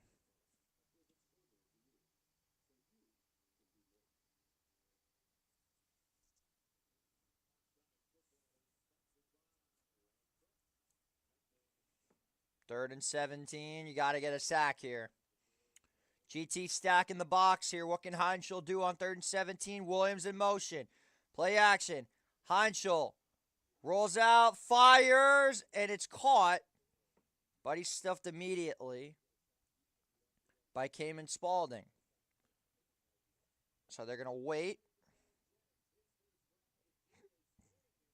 to 2 seconds.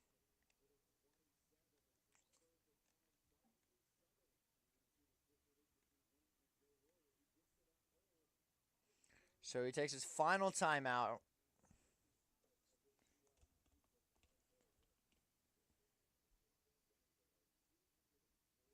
He is the kicker that kicked against Notre Dame. He shanked one badly last week against the Irish.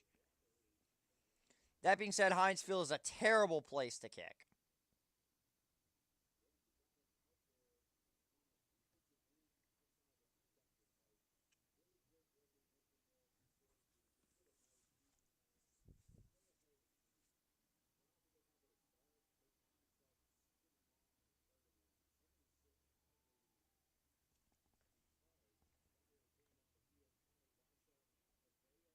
Here we go. 40-yard attempt for Carpenter. He needs this one badly. From the left hash. Snap good. Kicks on its way. No good. Missed it badly. And that'll take us to the end of the first half.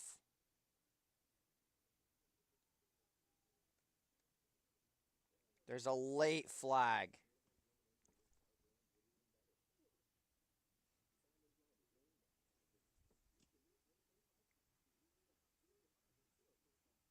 Yikes.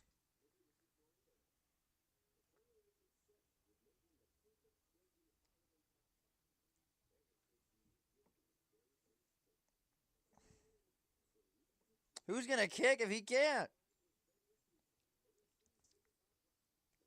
Yeah, I had a feeling.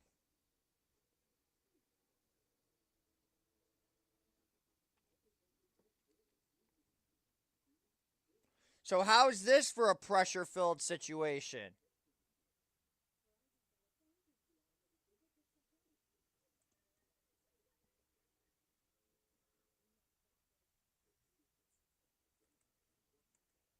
On a 4th and 4.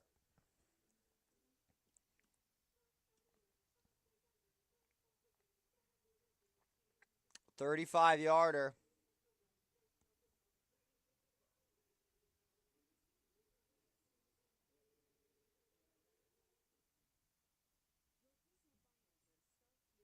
Snap good. Kicks on its way. And he missed it left again.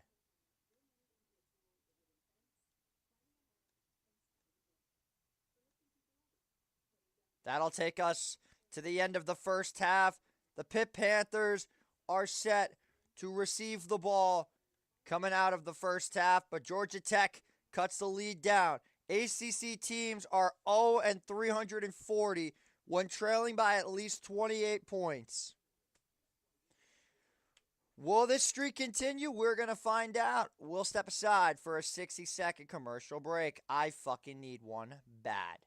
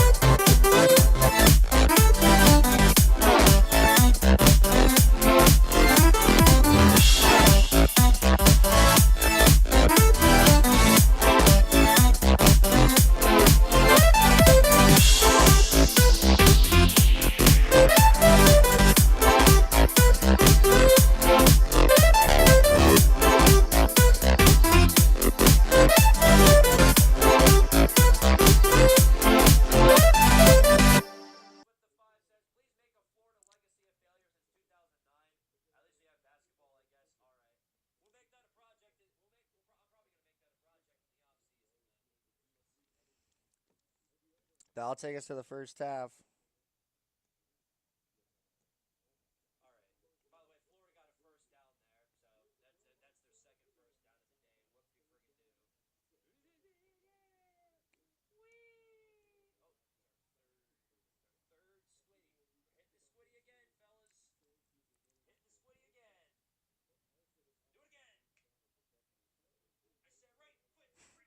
Notre Dame game was an assault.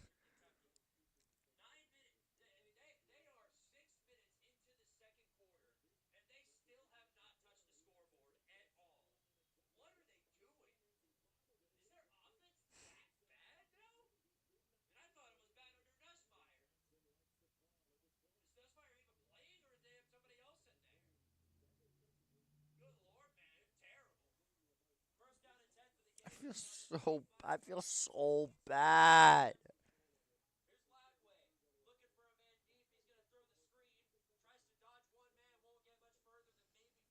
I need to call my friend who's a Syracuse fan. He called me earlier. I'm gonna FaceTime him now.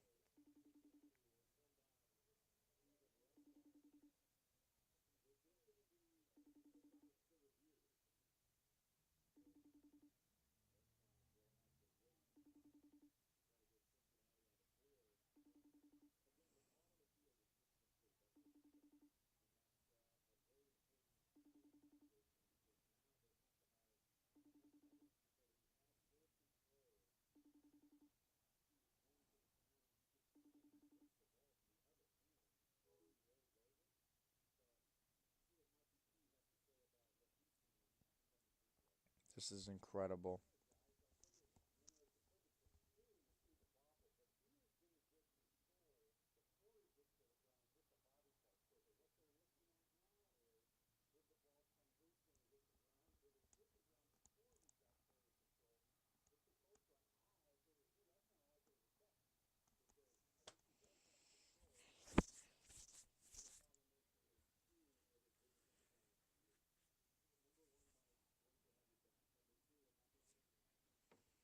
It's 28-0 in the Tennessee game.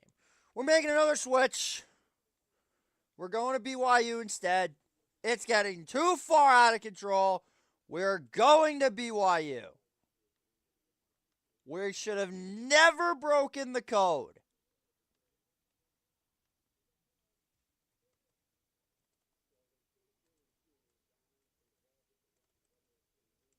$19.66.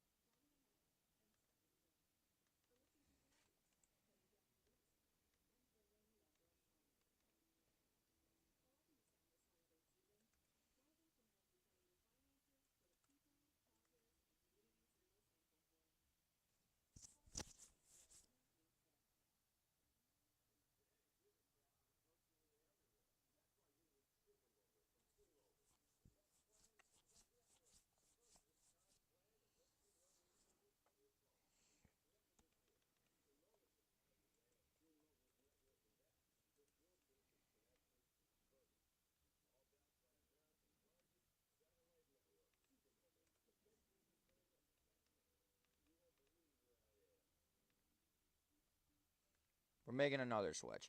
Syracuse with a huge touchdown to cut the lead to 63. Yeah, that was awesome. But I feel bad. I know way too many people that are Syracuse fans, and I genuinely feel sorry. And I don't feel sorry when we beat any team besides maybe Army, depending on the situation. Cougars are 9-1, 6-1. They're number 11.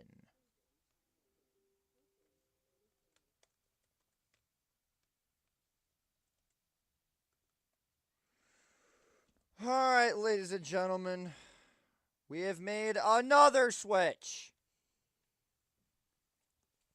The game that we will be covering, if this game spirals out of control, is BYU Cincinnati. I'll take a 10-minute break. I'll be back. I have fucking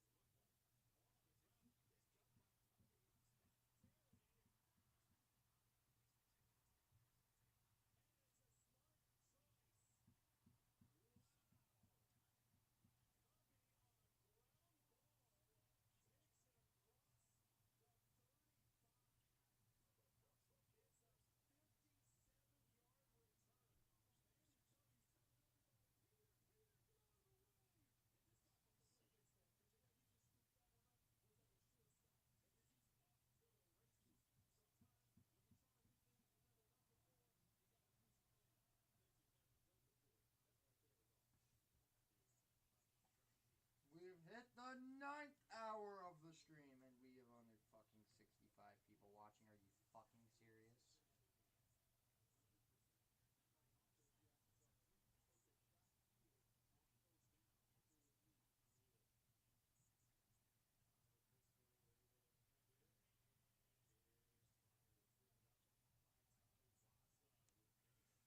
Only 3 more hours to fucking go, man.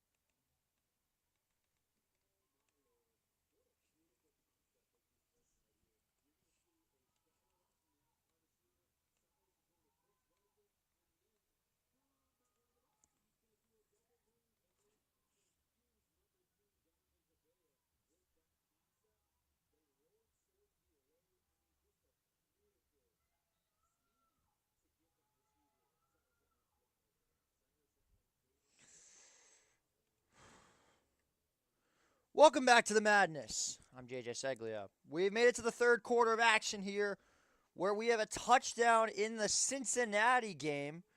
They have tied it up. It is now 7-7 in Nippert Stadium. So that's where things might start to get a little bit interesting.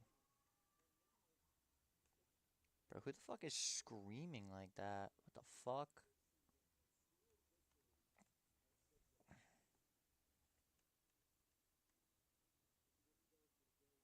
Voila, that should do.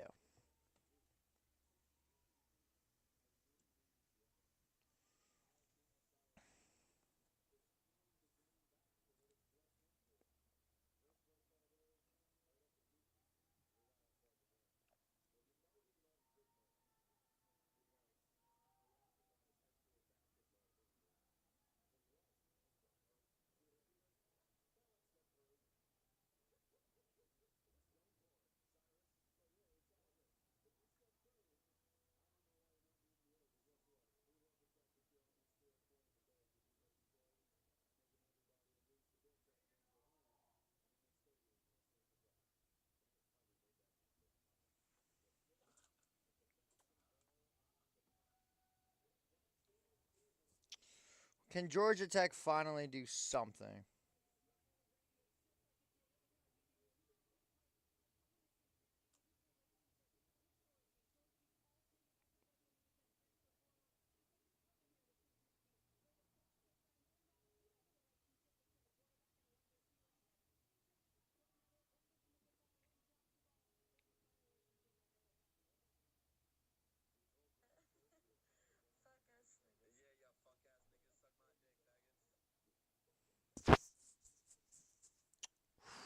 Get this fucking second half going, please, for the life of me. BYU's got some good running game. Here we go. Would love Cincinnati to win because I want to see a Texas Tech Utah rematch. Because that Texas Tech offense is just. That Utah offense is very, very good.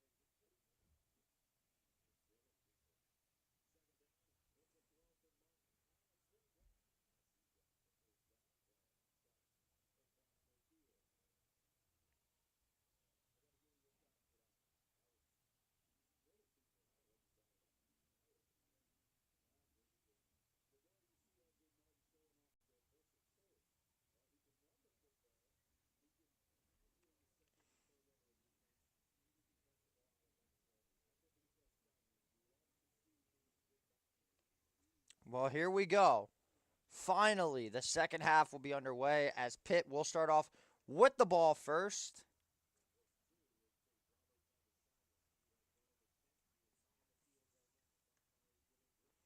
Jason going live because he's scared of the belt I'm about to give him. That's crazy. Bro, he's not going live, and I'm doing this shit for 12 fucking hours. You're now seeing who the real fucking stud, who the real person that should have all the following is. Me. Get this out to more people, man. I appreciate that. First and 10. Hines still steps in the pocket. Fires caught. It's Kenny Johnson for about a 7 or 8 yard pickup. Second and 2. Kenny Johnson's having himself a miraculous game. Oh my God, Squid is the mustard. Squid is mustard.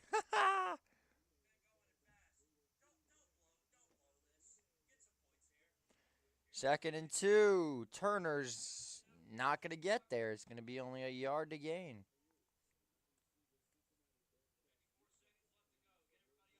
Logan, I'm now proving a ton of points.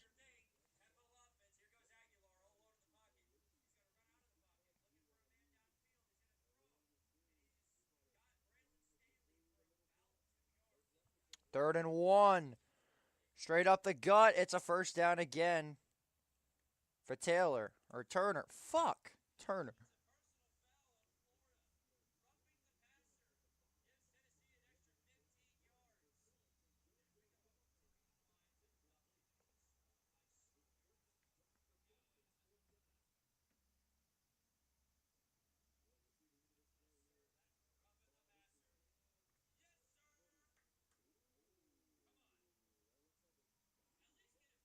First down and 10 for the Panthers. Heinzel looking, got Turner, breaks a tackle, but down at the 41-yard line. So it'll be second and 5.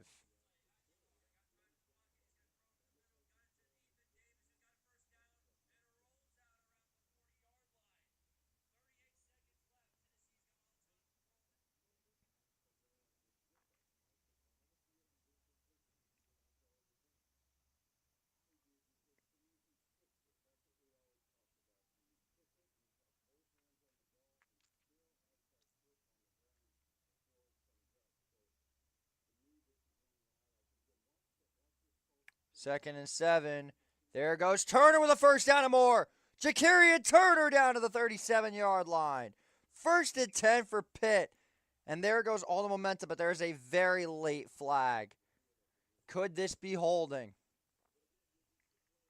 Wow. Well, forget about that.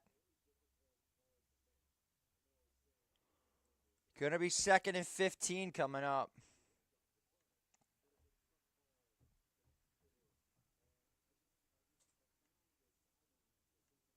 Yikes.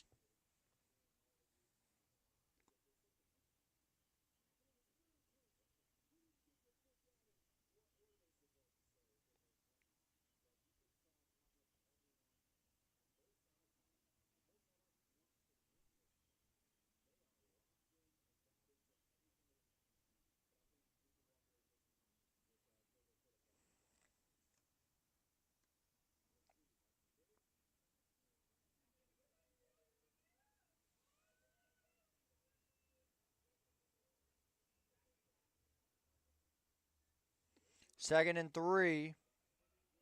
And he's going to lose yards. Loss of 2 on the play. Third and 5. Third and 4, excuse me. Someone's going to lie 45 minutes ago. He's a joke. One of us is doing this for 12 hours. I guess I'm just different then.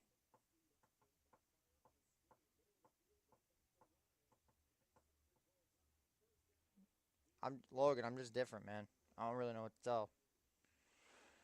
Third down and 4 for the Panthers. It's a pitch to Goff, and he's not going to get it. In fact, he got nothing. Fourth and 3. What a stop for the Georgia Tech defense. It's punting time. And the clock stopped. Nice. Lovely.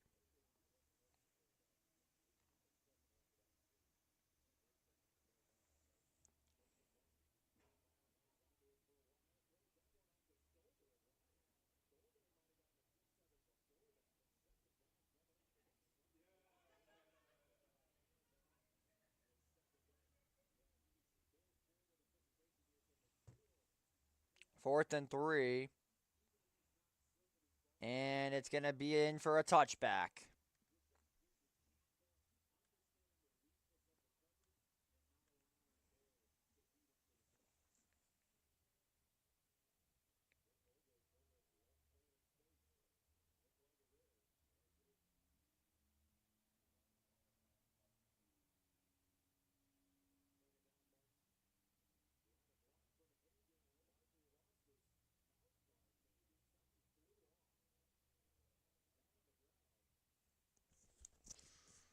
Oh, man. Well, Georgia Tech's getting the football.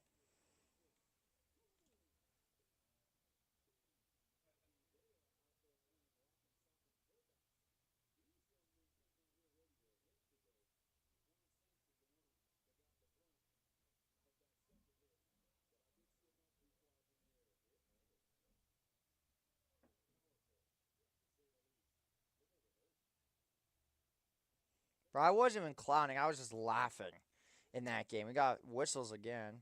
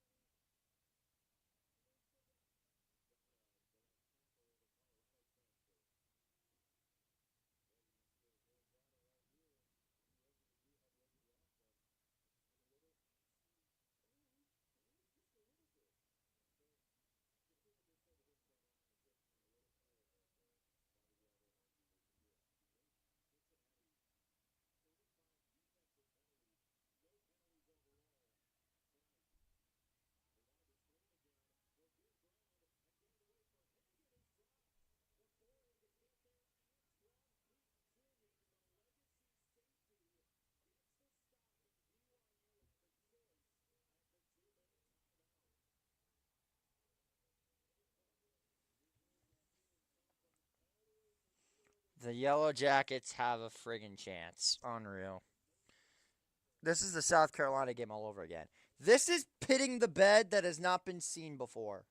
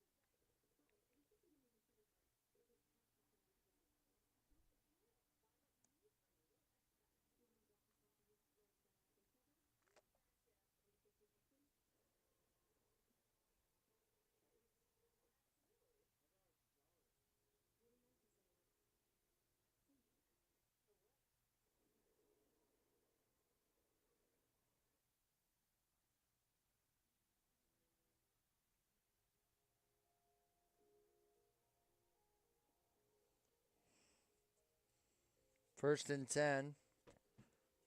Only about 2 yards on this one. And it's second and about 8.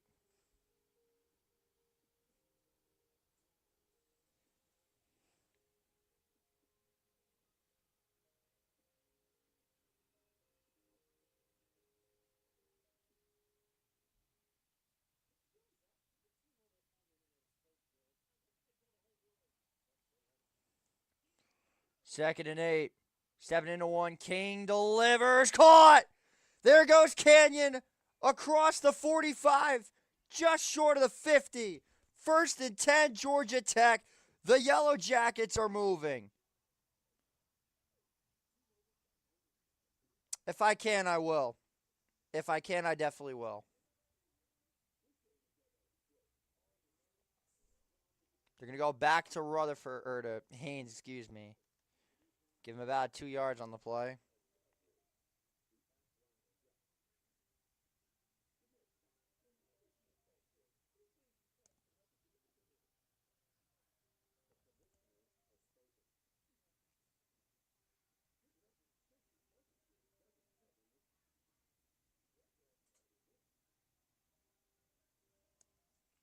2nd and 9. King steps up, fires, it's caught. It's a first down for Rivers. And Georgia Tech is moving.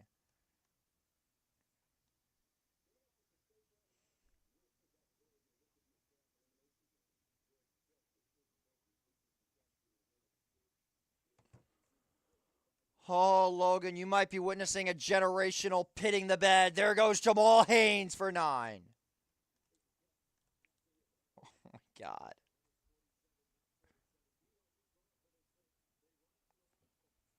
Fourth and 3 for BYU. Let's see what they can do here. Keeping a very close eye on this one. They're going to hit the 2-minute warning in this game.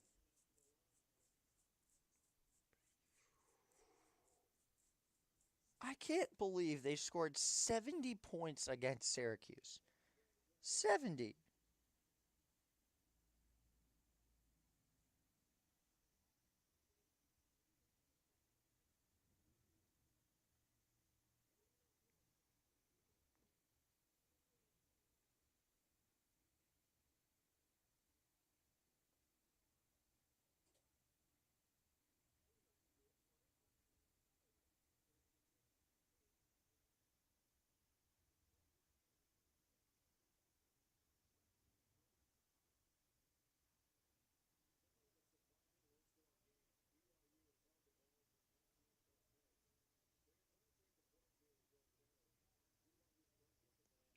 So here are the changes for the playoff.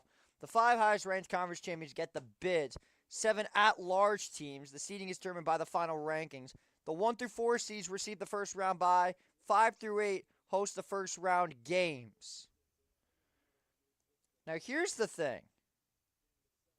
Right now we've got, as of right now, Ohio State, Indiana, A&M, Georgia, Texas Tech versus Tulane, Ole Miss versus Miami, Alabama versus Oregon, and Notre Dame versus Oklahoma.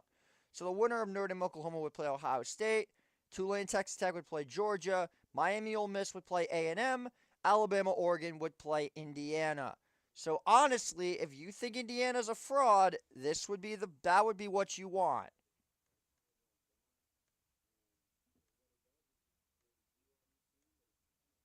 They think, yeah, 3rd and 1. Or 2nd and 1. Yeah, I saw that coming. So BYU does kick a field goal.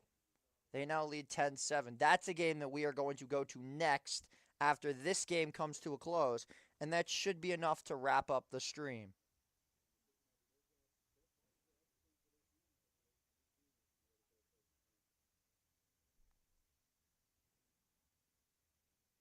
I'm telling you, man, brace yourselves for impact. Because this is about to get fucking crazy. Straight up the gut, it's another first down for the Jackets.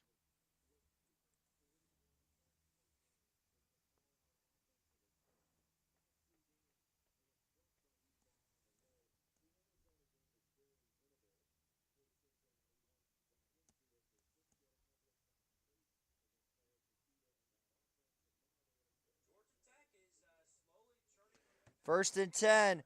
King steps up at the 10. Cuts inside. Down to the 5. Haynes King doing it again. My God.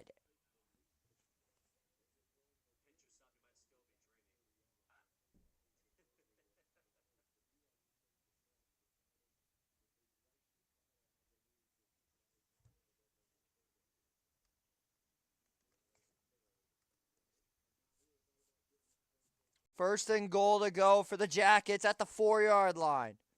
Oh, baby. Wouldn't this be generational pitting the bed? First and goal. King cuts inside, wrestled down by big number 45, Joey Zielinski. 2nd and goal coming up for the Jackets.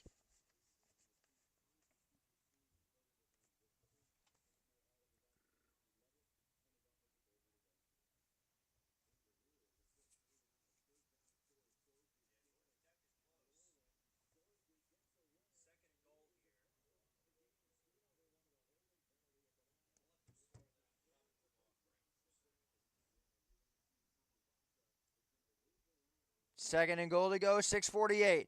King got to run it himself. Can't follow his blocker, and he's down at the 5. It'll be third and goal.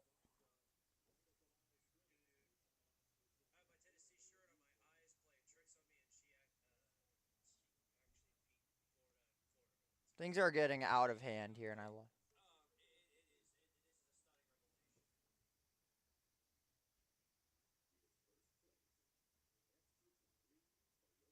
question is, what do you do here?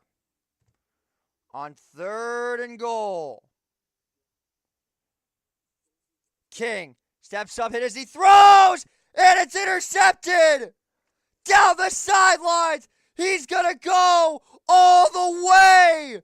You've gotta be kidding me! Braylon Lovelace, 96 yards!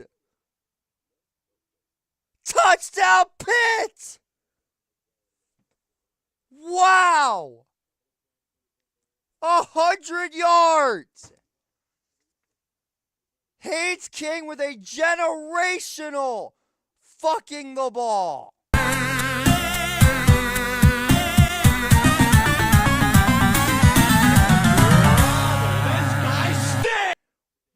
Wow. Wow. Huh. Holy shit.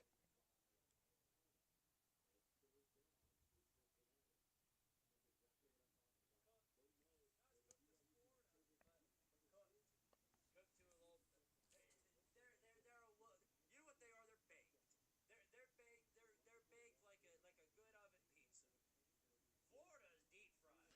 35-14. I think I just lost my voice. That's how cooked they are. In the meantime, I will be back momentarily. I am gonna go take care of something real fast, and then I'll be back with you guys. Don't worry, I'll be back before the half. Give me like 5 minutes, okay? All I need is like 5 minutes, and then we'll be right back. We'll be right back. Holy shit. Braylon Lovelace, 100 yards. My God. Notre Dame, and we are watching the longest team walk I have ever seen. We're gonna walk all the way through this. So first, ND starts at this building right here. They're coming out right now. Now we're gonna turn out this way, through all these people, and get into campus.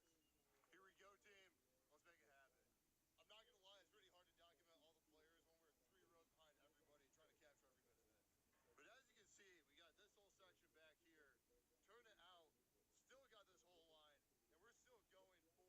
Still going. Still going. I think Touchdown Jesus on the other side of this building. There he is. That takes us to about the length of any normal team walk. But we still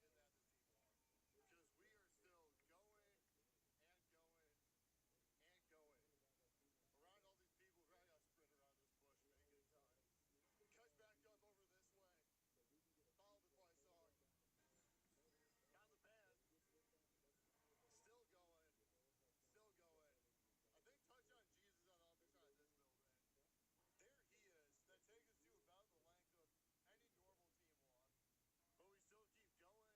This is incredible, man. all the way to the stadium. Hope this set the stage for the video today. It's going to be a good one. Day 85. We only got 3 football home games left. I'll make most of it. Appreciate y'all. I'm Day 85. I'm just stunned. Watching the longest team walk I have ever seen. I'm lost. I'm lost for words. I'm fucking lost for words. Georgia Tech had a golden opportunity. Arkansas should be number 1 in the bottom 25. Yeah, I agree. Well, no, because you have to remember UMass is winless up until this point.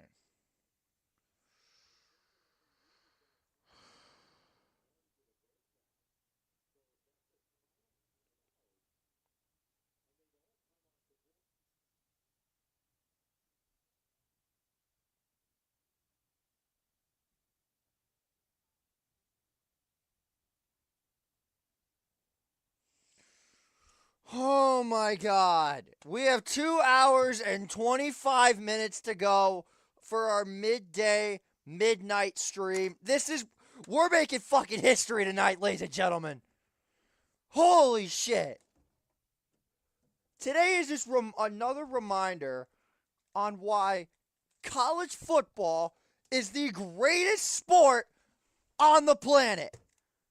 Literally, the worst thing that could have happened to Georgia Tech just happened, but that kick is going to go out of bounds.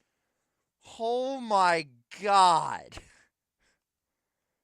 2 picks all season. He's got 2 tonight. Georgia Tech is almost definitely a lock to be out of the postseason if they lose tonight and are unable to pull off a miraculous comeback. Braylon Lovelace may have just saved Pitt's season. I'm back on Casaurus Rex. I'm not that old, for fuck's sake. Are you serious? John Jim, I thought you knew better. I'm not that old. I'm younger than Jay, bro. Jesus Christ. No respect for the hustle. 2nd and 10. Brendan Sorsby strikes down to the 27-yard line is Allen. And the Bearcats are in striking distance to tie this game up. Once this game ends, we're going to end with BYU Cincinnati. It's a 4-game stream. We are staying on schedule. Why I thought Tennessee, Florida would be close, I have no idea. I guess I'm just a sucker.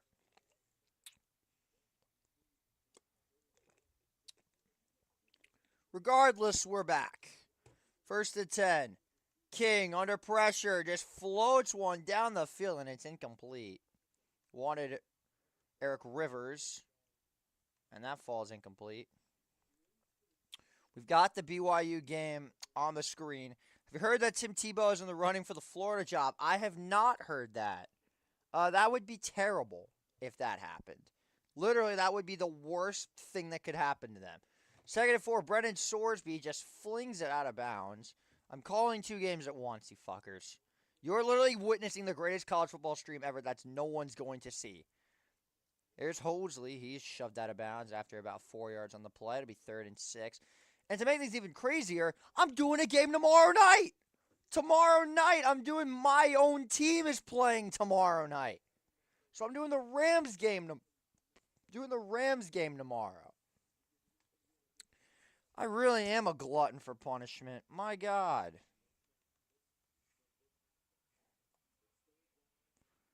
I got to catch the clock up to the end zone. That's incomplete. So Cincinnati's got to try a very long field goal. 3rd down and 5. King overshoots his receiver. He had Canyon, but he missed him. And it's 4th and 5.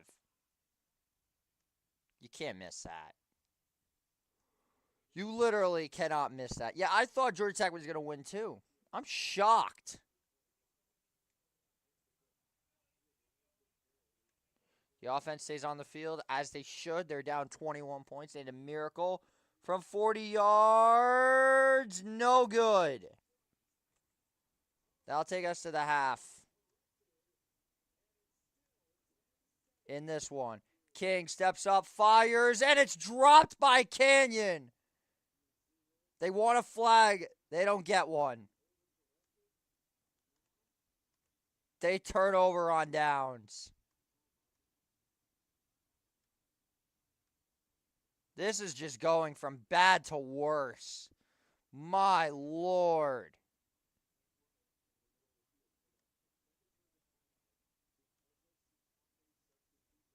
It was none other than Rashad Battle.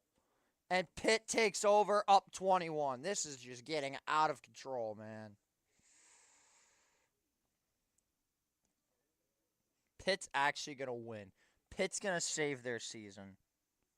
My God. I cannot believe it.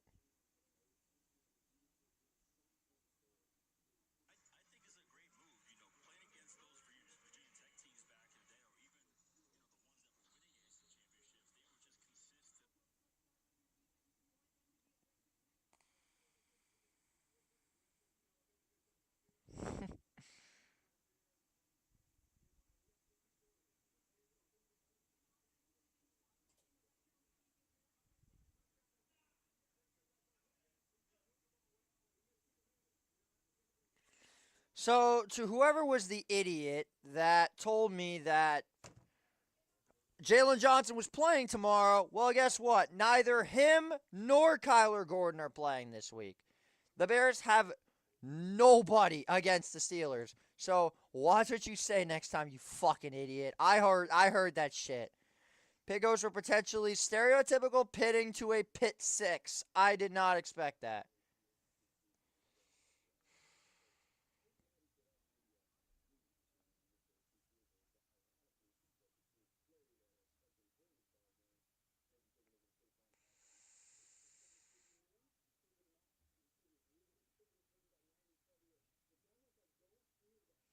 I gotta hear my call that touchdown by Lovelace because that was just unbelievable. Like, I'm genuinely speechless about that shit. It wasn't that long ago. We've been live for 9 hours and 41 minutes, and I don't regret any of it. Matter of fact, I regret all of it. This was a fucking crazy idea. Kane Archer, number 1 QB in Arkansas for the class 2026, committed from UCF today. Interesting. Or decommitted from UCF. Okay.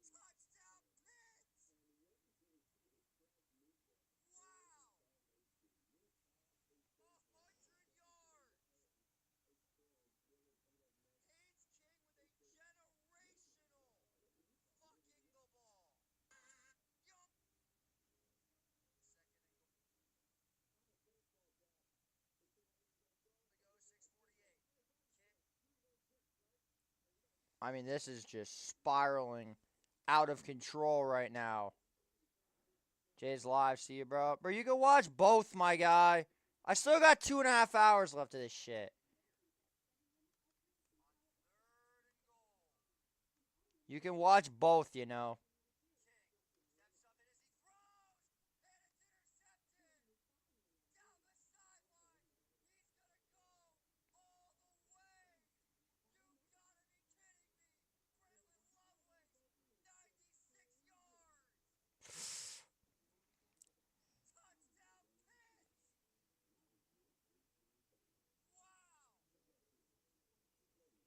Second and 14. Going deep, and Heinschel's going down. Brother, you can watch them both, you know. Damn. Guy just left. Rip. That is a big sack for Georgia Tech, but it's starting to look a little bit out of reach.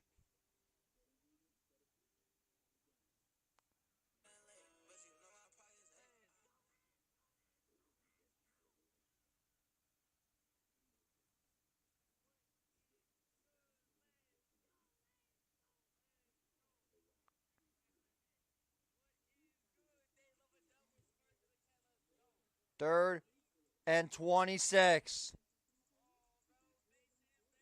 The screen. And not much there down at the 50-yard line. It's going to be 4th down coming up for Pitt. So maybe there is some life for Georgia Tech.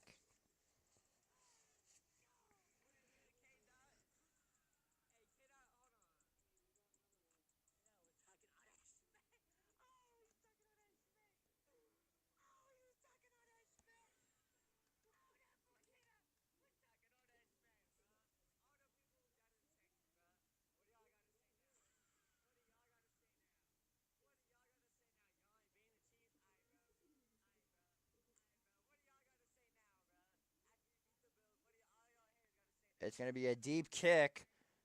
And it's going to be in for a touchback.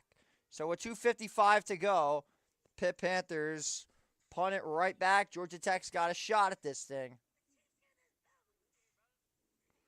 That'll stop it with 2:55 to go in the third quarter.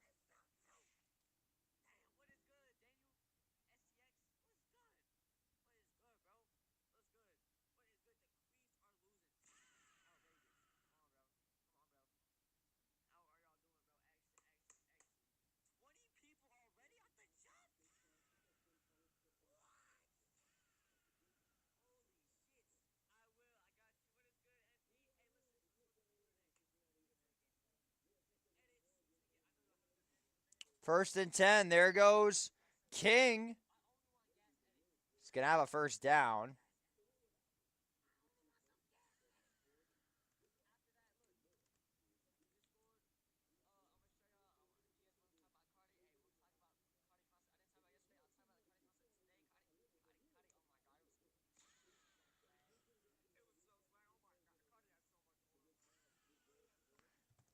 Once again, Haynes King is doing everything in his power to keep this game close. But yet, looking at the highlights on this, the game changer of the Oregon game that we called was the Malik Benson punt return touchdown. That changed everything.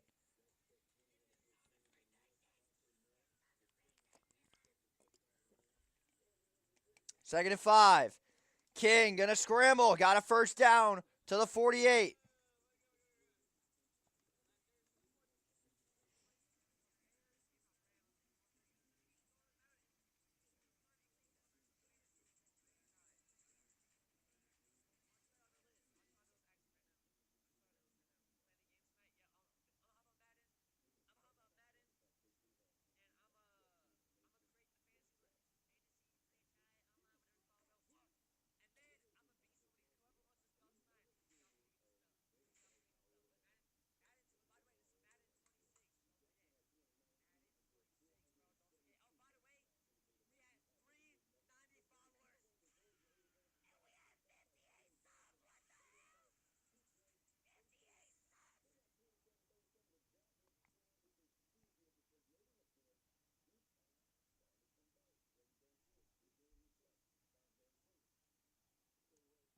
First and 15, so there was a bit of a penalty here. First and 15, King under pressure, gets it off, out of bounds for maybe 3 yards on the play. It's second and 12 coming up for the Yellow Jackets, out of bounds with 1:04 to go.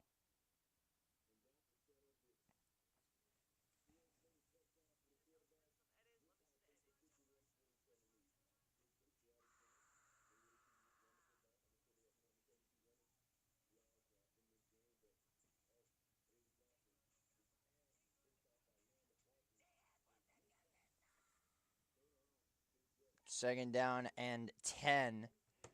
They got to get this off, and we got more movement.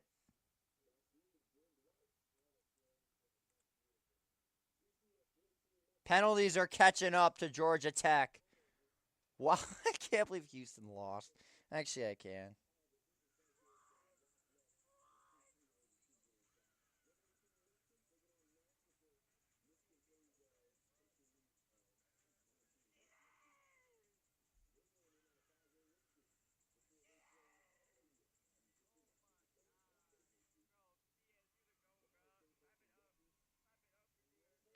Second and 15, King palms another screen pass. Just nothing is developing for the Yellow Jackets. And that'll take us to the end of the third quarter. Wow. The Pitt Panthers are 15 minutes away from shocking the world and saving their season. This is unbelievable. Pitt is this close. We're going to take a quick 6-second break. Pitt leads 35-14 after 3.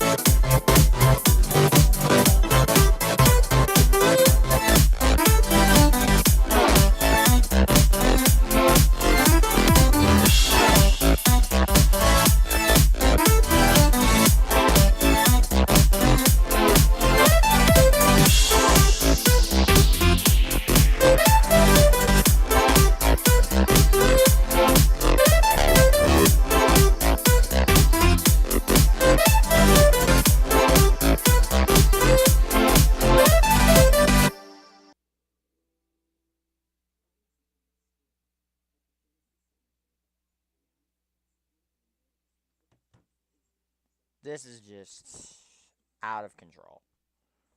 Pitt is 1/4 away from pulling off the upset.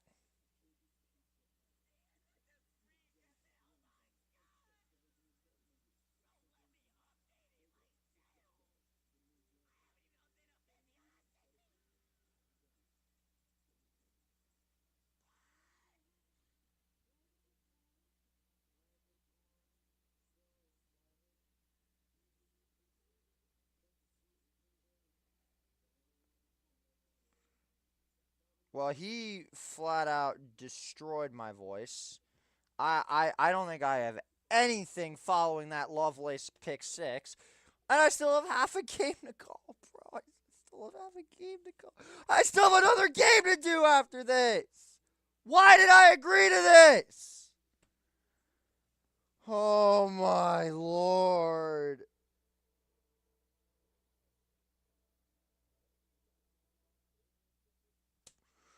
Why did I agree to this? 2 hours to go. 2 hours left.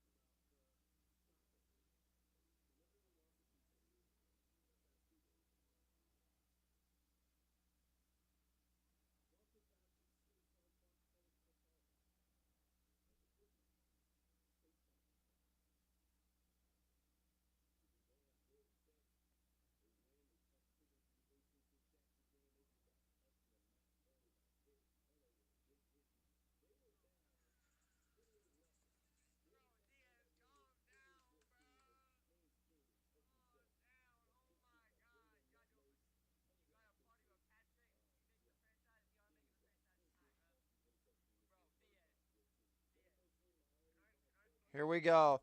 3rd and 13. King gonna just tuck and run. He's gonna be short. It'll be 4th and 4 for Georgia Tech. This is getting crazy. This is not just gonna be a win for Pitt. This could be slaughter.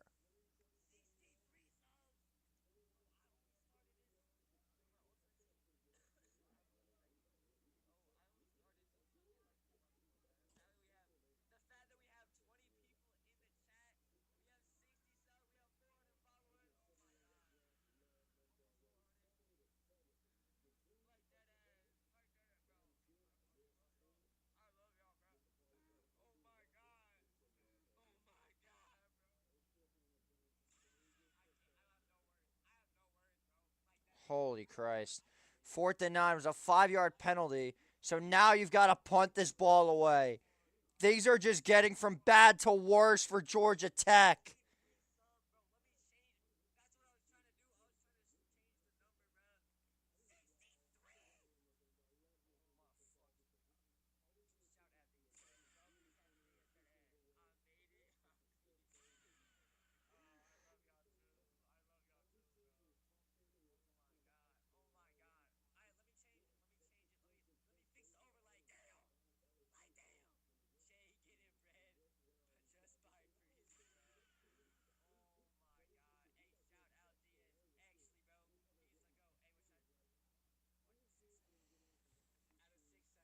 This is out of control. This is absolutely out of control. Pitt is up by 21. Straight up the gut is going to be to Goff. He'll pick up about 5 on the play.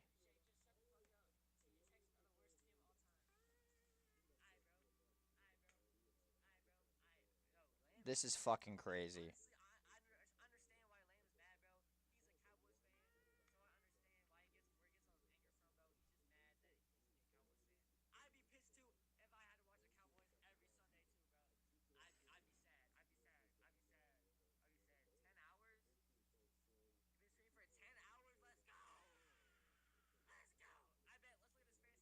And there's a first down.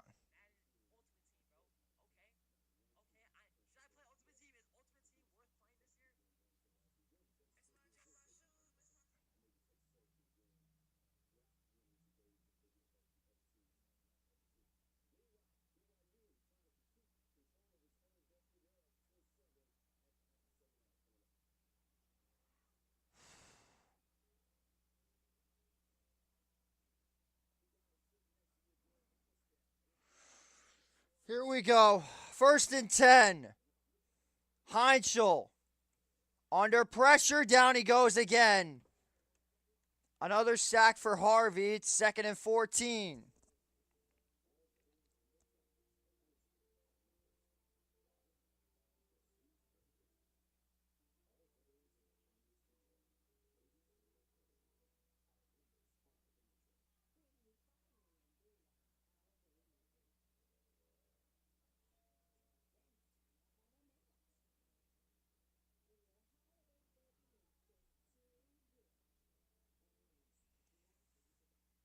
Here we go.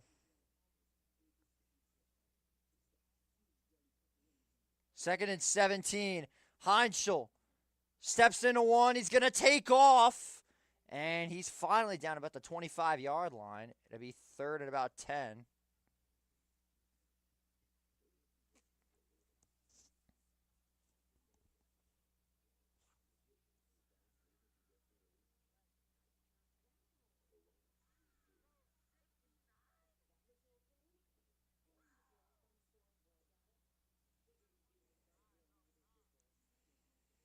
Third down and 7. Nothing there.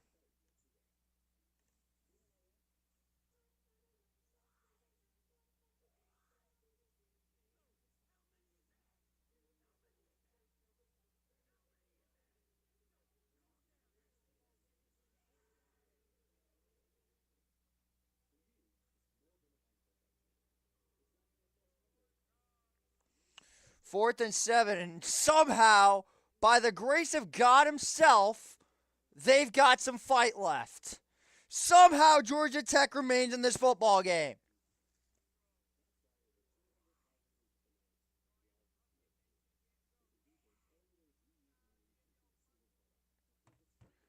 $11:45 to go. Holy Christ.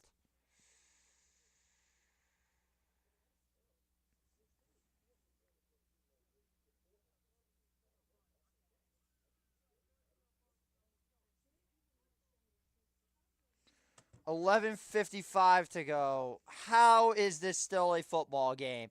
I don't know. We'll be back in 60 seconds. Fuck!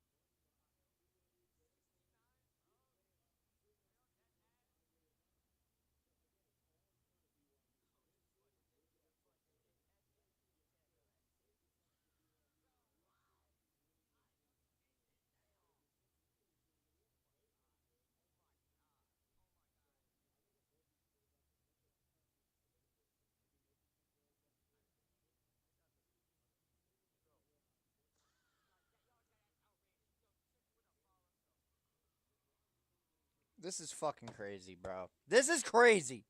How am I still streaming? I don't know how I'm still streaming this shit. I got 2 more hours left. BYU Cincinnati is back from half. Finally. Remember, that's the game we're going to right after this.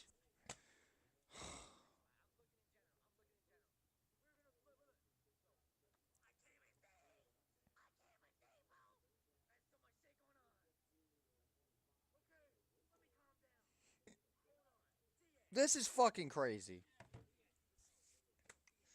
Hour 10 is in the books. Ring the fucking bell. I don't have a bell. If I had a gong, I would ring it every hour. We're in hour 10 of 12. Holy shit.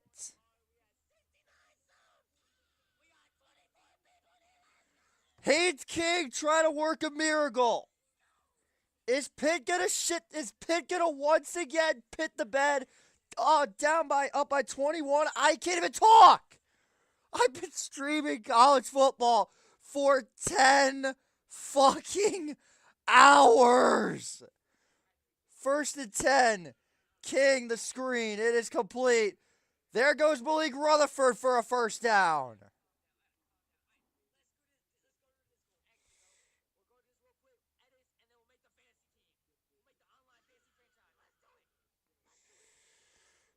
Holy shit. This is crazy, bro. 1st and 10. Clock is ticking.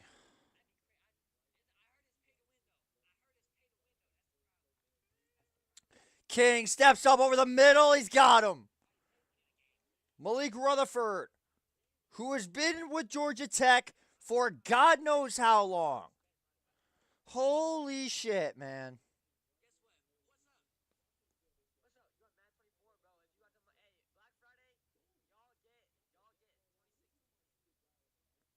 King fires. It is caught. It's a broken tackle for Jamal Haynes at the 26, down right there. He'll pick up about 5. 2nd and 5 coming up for the Yellow Jackets. I'm behind, aren't I? Fuck, I am behind. If King throws another interception, I'm going to lose it.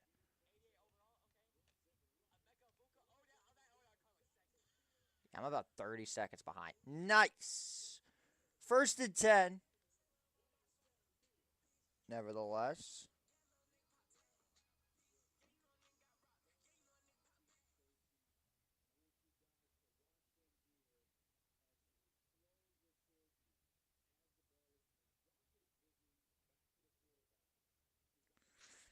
First and 10 to go.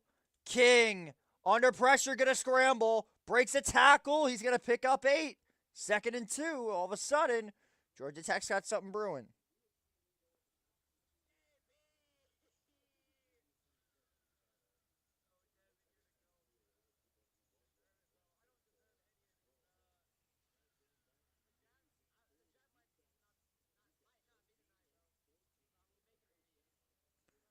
King, under pressure. First down.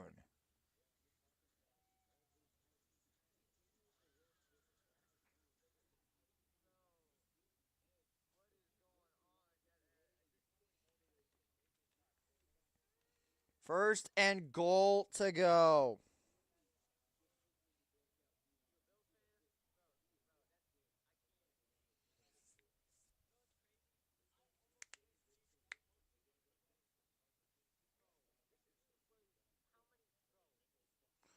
First and goal. Haynes, no signal. Down on the 1.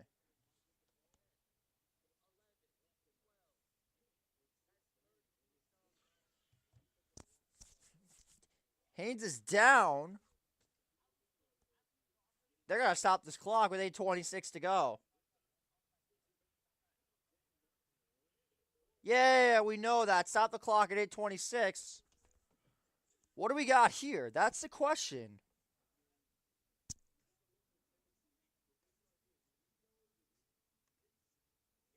This is fucking nuts.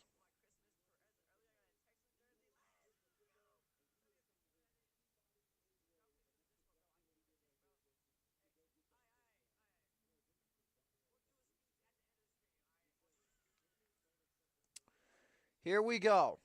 BYU Cincinnati is in full swing. That is the next game we are switching to. I have a chart for both teams, I think. Let's take a look at the replay.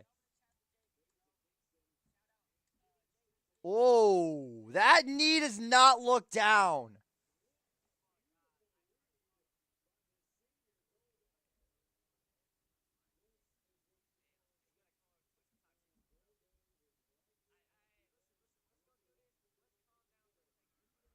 I think he's gonna have it. Now, the ACC replay official, what to do, Flecker? The JP has arrived. JP the GOAT, my boy, what's good? Thank you for tuning in the 10th fucking hour of this goddamn stream. I just want to thank everybody that has been watching this, been listening to me call college football for 10 hours. You inspire me to keep the channel going, even though half the people that I send this shit don't watch it. I appreciate, though, if you are stopping by and spending your Saturday or Sunday night with me. Thank you guys a lot. It means a lot. You guys are the best. I love y'all. And it's overturned. It's a touchdown for Jamal Haynes. Touchdown, Georgia Tech. They're alive. They are very well alive.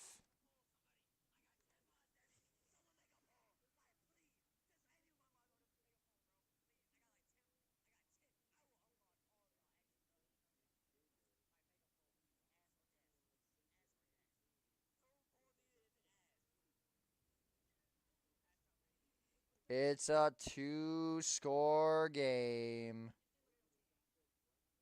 Oh boy. There's a whistle down, however. It's a personal foul on the defense. So it's going to push them back.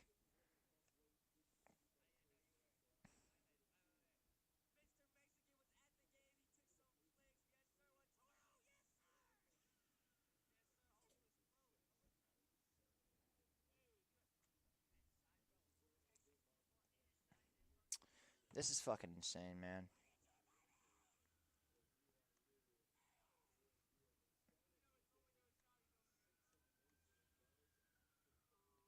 So does this mean... So my question is...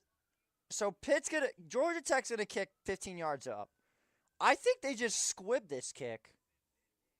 So that way they can actually return it.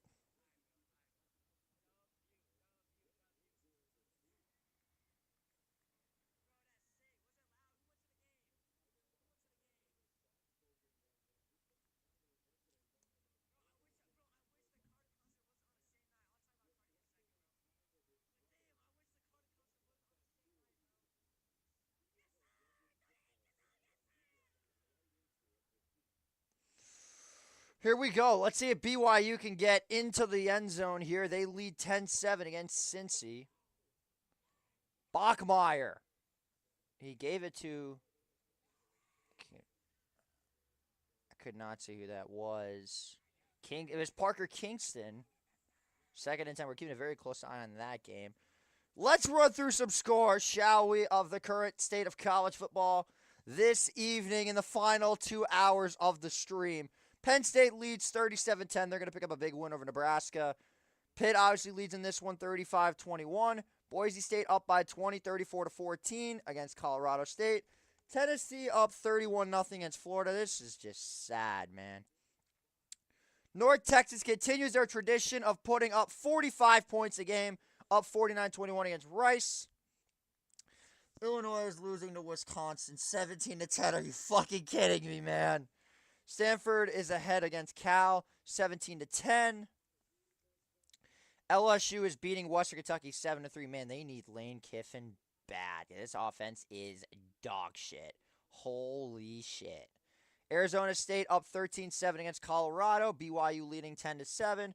Still to come, San Jose State, San Diego State. Utah State versus Fresno State. Washington versus UCLA. That basically sums it up, as Texas State with a win. New Mexico picked up a dub. And other than that, I feel like I already updated you guys on all those games. This has been one hell of a stream. I've never done this before, and unless I've got people next time, I'm never doing this again. This is a one-time thing. As now 2nd and goal for BYU. Let's see what Bachmeier could do. Give it to his running back, and he's into the end zone. Touchdown, Cougars. L.J. Martin. BYU up 2 scores. And they needed that one badly.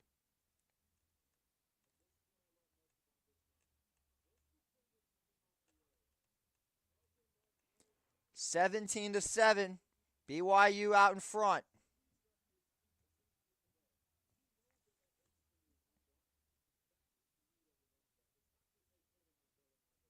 This is out of control, man.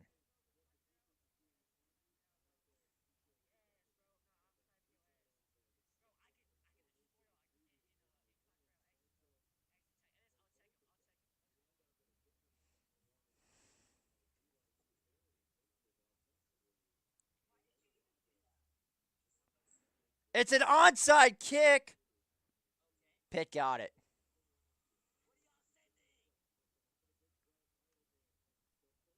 I did not hate that decision there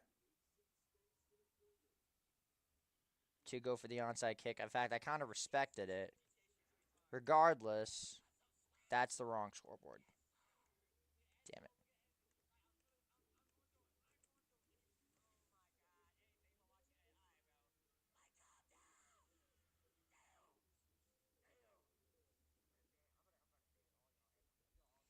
First and 10 with 8:25 to go. Pitt's got the lead. It would take a colossal pitting the bed to lose this game. First and 10. Heinschel steps up, fires to Turner. He's going to pick up maybe 2 yards on the play, and it's 2nd and 10.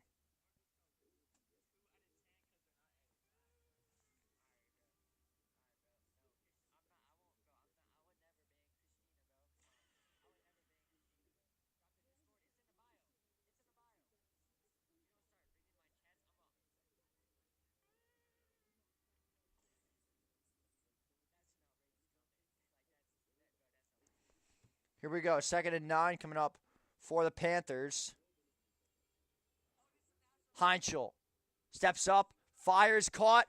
It's Kamari Turner, who's been all over the place. Only a yard on the play. It's 3rd and 8.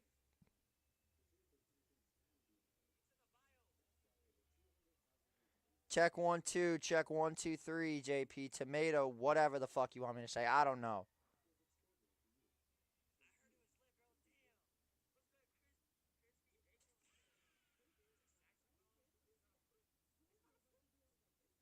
Third and 9. Heinschel evades 3. Still on his feet. Now throws it down the field. Out of bounds. Oh, if he would have made that play. Oh, my. But it's 4th and 9 with 7:05 to go. There is life in Atlanta. Let's take a look at this catch by Poppy Williams. Oh, he was so close. He was so close. My, oh my. What a chaotic stream this has been.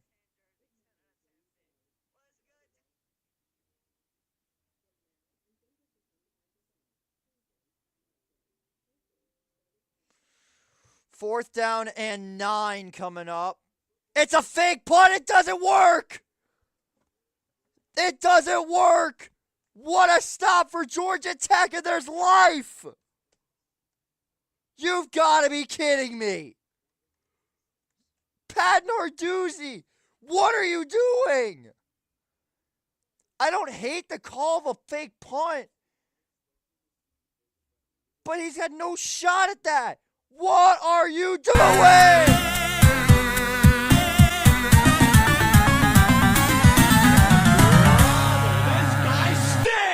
Oh my God. I hope Pitt chokes so bad. I hope Pitt chokes this so bad now. Come on. Come on, Georgia Tech. 1st and 10. King. Under pressure. Slings it. Caught. Inside the 15. Canyon does it again. 1st and 10 for the Yellow Jackets. What is going on here in Georgia? I don't know. Oh my gosh. 1st and 10. King, the screen. Stockton down inside the 10. It's going to be 2nd and 3. They could hurry back to the line if they really wanted to. It's going to be 2nd and 4, excuse me. Here goes Cincinnati down the right side. This is the game we're streaming right after this one. I don't know what we're going to do until then, but we have to do something till 12. We need a final by that time. 6:08 to go. Haynes King has had 3 fourth-quarter comebacks, tied for 2nd in the FBS this season. 2nd and 4, just under 6 minutes to play. King, gonna scramble, 1st down. It's not close. He got the 1st down. 1st and goal at the 2-yard line.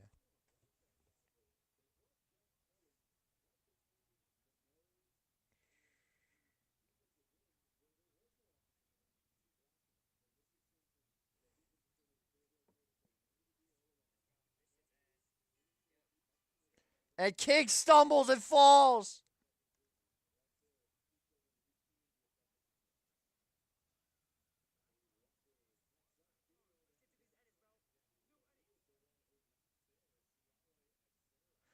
What is going on? You don't see this very often from Haynes King, but Georgia Tech is about to score. Yeah, I'm calling this game. It's fucking crazy. 2nd and goal to go now for King and the Yellow Jackets. Fakes a pitch to the end zone over the head of his tight end. Well covered there by Cruz Brookins. It was intended for his tight end, Josh Beetham. 3rd and goal. So here we are. Deja vu. 3rd and goal. The last time Georgia Tech was 3rd and goal, down by 2 scores, Haynes King threw a pick 6 to Braylon Lovelace. 3rd and goal to go.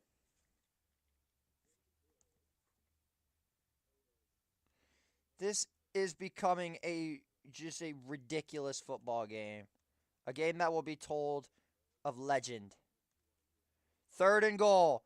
King under pressure to the end zone. Touchdown! Who else but Isaiah Canyon? It's a 1-score game in Atlanta.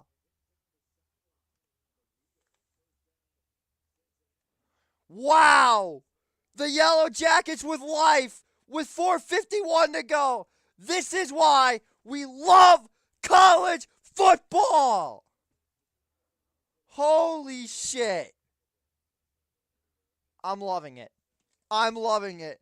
And the extra point is good. Georgia Tech is within 1 score with just under 5 minutes to play. Wow. It was that fake punt that's going to come back to bite Pat Narduzzi if they lose this one. Holy shit.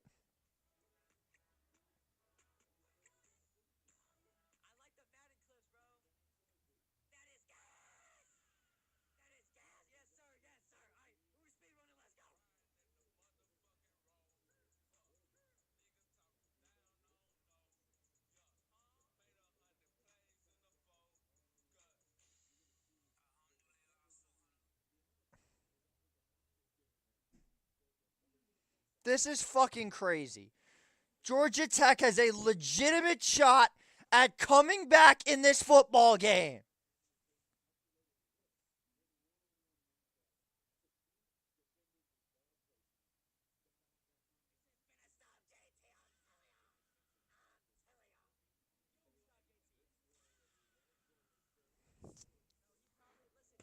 Oh my God. This is insanity. This is fucking insanity. We got an hour and 30 minutes. Wait, no, I can't do math. Fuck. We have an hour and 39 minutes left in the stream.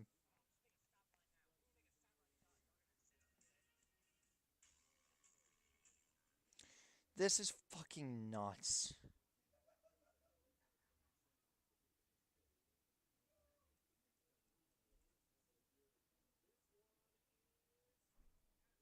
BYU shanked it, or Cincinnati shanked the kick. Unreal.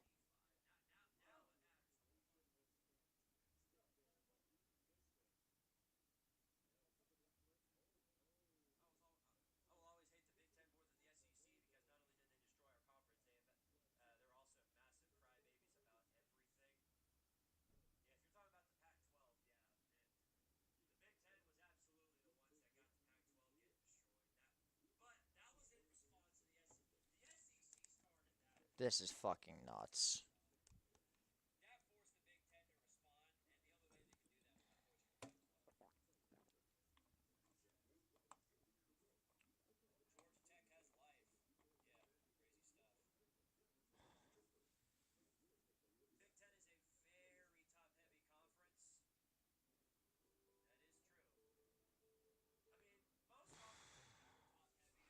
I'm going fucking mental right now. If this was Notre Dame, my heart would be racing like fucking crazy.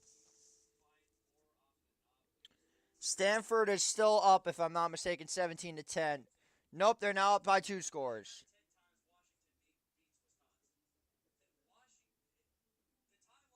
If Illinois fucking beats Washington, oh my god, or what? If Wisconsin beats Illinois, oh my gosh.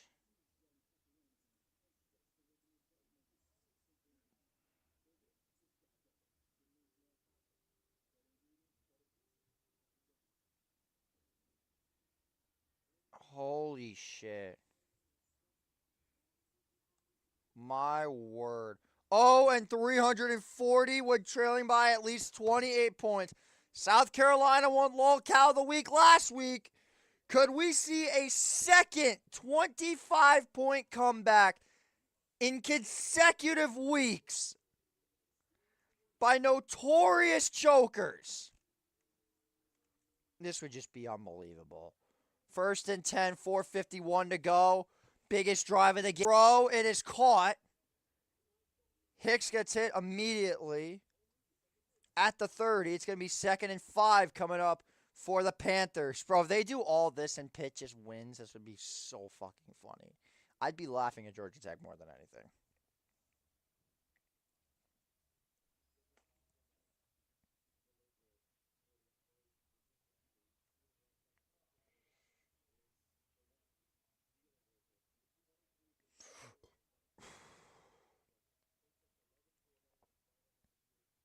They're going to run. Turner not going to get there. No gain. It's 3rd and 4.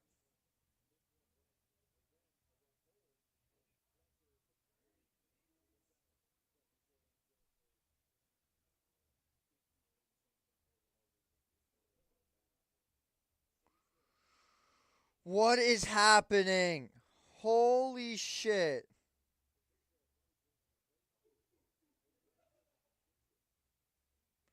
Final 3:40 to go. 3rd and 4. GT is stacking the box, as they should. 3rd and 4. Heinzel, quick throw, it's caught. 1st down at the 45. Goes to Carterius Hicks.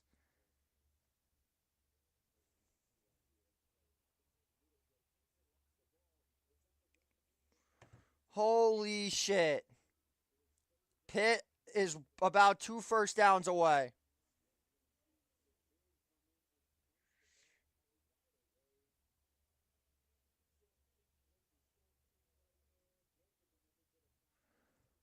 First down and 10. 3 minutes left. They're bleeding this clock literally as far as they can. 1st and 10. There goes Turner! Down the seams! Kyrian Turner is going to go! Touchdown, Panthers! That'll do it! The Pitt Panthers have pulled off another stunning upset here in Atlanta. Bye-bye, Georgia Tech. Ja'Kyrian Turner has ended your season. Wow. Unbelievable. Unbelievable. Holy shit. Boozy Turner has just sent the Yellow Jackets home. Miami, the pressure is on you next week.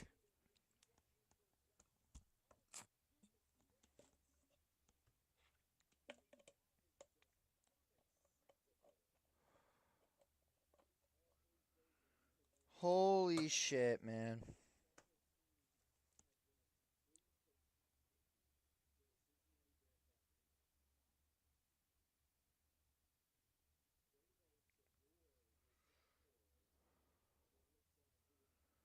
The dagger for Turner.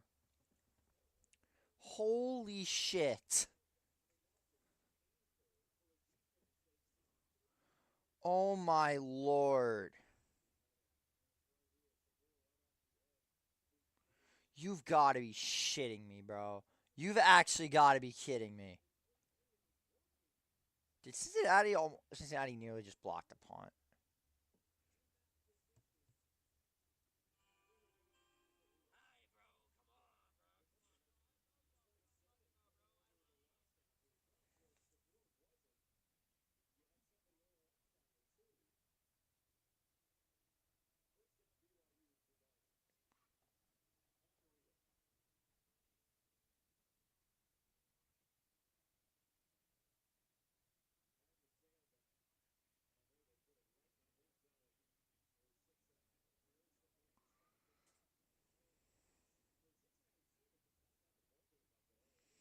Holy shit. 42-28. Pitt, here's the path. Pitt's got to win out and get a loss by either UVA or SMU.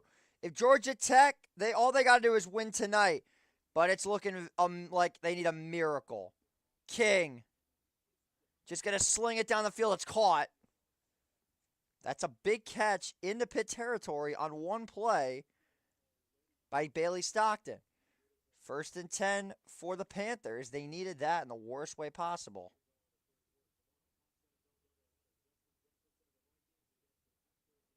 King, flushed, fires, incomplete, but a flag. It's going to be offensive pass interference. Canyon pushed off. That's going to be OPI. It's going to be offensive. Yep, offensive pass interference. 1st and 25 coming up. That just might be the killer. That might legitimately be the killer.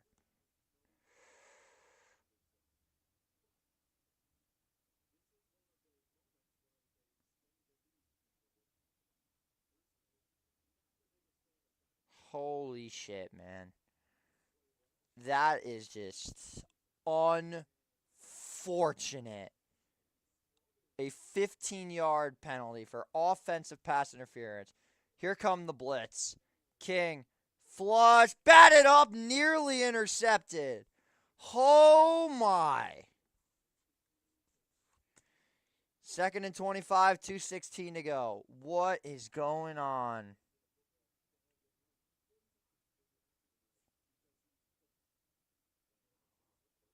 What is happening? No joke. What is happening?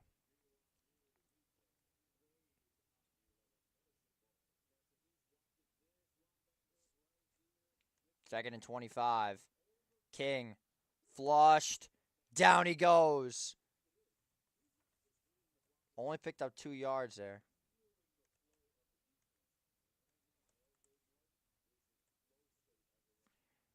That'll take us to the 2-minute timeout.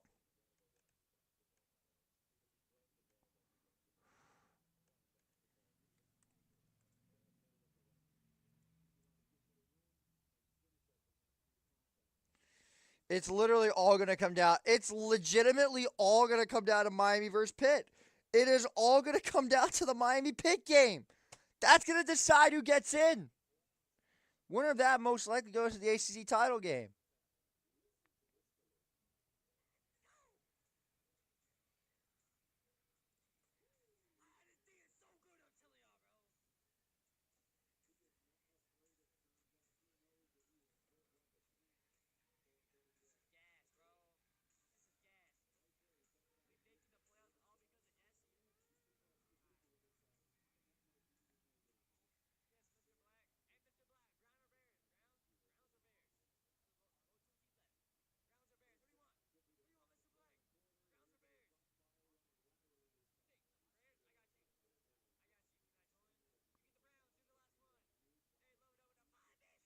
This is getting crazy, bro.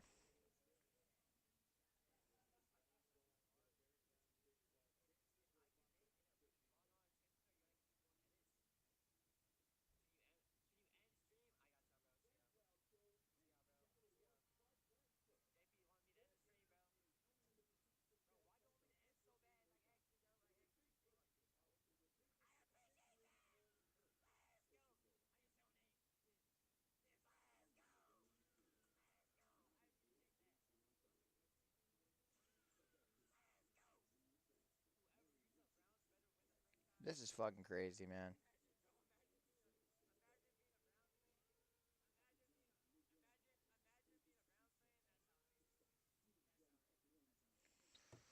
We have hit 10.5 hours.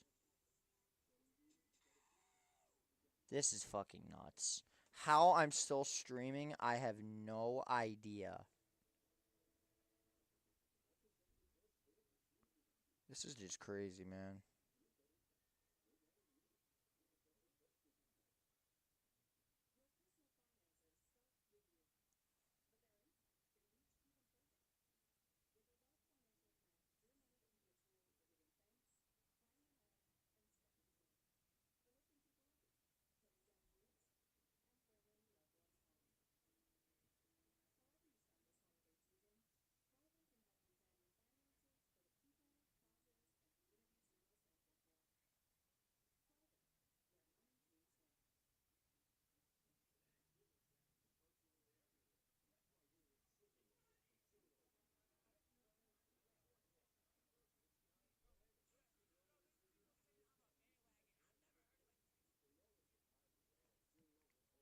God, this Marcus Freeman commercial makes me want to run through a fucking wall, man.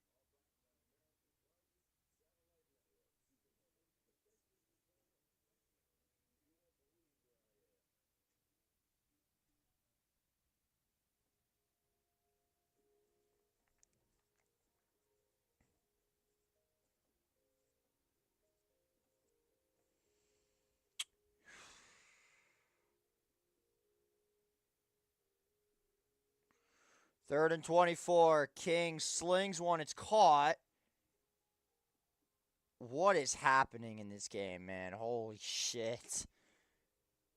4th and 3. So what was going to be 4th and 20 is now 4th and 3. They got close to getting an onside kick earlier. But this is the game.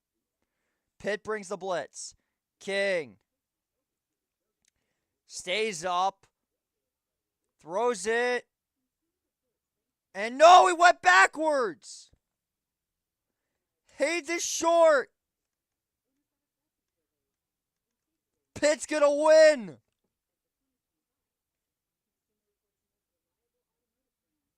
Wow. Incredible.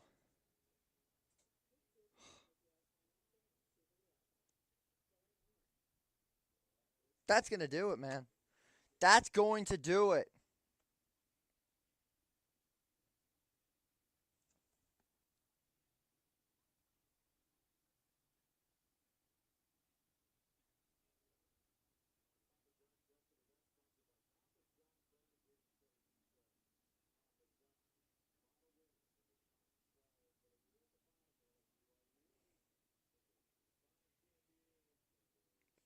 Oh, brother.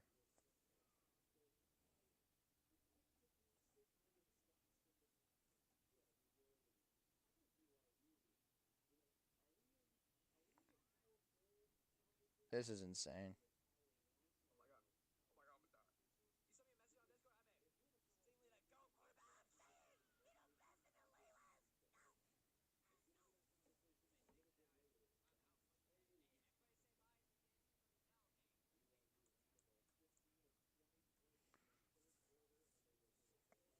Here we go.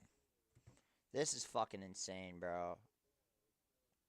So the ACC standings, Georgia Tech is going to be at 6-2, UVA at 6-1, SMU at 6-1. Pitt is going to go to 6-1. Miami sitting at 5-2, Duke at 5-2.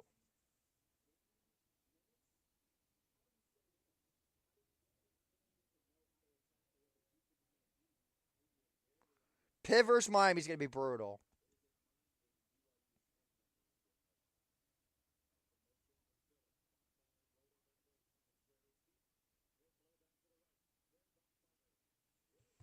Second and 1. Well, 3rd and 9. Cincinnati gets a stop. 2nd and 1. They're going to pick up the first down. This should do it. That is it. We're going to switch games again.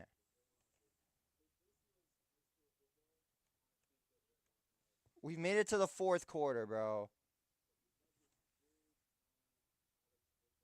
the real question is, honestly, what do you do with the Pitt Panthers?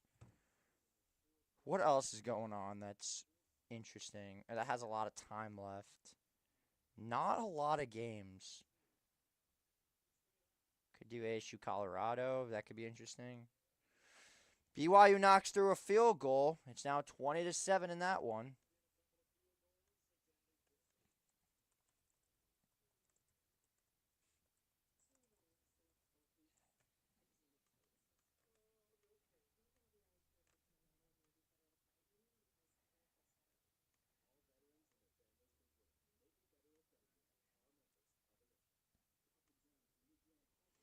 Heinchel takes the knee.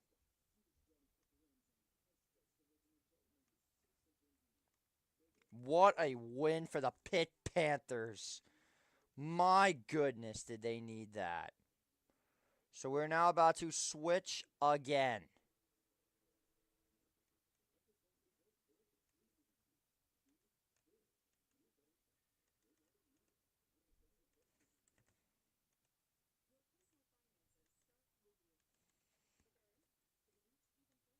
We're now jumping to the Big 12 Chaos Conference. BYU and Cincinnati. Our final game of the showcase. We have an hour and a half to go. I'm going to take a quick 60-second break.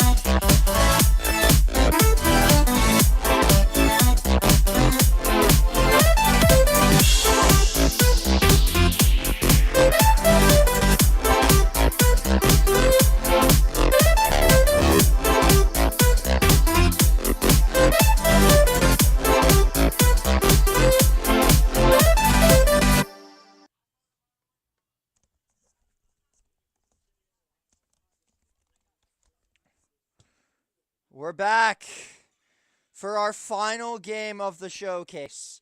BYU and Cincinnati with an hour 20 to go. Making our final switch of the night. For now, the most likely switch. This is getting out of control.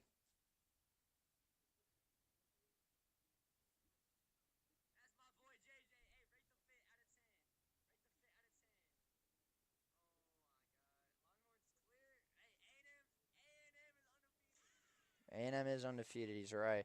21-17. Arizona State struggling versus Colorado. Oh, for the fucking life of me, I'm the biggest Jeff Simmons hater on the planet. I fucking hope to God they lose that shit.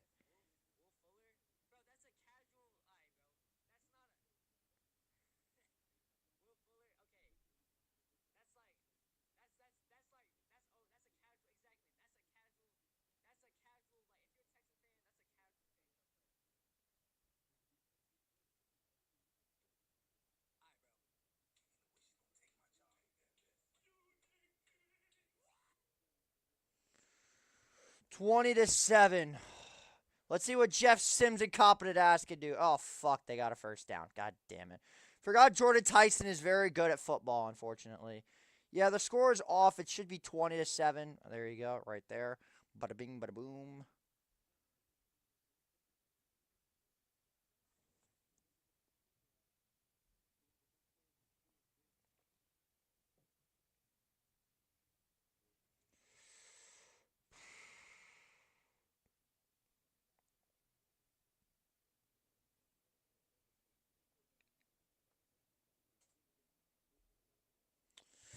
Here we go. 20-7. They're at commercial break with 14:07 to go.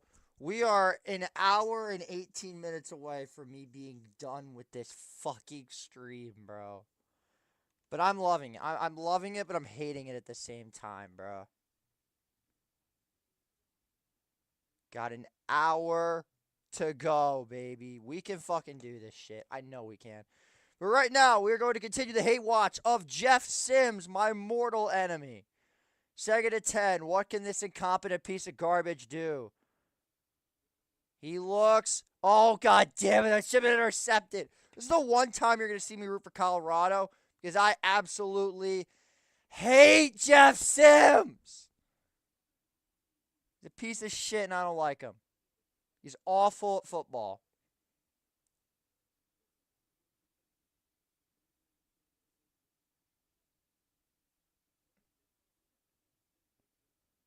Holy man.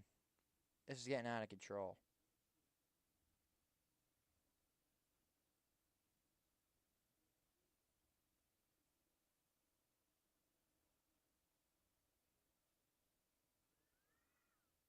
Oh, man. Very long commercial break. Third and 10. Jeff Sims not going to get the first down because he sucks ass. Oh, man. This is something.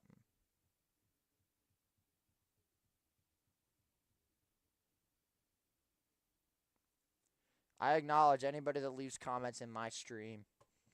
Pop out, my boys. We're having fun tonight. We are in the... Oh, fuck. Let me pull up my BYU chart. So now I got one of those two. 14:07 to go. Bearcats trailing by 13 points. Let's see where my BYU chart is. Right here. Basically the same chart. So Cincinnati is the team we need a chart for. Wow, he kicked that all the way into the very back of the end zone. Sorsby. It's complete. He got a solid gain of about 5 yards on that play. It's 2nd and 5 for the Bearcats coming up. So let me get the Cincinnati chart up. Give me a second here. I've gotten like 5 noise complaints tonight, and I don't give a fuck. 2nd and 2. Quick throw, and it's dropped. Goody could not hang on, make the catch, and it's 3rd and 2. The woes continuing to just appear for the Bearcats. 1 for 9 on 3rd down. That is incredibly concerning. Seeing a lot of dropped passes here from the Bearcats. Jeff Caldwell, that's right, he has not been active whatsoever tonight. 3rd and 2. Cougars bring a blitz. Sorsby, incomplete.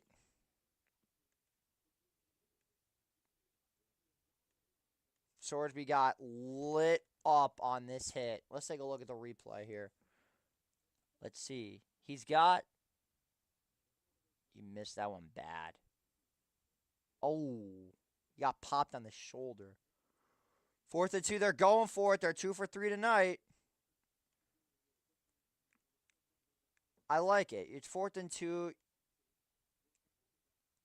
You're a home dog. I like it. Sorsby fires, and it's hauled in for the first down. It goes to Goody. He makes up for it, and the Bearcats have a new set of downs.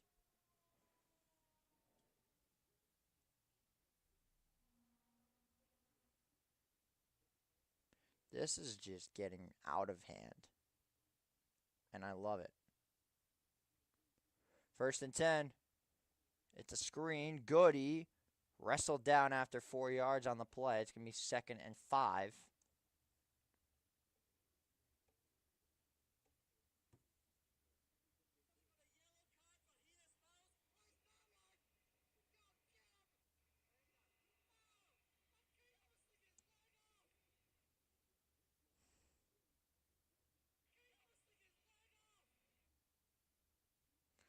Second and 6 for the Cats. Sorsby rolls out to his left, takes off, got the first down, and he's out of bounds at about the 45.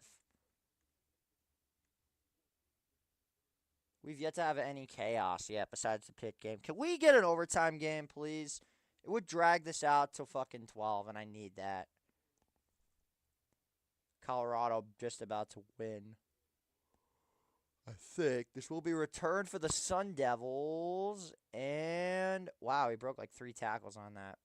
Good return. Got a stoppage here. See what this is about.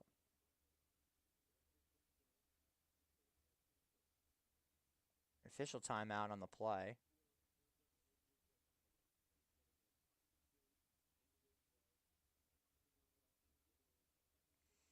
I'm a little confused what that was about. Regardless, we play on. Sorsby under pressure fires. It is caught. Pryor with a first down inside the 25, and the Bearcats are moving. And that is exactly what Cincinnati had to do, is get the ball into the hands of their playmakers. Sorsby took another shot on that play.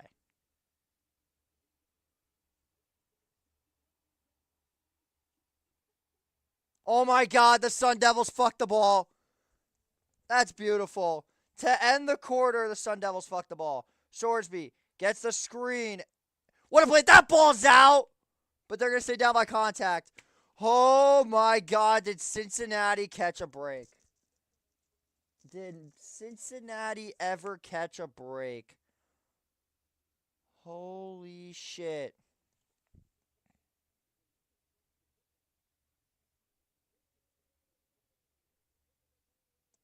That's tough, man.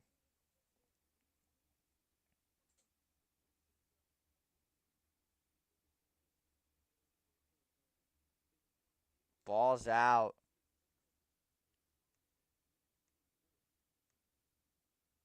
Here it comes.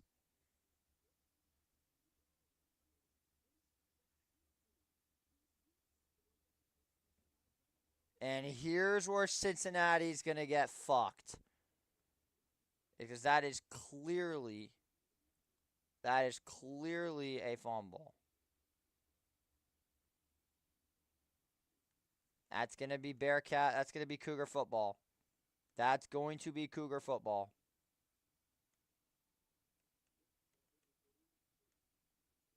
So that is pretty funny.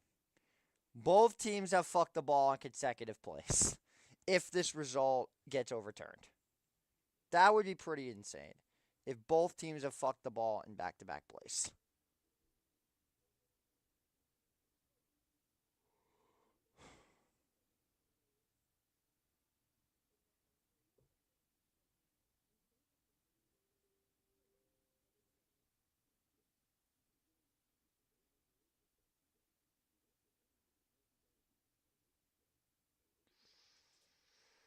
Oh my goodness. I'm gonna go run to the bathroom. I'll be back. You ain't getting no 6-second break. It's after 11 fucking p.m. at night. Well, almost is.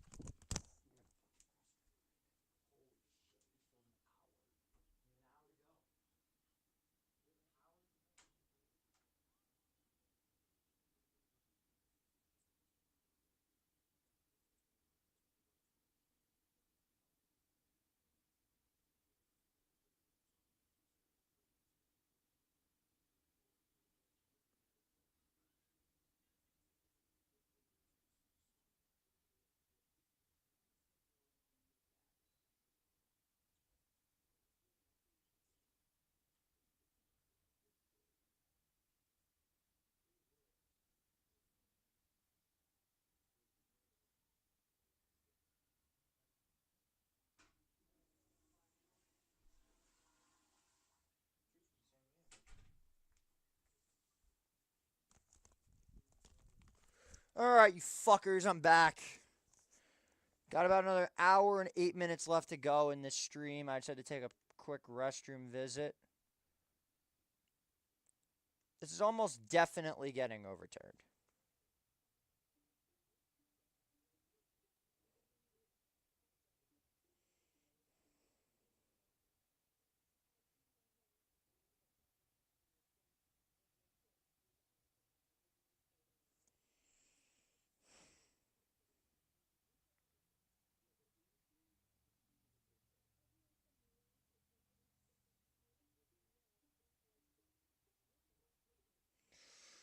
1 hour and 7 minutes left in this ridiculous stream.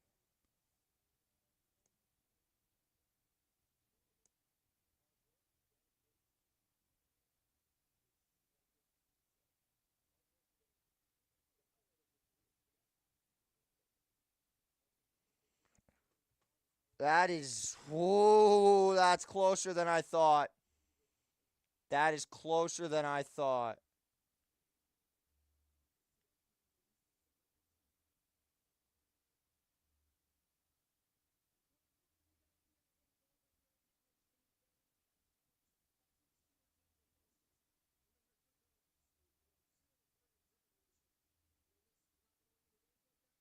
Whoop, that's close.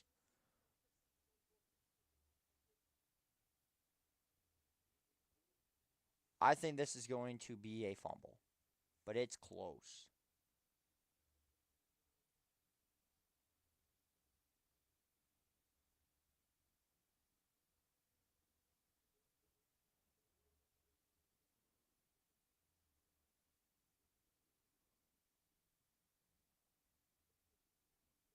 They did.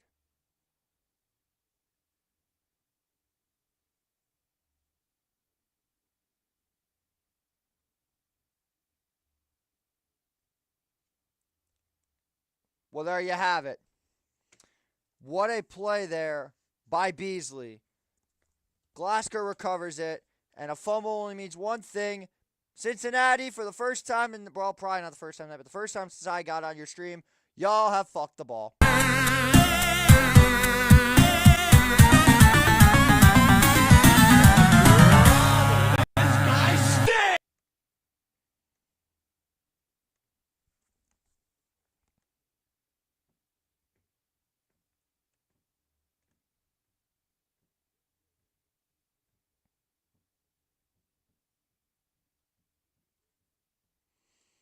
First and 10 now for Bachmeier. Gonna go to LJ Allen with some space, and there he goes.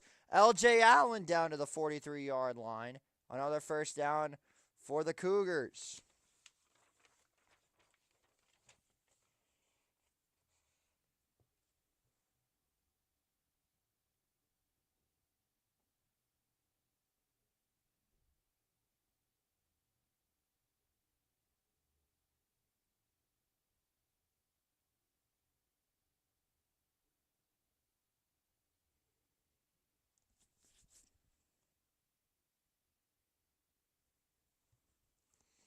This is crazy, man. I think these games are all going to be over by 12. I don't think I'm going to be able to make it to 12.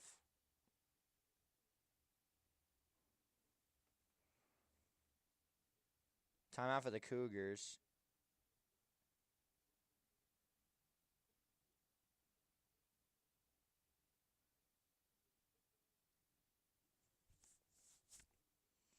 $9:52 to go in this one. I genuinely don't know what other game to call because I feel like they're all about to end.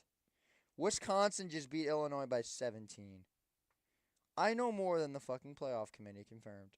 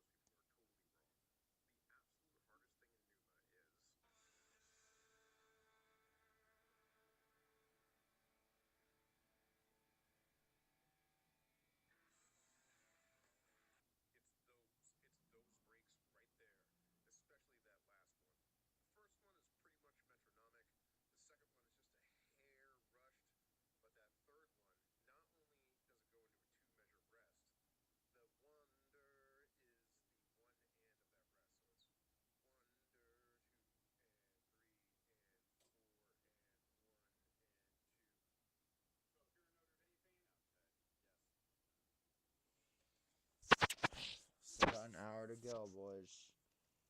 It is 11 o'clock, and we still have another hour of football. Problem is, I don't know what other game to do because all of them are about to fucking end.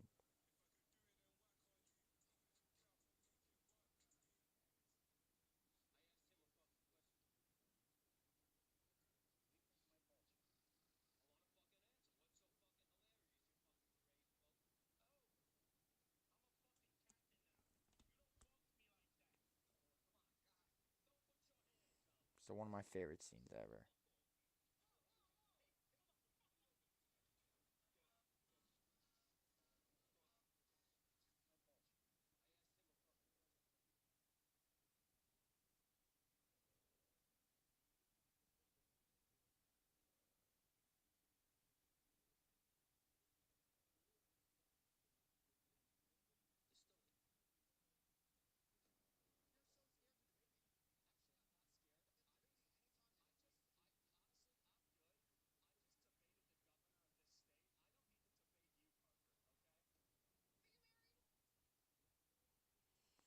First and 10. There goes Arizona State down the fucking gutter. And touchdown, Sun Devils. First and 10. There goes LJ Allen. He's going to just go up the gut for about 5 yards on the play. How I'm still alive, I have no idea. It has been 11 hours, almost on the dot.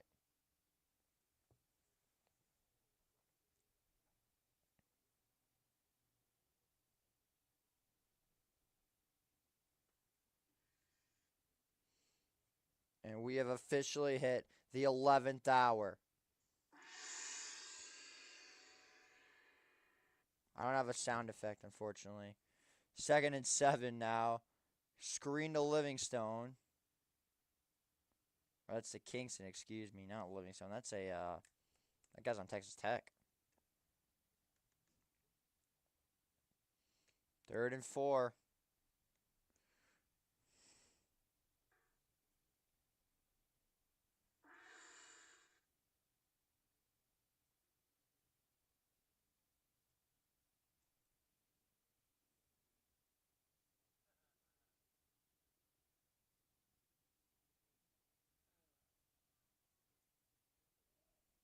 Here we go. 3rd and 4. Bachmeyer. Gonna keep it. He's gonna lose yards. Not going anywhere. Loss of 3.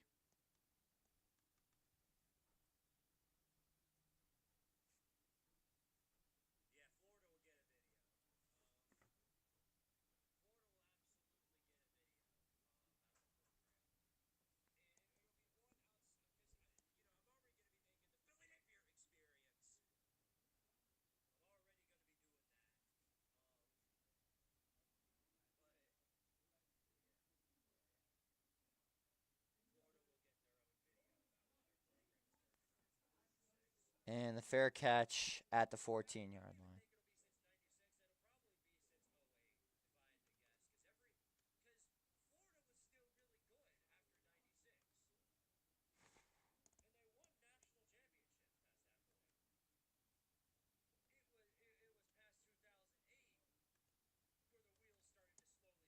Let's see what Cincinnati could do in the final 8 minutes.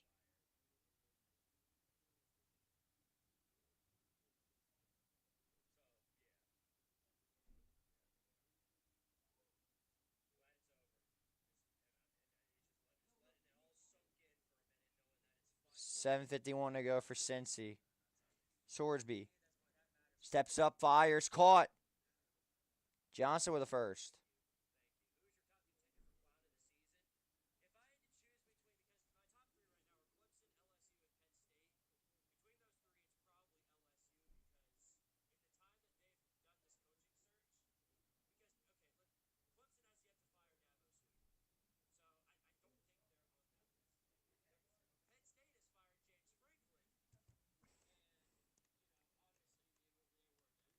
Puula. I don't know how the fuck to say that guy's name.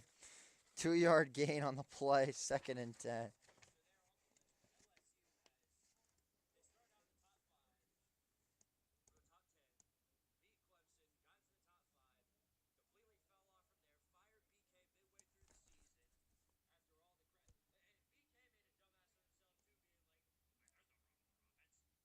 Second and 10. Sorsby with 6.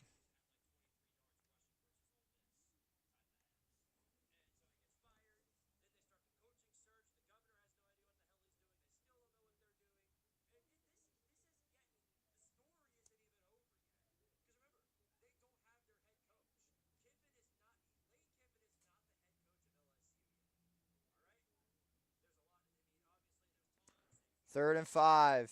Sorsby flings it. It's caught. It's a first down for Cincinnati. Jennings breaking a tackle to the 48. What is going on tonight, folks? I have no idea.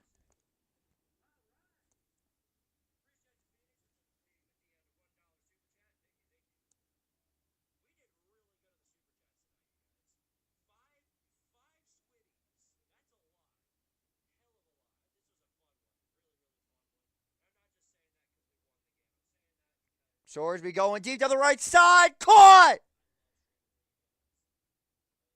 Covey with a catch on the corner.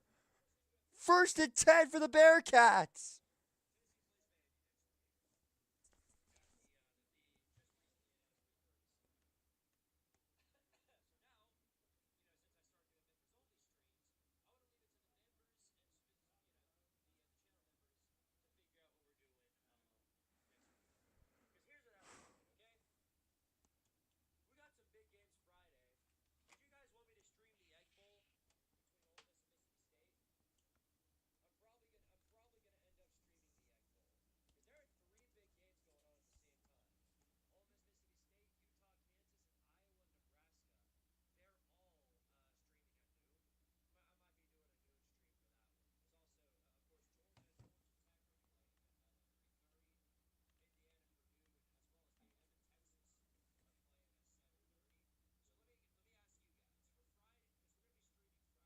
Second and 9. Sorsby. Corner shot. Out of bounds. Incomplete. That ball was 100% uncatchable. Ain't no way he was catching that.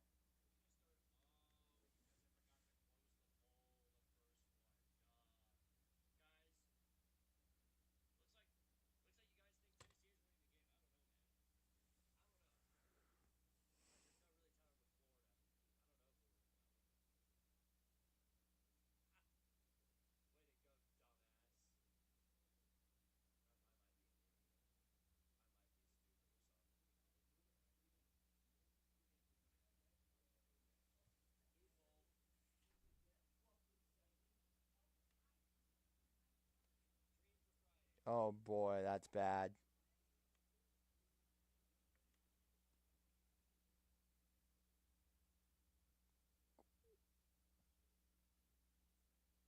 What do we got here? Thing is delay a game. Oh, it's false start.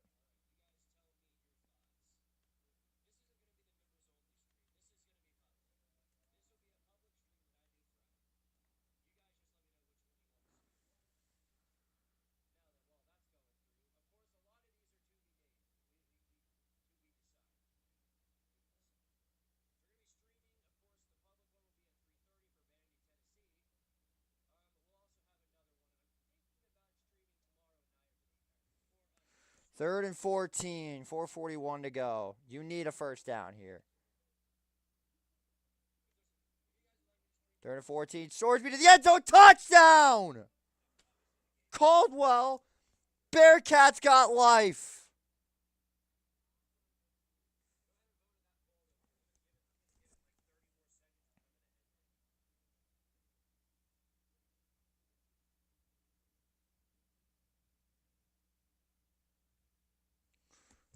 Oh, man. The Bearcats have life.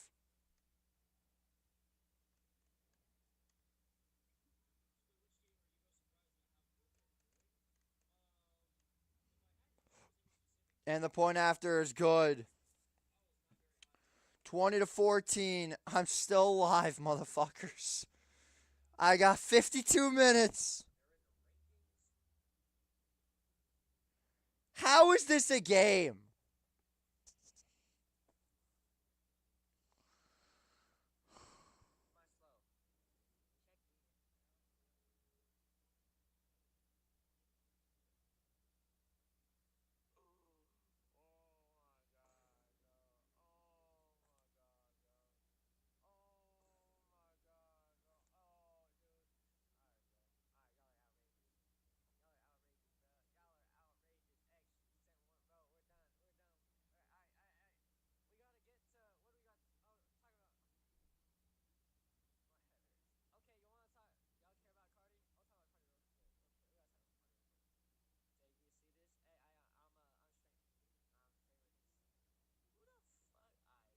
This is crazy, bro.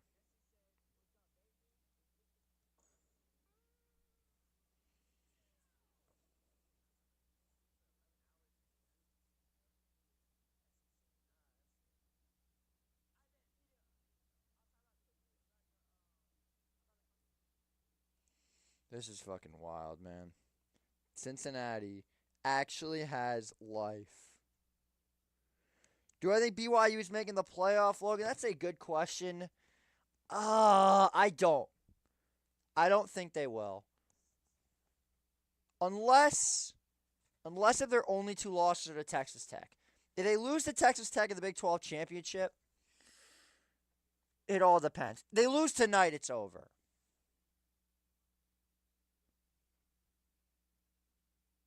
Like, if they don't win tonight, if Cincinnati somehow comes back, Logan, then they need a miracle.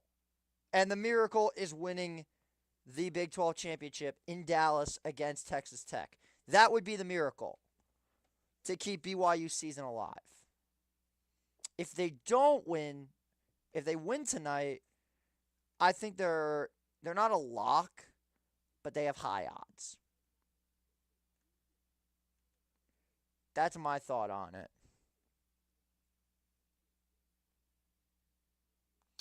In fact, I'm going to kill the lights. We've hit that time of night. The lights are going off. It's getting dark tonight, lads.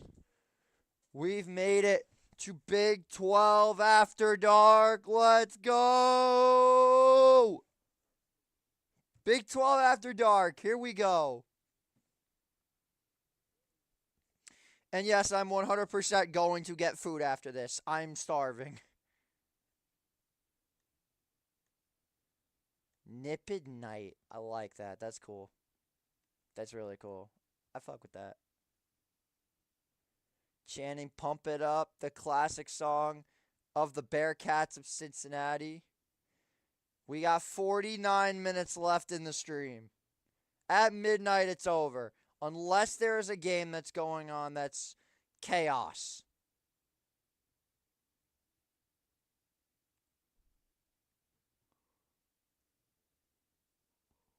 Here we go.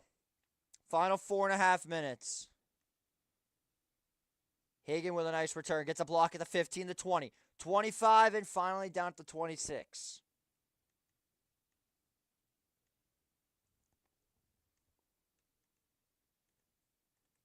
Song is such a fucking groove. I can't even lie. Fucking love this song.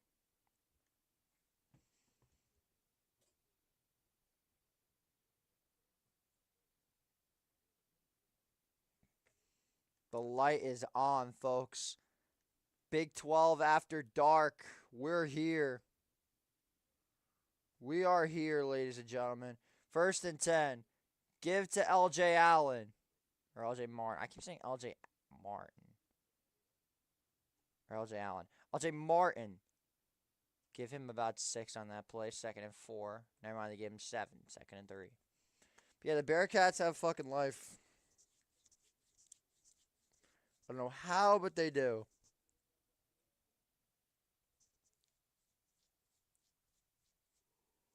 What do you do here if you're BYU? That's the $1,000,000 question. Gotta keep feeding LJ, I would think. 2nd and 3. I would be playing the pass here if I'm Cincinnati. They're going to go right back to Martin. It's going to be 3rd and inches.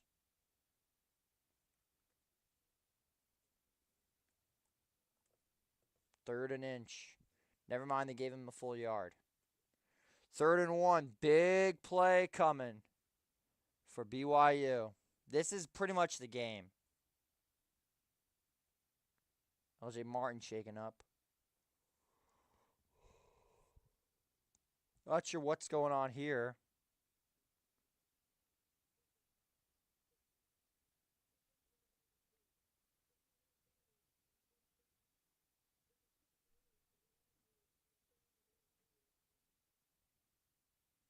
Third and 1. Bachmeier's got it.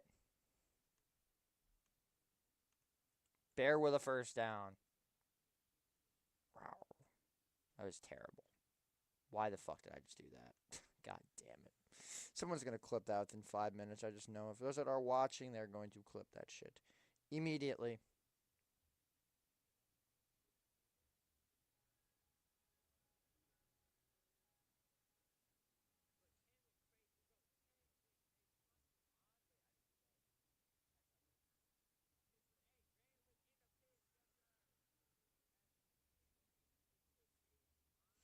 First and 10. LJ Martin pushing forward for 6.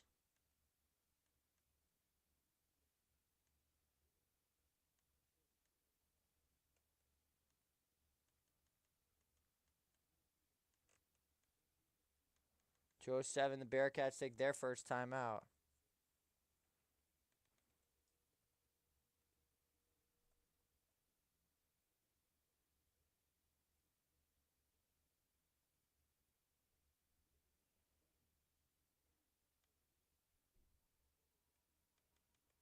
LJ Martin has 170 rushing yards. That's insane.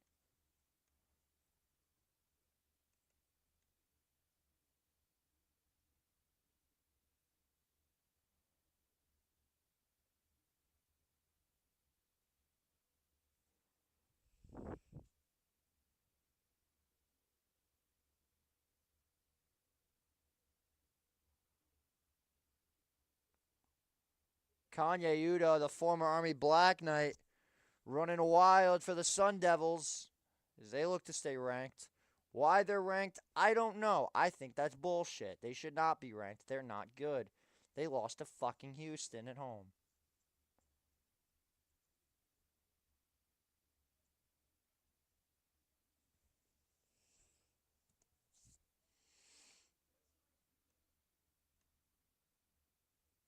.210 to go.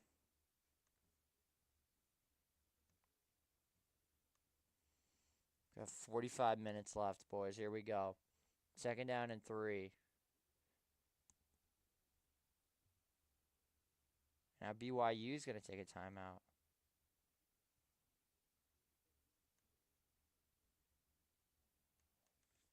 Oh, this is interesting.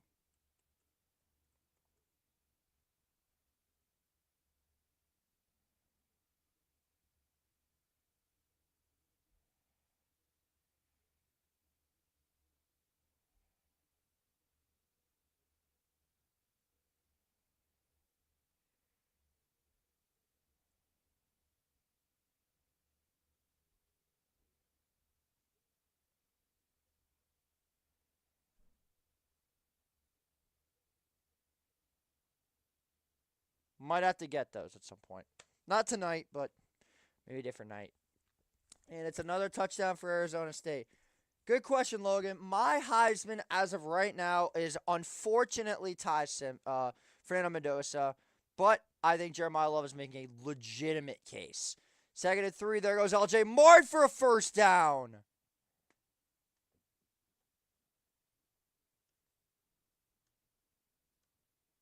Two minutes to go. That'll take us to the 2-minute timeout. What a play by LJ Martin. Holy. One. Took 2 hits on that one. And somehow stayed up for it.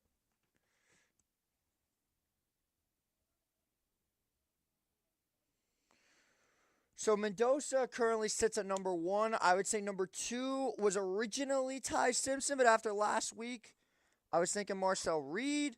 But then Marcel Reed at the shit against South Carolina. So right now, it is currently Mendoza, Love, Reed, Jacob Rodriguez, Julian Sayin. Wait, no. I fucked that up. Mendoza, Love, Sayin, Reed, Rodriguez. That's my top 5. I believe that Jacob Rodriguez should be getting Heisman votes. He is unbelievable. Unbelievable.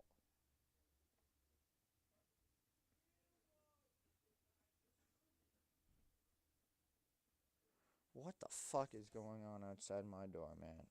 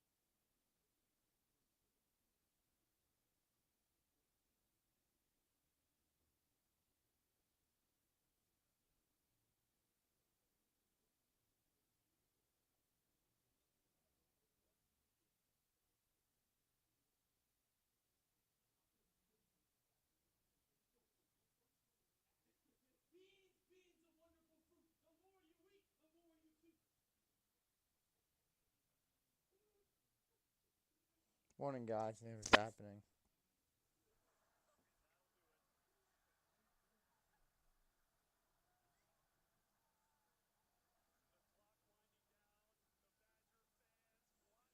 Wisconsin stormed the field yet again.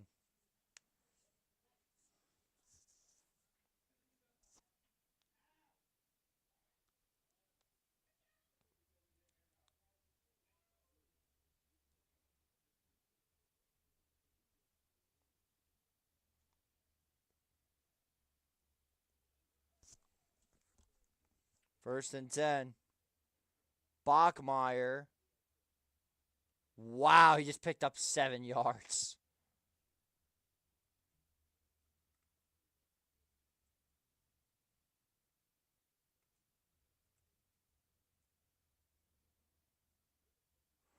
Look at that. Muscling forward. What a run by Bear Bachmeyer.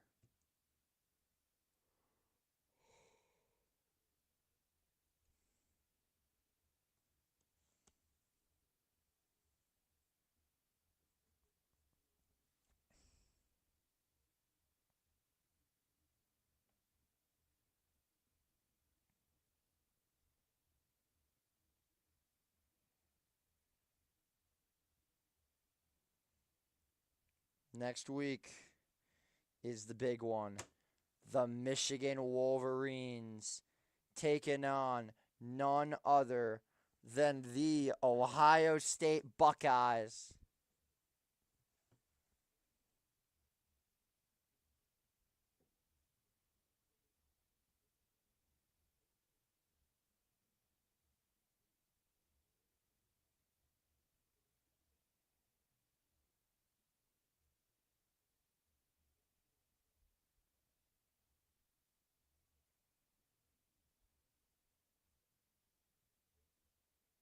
Second and 2.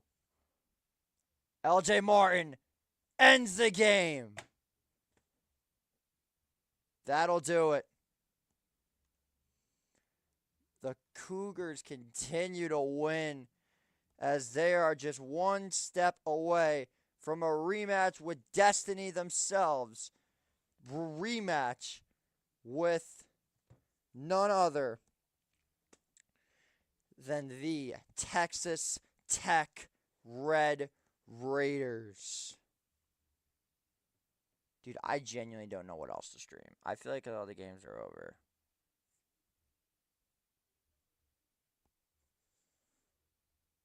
Third and 7. Flings it deep.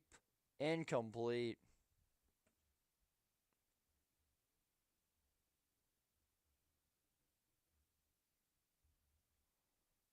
We've got 37 minutes left in the screen. As soon as it sends you going to bed, it might be. Do you think the Mean Green should be ranked? Yes, I have them ranked as a matter of fact. I could read off my top 25.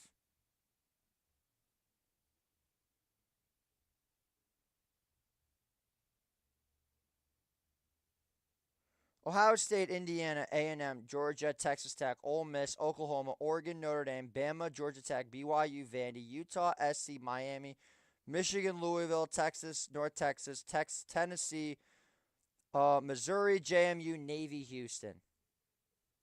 That's what I got. I have North Texas at number 20.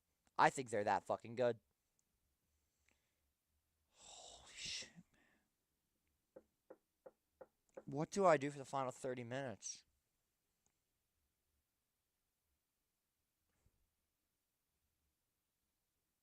Dude, I don't know if we can go to 12. There's no other games on.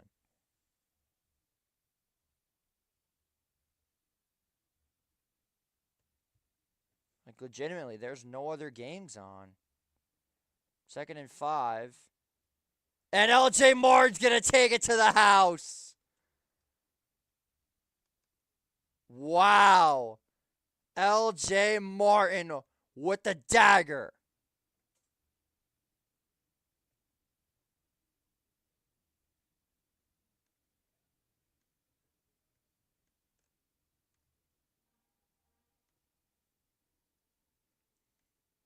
Well, LJ Martin doesn't want to end it yet. I respect that. Go over my playoff predictions or NFL prediction for tomorrow. I could do that.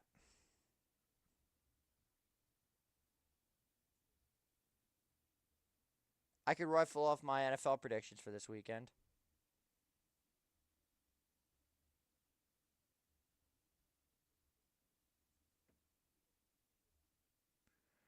Got the Steelers over Chicago, New England over Cincinnati, Detroit over the Giants. Not a big surprise there. The Packers over the Vikings, the Seahawks over the Titans, the Chiefs over the Colts, the Ravens over the Jets, the Raiders over the Browns, the Jaguars over the Cards, the Eagles over the Cowboys, the Saints over the Falcons, the Rams over the Bucks, and the Niners over the Panthers. Those are my predictions for this weekend. Next week for rivalry weekend, I don't know what the fuck I'm gonna do. I want to do the game, but I don't know what other game to do. I might do Notre Dame Stanford depending on if I actually can get going at 10:30. I don't know. I highly doubt that though. I don't see any games that are truly worth streaming besides the game and Miami versus Pitt. I genuinely have no idea what I'm going to do next week. I don't. Besides Georgia Tech, I don't know what I'm doing.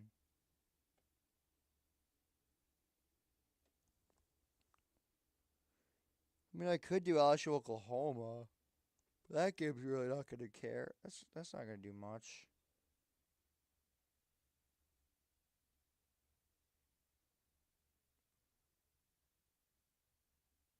Bachmeyer went for 2 and they didn't get it. My clock just ran out. So I go over like a 10-minute commercial break. That'd be great. Keeping an eye on this Arizona State game as Kanye Udo is just running all over the place. Still got 30 minutes left, man.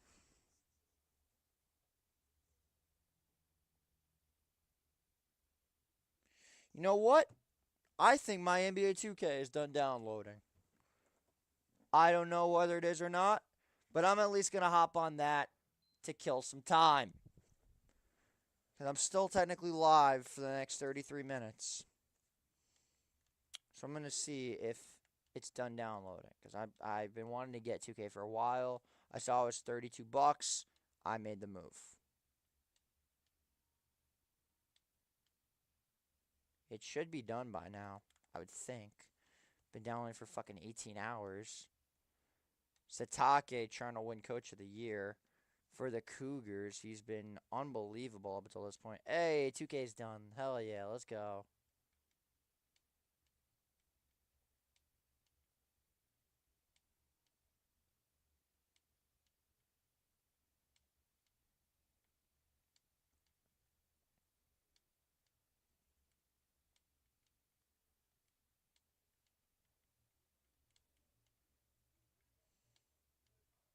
Got a little physicality going on. And another flag.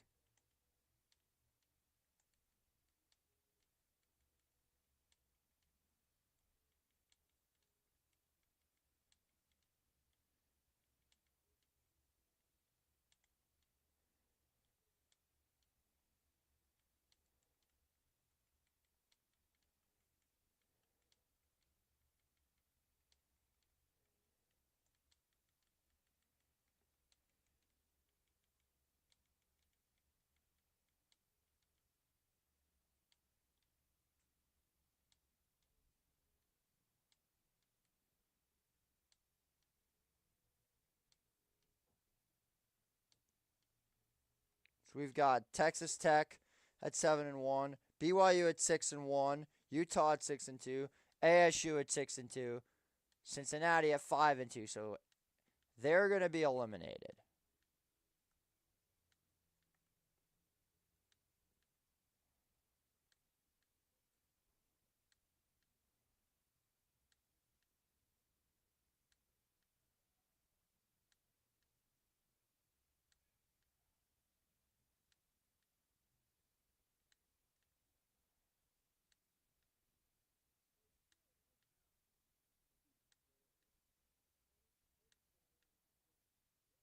What the fuck is this?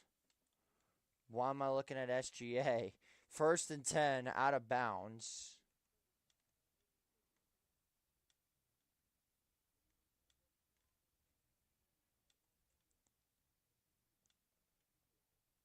Why am I staring at SGA?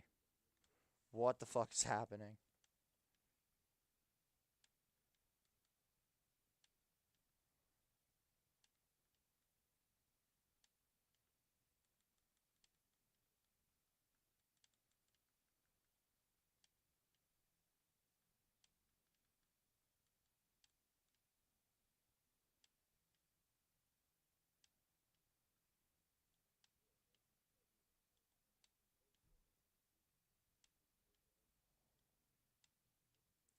Oh, Jesus. Third and 6. Swordsby escapes the pocket, fires. It is a first down.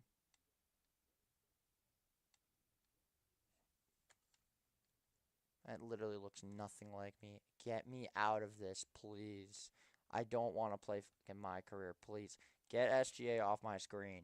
First and 10. Sorsby. Down he goes. That'll do it. That fucking Allen Iverson. What? Dirk. MJ to go. Big man Shaq. What is this? That'll do it. This game is over.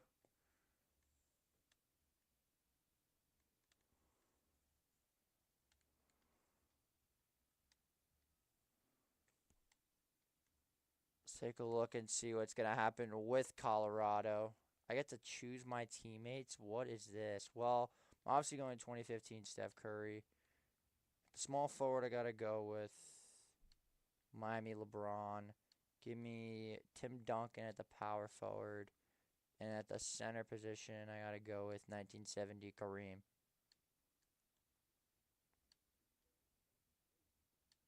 Am I seriously playing a 5-on-5 right now? What is this?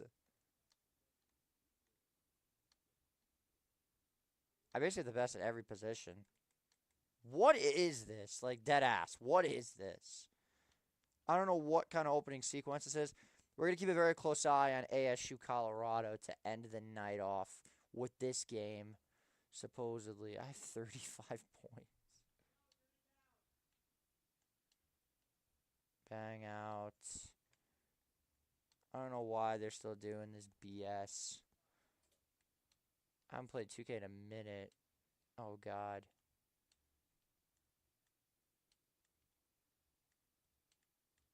This is kind of cool. I can't even lie. Ah. Missed. That's a foul and a half. Yeah.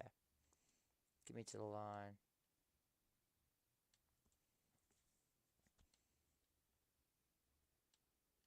Bang out.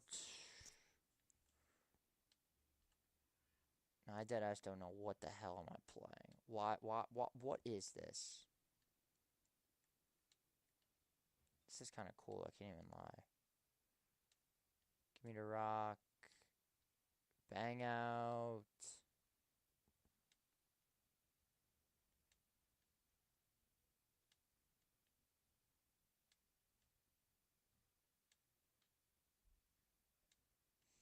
Guys got Shaq on the court. I got Kareem and everybody. Get off me, AI. Hell yeah, we taking that shit to the cup. I don't know why I'm wearing number 81 though. No one is covering Shaq.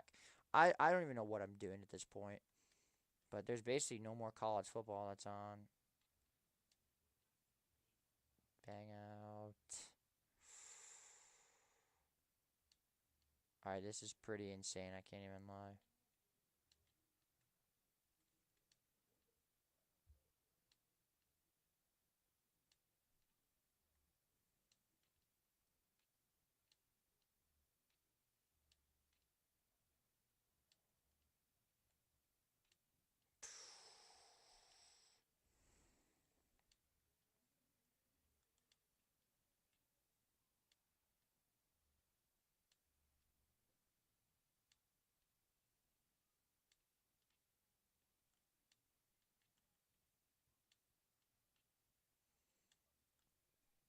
Dude, I'm actually going mentally insane right now in this shit.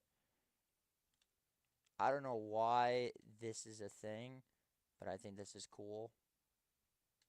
I do think it's unfair that he picked Jordan, and I didn't get to pick Jordan. Give me another 3 ball.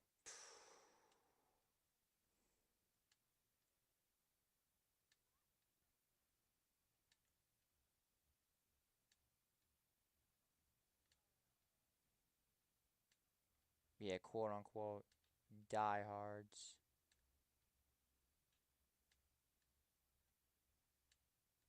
That's a rare miss.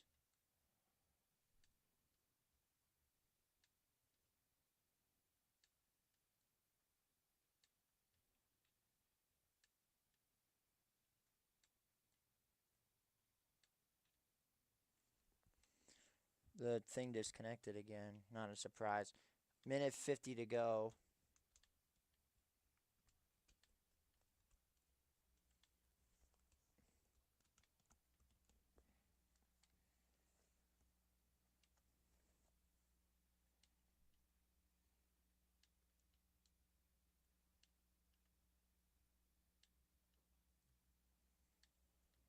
Easy dub.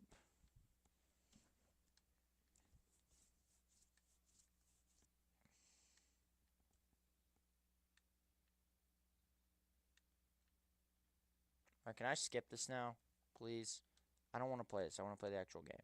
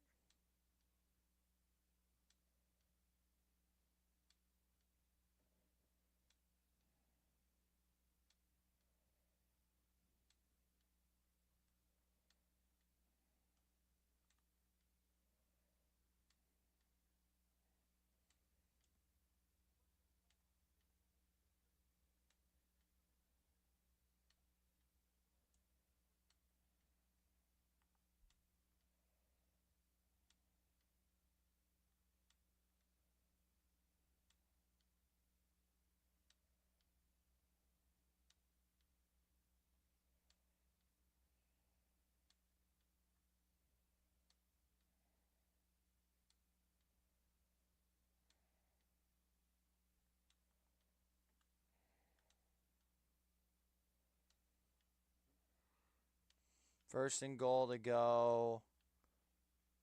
Touchdown, Arizona State. 20 minutes left in this shit.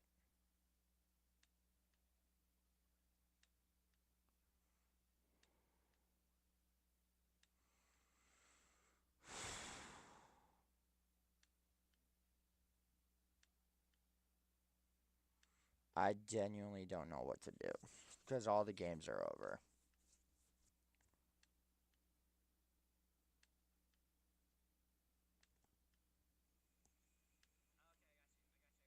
I legit have no clue what to do.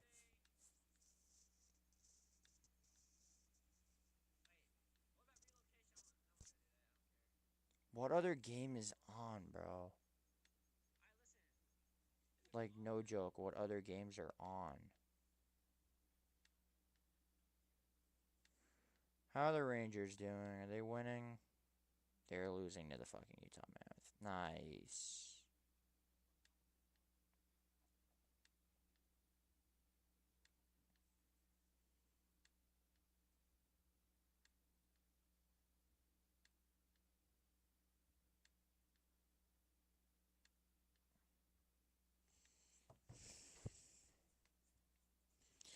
Got 20 minutes left, boys.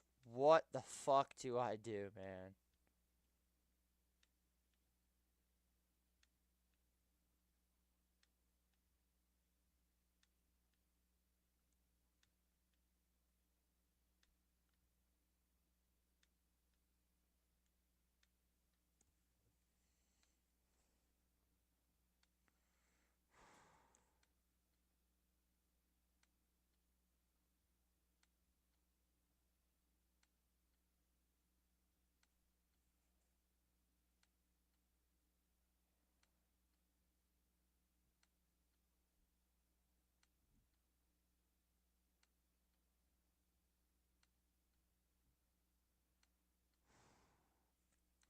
20 minutes left, and I still have no fucking idea what to do.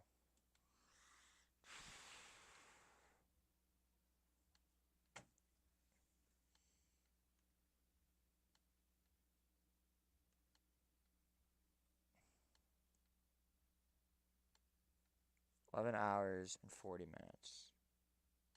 I'm gonna go take a quick 10-minute break. I'll be back. It's cheating. I don't give a fuck. I'm hungry and I'm getting like I said I was. I should be back